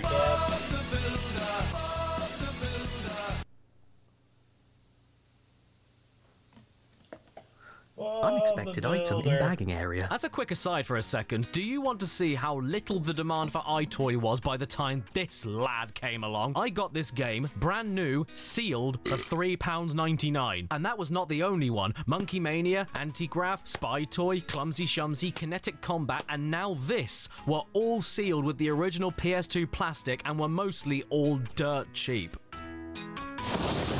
The thought that there is just a warehouse somewhere filled with unsold sealed copies of Bob the Builder on iToy is enough to keep me awake at night, but I'd rather think about that than hear that theme song again. Build the Bobder. He's not built yet. Build the Bobder. How do we do it? Okay then, we're coming up to the last handful of games made for the iToy now, and man, I wish I could say that it didn't feel like it. Thomas the Tankin Dankin. But be warned, don't you think about selling it separately now. They're watching you. Personally, I can't wait, because the back of the box is telling me the main goal of the game is to get safely home to a shed. So sign me up. Choo-choo. Roger me, Thomas. Hey, you know what kids like? Ice cream, Happy Meals. Hold on. Sign me up. Choo-choo. Roger me, Thomas. Hey, you know what kids like? Ice cream, Happy Meals, The Wiggles, eating stones, and videos with no background music of a train with a face. Thomas had never won a prize before, but he was determined for that to change. What's the music? I don't know, this is a very lonely game. Right, fair enough, so I gotta put myself in this outline so that the game can see nothing but my forehead. Why is the fat controller not shaded? What? Well, he's not shaded. Look, he's just like a 3D modelled shape. And shortly after losing your mind over Roblox fat controller, you get your first task of this train racing game. The engine's faces are all mixed up. Can you put the right faces on? Sorry, everyone, said the fat controller. I tore off Thomas's face. And then I lost it. Can you help us, giant baby? Hiding behind the shed. And just when you think it couldn't get any weirder... Alright, which face? But don't worry, if you can't remember beat for beat which face belongs to which coloured steam train because you have a mortgage, it doesn't matter, because the game just tells you what face to choose. You win. The story is that we're a train, we left the shed, and then our face fell off. Next up, we've got to paint all of the engines because some unforeseen force ripped their skin off from 5 minutes ago. It's a paint game. You paint. Go nuts, Da Vinci. 2, they're 4, they're 6, they're 8. Shouting violence, lots of hate. Red and green and brown and blue.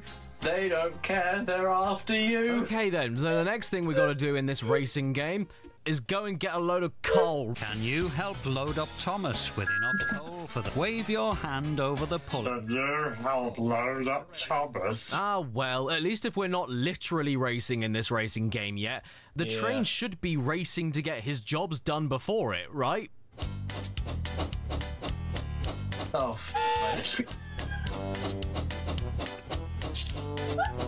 this is why we don't use tank engines anymore. Where's Thomas the Japanese bullet train? Is that really what we're doing? Hey, my eye drops. My eyes are starting to strain really bad. Sorry, everybody.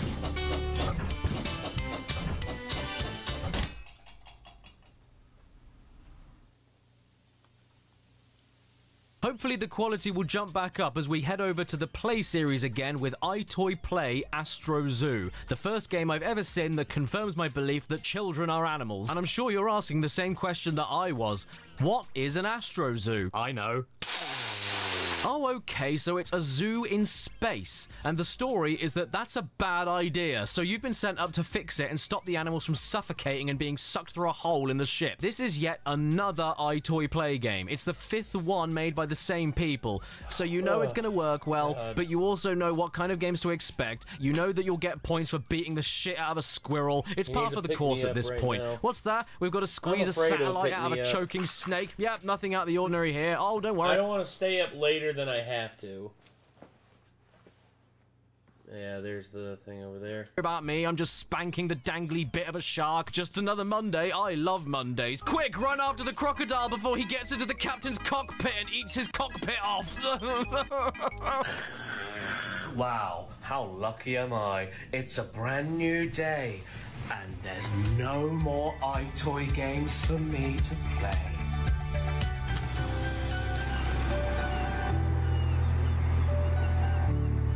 Oh. Uh-oh. I forgot.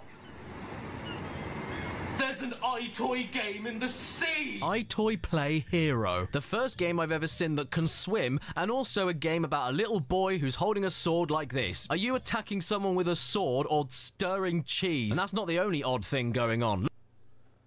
How much is left? 8 minutes. Look at the box the game comes with. What on earth is in here? A rolling pin. What cool stuff is in this box? Well, an iToy camera, the game, a sword. Back up a second. This box has a sword in it. No, it doesn't. It's tiny.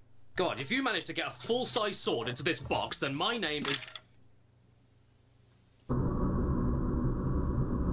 The box didn't say it came with the boy. And as it turns out, I was right. Here's the sword. How much more uselessly miniature could you be? This isn't a sword, it's a toothbrush. Well, hey, at least it looks kind of cool, and it glows in the dark. It's alright though, I do get it. You give a monkey an axe and suddenly you're in a wheelchair. You don't want to give an excited child a giant club to swing around. So with that being said, why is it that this foam sword that bends smacks shit harder than a snooker ball in a sock? This can do... Ow. Don't have any green objects on screen, don't wear green clothes, and don't play in overexposed light in a green-tinted room. Oh no, the Black Knight has invaded, the food is gone, and the villagers have gone feral. But don't worry, because if anyone can help us, it's Caddy, the frumpy knight. And he has a magic sword, which you don't know how to use, so you're guided along by this gentleman. That no-good warlock imprisoned me in here to help him steal all the stones of Illustria. And I don't want to make judgments about this guy or start throwing around accusations without any evidence, but let's just say his favourite part of Leon the Professional is Natalie Portman. This magic sword, by the way, for all intents and purposes, is a lightsaber. So if any of you out there felt like your hopes were dashed by Star Wars Kinect, well then get this game because it's 10 times better, 10 times more responsive, and you're holding a physical object you can swing around like a true hero. Those kids think they are pretty cute.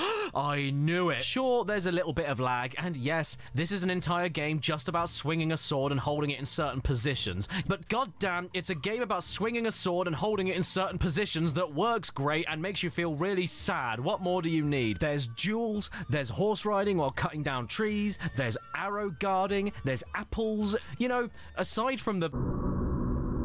This is yet another well-made iToy play game. If you want to take anything away from this video today, at the very least know that if it says iToy play on the box, then it is part of that series. But you know what you can do to make it better? Attach the game bundle box to the sword to make it longer. You know what's even better than that? Another sword. And another box.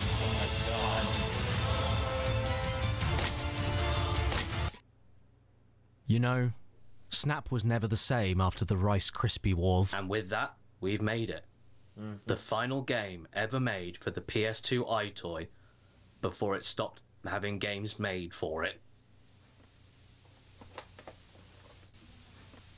If there is one thing God dang it, Caddy, no. iToy Play Pom Pom Party proves above anything else, it's that I'm not funny. Which I already knew, but now it's an indisputable fact, because this game, not only being the final iToy exclusive release before it bit the dust, but also coming out the same year as GTA 4, Metal Gear Solid 4, and Dead Space, is a joke that I am just unable to make up myself. It's also one of the most progressive games of the time, not because of all the race inclusions on the box, but all the species inclusions. You've got girl, fish, fish, fish, and fish. That's not the only interesting thing about it either, for deep within the kitchen sink U-bend copper piping box is not only the game, but 2 iToy branded cheerleading pom-poms, which are now unironically the coolest things I probably own right now. My name's Savannah. Not sure we can change the queue. I don't think we can. Not tonight. Oh, you're my VIP, say once, say twice. You're my queen, honey. I'm ready, I'm steady. You know I'm good to go. I'm slicker than your average. No one ever says no. My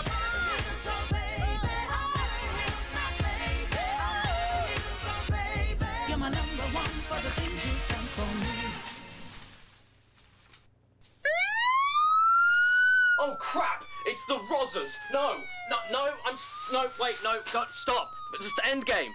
Stop filming me. Quit. Why? You're not quitting. I need you to quit. There's nothing wrong with what I'm doing. I can like this stuff. It's fine. Look, I'm not doing anything wrong. I'm not hurting anyone. See? Look, I don't need... See this box here? Don't need it. See? Check this out. Watch this go. I'm not the one with the problem. You're the one with the problem. You think this is weird? Well, you know, there's no box anymore. Like, what are you going to do to me? With that no evidence, there's no trial. And that was the iToy. So even though for the majority this modest little PS2 camera kind of fell over and died and farted on your mum. Its legacy and impact can't be understated, especially for just silly, fun, casual console games. By 2008, it sold over 10 million units. It predated the Wii and Kinect. I can confidently say it does work more consistently than Kinect does, at least, and it needs to be remembered, if for no other reason than how fun it is to experience Sega soup. We have been through its entire sordid catalog, and even though I do find it sad how most American friends of mine either barely remember it or just don't know what it is at all, I'm happy at least knowing that when I was a kid, 90% of people I knew of were talking about it or owned it. It's such an odd anomaly, not only of PS2 history, but video game history as a whole, especially for the region differences. It also lasted way longer than you'd expect. If you wanted to, you could even use this blurry old minger for taking pictures in the original Little Big Planet for PS3. I built my own level with it.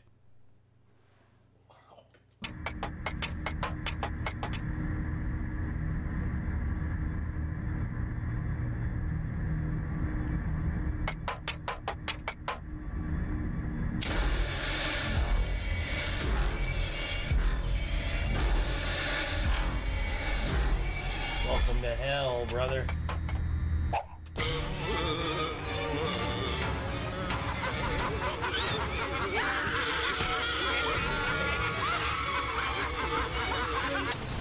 And that's not all. I mean, look at how the first PSVR worked for PS4. To track where the headset was, it used the PlayStation camera, which was an update of the PS3 PlayStation Eye, which was an update of the PS2 iToy. iToy, eye, camera. Why did they gouge it out? I'm so sorry you lost your eye, PlayStation. It's okay, I've learned to live without it. I've got other ways of knowing you're there anyway. Oh yeah? Like what? Oh no! It's the PlayStation nose! Subscribe.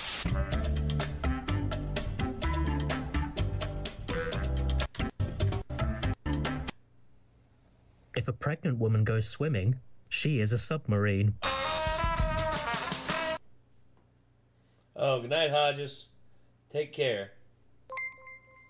So wake me up. We'll see. We'll see, Kelsey. Here we go. Well, there you go. Ah. Harry! I've reached the top! Oh, thank you, Anarchy. Thanks for dropping in, Marv.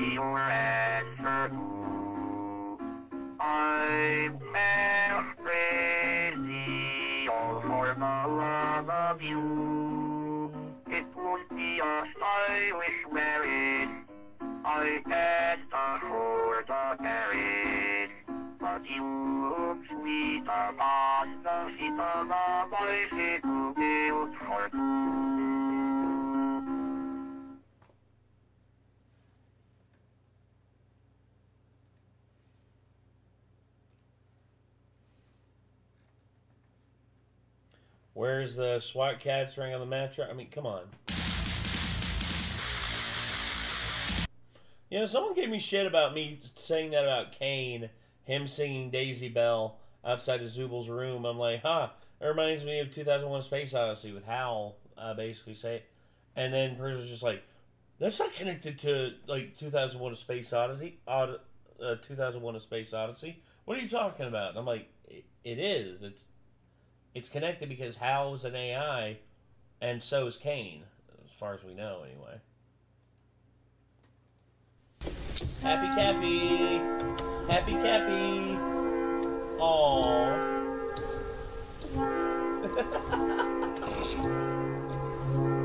Aww.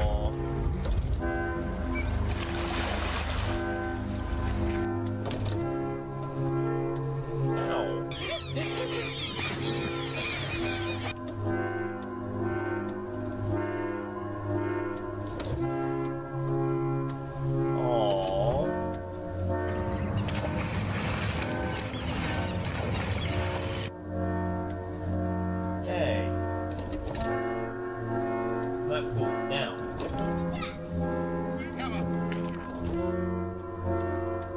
Trying to eat it, but it's too big.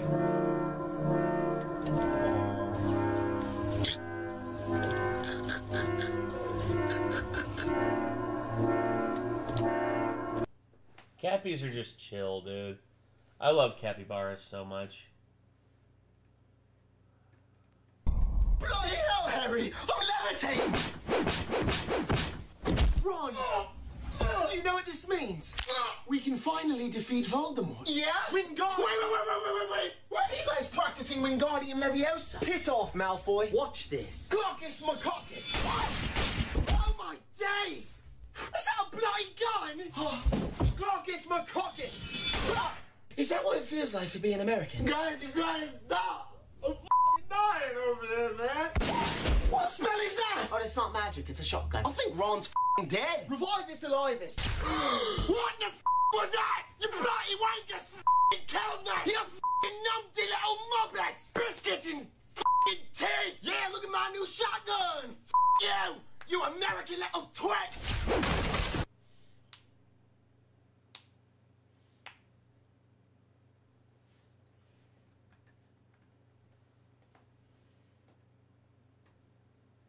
Oh, yeah. Let's see. Hold on one second. Let me make sure we're all good still.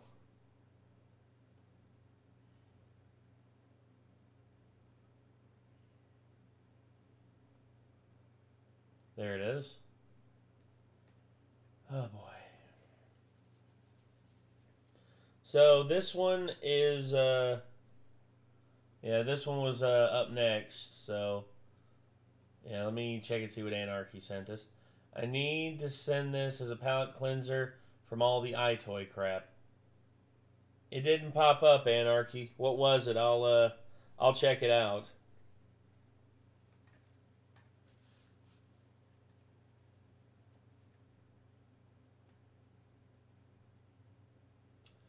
Daisy, Daisy, give me your answer to... Ah, okay.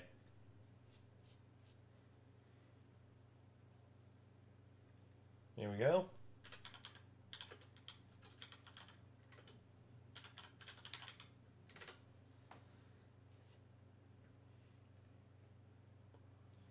All right. All right. We'll go ahead and watch this as a bit of a palate cleanser for... Now, when you're a teenager, one of the most important things in life is learning how to drive. And what better way to learn how to drive than a good old-fashioned driver's education course? And driver's ed is pretty booty, there's no two ways about it, and what made it even worse is that the instructor insisted on teaching the class like we were a bunch of goddamn preschoolers. And here we have the car's wheels. Can anybody tell me what shape the car's wheels are? The fucking circle? That's right! And here's where the car's horn is. And the car horn goes meep meep. I'm over there taking notes and shit, writing everything down like some kind of idiot. Meanwhile, you got dumbasses in my class raising their hands, asking questions. Yeah, you said the car horn goes meep meep, but could it go honk honk instead? Why, yes, it sure can. Everybody write that down, it'll be on the test. So after 2 weeks of playing patty cake and learning the sounds a car makes, we finally get to take our written exam. And this exam was easy as hell. I mean, it was practically impossible to fail the damn thing. There'd be questions on there like, when a pedestrian's crossing the street at a crosswalk, do you A, yield to the pedestrian, or B, commit vehicular homicide?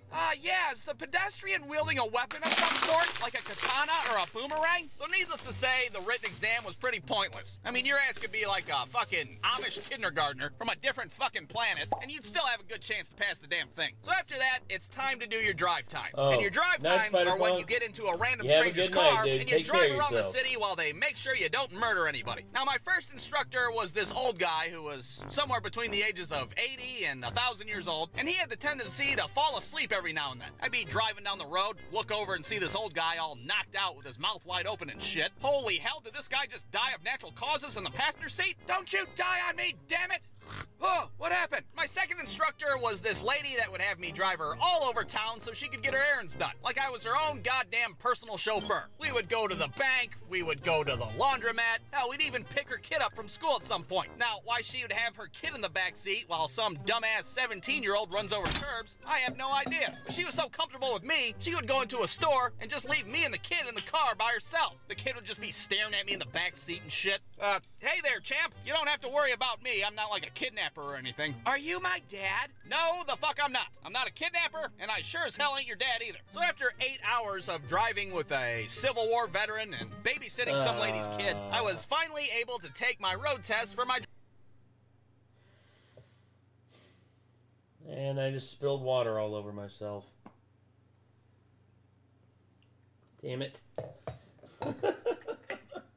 driver's license. Now, I was a little nervous taking this test for two reasons. For one, I'm using my friend's shitty-ass Kia Rio, a car that looks like it was made out of garbage. And for two, I'm gonna have a police officer riding shotgun, breathing down my neck, making sure I don't do anything wrong. You better not screw anything up. If you fucking fart too loud, I'm gonna fail you on this test, and I'm gonna tase you in the face. So the test starts off, and I'm doing pretty well. Water. I'm obeying all the traffic laws. I'm 10 and 2-ing it on the steering steering wheel like a good boy. But things start to take a turn for the worse when I go down a side street, and there's some idiot on a bike in the middle of the goddamn road, just taking his sweet-ass time. Sure is a nice day out today. A perfect day to fuck up some kid's driving test, that's for sure. So since my driver's ed teacher was an idiot and just taught us the sounds the car makes, I didn't really know what to do in this situation. So I start to panic and honk the horn. And I swear to God, the fucking horn on this Kia Rio's like, meep, meep. See, I told you the car horn goes meep, meep. This dude looks behind him thinking there's gonna be a goddamn RC car behind him, but he sees me riding his ass instead. So what does this guy on a bike decide to do? Well, he flips me the bird, of course. Ah, what a cheeky little bastard. So now at this point, I'm thinking, well, that's it. I failed the test. You can't have somebody flip you the bird during your driving test and expect to pass it. I look over at the police officer thinking he's about to drop kick me out of the driver's seat any minute, but surprisingly, he starts laughing. Wow, that guy's an asshole. That's something you're gonna have to get used to driving on the road. People flip you the bird all the time. So in the end, this dumbass on a bike didn't sabotage me, and I was able to pass my test. I got my license that day, and I rode off into the sunset with that shitty-ass Kia Rio. Meet me! All right. So yeah, good palate cleanser. Thank you very much, Anarchy.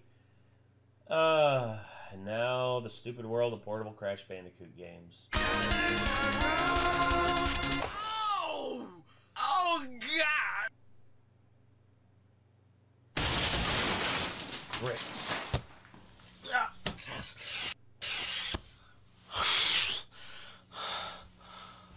Uh-oh, messy. I did not have a stupid driving instructor. Thankfully, things went well.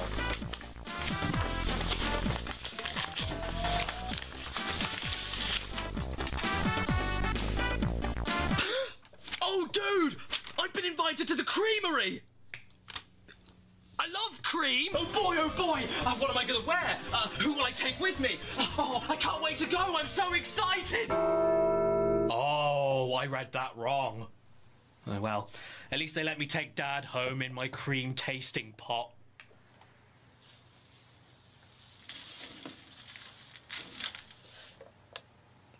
He died how he lived.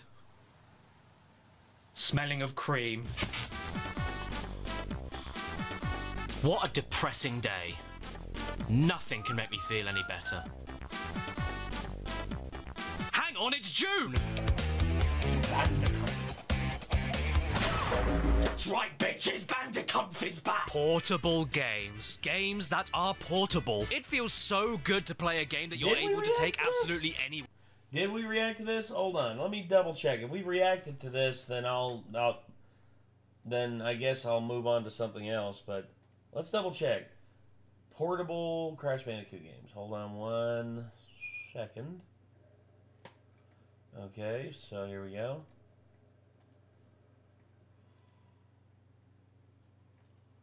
Portable.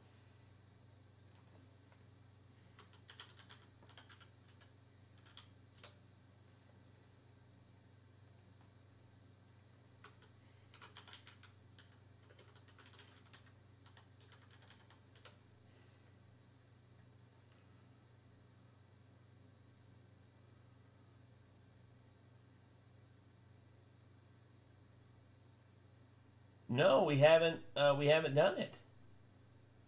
Yeah, we haven't done it. This is one we actually haven't done. So, yeah. Hold on.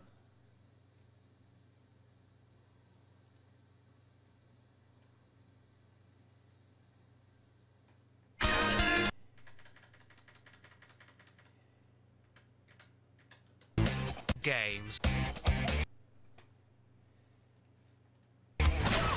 That's right, bitches! Bandicoot is back! Portable games. Games that are portable. It feels so good to play a game that you're able to take absolutely anywhere with you. No, not the games themselves. Stupid! I mean games that you're actually able to play away from the house, and that's what we're talking about today. Even though it does feel good to carry your Glock 17 right next to a copy of the official UK PlayStation magazine demo disc issue 38. And it's especially fun when That's not a Glock. That's a... never mind. Favorite franchises get the portable treatment. I mean, don't get me wrong, I love PC and console gaming as much as that guy, but sometimes when you play a game, you don't want the commitment involved in sitting down, starting the game up, and staying in the living room. Sometimes you just want to sit down, start the game up, and stay in the living room. And Crash Bandicoot, the untouchable and almighty Cash Banuka, is no stranger to the portable console treatment. Dating all the way back to the classic Game Boy Advance, even until today, with the really damn good Nintendo Switch ports of the Insane Trilogy and Crash Team Racing Nitro Fueled.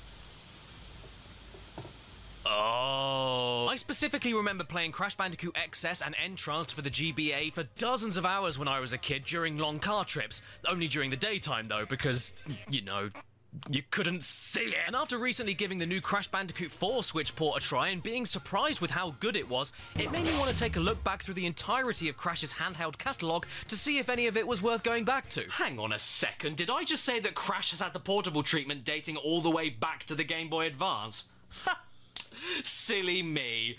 Smack in the head, poke in the eye, cut my tongue off. For most people, the Game Boy Advance Crash games are where you would assume he got his handheld debut, and I wouldn't blame you for that. But that's not true. No. Crash didn't start off on handhelds in 2002. He started all the way back in 1998. Not with the Game Boy. Not with the Game Gear. Not with the Atari Lynx. The first handheld Crash game ever made was from Tiger Electronics. Crash the Tiger website for expanded gameplay. What words immediately come to mind when you hear the word Tiger? Pride, strength, speed, power, grace. Well, take all of those words away and you're left with Tiger Electronics, a company that should be known for creating the Furby and lots of other toys, but instead is now infamous for their hundreds of trash portable gaming systems from the 90s, where every single gaming franchise you can imagine was stripped of all dignity, shat on top of a cheap piece of plastic, and then sold at low prices as single individual games that were perfect for little Timmy's birthday. Sonic the Hedgehog, Battletoads, Castlevania, The Addams Family. Every game you can think of from the 90s ended up on these things like a fungus. And Crash Bandicoot was unfortunately no exception. Do you remember my Pixar Games video from last year when we took a look at the Zizzle? Well, that is basically exactly what Tiger games were. LCD screens with a handful of printed images on them that light up at different times to simulate movement when you press a button. 6400 high-res screen and digitized sound. Oh my god. Well, if it has digitized sounds, then I'd better purchase one on my credit card from my bank account. You kids think that the original Super Mario Brothers looks primitive? Bitch, these kinds of things were coming out 10 years after that game. I'll tell you, you've got it lucky nowadays with your Switches and your iPhones and your VTech. Now, there are actually a few Crash Bandicoot LCD games floating around out there, including 2 mini-arcade cabinet-styled ones made by... Manly Toy Quest. What manly toys are you questing for, Crash? And there's even this one from Tiger Electronics themselves, where you need to do what Crash does best. Locate the treasure of the mysterious Mr. Cruel. My favourite Crash character next to Dr. Naughty. However, for love nor money, I couldn't find any of these online. Except one. The first Crash one that Tiger made. The first Crash Bandicoot handheld game ever, in fact. And here it is. Digitized sounds. Now I know what you're thinking. Daddy Caddy, that's not a game. That's a clam. But you're wrong. Look, just open it up like a walkie-talkie and you have a video game. It's magic. We turn it on, the game boots up, and...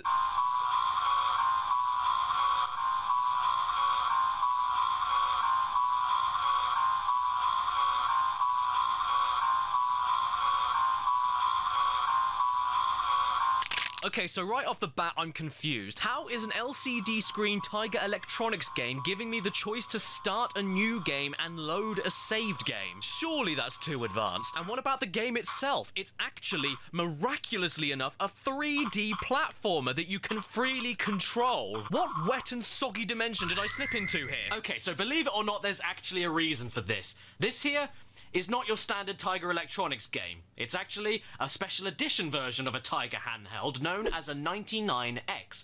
Hence, this game is commonly referred to online as Crash Bandicoot 99X. Simply put, they were more advanced than their cheap pound shop counterparts, but not by much. I mean, the graphics actually move, so that's a start, and they do have all of those digitized sounds that they promised me.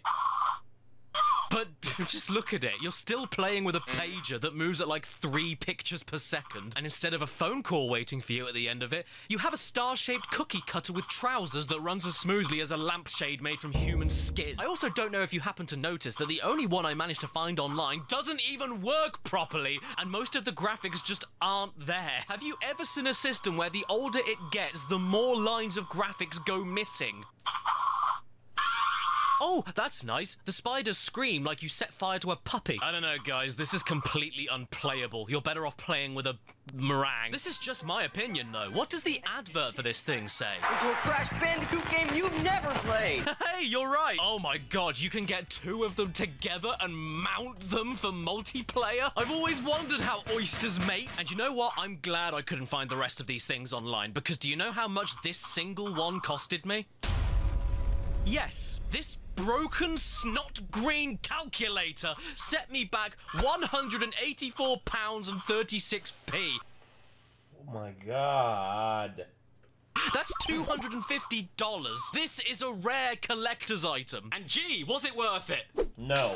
Now, I know we've only just started, but it's already clear to me that I'm going to need some financial backing to help fund my addiction to LCD screen computer games, but how will I ever afford to keep buying this rubbish? Hello, I'm Spons! Oh, Christ. And I'm here to tell you all about the amazing company Omaze, who I've been working with very closely recently to give you all at home the chance to win $20,000 in cash to build your very own dream PC. Or you can buy, like, 80 Tiger Electronic Crash Bandicoot games. Imagine the multiplayer! All you need to do is go to omaze.com/CADDICARUS and enter for your chance to win. You can also donate $10 along with your entry, which will all go towards supporting the charity School on Wheels. Charity? Suddenly this all feels very inappropriate. Yes, it is, because School on Wheels is a genuinely brilliant charity that provides education and support to parents and children experiencing homelessness all across Southern California. And telling you all of that dressed up as a kite didn't feel right. As a step-parent to 3 kids, this is a charity that I am 200% behind. And as soon as Omaze reached out to me with this opportunity to support them, I literally couldn't say no. I mean, I am lucky enough to have never been in this kind of situation, but there are thousands out there every day that are struggling. And so far, School on Wheels has helped out over 50,000 people to this day. And do I need to remind you that your $10 donation enters you into this sweepstakes for a chance to win $20,000 for the PC build of your dreams? Given that Caddy he's a stepdad of 3 kids, yes. When Caddy got married, the woman that he married had 3 kids. Okay. So, I'm about to do something that might be a little stupid. I'm gonna bring Zach out of his sabbatical over here, and I'm gonna heat up a couple of slices of this pizza. So let me go ahead and do that. And while this ad is playing, gaming, video editing, 3D modeling, even chairs and headsets, it doesn't matter. Go nuts, and don't worry, nothing will go wrong. That only seems to happen to me. Plus, you can also grab yourself an extra 150 entries by using the code RADNIS150 when you enter.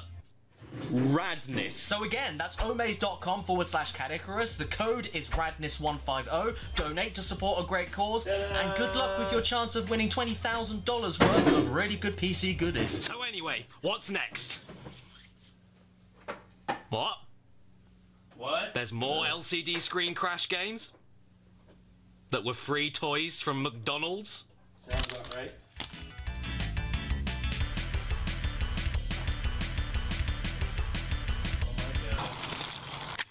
Goodbye. Nope. These numbered spines don't belong to a collection of Cash Banuka encyclopedias. They actually belong to a series of even more LCD screen crash games. This time, though, they were released in 2005 for free from McDonald's Happy Meals. Except I had to buy them on eBay. So they weren't free.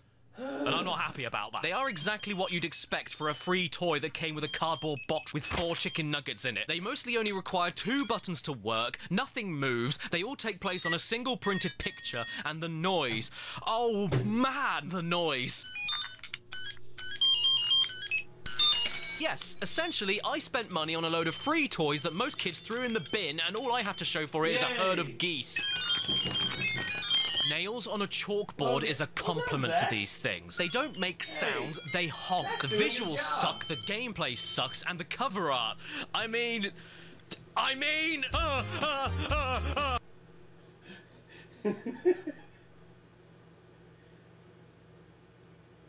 can't even see the screen. What do you mean you can't even see the screen?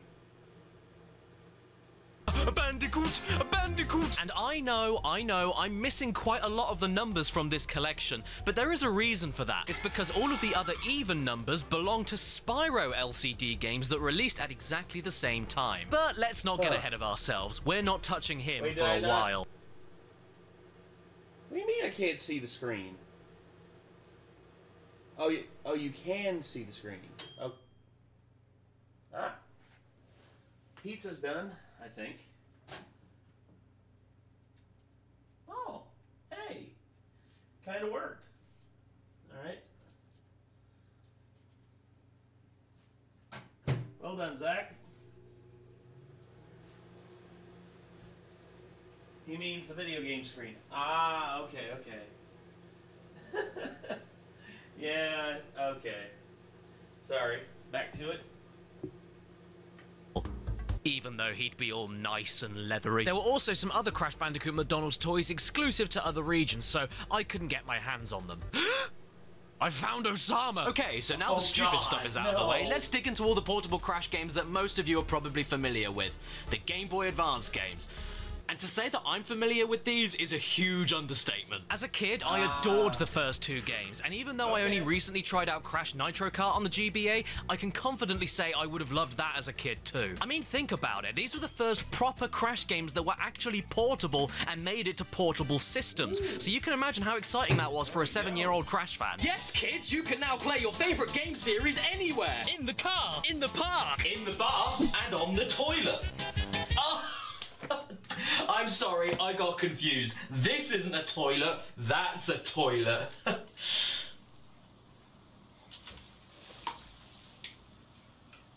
Oops. The first one came out in 2002 and was called Crash Bandicoot The Huge Adventure, also known as Crash Bandicoot XS in Europe. Crash Bandicoot Xylophone Saxophone.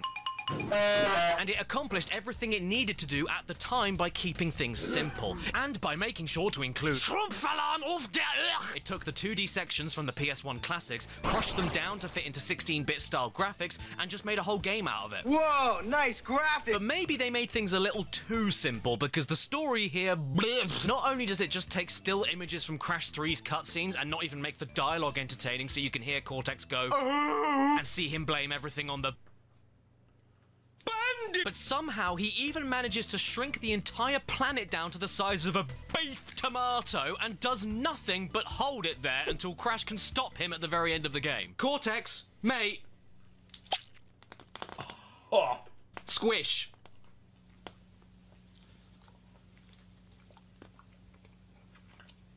Crash Bandicoot's out of date. And that's not all. The controls for basic running, jumping, and spinning may be great and feel really tight, but as soon as sliding and slide jumping gets involved, all of a sudden the jumps become extremely unresponsive and you will slip, slide, and slop off the end of most platforms when trying to use it. Then there's the occasional leaps of faith, the dreadful Tiny Tiger boss fight, the terrible final Cortex boss, and the level that's called Snow Job, so the game ain't perfect. But damn it, for a 2002 GBA game and a Crash game in general, it's a really good time, especially when it comes to the impressive chase sequences and the flying stages, which I will say right now are some of the best in any Crash game. It even manages to bring back the unlockable boss power-ups from Crash 3 and forces you to use them far more than Crash 3 ever did. There's the box gems to collect, the time trial relics, the belly flopping, and even a secret unlockable final boss.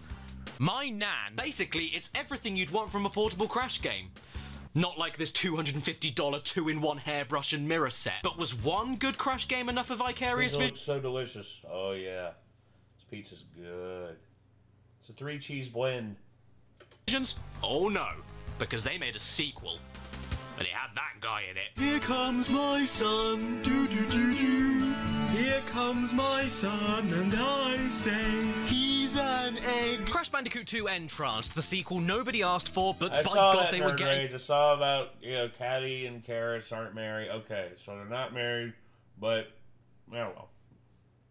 About her having cancer, I'm glad she's recovered. Yeah, anyway, and if there were ever a perfect living, breathing example of the adage, if it ain't broke, don't fix it, this game is that. What? I didn't say living and breathing. What are you talking about? The story here is that Entropy is very cross with Crash Bandicoot, and he's so cross that he lays an egg. And the game itself is more or less exactly the same as Xylophone Saxophone, except with new locations that are much brighter and prettier than the first game, and feature new themes and colours for copied environments. There's new one-off level gimmicks that work really well, like the surprisingly tense shark wakeboard chases, and the surprisingly good 3D ball rolling segments that control really well, despite being on a D-pad. And in general, the bosses are much better in quality too. Not to mention they're pretty unique, since instead of rehashing Crash villain boss fights, they're mostly possessed versions of your friends. And there's even a boss against fake Crash that's more of a puzzle as you trick him into oddly timed traps without you getting hit yourself. By the way, on Crunch's fight, all you need to do is stay down and spam the fire button. You'll never get hit and never need to move. What a bread bin. But why are you fighting your friends and simpleton clones of yourself? Well, that's because of my aforementioned son, the brand new Crash villain Entrance, an angry egg that was created by Entropy and is a gifted hypnotist. Hey, Psychoid, what's up? Psychoid, I am in the midst of this. We are 16 minutes in on an hour and 18-minute long caddy video about portable Crash Bandicoot games. I've waxed my arms twice tonight. I did another shoey, but this time with moonshine, so I called it a moon shoey. And then, of course, I got Nick to go out and grab pizza for me, which, pretty good. But, yeah. Currently, we are $41 away from me having to wax my downstairs again. So, yeah. I particularly remember being stuck for ages on his final boss fight. Oh, also, Chad showed up. Him and Nikki and Quinn were in chat for a while, and it was, oh, no. Oh, no. I'll fix that for you.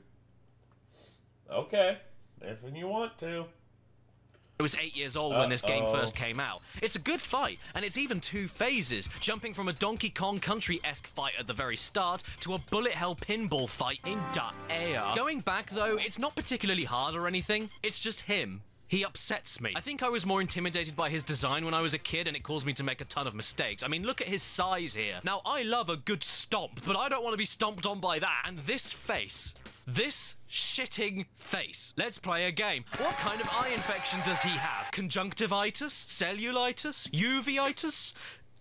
seeing a doctor? I knew there was something wrong with my last checkup. You know what? I also don't like half of the power-ups here either. The Crash Dash is back for all the Relic Time trials, and yes, Crash still looks like a mangled child having a fit whenever he uses it. And the Death Tornado Spin is back, plus you even have the double jump from the very start of the game. But the other two power-ups... And there we go.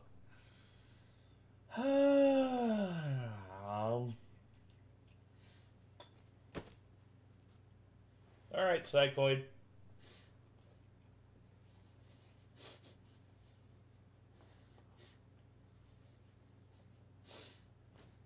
Dang it. Why do I do this to myself? First off is a super slide, which looks cool but mostly just fires you right into your death like... And after that is the rocket jump, which looks cool but mostly just fires you right into your death like... What I'm getting at is that they are entirely situational and are only useful whenever the game requires you to use them. As extra utilities to Crash's movement, they're terrible. And since they all involve you holding the L button, which is the same button for the Crash Dash, they balk the time trials because you will accidentally activate them in the middle of using the Crash Dash or... Psychoid, you bastard. Nah, come on, it ain't that bad, brother. Thank you, Psychoid. Thank you for completing this. My God.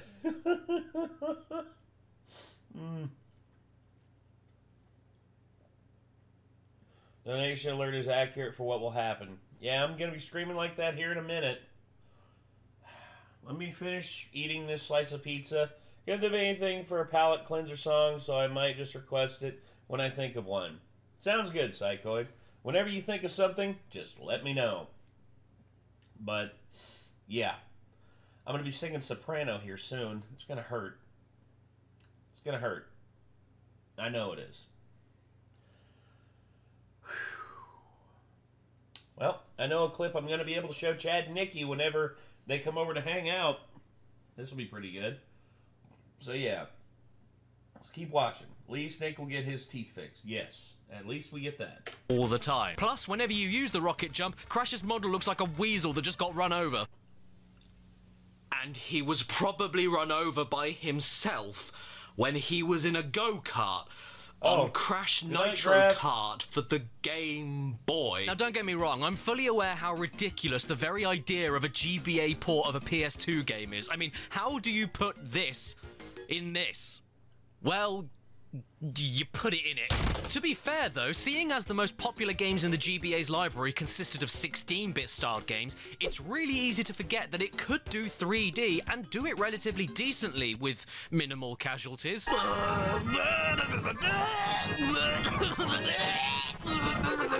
Crash Nitro Kart though? Nah mate, listen here sunshine, this one's one of the good ones, you get me? I mean, it's impressive from the outset with how detailed the character models are. Sure, they're bit crushed and pre-rendered from the PS2 models, but I'll be damned, they look pretty spot on. And even though the tracks suffer from the original Super Mario Kart problem of all of them feeling exactly the same because they're... Yeah, you've done basically every Def Leppard song twice over. So if you want to send in Rush, go for it. Spirit of Radio, Tom Sawyer. You did Limelight. If you want to send in like YYZ or friggin' Subdivisions, whatever you want to send in, Psychoid, I'm game. They're all flat, they still look great and run extremely smoothly. Except when there's more than 4 carts on the screen, and then it starts running like Grandfather Ploppy. But shit, man, aside from that, this is a great version of Nitro Kart. In fact, for how quickly it loads, the fact it's portable, and the fact it feels faster than the original because it's on a tiny screen, I'd argue this is the... Red Barchetta. Okay, Red Barchetta. Sounds good. Best version of Nitro Kart. It's just as fun as a divorce from a wife that you hate. It's got the power-ups, the bosses, a more catchy and memorable soundtrack, and they managed to keep in the risk-reward boost system that made Nitro Kart stand out to begin with, where you jump into a drift and then wait until the very last second of this gauge running out to activate the most powerful 3 combo boost you can. I also love the little things, like how they tried simulating the wheels spinning around by having the top half of the wheel flash faster and faster. It's adorable. They even managed to include voice clips from the PS2 game.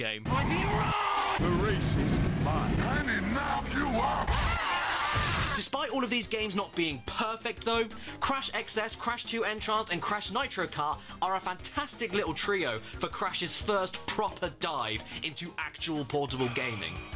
Now, what should I look at next? I don't really know. Is there anybody I can ask? Oh, goodness. Woo! Oh, 110 proof moonshine. Jesus Christ, kicking my ass. Oh, I know! Scott. Ah! Hey, Scott. Oh shit, Scott the Waz. Also, HistoryCon, thank you very much. Oh gosh. GBA was very capable, yeah, it was. This is really important. What portable crash game should I look at next? I don't care. Oh. I thought you would. Why are you asking me about Crash Bandicoot? Well, I don't know, because you look like him. What? Look, we both know that there is more to those blue outlines in all of your videos. Why don't you tell everybody at home where that blue outline comes from? I don't know what you're talking about. Oh, yes, you do. Shall we zoom out and take a look? You're bluffing. Want to screw around and find out? Okay, fine. I'll give you the next game. Too late. No, don't do it. Oh, God, now everybody knows! You make your videos on Crash's pants, don't you? Yes, I do. On his junk. Yes, fine. Now just take this and leave me alone. Thanks, Scott. And it's Crash Purple on the Game Boy Advance. They could have had a perfect little Game Boy Advance trilogy of Crash games, but oh no, they had to make another one and name it after the color of a boil. Let me take you back to mid-2004 for a second, and a horde of screaming kids are storming the gates of Congress, pleading, nay, demanding a Crash Bandicoot and Spyro the Dragon crossover game. Ever since the late 90s, the two PlayStation mascots were very aware of each other and had been dropping hints and Easter eggs in their games cross-promoting each other, whether it be through secret demos on menu screens or even secret unlockable characters like in Nitro Kart GBA. So it only made sense that at some point they should both get an official adventure together. So with that, Congress stepped up to the podium and said, fine! Here's Crash Purple and Spyro Orange. And the disappointment felt was so monumental that when the children all grew up, 16 years later, they... Year of Need for Speed Underground 2. Yeah, Underground 2 was great. Rick Burke was in that one. My God. Shit. Came back with a vengeance. This? Do the waxing of your downstairs off screen. Oh no. I'm going to apply the wax off screen, but I'm going to yank it off. I'm going to yank the thing out. Oh, Tsuchinoko. What's up, Suchi? Excuse me. I just got done doing a double shot of moonshine. Oh gosh. Yeah, the original Spider-Man 2 game was made in 2004. Damn. Great game, too. Great game. So, yeah, I've got my, damn gnat. Leave me alone. Okay, so, everyone, I am going to go off screen real quick, and I am going to apply the wax and the wax strip. It's gonna feel like Angry Hedgehog in his pants for days. It did last time, Psychoid, and it will again. Camera off. No camera off. I'll keep the camera on, but I'm just going to move this over here. Here we go.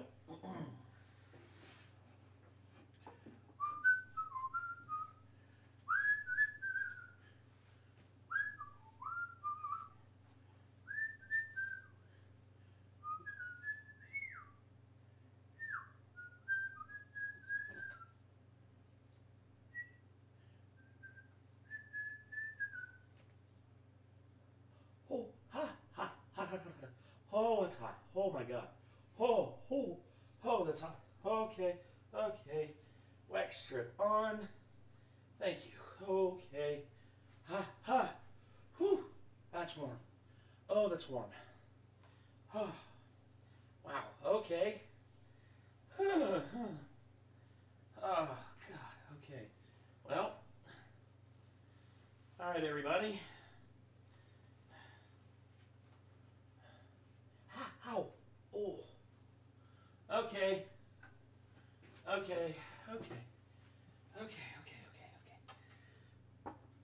Okay, everybody. So, as you can see here, my downstairs, my prediction, pain. Yes, very much pain. Okay. Alright. Okay, here we go. Oh, this is gonna fucking suck. It always does. Okay. And a 1. And a 2.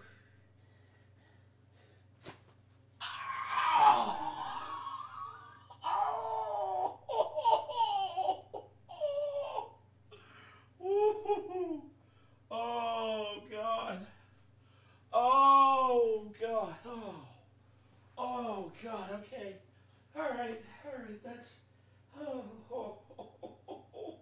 Jesus. Ah. Oh.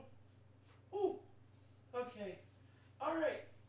That's that. I think I'm done with the waxing for now. I mean, look at that, man. What the fuck? Oh. Damn it.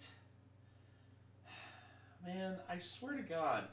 Even the dogs heard that. Take a breather, Nate. I'm trying to take a breather, man. Damn. Oh, Jesus criminy.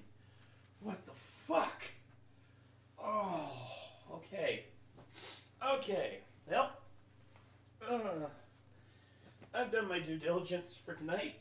Oh.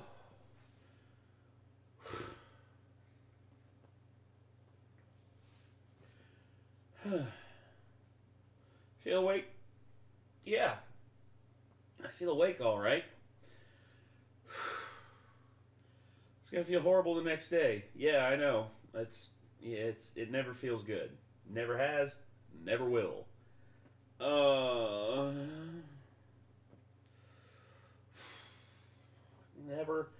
It's never easy. It's never easy anytime I do that. Ever. Oh, Jesus. Okay, well, I think that's enough for tonight. I am turning the wax off, and next stream on Wednesday, we're just going to do like a regular donation goal thing, because we've raised enough for Nick to do everything. So yeah. What would you say to Kate? What would Kate say if she were watching this? She would literally just be like, "Why? Yep. Jesus. Okay. Let's move on. This was Crash Purple's fault. But you know what? I can't even pretend for a single second that I didn't absolutely love this game when I was 10, because I totally did. But we don't talk about that, so shh. It's actually known as Crash Fusion in Europe, and I spent hours and hours on it. So long, in fact, that I ended up getting every single collectible card in the game, which is only possible from not only finishing the entire game 100%, but also spending thousands of Wumpa Fruit at crate shuffling, shop stalls, and slot machines until you land on random cards that you may be missing, while also having a high chance of landing on cards that are duplicates, and you also need to play a shitload of multiplayer with another person with a Game Boy Advance and a copy of Spyro Orange. But hey, I got all the collectible cards in Crash Purple, so I don't care. I'm better than you. I'll let you have this one, Caddy. Oh no. So yeah, the final... Oh yeah, Kate has been staying at my mom's house for like the last few weeks. Staying up there. Oh, Dominic, have a good night. But yeah, but Kate's been staying up at my mom's over the last few weeks to help my mom while she's been recovering from her knee surgery. So yeah, she's doing good. GBA Crash game was part of a double pack that you also needed Spyro Orange for to complete, and I did a video on Spyro Orange itself a while ago. Long story short, it's a watered down and cookie cutter minigame collection. It's one of the worst games I've ever played, and every time I see it in public I try to avoid it. The story here is that Cortex is good friends with Ripto from Spyro, and they want to work together. That's it. And then Crash and Spyro meet each other face to face for the first time ever in gaming history, and decide to bomb each other with Molotov cocktails. The These cutscenes as well are absolutely hideous. All they needed to do was get half-decent pictures to act as comic strip panels, like in all the other Crash GBA games, and instead they gave Aku Aku kidney failure. But what about the game itself? Well, I'm thrilled to say it's nowhere near as terrible as Spyro Orange is, even though it's identical in structure. You have 2D overworlds where you do extremely basic platforming in order to find minigame levels hiding around behind the bike sheds, and then you beat all of them to open a boss and beat the boss to get to the next world. But unlike Spyro Orange, which relied on slow, boring, and piss-easy minigames that had nothing to do with Spyro's gameplay and were repeated with different sprites over and over and over again, at the very least, Crash Purple makes more of an effort to feel like a Crash game, even though you can't slide or slide jump in the platforming bits. All they wanted was a good Crash Bandicoot game! Most of the mini-games are Crash platforming related, whether it be side-scrolling auto-riders on the polar bear, breaking all the boxes in a short stage as fast as possible, skimming across water on a motorized lemon, or falling down. Look, my... Okay. Hold the phone, everybody. Let me get this pulled up for Psychoid, because I know Psychoid gave 41 for this, so let me go ahead and just knock this out. Hold on. So, yeah, it is. Red Barchetta.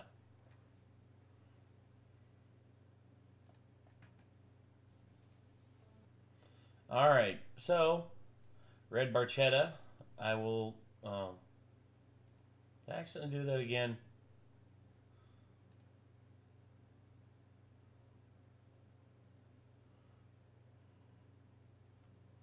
Wait a minute. Oh, there it is. Okay. Never mind. So yeah, Red Barchetta. Here we go.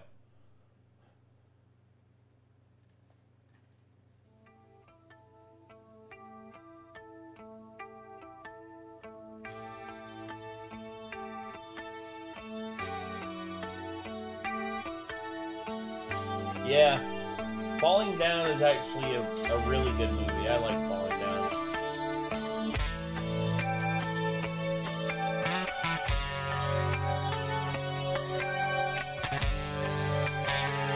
Oh, right. Copyright. Thank you, Psychoid.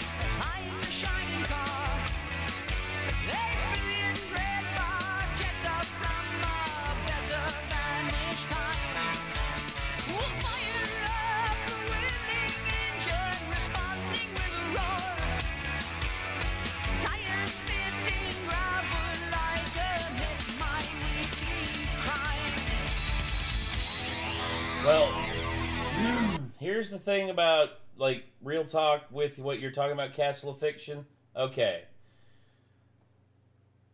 The thing about it is, this is an official video from Rush. This is an official video. It's a visualizer, meaning that the visuals are copyrighted, and thus we'll get the stream blocked. Whereas audio, 99 times out of 100, doesn't result in the stream getting blocked, but instead just results in the stream getting demonetized, which I don't monetize the stream anyway. So yeah, that's that's basically the deal, and I'm that's basically what it's all about. That's why we have this up, because if the visuals are copyrighted, which they usually are, then that'll result in the stream getting taken down.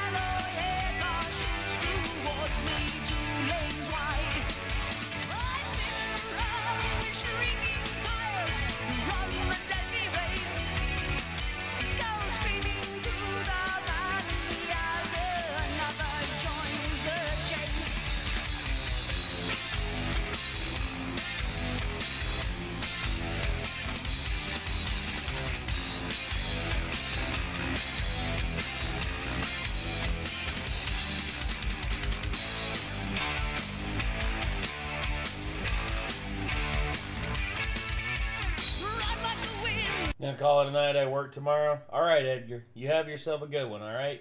Take care.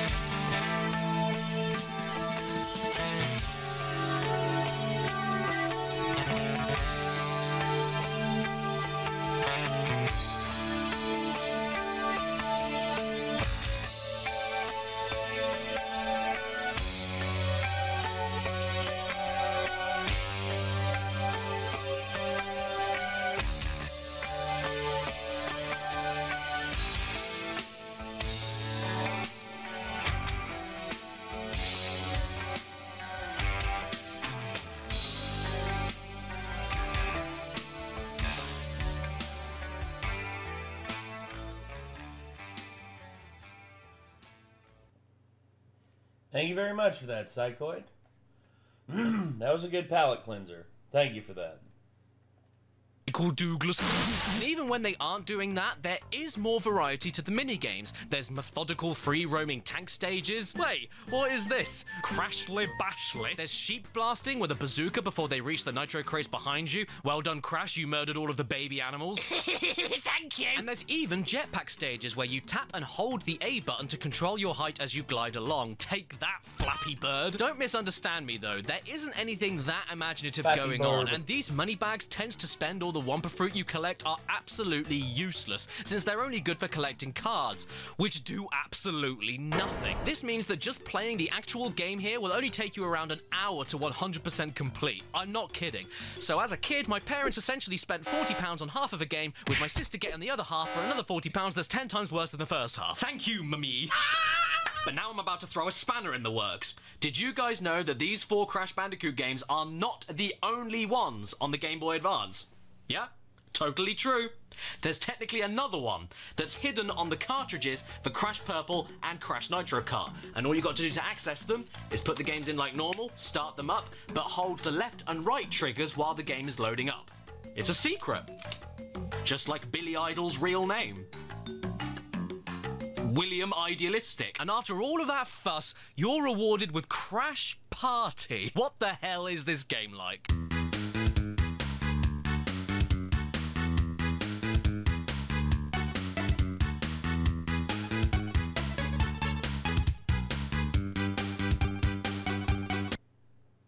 It's horrible. And with that, we are now cleared out with the Game Boy Advance stuff. So I suppose it's time to move on to the PSP game. Ha!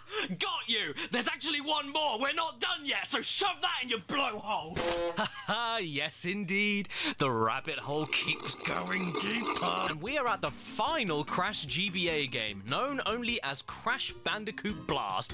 But as you can see, it's invisible! Because the only way you can play this one is by owning a GameCube copy of The Wrath of Cortex. And amazingly enough, the copy I found on eBay even came with a note. Hey Caddy, sorry to see you're having PC issues, mate. Hopefully our fave game of all time will cheer you up. Thank you, Sprites X6 Vintage. Say hello to Mr. and Mrs. Vintage for me and tell them that Sprites X6 is a shit name for their child. Once you get the game in your GameCube, you start it up like normal and then directly plug in your Game Boy Advance into the 4th controller port with a cable that looks like a funny hat. After clicking on the minigame in the main menu and following the instructions, this downloads the game temporarily onto your Game Boy Advance, I guess? I'm not sure how this whole thing works. But more importantly, after going out of your way to own a Game Boy Advance, own a GameCube, own a copy of Wrath of Cortex, and own a connection cable, what do you get?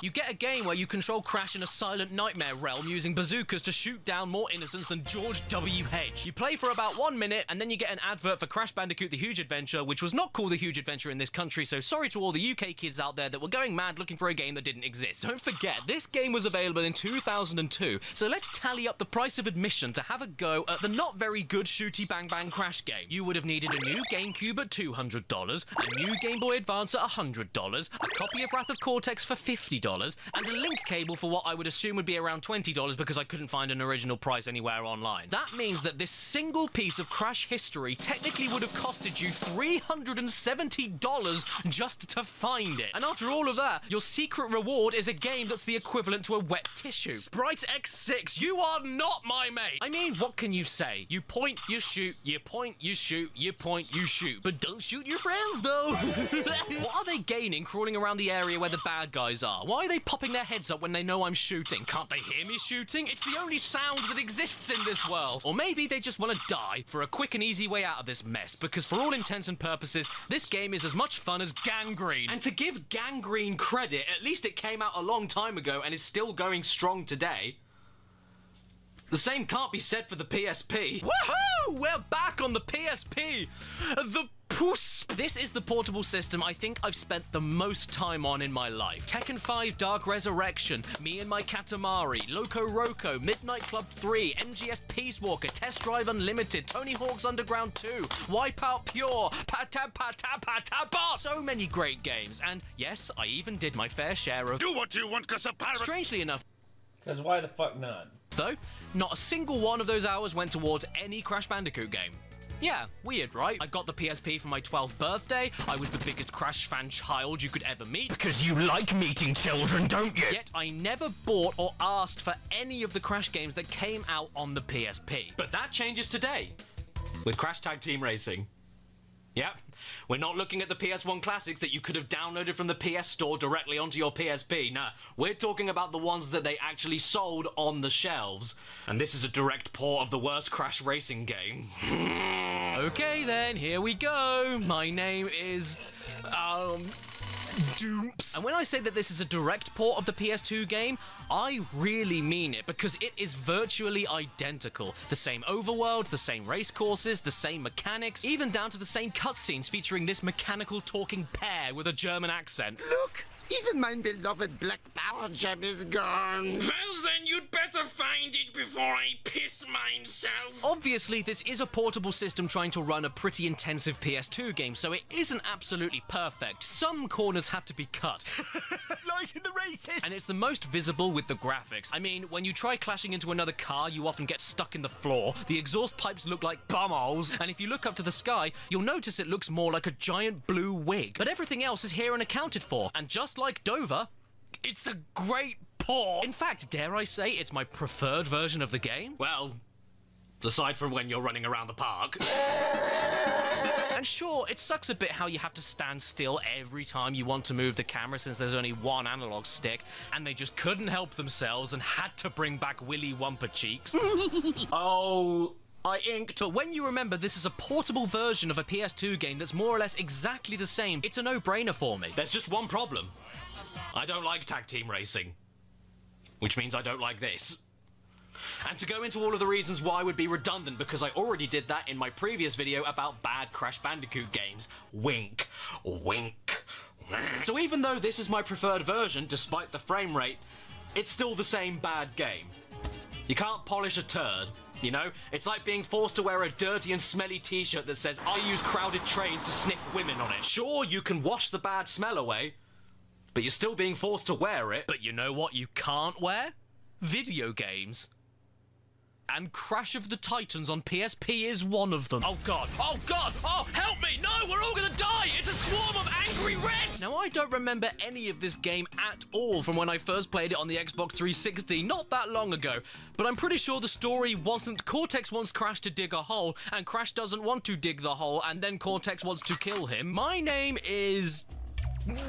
George. And much like Tag Team Racing, the PSP edition of Crash of the Titans is exactly the same game as the original, but now with even less sound effects. And, confusingly enough, they made the brave decision to replace Crash Bandicoot with a melting chimp. Yeah, if you thought the original's character models were gross, the PSP makes them look even worse. Are they covered in Vaseline? Maybe these are the manly toys we were looking for earlier. And Aku Aku may be captured, but he loves it. What more can I say? You run around through linear empty areas beating up monsters, and then sometimes you can stun bigger monsters that you can possess and then use them to beat up more monsters. It really is the same exact damn game again, just with PSP graphics. How does anybody like this, Crash? It's not that this game isn't classic Crash why I don't like it, it's that it's boring. The combat is boring, the levels are boring, the jumps are boring, the mind-jacking slows you down, but I go over all of this in my other video about bad Crash games. Wink, wink, wink. Oh no! I'm a bad Crash game on PSP! Just like Mind Over Mutant. Yep, if the PSP version of Titans is anything to go by, I can only assume that this one is the same story. My name is... Uncle D. Now, I may not have remembered that much about Titans, but when it comes to Mutant, I remember that game just as much as that classic line from Lord of the Rings. You shall not touch the rings! Now, wouldn't you know, it may be portable, but this is the same thing as the 360 version, which is more or less already the same as Titans. You run around, beat up monsters, mind-jack them, and then storm the infidels! The platforming is a little bit better and such, but again, I've already talked about that, so I can't say much else. You still have to run around and collect Coco's parts and keep them in your basement, and Crash still looks like a cosplaying malnourished old man. Now that is just beautiful. Hang it up in my conservatory. In conclusion, Mind Over Mutant on PSP is just a better version of Titans on PSP, but now the cutscenes look absolutely disgusting, and that sound quality is something to behold. I didn't like that. Hi. Oh my god, you're the world famous Idris Elbow. Yep, that's me. What are you doing here? Here's a game. Well, how nice of you. Gee, I meet a celebrity, and he gives me a video game. Could things possibly get any better? So Crash of the Titans on the Nintendo DS is a game that greets you with Crash looking at possibly the worst he's ever looked. Hey there, man. You look healthy. Well, I suppose I need to pick a save file, and whoever had this cartridge before me had a file on here called Badass. I can't overwrite that. It's too good. I need to start on a fresh file, and my name is Grimp. I've got a question for you. Grimp. Do you like Crash of the Titans on Xbox 360 and PSP? Well then, have I got some great news for you. Take a guess what you do in this game. You run around through linear empty areas beating up monsters, and then sometimes you can stun bigger monsters that you can possess and then use them to beat up more monsters. It really is the same exact damn game again, just with Nintendo DS graphics. Oh, hey Coco. Coco, how you doing? You alright? You look a little bit sick. You're a bit under the weather. God. You want me to go get you? You wanna Mucky Donald. In all fairness, though, I think I actually prefer this one over all of the other ones. I mean, the levels are still long, the gameplay is still repetitive, and it is still yet another version of Crash of the Titans, but at the very least, they do try to make the DS version its own thing instead of exactly the same thing but with worse graphics. The levels themselves, while still long, are a little bit shorter than the main game, the platforming is a little bit more interesting, and check it out, they even added in classic Crash bonus platforms to take you to a side-scrolling bounds round!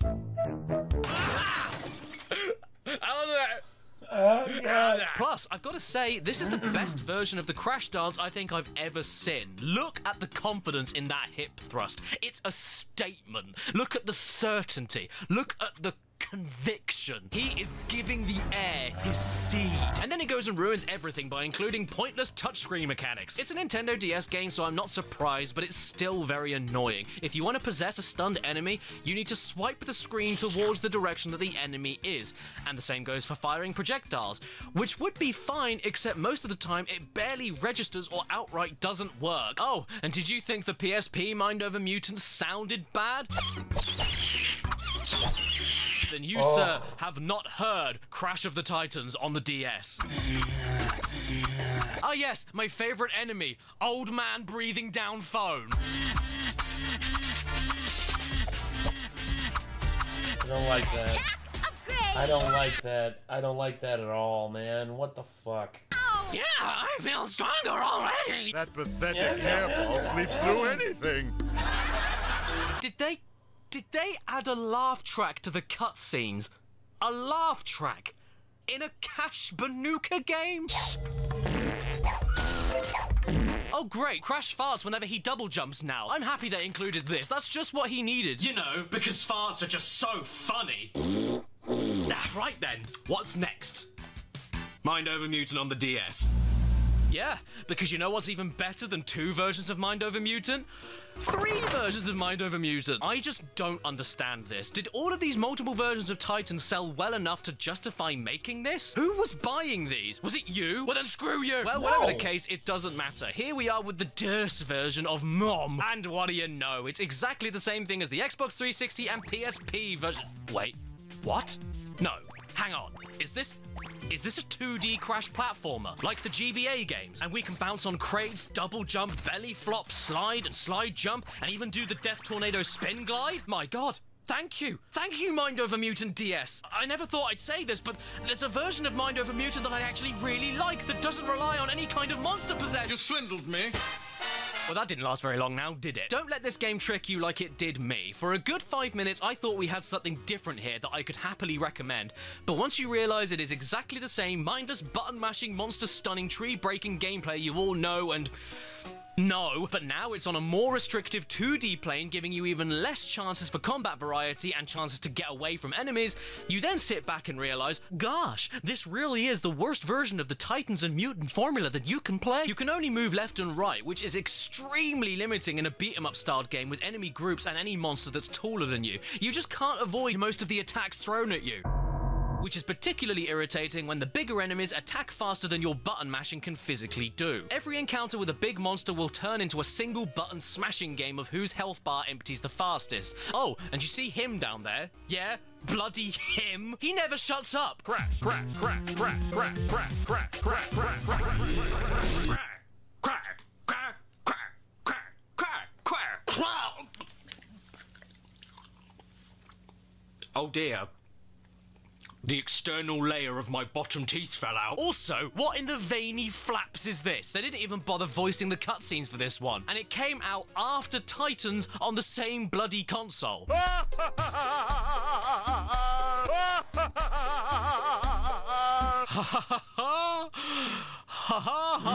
Twin Sanity is good. I will admit that, Scott. Twin Sanity is a good one. But Crash of the Titans and Mind Over Mutant, no. These games are just not good. Oh. I've got leprosy. Okay, I'm done. No more Titans, no more mutants. I've talked about those series of games even more than the good Crash games he's actually best known for. So I think it's time to move on to something else. What's next? Thank you, child sweatshop factory worker. Your check for 3 pennies will be on the floor next to... I don't want to live anymore.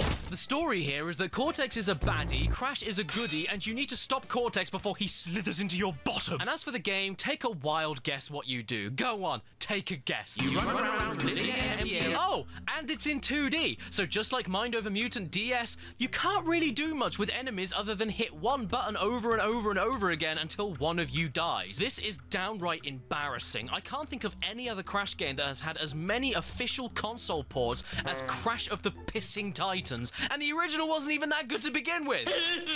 And now you get to play it again, but with very stiff controls and cardboard cutouts. I would say more, but we currently live in a YouTube climate where if I say anything out of order, there's a very high chance that I'll...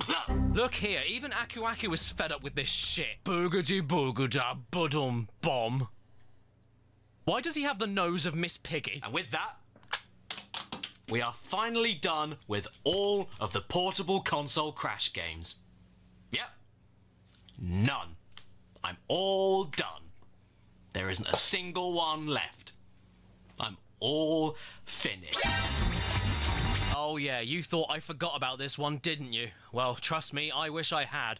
But alas, I remember. Bugger me in Baghdad, I remember. Now immediately, the red flag should be waving in your face for 2 reasons. 1, this is a party game that's a spiritual sequel to the already below mediocre Crash Bash. Please don't lose, just let one in. Come on, let one in for me. What? Where did that come from? What? I spat all over my chin. And 2, this title screen is completely blank, while a skinny hunchbacked goblin is lolloping away from a purple sock with legs. Time to pick our main character for this whale of a party game then, and now I regret not killing myself when I was 5. Can somebody out there Look at his fucking arms. Look how long his arms are. This is stupid. please tell me what these things are and why they were put into this game? This is 2006. How do fake Game Boy Advance 3D graphics from 2002 look better than this? Crash looks like if Jeff the Killer turned into a kite. Coco has trees for ears and her arms are the oars of a rowing boat. And you know what I thought Purr the Tiger was missing since he first appeared in Crash 3? Human legs and short shorts. Coco's face too. My god, how much more of a minger could you look? Her face is so mangled it looks like a hedge maze. I haven't been this disgusted since I last looked at my stepdaughters. Hey honey, have you seen my coat? Don't worry, Caddy, I found it. You know what? I'm going to pick Pinstripe for now because he is the least awful looking one, and I'm going to call him Mumps. And if you chose the single player mode, you won't be happy with the story either. We've got this new character that has never appeared in any Crash media before or since this game. Then I gotta go to bed and get ready for college tomorrow. Respect. I get it. I have about, God, just over 2.5 hours left. And he's called, you know what? He's never mentioned by name in this entire opening. A brand new character for Crash, a brand new game, and we don't even know who he is, aside from the fact he makes a face like... He has been trying to find a thing for a long time, but can't find a thing. So he created a tournament full of battles in order to trick the participants into finding the thing he's looking for. What? Hey kids, And I still haven't found what I'm looking for. Aku Aku, and I'm gonna tie you in a sack and throw you in a river! In the most basic terms, Crash Boom Bang Bing Bong Boo Bingly Bungly Boo is a Mario Party ripoff, but just worse. You roll a dice, move along a board, deal with whatever space you land on, fight in minigames, collect points from minigames, use them on the game board to help you win, pick up items to help you or disrupt other players. It ticks all the boxes, including that single one that you missed because you're a stupid twat. So off the bat, it does sound a bit more interesting than Crash. You got this, Nate. I'm trying, Jose. I'm trying. 9 hours and 14 minutes in. I'm doing all right. I'm doing all right.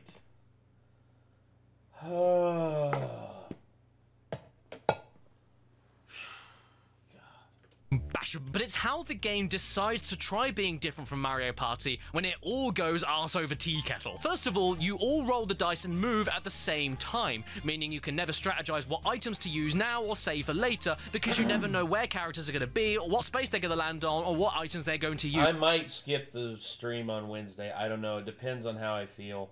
Right now I'm feeling okay, but I know that these two 12-hour streams are taking a lot out of me. I'm trying my best to make the most of this, y'all, and I'm sorry. I'm sorry if I'm not as energetic as I should be.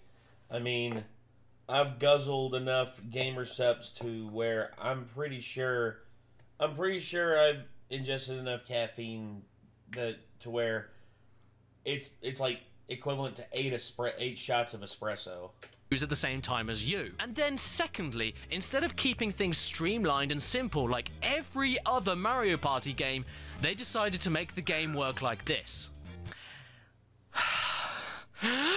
At the start of your turn, you only have a few seconds to make and perform every decision. If you want to roll the dice, you press the touchscreen and skip the countdown, but if you want to use an item, you have to open a separate menu in the touchscreen that obscures the map of the board, so you don't know if the item will be useful for you on the board because you can't see where anybody is. If you take too long deciding what item to use, your turn goes ahead without you having a say and the game moves on like normal, but if you aren't paying attention to the top screen, you won't know where you are or the other players are because that's where the game's happening. Sometimes you'll come to a fork in the road where the game tells you to pick a direction to move, but in order to do that, you need to use the D-pad to choose instead of the touchscreen, which you've been using the whole time. And by the way, make sure you use the touchscreen to open the map up when you use the D-pad, otherwise you won't know where you're going, except in these parts where you can only pick one direction, so why are you giving me a choice? Oh, okay, what's going on? Pinstripe is leaving. See you later, buddy. Get out of the game while you still can. So yeah, more often than not, you'll land on spaces that take you to some other random part of the world, but none of this is made clear to you, and you won't have any idea where you or the rest of the players are since you disappear from the original map when this happens, and it gets even more confusing when someone uses an item that randomly changes the position of every player on the board. You collect points from minigames, but that's only if any minigames get triggered, and the game can even end before the end of the 10-turn limit, depending on how far ahead a player makes it across the board. But making it to the end is not the deciding factor on the winner, because ultimately it's who has the most points from the mini.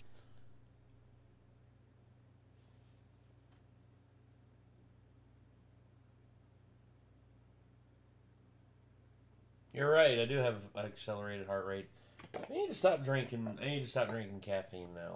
Games, and they can be very difficult to win because the other players can distract you as many times as they want by spamming their own stickers on your screen, thus obscuring your view and causing you to lose. However, luckily you can combat this by using your own stickers and throwing them on the other players, but the game wants you to also customize the sticker with the touchpad in the middle of your round in a separate touchscreen menu next to the map and the item menu when you've only got a few seconds to decide what items to use and what direction you want to go on the board. So what ends up happening is that you're trying to make your own sticker, but then your move happens automatically and you don't have a clue where you are or where anyone else is, and you think that making stickers is easy with the touchscreen, but it isn't, because in order to customize the default sticker, you can't just drag and drop whatever you want from any menu. You need to go to the correct sub-menu of the item of the sticker that you want to bin in order to move that individual item to the bin. So you have to go through a million different sub-menus to guess what the correct category is for each item on the canvas that you want to replace, and then after all of that you have to go back to the other sub-menu that you went to in order to pick the thing that you want to drag and drop into it. So by the end, this was all I was able to do because I couldn't figure out how to do anything better, and it perfectly sums up how I feel about this whole thing. And you want to talk about the mini-games? Are they fun? Do they control well? Are they better than the crap they had in Crash-to-ny Bash-to-ny? Sure, let's go over them. Why not? There's a game where you play Spot the Difference. There's a game where you guess what number a baseball will be thrown at. There's a game where you guess where a person will appear from the floor and hope you can slowly walk over to them before the computer players, which is never. There's a game where you blow. Just blow. And I got that one 3 times on the same match. Oh, and if you lose some of the mini-games, you can get knocked out. But then you have to sit there and watch everybody else finish it without you. And no, you can't skip it. I tried. This is more exciting than the NBA. Oh, great. Well, now the game won't pick up anything from my microphone at all for no reason. Blow the balloon up, you blasted meat! And it's a shame that it isn't the 1920s, because Mumps isn't doing so well here. You want to know my favourite part of this game, though? There isn't even an option from the start to play any of the mini-games separately from the rest of it. Roll up, come and get your pooey ticket for pooey cricket! I can confidently say, out of every Crash game I've ever played in my life, this is the worst one. Easily. No contest. This one wins the Brown Trophy. Congratulations, Crash Boom Bang. That takes a lot of effort. Hey, you! Yes, you over there! Yeah! Come back here right now, young man! You can't keep getting away with this! I've played every single portable game you've ever made, and none of them seem to be very good, so what are you playing at? Don't you run away from me! I'll get you in a second, just you wait and see! Crash on the run? On the run from who?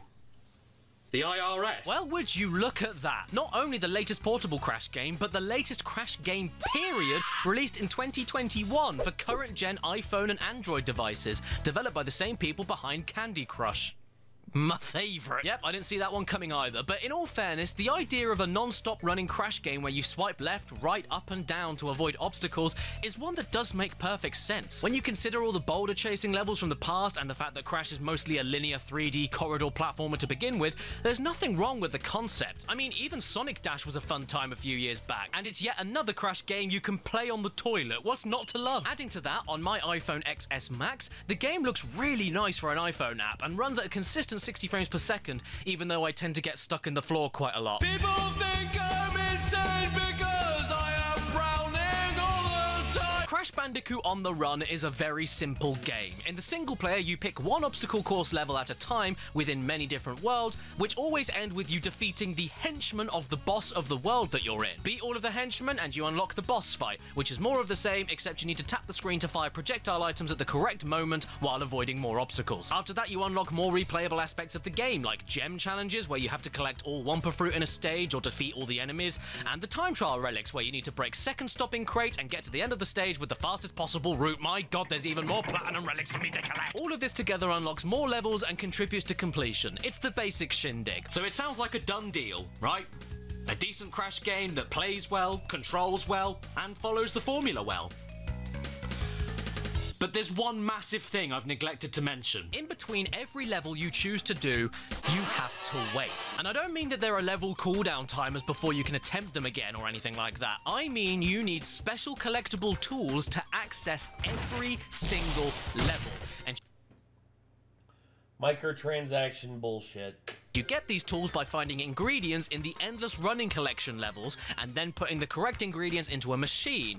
And then those tools sometimes need to be added back into the machine with other tools to get different tools, which then sometimes need to be done multiple times over in order to access a single level. To give you an idea how long this may take, well, there's only a certain limited amount of ingredients in every single collection run, and only a certain type of ingredient that exists in all the levels that you have available. And after you do that collection run, there's a cooldown in order for you to do that collection run again. Then there's the cooldown of you adding the ingredients into the machines to create a tool, and for each element version of each tool, you only have 3 slots to create those after upgrading them. So even if you have the right amount of ingredients, you are most likely going to be stuck waiting for one lot of tools to be made before making more. You can also do special challenge runs for each level of each world, where you need to hit every crate in order to get more ingredients, but not only does that mean you having to play the challenge perfectly in one go on every attempt, but also means that you have to wait 24 hours in order to do the challenge again once you beat it, and that's only for one kind of ingredient. Add this on top of all the other tools you need to create with other lesser tools that also need creating,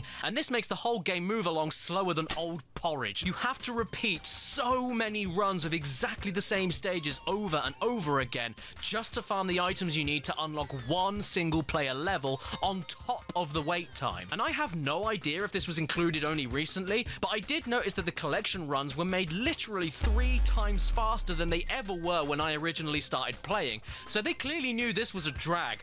But that doesn't fix the issue with repetition, and you will very quickly notice the lack of power-ups, enemy types, and obstacles throughout the entire game. Oh gee, thanks game, serves me right for walking on the normal, regular floor. So you know what that means? You either end up in a miserable grind where you check your phone every few minutes, every hour of every day in order to keep on top of your ingredient farming,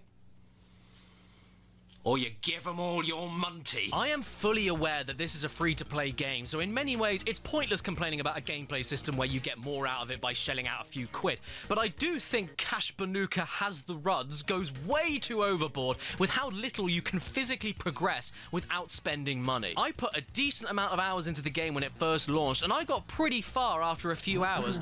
But even after all of those combined hours, I still don't even have half the levels completed that I need to get to World 3. You can either use money to buy ingredients immediately or use them to buy crystals, which are the rarest commodity in the entire game, and those are the things that I use to speed up all of those horrific cooldown timers. And yes, there's always the multiplayer angle if you've got the tickets to play in the first place, where you make up your own team and then head to the races with ghost characters in an endless running mode in order to beat their furthest distances, but that's only a tiny portion of the game, and it doesn't really help you along the campaign that much. It is pretty fun to get trophies, which then get collected by all of your team members onto a leaderboard so that you can win prizes for a season, but that's hardly worth investing into the tickets to begin with. But hey, just in case any of you were wondering and wanted to join in, I'm the head of the Woolly Wumpers, and the best run I was able to do in the multiplayer lasted me just over 16 minutes, which, let me tell you, is way harder than it sounds, because you end up going this fast after that much time.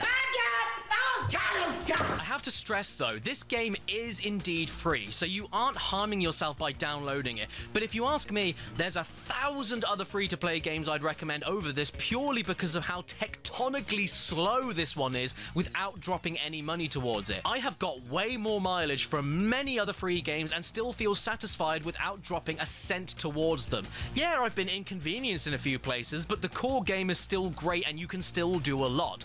This though, this is more than an inconvenience. Without money, it's boring, and I don't want to play it anymore. A Loki Funko Pop! My advice is to treat Crash on the Run like fast food. It's really lovely in small doses, but if you have too much of it, you'll get gout.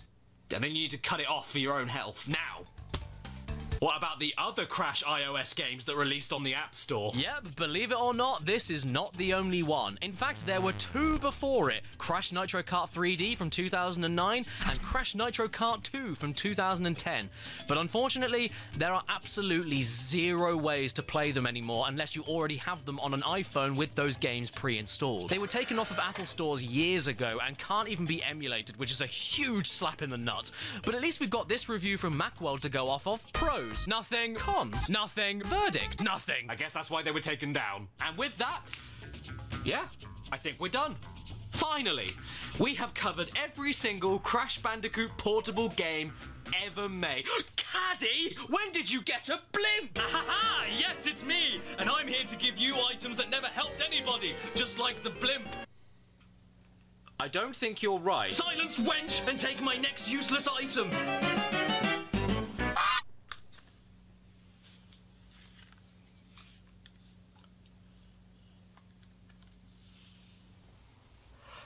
Fiddle-dee-dee, fiddle-dee-dee, fiddle-dee-dee. This here is the Nokia N-Gage. Yep, I know. It's a video game console cross-cell phone that came out in 2003, and it's gloriously shit. It's a taco. It's the end of a spade. It's a weighing scale for a tiny little man. Do you remember all of those images going around the internet years and years ago? Yeah, people weren't doing that to be funny. That is exactly how you had to hold this thing when making calls, because the microphone is down here and the earpiece is up here. Come on. I can hear the sea. Seriously? I love this thing. I think it's an extremely cool time capsule for the early 2000s. But I'm not here to tell you why this thing failed as a phone and a game system. I'm not Derek, it's me, Derek from Stop Derek's from Derek. Instead, yes, I remember this. I am here to tell you that there is... this thing existed hurts me. Indeed, an N-Gage exclusive Cash Banuka game from June 2004. Crash Nitro Kart. With online features that don't work anymore. Yeah, this thing really did try marketing itself as a games console. They had games that came in boxes, with cartridges no less. And in order for you to swap these cartridges out, you had to take the entire back of the phone off and remove the battery. I don't know why nobody bought this! Mix that all together with phone dialing keys for buttons and an upright rectangular screen that doesn't show you anything around the left and the right of you, and most of the games that released for this thing were virtually unplayable. Impressive, for sure, but terrible. Hang on a second, whoever I bought this from on eBay left their SIM card in it. Well, it would just be rude to not look through all of their contacts. Let's do it. Who should I call? Ashton? Cal? Hobby, Hamby, Corinne, Zazar, Kieran, Lo... Hamby, Corinne, Zazar... I know what that means. That's his weed dealer. Kieran, Lowry John, Kieran... G. Matthias. Or lowercase Amy. As you can see, my copy of Nitro Kart on the N-Gage is still sealed and brand new off of the shelf from 17 years ago. And since nobody bought this stupid railway tunnel or any of the games for it when they came out, guess how much this set me back? £103.50p. That's roughly $150 for a game that will most likely look like this.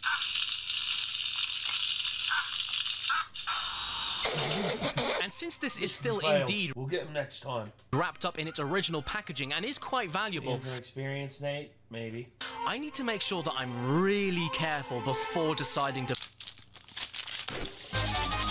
Now, surprisingly, this isn't actually based on any other version of Nitro Kart. No, not even the GBA version. It's its own gruesome beast, and yet somehow isn't gruesome. In fact, I'd say it looks even better than the GBA version. Yeah, imagine that. A 2003 Nokia phone looks better than a Nintendo console, but shit, man, this doesn't look too bad. And the tracks aren't flat either. There's more bends, hills, ramps, everything.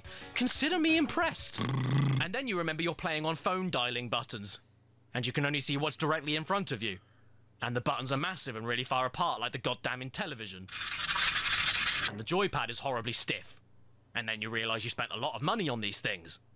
And you do a big messy. You know what I want to know, though? What do you think a hands-free model would look like? Hey, Mum, I'm on my way. By the way, do you mind if I sat on the cake? I can't see it. Is that it? Are we done? Surely. No. After looking at the Nokia N-Gage version of Crash Nitro Kart, I must have covered every single Crash Bandicoot portable game known to man. Yes? Good? Perfect. So thank you for watching, ladies and gents, and I'll see you all on the... Give me a break! Yeah, we're still not done.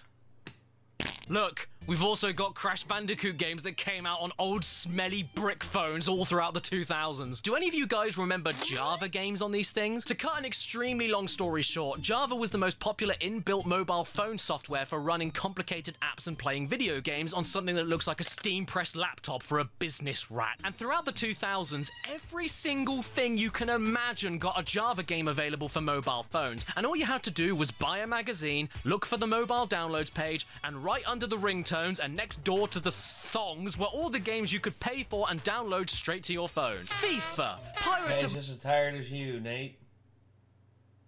Yeah. The Caribbean, Probably. Worms, Harry Potter and the Chamber of Secrets. Everything you can imagine ended up on mobiles, along with our favourite hip-thrusting orange guinea pig. And let's start off with the game that everyone else got if they didn't have a decent mobile phone, September 2004's Crash Nitro Kart. Not for the Game Boy Advance, not for the Nokia N-Gage, but for early 2000s Java cellular telephones. Fun fact, this was the first ever Crash Bandicoot game released for Java-only mobile devices, so my expectations are not very high.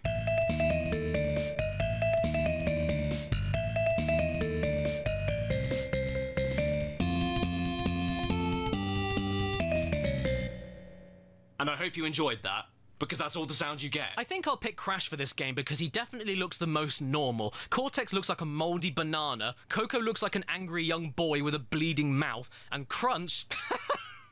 Crunch looks like Winnie the Pooh. 3, 2, 1, and go! Yeah! So here we are, everybody. Crash Nitro Kart on a 2004 mobile phone. A racing game where you chug along in dead silence trying to get speed boosts from congealed pits of blood. Honestly, to give it its dues, I remember playing a lot worse than this on my old mobile when I was a kid. This doesn't look too bad, and it runs surprisingly slick, but... like, you still had to pay money for this, and all you do is hold the top of your keypad up while turning left and right while pressing the confirm button to use an item. Whoa!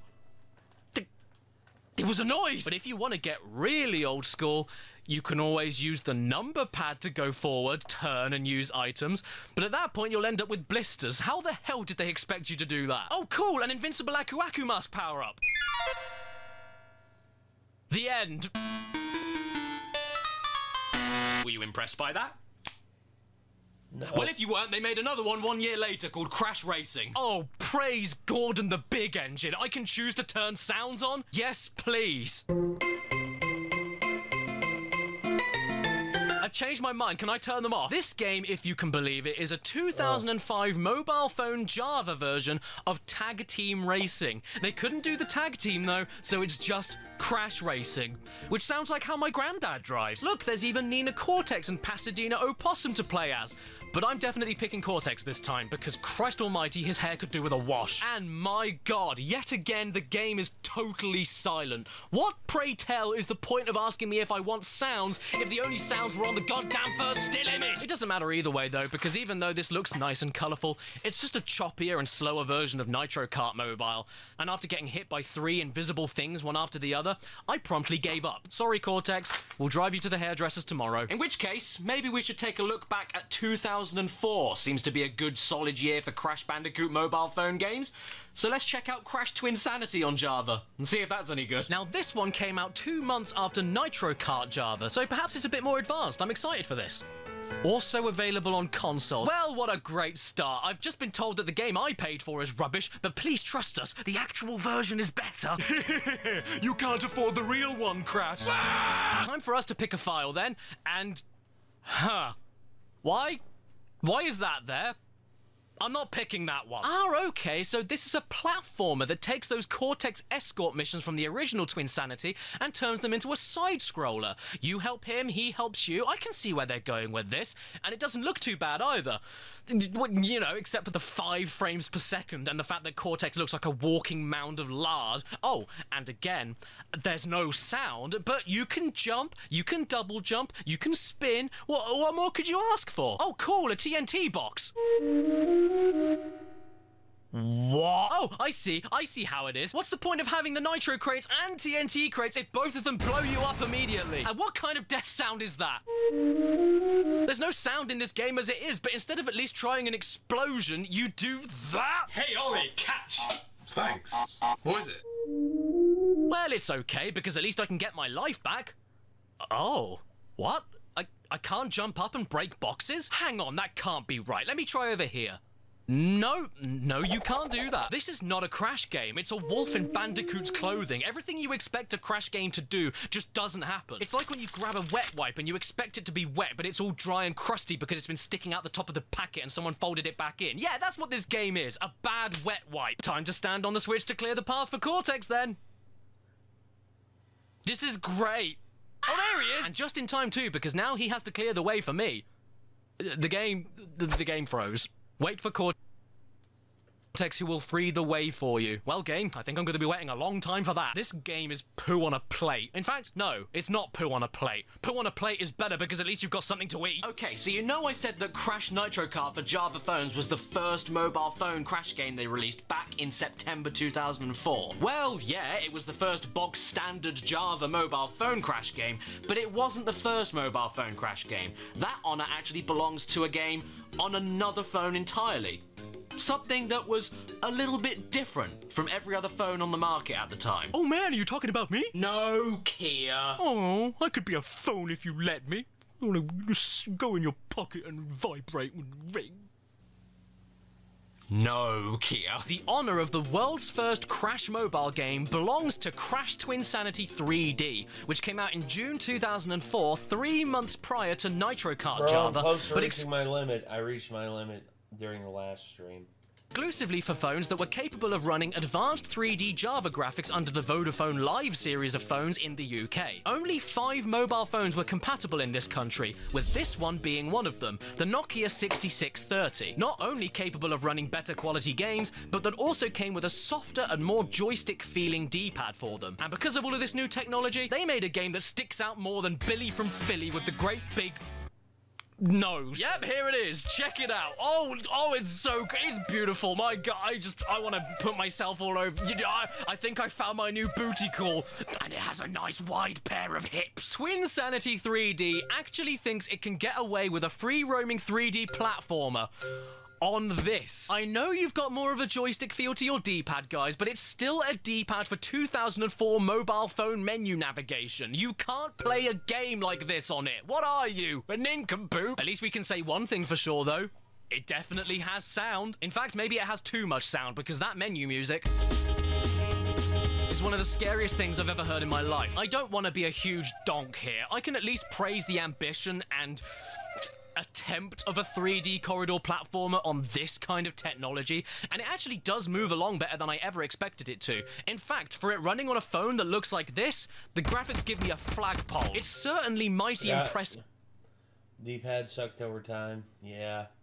Manx, forgotten what sleep is at this point. Same.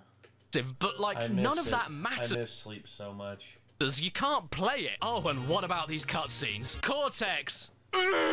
You shall be destroyed. And that Bandicoot and his friends will be our slaves.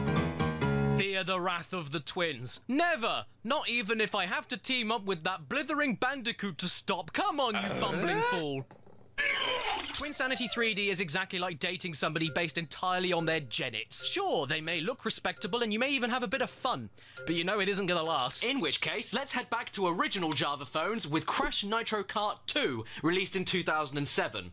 And yes, this is a sequel to Crash Nitro Kart 1 Java. It's not a sequel to the PS2 version, or a sequel to the GBA version, or a sequel to the N-Gage Special version, even though that's a mobile phone, and it isn't the same thing as Crash Nitro Kart 2 on iOS from 2010, even though that's also a mobile phone. My head is in pain, please shoot me in it. Well, I can at the very least say this: if you're running a half-decent Java... Hey, don't threaten me with that nerd rage. If I don't feel up to it, I won't. But over the next 2 to 3 days, I'm gonna get plenty of rest. Trust me, I'll be alright. Java installed mobile phone from 2007, and you can ignore Crash dressing up as a rice farmer, then this game is easily the best mobile phone Crash game so far. It looks really good for the technology available. Plus, there's multiple characters and cars to pick from. There's multiple tournaments as well as single races. There's background music that plays all throughout the game, thank the Lord. You've got a load more power-ups than the other kart racers. Your kart transforms in some of the tracks, and since acceleration is automatic, all you need to worry about is occasional braking, turning left and right, and then they saved up the number 2 or top of your joypad for the jump, which not only allows you to bounce over hazards, but also collect hidden crash letters that, once all collected, can briefly turn you into an unstoppable monster truck. Why is this game slapping as hard as it is? Okay, fine, it's nowhere near as great of a racing game as Sonic Freeloaders, but I need to send a very big well done to the developers. IP for you. Oh, do you now? Oh, and look, they even included my favorite Crash Bandicoot catchphrase. Use the carjacking bonus to steal opponents' carts. Hello, I'm Crash Bandicoot. Right, so, are we ending on a positive note now? Have we done every Crash Bandicoot mobile phone game yet? No? There's a mobile phone version of Crash of the Titans? Oh,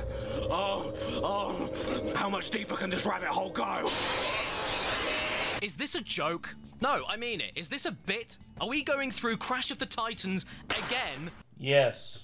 On a Java phone from 2007. This is the dumbest thing I've ever heard since whoever decided to name this mushroom shit take. And it's even more of a joke that, amazingly enough, the game looks great for the technology. Look at this. Look at the animations. Look at the fluidity. Look at the overworld with dead body Crash with a mouth like a post box. I'm stunned. Truly, I am. This looks better than the expensive and proper Game Boy Advance version. Does this mean this could be the best version of Crash of the Titans?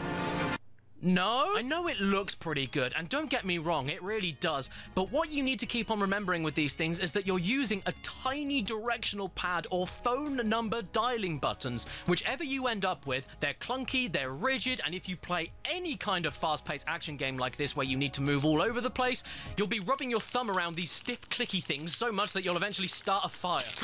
By the way, I never thought I'd say this, but I can't for the life of me get past this giant boxing elephant. He just loves hitting me into his lovely blue hole here, and even if he doesn't manage to do that, Crash all of a sudden feels like he could go for a swim and does it on his own anyway. I promise I did not move him that way. Are we done yet? No, of course not. Why would we be done? Here's a blackberry. Can you eat it? No. What does it taste like? Grease. Crash Mutant Island, a game that came out exclusively for random BlackBerry mobile phones in July 2009. And don't be angry with me, but the only version of this game I could find online was the long and vertical version, which definitely doesn't fit on a screen like this because it's supposed to look like this, but Christ almighty, I'm trying here, and there's only so much a mere mortal man can do. Leave me alone. And I'm absolutely shocked to say that this is easily the best mobile Crash platforming game so far. It's the closest thing to a Crash game at the very least. I do hate how floaty and slow the controls feel, and the pace of the game is ruined by how you just mash the 5 key to punch enemies for what feels like 3 years, but it looks the best, it plays the best, the levels are multi-layered, there's a lot of exploration for rewards, there's a Rayman-styled overworld, it's on a mobile phone that should have juices in it, but it doesn't. It's the first mobile Java Crash game that has music and sound effects at the same time, and for some reason it also has While Crash is quietly resting, a panicked Bandicoot arrives. Wait, there's more than one Bandicoot that looks like Crash? This is uncanny. I don't like it. And why does he look like he's from Chicken Run? Wow, man, we're getting so advanced and hashtag modern warfare. We've got QuickTime events now? I'm a very sad and lonely man. Crash! A giant flying machine just took your sister Coco! Smells like her fanny! And there's another one! I tell you, whoever decided that it was okay to put 1 million different Crash games on 1 million different mobile phones that are really hard to find, I will hunt you down and get the hooves out! Lumpies and germs, this is the Panasonic GD67 from 2002, and inside this diddy little electric razor is a special bit of technology known as the Execution Engine, or XN, made by a company called Infusio. This special engine has an exclusive Crash Bandicoot game on it, known among the community as Crash Bandicoot XN. And let me tell you, getting a hold of this information, the correct phone, the software that's able to emulate it on a computer, and the game itself was unnecessarily difficult. But I did it anyway, because you know me. I'm the Caspanuka big bad birthday bashy bingo boy, and there's no length I won't go to in order to find a video game that Crash Bandicoot is hiding in. After finding out about the game and the hardware that it was released on, I simply couldn't ignore it. But the digging I had to do to get inside it was deep and full of sand. I managed to find an article from 2002 about the press release of the XN software and compatible mobile phones after a few minutes on Google, which was a great start, but it wasn't enough. I still couldn't find a way to play the game on the phone itself, let alone play it on a PC, so the hunt for an emulator for one specific dead mobile phone game engine began. I managed to find the emulator no problem, but the actual game files to play it on were another story. Enter Howard Forums, and a nearly 20-year-old article resurfaces from a load of pirates that wanted to download Infusio XN games onto their own mobile phones. I followed the breadcrumbs in the forum, one thing led to another, and I eventually ended up on a Chinese ROM website that inexplicably is the only place that has the ROM file for the Crash game buried in a million different discussion tabs that I can't even read because I don't live on the moon. But what is this? I can't download it without making an account for the site. Is it safe? Is it legit? Will I even get the right file? I don't know, but no problem is too big for Crash Bandy Boy 22222. And after all of that, I eventually managed to do it. And was it worth it? Kind of. This here is the absolute closest to a Crash game that any of these old mobile phone games have ever come close to emulating, and it may just be my favorite for how close it nails this attempt. It's basically a mobile version of the GBA games, and you have all the controls you'd expect. You can run, jump, spin, belly flop, even crawl around and crouch jump to reach high areas. Uka Uka is also here, and he has a very offensive sense of humor. Now, unfortunately, there is absolutely no sound anywhere in the game, and even after collecting all the crystals and hidden gems, I was only able to access 4 levels. But maybe these were glitches with the emulator and not the game itself. But regardless, I still enjoyed this game well enough to a point of beating every level 100%. Well done, Crash Bandicoot XN, for being the only game so far I could squint at and say, yeah, this looks sort of like Crash. But maybe he looks more like a wrinkled, cheesy puff. Okay, now, no more jokes, no more extensions to the end of this video. I swear to God, we are done. We have done every single Cash Banuka portable game I could get my hands on. Christ, what a pain. Sure, there is technically one more on mobile phones known as Crash Bandicoot Intuition, which is a sequel to Crash Boom Bang. No, thank you. Luckily for me, though, that was a 2007 Japanese exclusive on something called the Docomo SH904, which uses motion controls. So there was no way I was gonna emulate it, let alone find an actual copy to play it, which is a shame because I actually did manage to find myself a Japanese Docomo phone, just in case there was a chance I could play it. But it doesn't work. And this is a rare collector's item. That wasn't cheap. And I can't do shit with it. And so, that's it. We're done. Did you see him wax the garden? Sorry, everybody. Yeah, I waxed my downstairs, and it was painful. Very, very painful. I know that took up a lot of your time, but I hope you enjoyed the ride as much as I did. I mean, I played some games I didn't even think existed. I enjoyed quite a lot of them, and I've got a better appreciation for Cash Banuka now. So overall, I think this. Hello? There's a mobile phone version of Crash Boom Bang?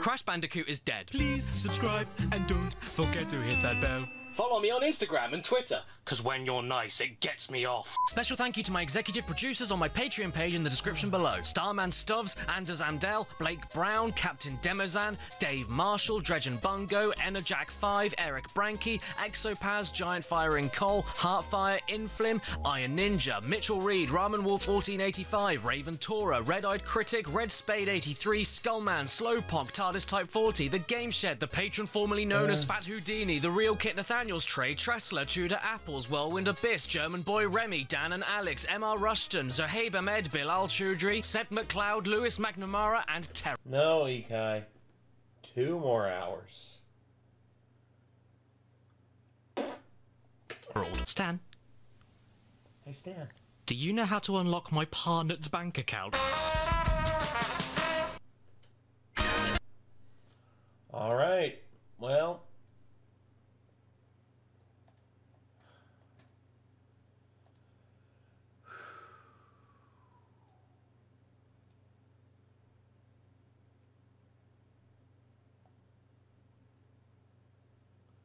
Hold on 1 second.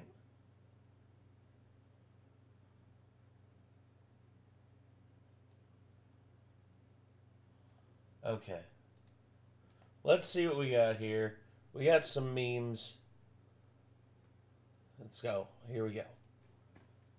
What's the most shocking urban legend from your childhood that turned out to be real? Everyone in our town joked that Walter, who ran the 24-hour diner, must be a vampire because he was literally always there no matter when you showed up. Come in at 5 in the morning and he'd be pouring coffee. Stop by at midnight and there he was wiping down tables. The vampire jokes wrote themselves, especially since he looked like death during daylight hours, with deep purple bags under his eyes and hands that shook when he poured coffee. But something strange happened around 2 or 3 in the morning. Walter transformed completely, like his real self only existed in the dark. His hands got steady and his eyes focused, and he remembered every late-night conversation. Me and Chad are talking about linking up and just meeting up, or like him coming up here, or us meeting up for like a dinner date with like Kate and Nikki and all. Like, I don't know. There's a lot. perfectly. Kids said this proved the vampire theory, since he was obviously more alive at night than during the day. My life started intersecting with Walter's in darker ways when I turned 14 and my parents' marriage exploded. Mom picked up double shifts at the hospital, and I basically lived in booth 3 doing homework at breakfast prices. He never asked why a kid was eating pancakes at midnight on a school night, and I never asked why he looked like he hadn't slept since the Carter administration. Things got worse when I was 17 and going through something I still don't talk about. I'd wake up at 3 in the morning with this desperate need for diner coffee. Walter would just nod when I walked in and start making chocolate chip pancakes without asking. We'd sit in silence while I ate, and he'd refill my coffee cup, and sometimes that was the only human interaction that didn't make me want to crawl out of my skin. This pattern repeated through every crisis, including 6 months when I came home from college dead behind the eyes. You know what I've learned working nights for 40 years? He asked me once at 4 in the morning while I picked at scrambled eggs. The people who show up at 3 in the morning aren't looking for pancakes. They're looking for a reason to make it to sunrise. When my mom died during my senior year, someone anonymously paid for the entire funeral. I knew it was Walter, but he just shrugged when I tried to thank him and changed the subject to baseball. The night before I moved away after college, I stopped by one last time. You know what makes me proud? He said, while wiping down the counter at 4 in the morning. Watching my kids grow up and leave this place behind. Don't be a stranger, but don't be a regular either. The goal is to not need a 3 a.m. diner anymore. When I was 28, I got the call that Walter had died peacefully in his sleep, which I guess finally disproved the vampire theory. I expected maybe 30 people at his funeral, but instead walked into a packed church full of strangers, ranging from teenagers to people in their 80s. His daughter stood at the podium and paused. Most of you don't know this, but Dad hasn't slept more than 2 hours a night since 1973. A drunk driver damaged something in his brain that never healed. He bought the diner because he said the worst part wasn't the exhaustion, but being alone at 3 in the morning. He figured if he had to be awake, maybe he could be awake where other people might need a place to go. The church was quiet for a long moment before the pastor asked if anyone wanted to share memories. A woman in the back stood up slowly and mentioned her divorce in 2003. An old man talked about waiting for news from Iraq. A teenager described almost running away. Person after person shared the same basic story. They'd found themselves in Walter's diner at 3 a.m. during the worst nights of their lives. After the service, his daughter handed me an envelope with my name in Walter's shaky handwriting. Inside was a check for $10,000 and a note for when you're ready to sleep through the night. Now go make it to sunrise on your own. I looked around that church full of insomniacs and understood. The vampire rumor was true. Walter really was a creature of the night who never slept. He just used his curse to keep the rest of us company until dawn. Damn. 2 more hours. It's 4:03. I'm gonna make it. Hey, I need your help. Can you come here? I'm gonna make it. Here. Well, I can't. I'm buying clothes. All right, hurry up, then come over here. I can't find them. Oh, what do you mean you can't find them? I can't find them. There's only soup. What do you mean there's only soup? I mean there's only soup. Well, then get out of the soup aisle. All right, you don't have to shout at me. There's more soup. What do you mean there's more soup? There's just more soup. Then go into the next aisle.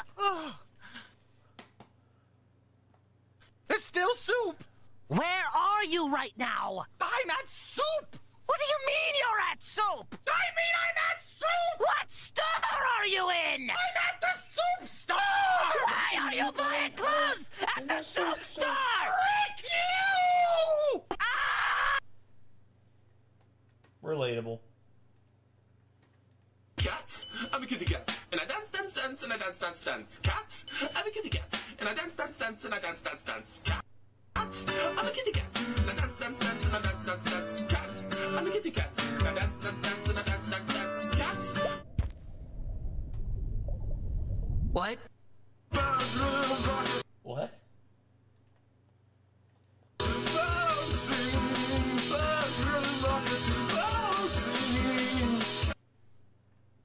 What's Among Us? It's based on the movie The Thing, basically, where there is one imposter among you, and you have to figure out who it is. What Have you never thing? played it? It's an alien creature. Well, I can tell you I'm not an imposter. I've been here since the beginning. Well, I can tell you that I am not either. You sound like an imposter. You don't sound like yourself. Listen, nobody's died, right? So if nobody has died, then nobody can I resent that term. I died 100 years ago. Oh, wait. If you have died, then you mean you cannot be the imposter? No, absolutely not. I can't be. I'm dead. Okay, but wait a minute. Then who is the imposter? It has to be you. There's only 2 of us here. It wasn't me. It's you. I literally was in electrical. No, it's you! You're not even real! Look at you! You're made of wood! I was in electrical doing my tasks! I don't know what that means. The card swipe inside of administrative was so hard. And he's the imposter.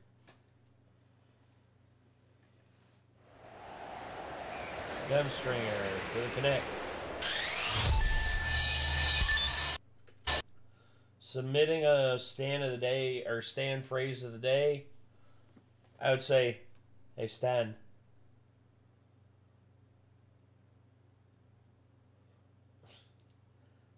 Hey Stan. Gosh. I don't know. I'd have to think about it.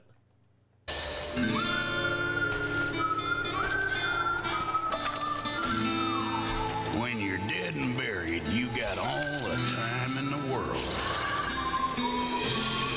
to plot revenge. Take control of the gunstringer with your own hands as you deliver dead-eyed justice upon your no-good, backstabbing posse. Standing up or sitting down, leave the lone gunman on the trail of his betrayers as you run, punch, ride, shoot, and fall your way through a whole mess of handcrafted stage play environments. Along with wagon loads of unlockable loot, you'll also get yourself a free downloadable bonus chapter, The Wavy Tooth Man Chronicles. Full version of Fruit Ninja Connect. You call it free stuff. We call it Southern hospitality. So saddle up. It's time to give the performance of your life. Or something like that. The Gunstringer. Available now. Okay.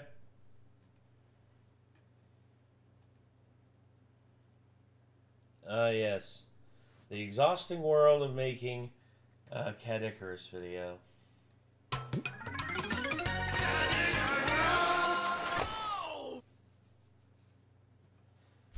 Oh, shaky pocket. One day, Caddy got a text, and the text was on his phone, and it came from his other phone. So he went to find his other phone, and it wasn't upstairs phone, and perhaps it was at the front door. Ah, phone! Nice to see you. How you doing? Come on in. I've got something to show you. This is my hallway. You can fit maybe 3 people in here. These are the black squares on the stairs. I've got a bit of a thing for black squares. And this is the regret glass. That's just how it is, Caddy. We all have regret glass. I'm looking into my regret glass right now. Oh no. This is where I, you know.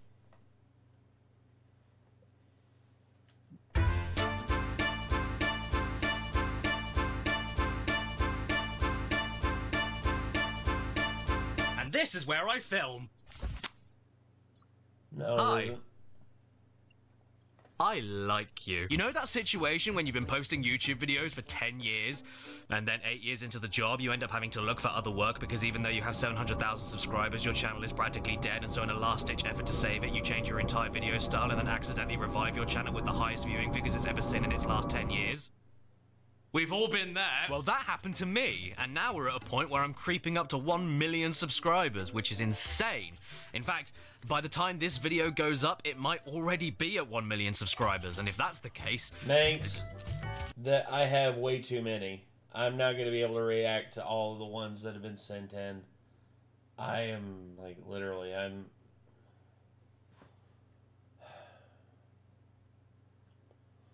Hunter L, I'm too tired to do it right now.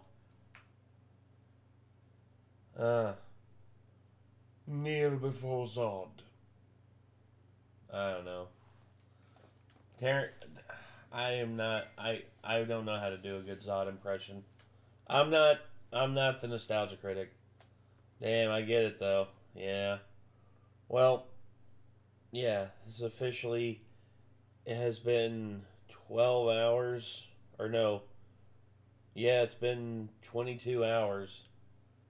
22 hours since we started this whole caddy thing. And yeah, I don't know, dude. I don't know if I can make it another couple hours because I am beat. Oh God, I really don't like this. I really hate the fact that this is what I'm like. Man.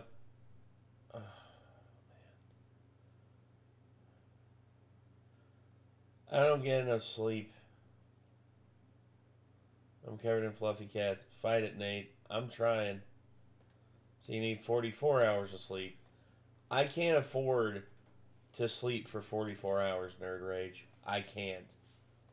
I have way too much shit going on. I'm just,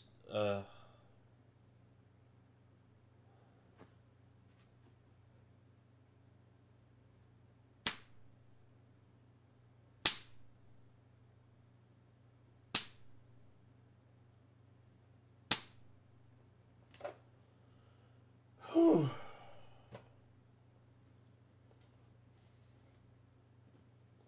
That's called a coma. Yeah, indeed it is.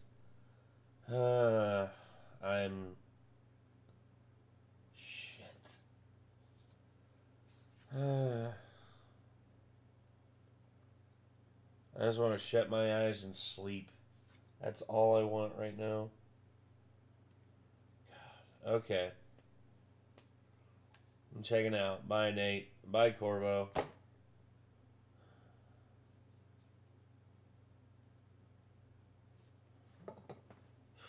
I'm sorry, everybody. Everyone that's just been here throughout this whole ordeal. I really wish I could have gotten more sleep, like, both days when I decided to do this. But I didn't. So it's my own fault. Yeah, so I'm just...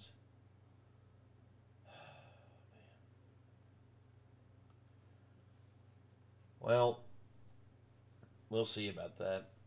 We'll see about me continuing this another day.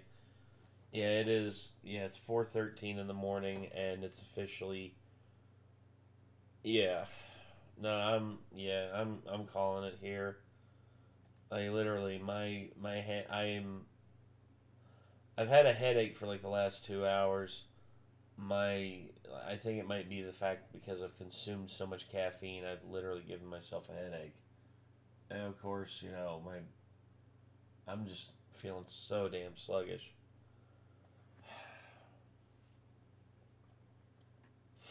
So, yeah.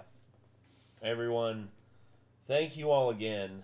And I am so sorry that I wasn't able to like do the full 24 hours, but I will see about coming back and just see if I can't do an extra 2 hours just on a spare day. We'll see.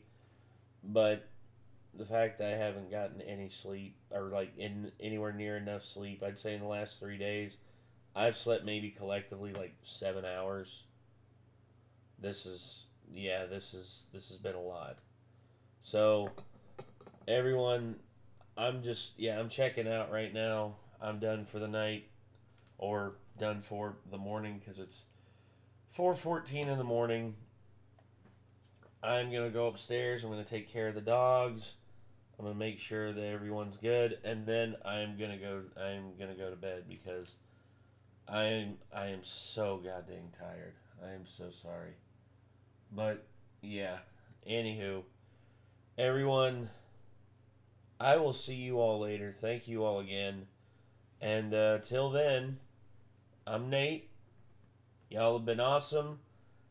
And yeah, we'll see y'all later. Take care. Peace.